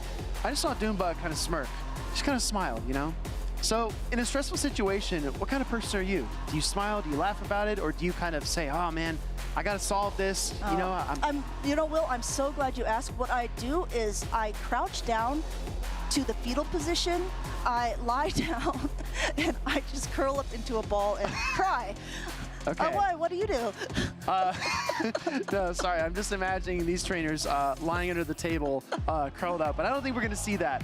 I don't know, for me, I kind of laugh. I feel like you have to kind of laugh it off, right? I mean, zoom out, have some perspective, say that, you know, this is a stressful moment, but it's not the end of the world. Exactly. You know, you can kind of just chuckle about it. And you know what? Some of those moments become the funniest stories when you're at a party, when you're with friends. Let me tell you about this one time. It's absolute fire. All right, everybody. So maybe you should have that perspective sometimes. And both of these trainers, obviously, we want to get into these matches. We want to see who is going to be our first ever regional champion of Las Vegas. But we, of course, want to make sure everything is running properly so we can get those matches to you. In the meantime, Will made me do it once before. I'm going to make him do it again. He's got more dance moves to show you. He was telling me during that break, that actually wasn't my best dance move. I said, I'll give you another opportunity. Whoa. This guy. Can you top that? No. I don't think so. I don't think anyone can. I don't think so. Nobody clipped that. No, hey, listen, nobody clipped that, all right? I don't want to explain that to my loved ones. Yeah, no, I think that dance actually needs no explanation at all. That's a compliment, right? Yes, exactly. That's a compliment. Let me tell you, in the meantime, since we do have a little sneak peek at the phones, what's going on, while they're waiting to make sure everything is working properly, there's still that event that's going on here in the venue, and that is the wild area. So I see them going ahead, catching some Pokemon. How are you doing on this? There's a collection challenge today, and I actually forgot about it until like a couple minutes before we got back onto the booth. So I still need to catch an Inkay to be able to complete my collection challenge. Amanda, when we were doing our top tips from Las Vegas trainers, the first tip was from Fraggin' Wagon. He said, make sure to check your time research and get those done. So maybe you weren't watching the same video I was watching, but I'm having a really fun time. There was a moment backstage where I got a little nervous because our producer asked me to trade away my perfect Grimmsnarl. He said, hey, we're lucky friends. Don't worry, it'll probably be a perfect one anyway. And I said, hold on a second. I don't think it works that way. Well, you never know. Even if it wasn't, you could use that silver bottle cap if you got that deluxe pass to be able to maybe make it that completely full bar dark gray. I mean, there's been so many cool Pokemon that are here. I have that like you talked about, not Grimmsnarl, but it was a dark gray, a regular one, but I don't have the XL candies to be able to power it up fully, so I've been doing a lot of the dark gray raids, hopefully just to get those. I actually mega evolved my Houndoom to be able to get extra dark XL candies. Very, very smart. Amanda, you were the architect behind our suits yesterday. You have a penchant for style. On a scale of 1 to 10, how much aura does this Beware have from this Go Wild Let event? me tell you, I love that little cape scarf thing. It looks pretty cool. At least a 7 out of 10. Wait, 7? At least. Okay. Let me refine the question. How much aura does the shiny Beware with the scarf have? That's a 10 out of 10. Okay, that's what I thought. 10 out of 10. Sometimes you just got to ask the right questions, right? I mean, we learned that from the Hitchhiker's Guide. Ask the right questions, everybody. And let us know in the chat a couple things. First, let us know what you think of Will's dance moves, because that's also 10 out of 10, clearly. My entire personality is riding on what you say, chat, so please be kind in the comments. Yeah, I mean, just like, you don't want to see him curl up into that fetal position and cry, so be kind. It might be a solo cast from there on out for Miss Lundberg here. The second thing I want to know is, what was your best catch during the wild area? What are you most proud of? Maybe even use that hashtag #PlayPokemon and we can feature it on different things. Third thing, who do you think is going to win between Dunebug and Rise to Occasion? Because these two trainers have battled it out so many times, and each of them have taken victories. Yeah, they absolutely have. It's kind of like a back and forth kind of seesaw competition, and when you see one of them take 2 wins over the other, then that trainer who lost starts to think, oh, I need to step it up. I can't let my opponent get too far ahead of me. But we've had so many different meetings of these two trainers. I think it was last season, we called it the Tangle in Texas when they met at a regional championship there. So I don't know what kind of alliteration or metaphor we can use here in Vegas, but I'm sure we'll think of something. Yeah, I think by the end here, when the chips have been thrown and everything is settled, we'll come up with some definitely good metaphor for these two Titans going up against each other one more time. We're here live in Las Vegas. Beautiful city, wonderful time. Shoe on the head, or I don't believe it's live. Okay, if you insist. Well, we've had an incredible event here in Las Vegas, but there are events all around. Go ahead and scan this QR code.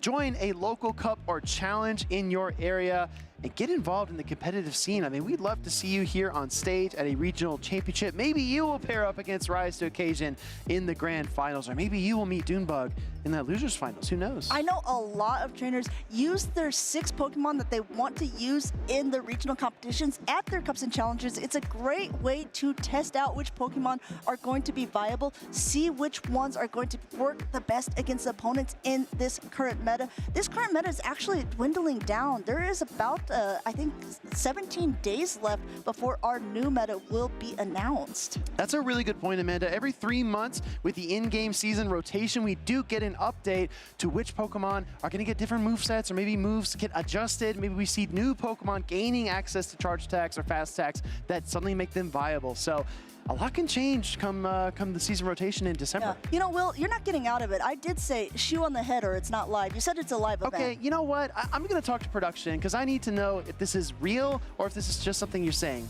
Oh, actually the camera goes off and it's back, all right? Production, be honest with me. Do I have to put my shoe on my head in order to prove that it's live? Hold on. Oh my goodness. Hold on. No, they say I don't have to do that, all right? Okay. Come on, Amanda. I'm just so silly. You're making me jump through hoops. I've got nothing at this point here. I'm glad that we got to show off the shoes a little bit, though. Thank you, Will, for obliging with that. And thank you, everyone, for sticking with us through this. We just want to make sure that everything is going to be right for these trainers because, again, with a game that comes down to split-second decisions, when turns are half-second, we want to make sure everything is going according to plan. Yeah, I agree. Well, we are going to get these trainers set up here as soon as we possibly can. Rise to Occasion still at 1 victory, Dunebug at 2. Dunebug is 1 game away from resetting the bracket, and Rise, like I said, I felt like he was heating up. He was starting to come back there after taking game 3 off of Dunebug, and he's going to look to continue that. Yeah, he had a great lead with that Empoleon to the Wigglytuff, but now it's going to be fresh new teams into this new game 4 here. This was the moment in the losers finals when Rockhaven was able to take game number 4 to go into a decisive game 5. Rise to Occasion needs to do the same if he wants to be able to call himself champion in this current grand finals round. We're running a couple tests here on stage to make sure everything is working correctly, and we are getting closer and closer to jumping back into our grand finals matchups. But honestly, if you're Rise or if you're Dunebug, you're probably feeling pretty nervous coming into this. I think at first, probably a little frustrated that you can't continue playing. But I think now at this point, they probably cooled off a little bit, maybe come to terms with it, and that actually might benefit them in the long run. I mean, a lot of times trainers, you know, you get really caught up in the emotions, your adrenaline is very high, and they're saying, okay, I'm on stage, this is my big moment. But now having a moment to just settle down a little bit, breathe like Dunebug suggested earlier on, they have some time to compose themselves, come up with some new plans, because a lot of times when they're in this position, they don't get a big break. We saw them immediately in the lounge. They had to go run to the stage to start playing these matchups, but now they've had some time to think and process and have a bit of a game plan going forward. Great interview, by the way. Wholesome? Yeah, it was really, really fun between them. With Rise and Dunebug. I mean, we've been calling Wholesome different names all weekend long. Let us know your favorite Wholesome nickname. Wherever you are watching, let us know what you think. I think Wholesome underscore is a classic one. That is, you know, the go-to. I had a couple more, but we don't have any interviews with them. Maybe I'll save them for another time if we happen to be on any cast together. Ooh, I'll tell you what, if people want to hear more Wholesome nicknames and they want to see our shoes, maybe they should keep on watching for when we close out in the lounge. That's a great idea. You know, talking about casting, I know that next weekend is going to be the Latin America International Championships, and one competitor that we see on the stage and making it so far is actually taking off that competitor's mindset and putting on the caster's headset, because Rise to Occasion is one of the casters who will be there. So tune in for that limited meta, this new meta. It's very exciting for Pokemon GO, first time ever being released, and he's going to be there live for all of the action. We filmed a segment yesterday with Butters, with Wholesome, and yourself and myself. I honestly think that when we were challenged to draw our picks, I mean, let's be honest, everybody, I think my drawings were superior in every way. Were you were drawing a Superior? That was that first one? No. I mean, it almost looked like it. Superior is not allowed. People that know the meta know that. That is true. Probably Superior doesn't really do too well into teams that are a lot of dragons and ice type Pokemon, so maybe Superior wouldn't even have a place in the meta. As a reminder, next weekend you're going to want to make sure to tune into that, because that is going to be a big event with so many trainers from North America, from Europe, and the LATAM region competing there. I think we probably might even get some of them from Oceania. Oh, I mean, jokes aside, I did do the LAIC pre-show on Friday, and I did my absolute best, everybody, for real, to break down the meta, to talk about the top picks. I analyzed a lot of practice tournaments and kind of dissected what people were thinking, what trainers were experimenting with, and I think there's a lot of value in that. So if you ever head over to the main Pokemon channel, you can check out that VOD and maybe get a little preparation in. But I think our preparation is over, Amanda. We might have a lock-in here any second. Both of our preparation is over, but the preparation of Rise to Occasion on that left-hand side and Dunebug 97 is just beginning, because this is the grand finals here in Las Vegas, Nevada. Dunebug is leading this grand finals here 2-1, but he is coming from that loser's side of the bracket. That means he needs to win this next game or one before to be able to make it to that grand finals reset. Exactly. Rise to Occasion's already locked in. Doing some final checks here before our trainer on the right does so as well. It looks like we're going to get into this game at any moment, everybody. I know this is what you've been waiting for. We're into it. We've got lock-ins on both sides, and I think we're going in right now. Make some noise for your favorite trainer as we are kicking off into this game number 4 in the grand finals. We have an Empoleon lead up against a Galarian Corsola at this time. It looks like Rise to Occasion going ahead, staying in this matchup, just gaining a little bit of energy here. If we take a peek at that backline there, we have that Shadow Primeape and Shadow Talonflame on the side of Dunebug, and he is just content to stay in this, soak up that damage from the Empoleon here. None of the traditional targets here in Dunebug's composition. You don't see a Cradily. You don't see a Wigglytuff here, but the Empoleon is a neutral monster as well. It can deal so much damage over time, and the Hydro Cannon getting fired off here into the Glaring Corsola is going to take it deep into the red. Now, a quick pivot out, going to catch this, but has to put up a shield if you're Rise to Occasion, because this would still do a lot of damage to this Shadow Dusknoir that has just come in, and now we see that Shadow Primeape. It's not often that you're seeing a Shadow Primeape coming in to a Shadow Dusknoir, but I mean, look at this, already able to throw a Rage Fist, already able to boost up the attack, and Rise to Occasion does not shield the first one. Look how much damage that does. Double resisted Karate Chops, but super effective Rage Fist, and we see a Shadow Punch get fired off in kind. Shield coming up here from Dubug97 as he wants to protect his glassy, high-octane Shadow Primeape. Rise to Occasion did not shield the first one because he knew the second one would be even more impactful, but you know what? Not even shielding up the second one because Primeape has come into play, and now the Empoleon gets completely avoided as this Gastrodon comes to Mudslap down. A quick pivot by Dunebug here into that Shadow Talonflame. Rise to Occasion staying in this here and going for the Water Pulse. This is the heavy-hitting attack. Dunebug might think it's a bait, but doesn't want to risk it. He puts up his last Protect Shield. Can Shadow Talonflame ride the waves here, though? Because the Empoleon comes right in. There are no Protect Shields in play, and Dunebug goes for the Flame Charge here. Keep your eye on it because this Flame Charge is going to boost the Incinerate damage, and Empoleon is also part Steel, even though it's part Water. But since he's already at the Hydro Cannon on that side of Rise to Occasion, this should be enough to wash away the Talonflame. The real question is going to be, how long can this Primeape hang on?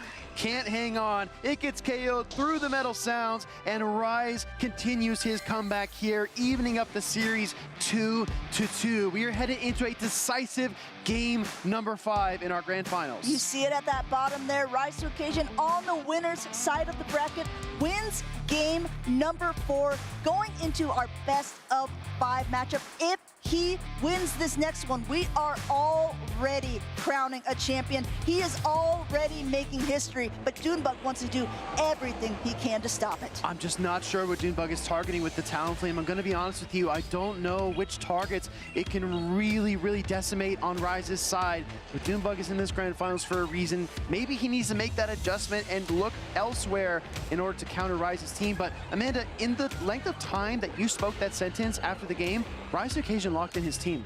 He's locked, and he had so much time on that stage. He says, you know what?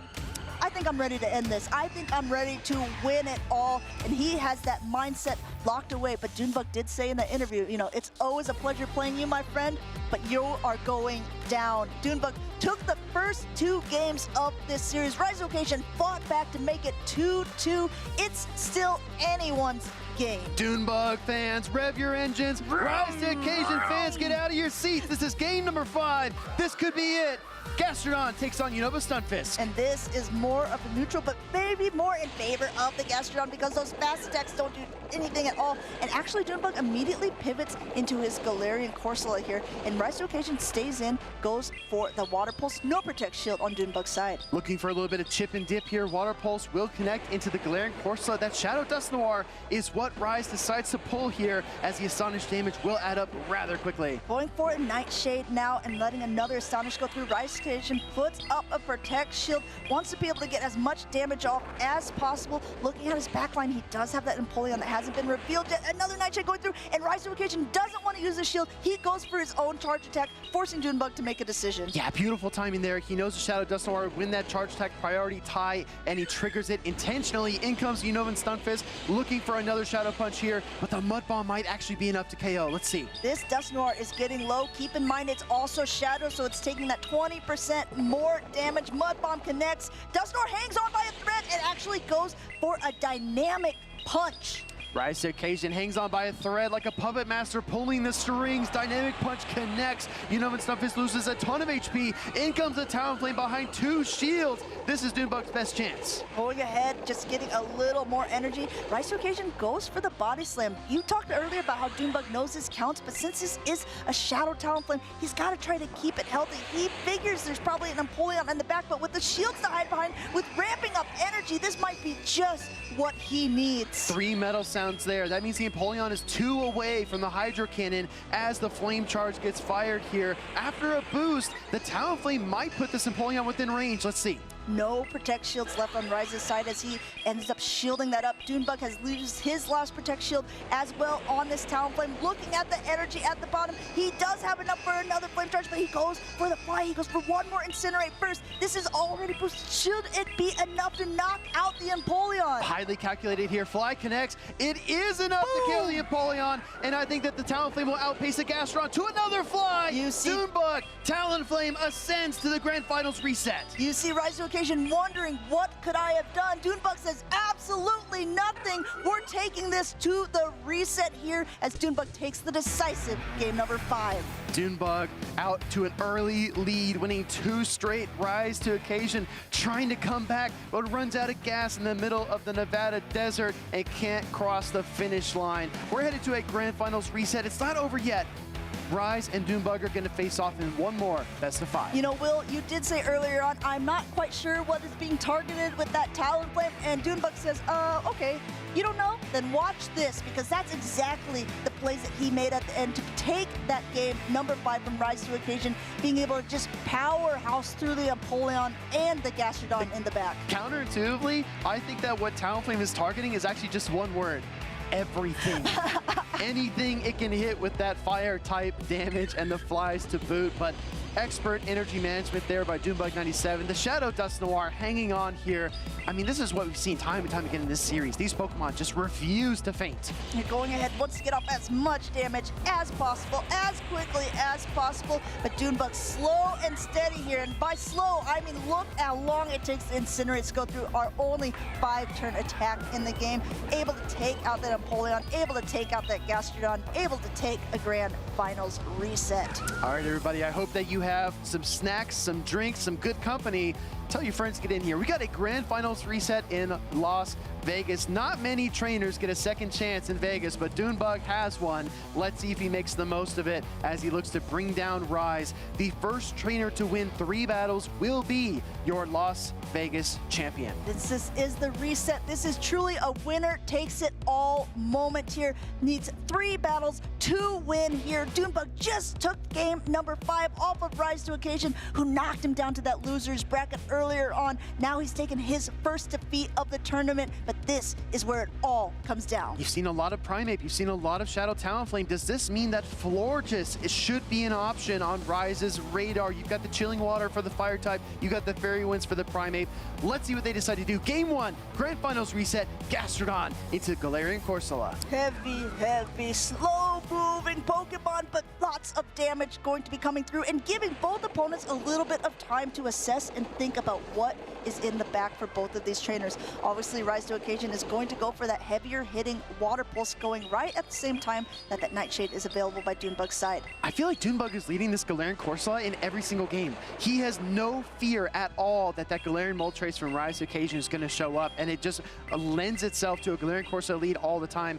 Gonna see the Nightshade get thrown here into that Gastrodon and a pivot into the Talonflame. Talonflame just coming in to try to get a little bit of energy since it does pace a little bit slowly. Those Incinerates take so long, already at it, and now Doonbug is going for the Flame Charge. This means since there's 2 shields to hide behind, he's going to boost up its attack for the rest of the time the Talonflame is in this game. At the cost of that shield, Rise is going to get the Body Slam here. I think he's confident he can withstand that Incinerate damage and get to 1 more charge attack, but it's going to be really close. Actually pivots out into that Shadow Dusknoir here. That Shadow Dusknoir is going to have to take yet another Flame Charge. Double boosting here. No Protect Shields remaining on the side of Rise to Occasion. This Talonflame is screeching energy into that Dusknoir. Dusknoir able to reach that Shadow Punch, and it looks like Doonbug's trying to swap out into that Galarian Corsola. That's exactly what he's going to do. 2 Shadow Punches loaded on the side of Rise to Occasion. So even if Doonbug shields his first one, he's going to get hit with another. Does he decide to do it? No, he recognizes the energy, does not want to give up that invaluable Protect Shield at this stage in the game. He's got that Unova Stunfisk. I assume it'll come in as soon as that switch timer is expired. Man, I'm looking at these backlines here. I'm looking at the fact that Doonbug has a shield. In comes that Unova Stunfisk, and Rise has to be thinking, eek, because the Empoleon is there lurking in the back, trying to get off as much damage as possible. Dynamic Punch coming through, now coming in with the Gastrodon to just start chipping. This is a test of late game counting, and Doonbug is going to go ahead and shield up the body slam there. Wants to maintain some HP on his Unova Stunfisk. Does not want to take any more damage, but he's going to have to. The Mudslaps are super effective, but he's building to double. He might have what it takes to KO the Empoleon and win this game 1. What a risk, but high reward there.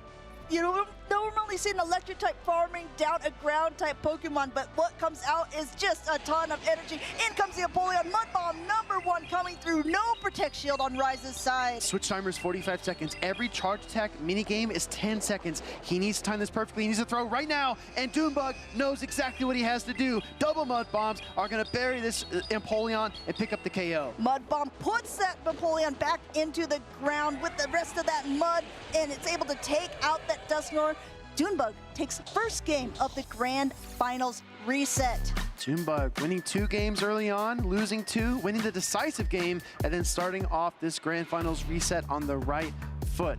Rise to Occasion needs an answer. He needs to figure out how to slow down Doonbug, because I just feel like he can't cover everything. Maybe he feels limited, maybe he feels like he can't bring certain Pokemon, but he's got to figure out how to hit back against Doonbug 97. Doonbug has brought in the Credilli before. He's brought in the Wigglytuff before. So it's a real big question of what Pokemon does he want to bring in, since these 2 trainers have been playing against each other in the Winners Finals, in the Grand Finals, and now the Grand Finals reset. There's been so many different ways to play out these matches, and Doonbug has seemed to unlock the code here, winning that last round in the Game 5 of the Grand Finals, and now winning Game 1 in the reset. Rise to Occasion has to reset himself, use that time to be calm and collected, but also realize what he needs to do to keep that championship dream alive in his mind. Doonbug already locked in. Rise just now followed suit. We're heading into game number 2 of our Grand Finals reset. Doonbug 2 battles away from becoming your champion. Rise has to win 3 straight, and this is a tough lead for Rise to start. Doonbug is so adaptable, bringing in that Wigglytuff. Rise to Occasion quickly pivots out. We talked about this a little bit earlier on. Because there is a Wigglytuff in the lead, there's most likely not a Credilli in the back, which leads Rise to Occasion to slave swapping his Gastrodon. I think we saw this earlier as well, but last time Doonbug opted for the Primate. We're going to see what happens, though, because the Gastrodon does get to the Water Pulse. This will likely connect and deal a ton of damage to Wigglytuff. Wigglytuff will be able to take all of this. It does knock it down very low into the red, but the Swift is already available. And actually, same thing happened the first time. Wigglytuff gets to be able to have all of its charge attacks, survives on just a sliver of HP, and gets to dictate what will come in. Icy Wind is going to be the charge attack of choice no matter what Rise chooses to bring in, and it is the Empoleon. This feels eerily similar to a game that we saw earlier in the Grand Finals first bracket.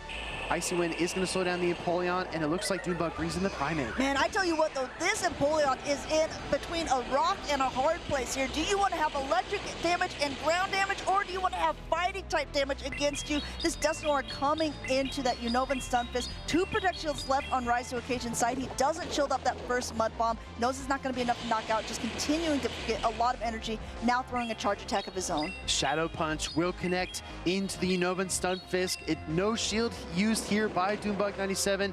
He knows his bulky ground and electric type Pokemon can tank it.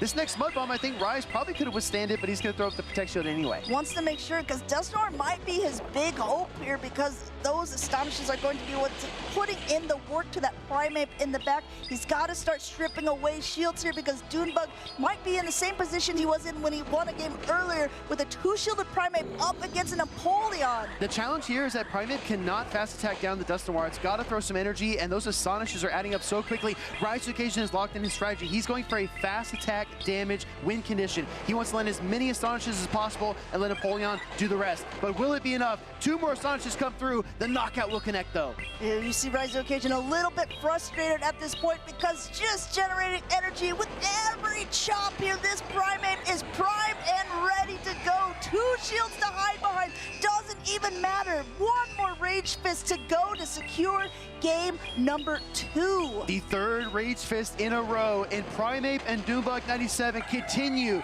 to ratchet up the pressure. Rise to Occasion bends. He doesn't break often, but this looks really, really tough for him. He's got to be able to get what we call a reverse sweep. These are the big moments. This is already the reset. Rise to Occasion needs 3 games, the next 3 games, to be able to win win this tournament. Dudebug97 knocked down to the losers bracket from Rise to Occasion, climbed back up to be in this exact spot.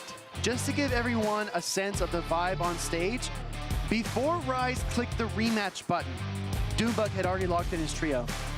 Dudebug is so locked in. You can see it on his face. He knows what he wants to do. He's showcasing why he's been the first two-time regional competition winner in one season, and then he won one more right after that. Just say, okay, 2 wasn't even enough. Let me continue to make history. He could win another one if he just wins this next game. For Rise, the challenge is not to let your mind wander. You cannot think, oh, I've got to win 3 battles. I've got to win 3 games in a row after facing so many tough matchups. You need to think about what's right in front of you. That is 1 battle. This is all that matters. Game 3 of the Grand Finals reset is on, everybody. Let's see. We get Shadow Primeape into the Unova Stunfisk. Unova Stunfisk against Primeape here.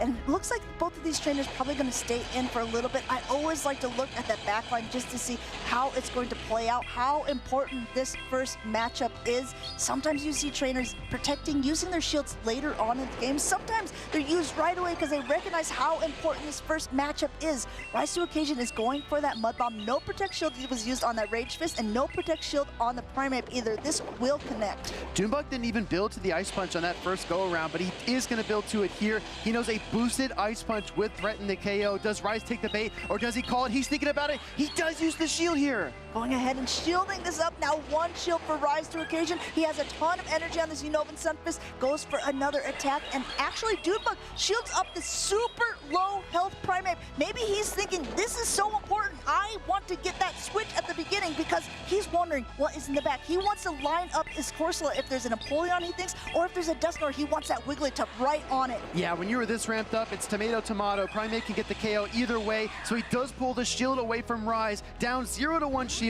Galarian Corsola comes in, gonna get an energy lead, but Gastrodon comes out to meet it. Now keep in mind that Unova Stunfisk is super low health, but it has a lot of energy on it. More than 1 charge shot. It has a charge attack and a little bit of extra energy before swapping to this Gastrodon. Gastrodon throwing this Water Pulse against the Wigglytuff. Wigglytuff doesn't shield. We've seen this similar scenario before. Wigglytuff does seem to survive with just a little bit of HP to be able to throw that Swift, and it looks like he's going for the Icy Wind instead.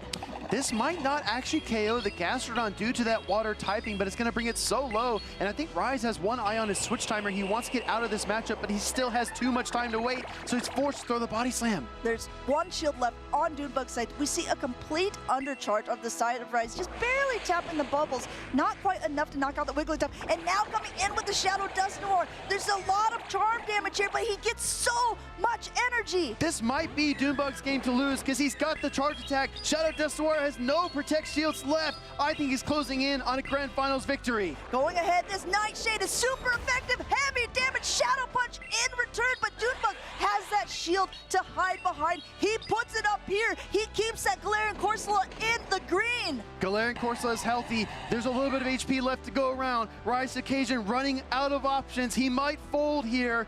What does he decide to bring in? He's going to go ahead and select the Unova Stunfisk. It's got 2 Mud Bombs, but is it enough? Going ahead and throwing Mud Bomb number 1. He is 1 fast attack away from it, but their health is dwindling on it. The switch timer is up. He has a potential catch, but if Dudebug knows what he's doing, he knows he just needs to keep farming down. We saw how little that first Mud Bomb did. Looks like Rise fires his final charge attack. Goes in the Gastrodon. Does he have the Water Pulse? No, he doesn't have it. The Astonish connects. Dudebug97 is poised for victory here. Dudebug pumps his fist. He astonishes down. He takes the victory. Give it up for your Las Vegas Regional Champion. Dudebug came down to Vegas, and he set the stage on fire this weekend. Incredible victory after a Grand Finals reset over his friend and foe, Rise to Occasion. Dudebug knew what he was saying when he said, Rise, it's always a pleasure playing you, my friend, but you're going down. That's exactly what happened. Dudebug knocked down to that loser's bracket by Rise to Occasion, only winning 1 game in that winner's finals, but says, you know what? I'm not satisfied with that. Dudebug is a trainer who's been playing out of his mind for so many years. Dudebug wanted to be a champion, and I know Rise did as much as he did, but in the end, only one of those trainers could stand atop of the podium.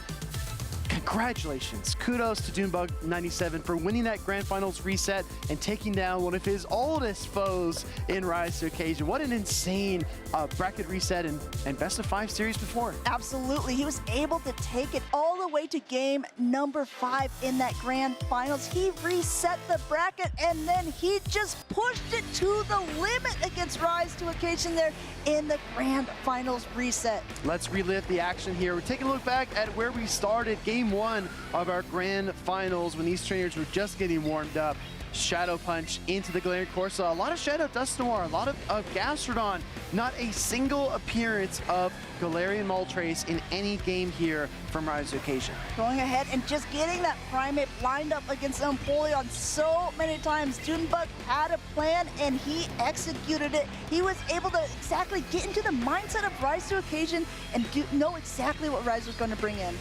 I think that Dunebug's month off paid massive dividends here because he looks fresh, he looks poised, he looks calm, and he knew exactly what he wanted to do. Like you said, Amanda, again, we see it. The Primate into the Empoleon. Dunebug just had all the answers. Dunebug with that Empoleon, great pick by, I believe it was Wholesome, saying, you know what, this is definitely the MVP and definitely the most valuable Pokemon as well. I got confused there. So the Empoleon was Wholesome's pick, but the Primate was mine. Oh, I see. And I was going to pointing to himself. He was like, I was wondering what direction you were going there, Amanda, but as you take a look back at game number 2, the Swift net into its fellow Fairy-type Pokemon, and Wigglytuff, it's Axon's favorite, taking that game before we head into game number 3. I mean, I tell you what, so many trainers, we saw the team basically of PvP David with very small adaptations throughout this tournament, our largest tournament for Pokemon Go this season. But if you're taking a look at this actual Grand Finals, you barely see any of those Pokemon. There's no Burret,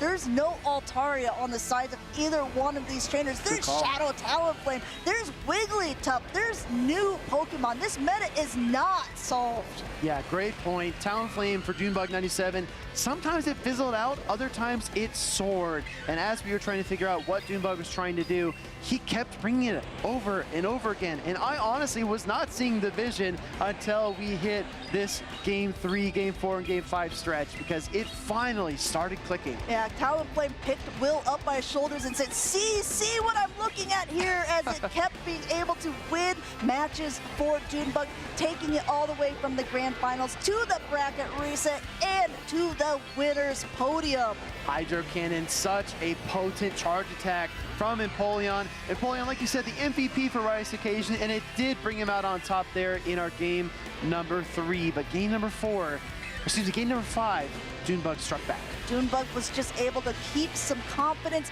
keep calm and collected, and take that victory. When you're coming from that loser's bracket, there's a little bit of nerves that have to play into these battles. You realize this is my moment. I can't afford to lose any more rounds, and Dunebug just simply did not. Flame Charge and Fly combination was too much for Rise to Occasion. Another Fly as well. I just want to I guess hone in on this point. If Dunebug would have thrown another Flame Charge there, he would have been behind and the Gastrodon would have gotten to the Water Pulse. So that first Flame Charge was so important, not only for ramping up the Fly to KO the Empoleon, but also for keeping pace so that he could go Flame Charge, Fly, and win the game. But that sounds like a cheat code, Flame Charge, Fly. Yeah, exactly, right? Up, down, left, right. That's what we call it. Let's head into the Grand Finals reset and relive these epic plays as well. Game number 1 going to Dunebug97. Game number 2, he just trusted in his Wigglytuff so much, and we saw this twice, actually. Being able to just use this pivot point and recognizing which Pokemon are going to be important to shield, and it turns out it was definitely the Primate at this end here, because Primate up against that Dusknoir with only 1 shield, and then up against the Empoleon. The Empoleon had nowhere to go. Yeah, nowhere to escape to. Empoleon just getting karate chopped into the KO box there as the 3rd Rage Fist of that series connected. Still 2 shields for Dunebug too. He didn't even break a sweat. No, and this was a complete sweep by Dunebug in this Grand Finals reset. He knew exactly how he wanted to play it. He knew exactly what was on the line and how he was going to take it on home. This Gastrodon comes on in against the Galarian Corsola, and Dunebug says, no problem. Comes in with the Wigglytuff, just like we just saw. I knew we weren't overthinking it. The Wigglytuff versus versus that Gastrodon and the 1 HP survival there, plus a few charms to boot. But I think Dunebug starts to realize that he's got it in the bag as the Nightshade connects. Nightshade goes. Dunebug pumps his fist. He's so happy with his performance, and who wouldn't be, being able to make it so far in our most stacked, largest tournament that we've had this season. Dunebug 97, a name that's been around since the beginning. This name is sticking around, taking another championship title. Double mud bombs, a mud slap from the Gastrodon. No matter what Rise threw at Dunebug, he just could not slow him down. These are our final standings. The dust has settled, everyone, in the Nevada desert, and Dunebug stands above everyone else. But of course, we cannot forget these other amazing trainers who made it so far. Rise to occasion, knocked Dunebug down to that loser side bracket, also knocked Rockhaven down there. Rockhaven with one of his best finishes so far, and who can forget Out of Pocket, who always is such a joy to watch on stream. I really want to point out Sceptile Ice finishing in 6th place, and Ash Nash right behind him. Talking to Nighttime Clash during the interview, he said he just wanted to make top cut. He wanted to be top 8. He was really excited with that, and I think he achieved all of his goals there. But these are your winners from 1st place to 3rd. Rockhaven standing right next to these two titans. I mean, look at Dunebug 97. Look at all of those medals hanging around his neck. There's gonna be another one now, another gold medal added. He has now taken Las Vegas. Rise to occasion coming in so close, and Rockhaven with his trusty Bastiodon, with Goodra with such a high placement, coming in 3rd. Rockhaven was so much fun to watch. I really appreciate all the trainers that came out this weekend, not just our finalists, but everyone who competed at the regional championships. What a fun city, what an incredible event, what a unique experience. And as you pointed out a few times, Amanda, the meta is not solved. Things are still changing. Everything's changing, but some things stay the same, and that is Dunebug's dominant performance against everyone. We're gonna go ahead and bring it over to the award ceremony with Butters. Thank you so much, Amanda. What an epic regional this was in Las Vegas. But it's time to celebrate our top 3 trainers. And first off, in 3rd place, we got Rockhaven.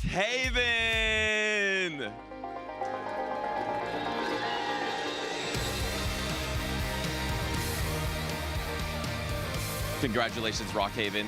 You have now matched your best performance yet with 3rd place. How are you feeling?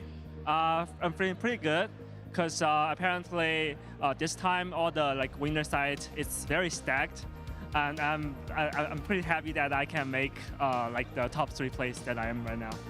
I remember earlier in the day, it was actually the 4 trainers that ended up in top 4 at this tournament, and we were saying, oh, just 1 win away and we can get the medal. You have that medal, but you've also competed twice at the World Championships. Is that your goal for this season as well?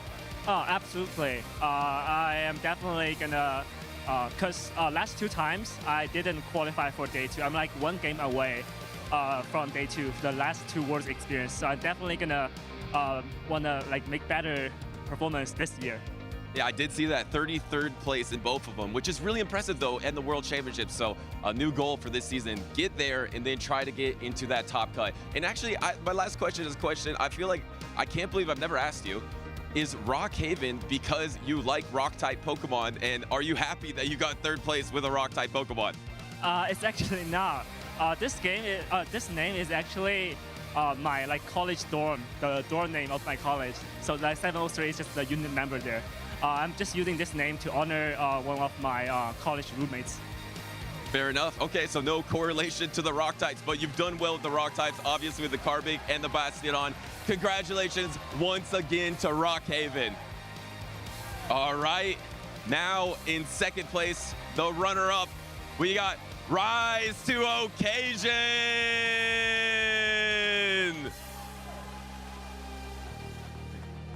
Yeah, watch your head there. You're tall, Rise.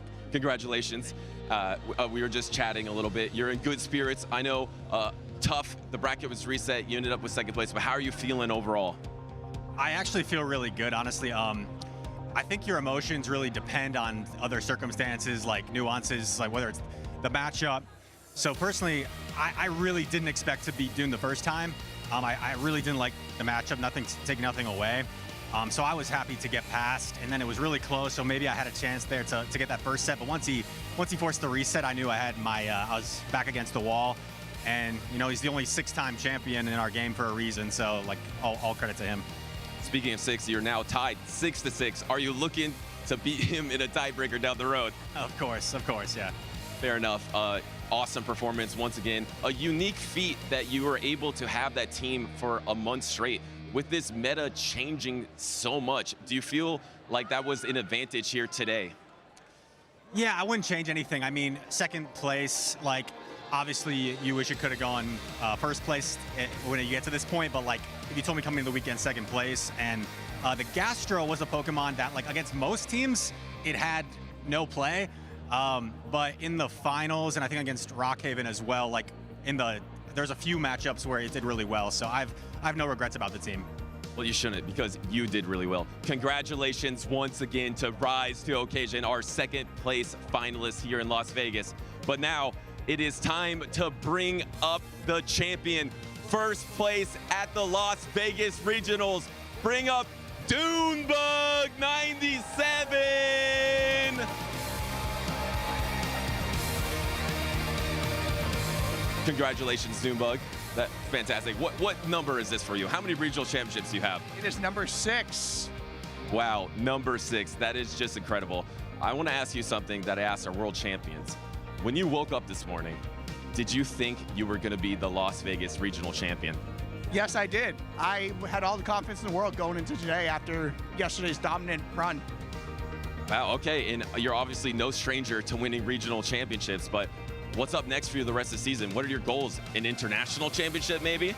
Yeah, LAIC next weekend. I gotta keep proving that I'm do well on back-to-backs and win LAIC now. You are the champion, so I want to give you one last opportunity. Do you have anything you want to say to the people? So now me and Rise are tied 6-6. The next time we play, the score is gonna be 6-7. Okay, fair enough. Well, I can't wait for that matchup. I'm sure you guys can't wait as well. Congratulations once again to Dunebug 97 on that first place championship. Rise to Occasion, second place. Rockhaven, third place. I believe we probably got the crew ready to wrap this show up, so let's head on to the lounge. Thank you, Butters. That's right. The crew is ready here to wrap up an incredible tournament in Las Vegas. What a day 2 championship Sunday that we just saw. Congratulations again to Dunebug 97 on what is now his 6th tournament win. That's absolutely amazing. All right, any takeaways from Amanda and Speedy? What do you think? Amanda. Well, let me tell you what, it's always such a pleasure to be over here, seeing the differences between North America and also seeing the differences between Europe and the different Pokemon that are being able to be brought. I tell you what, I love to see Rise to Occasion go up against Dunebug 97, and to have another one of those matches when I was here, absolutely incredible. They are 6-6 now. I think Dune was counting that as 2 series, which is fair enough. He did win 2 series versus him there, very long series. So, I mean, what better way to round out that tournament to keep things even Stevens in their head-to-head matchup?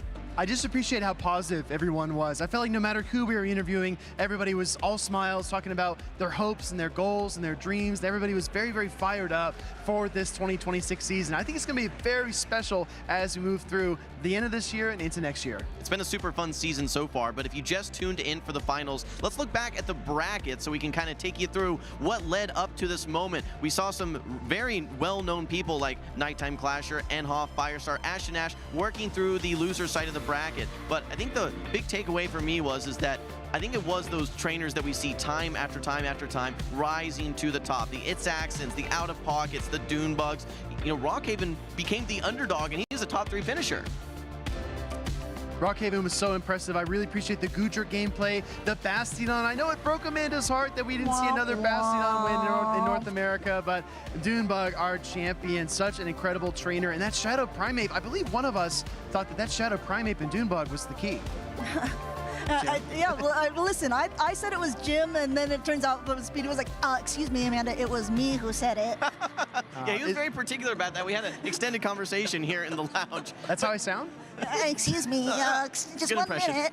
I've heard worse for sure, and I've seen worse, including some drawings that we saw to start out our tournament. All right, but we're going to take a look at our day 2 usage now. We saw a very different meta from what we've seen in the past. I think the big story for me was the Unnovan Stunfisk, a Pokemon that, yes, we're not, it's not unfamiliar, but we've never seen it even close to first place finish. Speedy, what do you think? Unnovan Stunfisk is such a durable and reliable Pokemon. Our friend House Stark used to play it in all kinds of grassroots formats for those exact reasons. Like we talked about during the cast, it's not going to deliver like a massive knockout. It's not going to flash and surprise you, but it's going to be so reliable. We saw it take so many charge attacks, and that electric and ground type coverage is just impeccable. It was actually the only Pokemon that was shared between Dunebug and Rise to Occasion in those grand finals. All the rest of the Pokemon were a unique 6. So, I mean, I think that's kind of an interesting show that the meta is not completely solved. Well, I think there was some room for debate earlier, but let's actually just pull up our caster predictions. We can take a look and see how everyone was thinking this tournament is going to be going. We have the Speedy, Alolan Sandslash. Did we see a single one this tournament? You know, sometimes, Wholesome, you're right, but you're just too early. I think we are going to see this after LAIC. Mark my words, everybody. But I'm pretty happy with Wigglytuff, Primeape, and Bastion. I mean, 3 out of 4 is pretty good. Yeah, Amanda, you got the Empoleon there for sure. That was looking very Absolutely. strong. I feel good about the Shadow Talonflame. We didn't see a ton of it, but it's on the winning team. Can't feel bad there. Let's continue on here, though. We actually have our MVP picks as well. Look, I don't want to toot my own horn too much, but Dunebug and Shadow Primeape, I feel like I really nailed that one.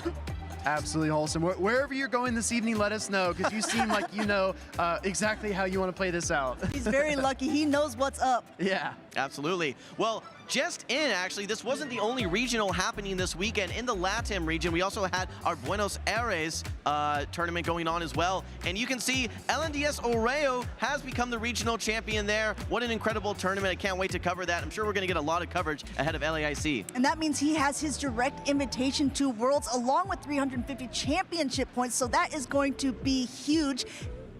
I'm so excited for the rest of the schedule. Like you said, a direct invitation to Worlds is monumental, but there are so many other events left on the calendar, like Toronto, like Seattle, like Houston and Orlando. There's something for everybody. So if you do see an event near you, we encourage you to come out and compete. We have to mention it again because LAIC is going to be our very first limited meta that we've had in the championship series. Going to be really a fresh start for a lot of trainers where, Open Great League, there's just so much variety, so much room for almost any type of pick. I think we're going to see a much more centralized meta for this Latin America International Championships happening in Sao Paulo. All right, but we also have some upcoming events in other regions as well that we're very excited for. I think we're going to have a little bit of a holiday break, but don't forget, we're going to be having on November 29th through the 30th, Stuttgart coming up. It's going to be, I think, the 4th European regional in the 2026 season. And what's going to be exciting there is that I think this is the last regional that's going to be taking place in this current season. So we've seen trainers like Dunebug that really seem to thrive in this late season meta. I wonder what we're going to see in Europe. You know, what I was saying before is we saw so many Pokemon that were very similar to PvP David and Boom 20's team that took it in Gdansk, but in the end, the team of Dunebug 97, the team of Rise to Occasion, the ones were nothing like that. So again, this meta is still being able to be turned on its head. Burt taking that top place just last regional, and now Unnovan Stunfisk. I don't know what I'm going to predict for the next. Well, we're going to take it back to NA as well. We just wrapped up our Las Vegas tournament, but in January, it's going to be a little bit of a gap here for sure. Like I said, a holiday break. We're going to be heading back to North America, this time Canada, for our Toronto regional. I absolutely adore the Six. We've been there a couple of times in these past few seasons. A beautiful city, a wonderful environment. I love that we're also giving our trainers in Canada a chance to compete. And in times past, we actually have seen trainers come from EU as well to come and compete at that stage. So maybe we'll get some of that as well. All right, well, let's get our final thoughts from the three of us here. I'm going to start us off here. I think that this may be the most flexible meta that we've seen, at least in a long time. Maybe not ever, but it seems like there's a lot of different creativity that goes into these teams. You don't have to follow a formula or a blueprint. You can really architect your team the way that you see fit and bring in a lot of Pokemon like Bastiodon, like Goodra, like Azumarill that seem to have no place in the meta initially, but then when you balance them with a complementary team, can have a lot of play. Amanda, what do you think? I think that, one for one, these suits are incredibly hot, but not as hot as the battles that we've seen this weekend. This was the largest tournament so far for Pokemon Go this season, which just also shows that there's been so many Titans that have been coming out, but so many newcomers as well. I hope to see this continued growth for our game. I just wanted to add to your point, Wholesome. We've had a Grand Finals in Belo Horizonte with 12 unique Pokemon, and then we had a Grand Finals with only 6 unique Pokemon in Gdansk a few weeks later. The meta is constantly changing, but I want everyone to make sure they're following the channel so you can watch the LAIC event coming up next weekend. That's going to be unlike anything you've seen in competitive Pokemon Go so far. That's right. Make sure you guys follow along and go to Pokemon.com/broadcast. You guys can follow us on Twitch as well as on YouTube to check out the action. And if you happen to miss it for some reason, make sure that you check out the VODs as well. And Amanda, how can people interact with us on social media? Well, you're going to want to be able to follow the channels. You can see them right here. I know that Arceus Aurelius claims that he was in that top 499 subscribers. You're going to be way past that, but you're definitely going to want to subscribe to be part of that action. Absolutely. Well, it has been a great tournament. Thank you for helping us round things out. What an incredible grand finals that we saw. Congratulations again to Dunebug. It's gonna be a little while till we're back in North America, but make sure you guys tune in this weekend here in North America. I think we're gonna be relaxed and maybe kicking up our feet and just enjoying a little bit of Thanksgiving in the holiday season. But again, tune in next weekend for the Latin America International Championships. We will see you then.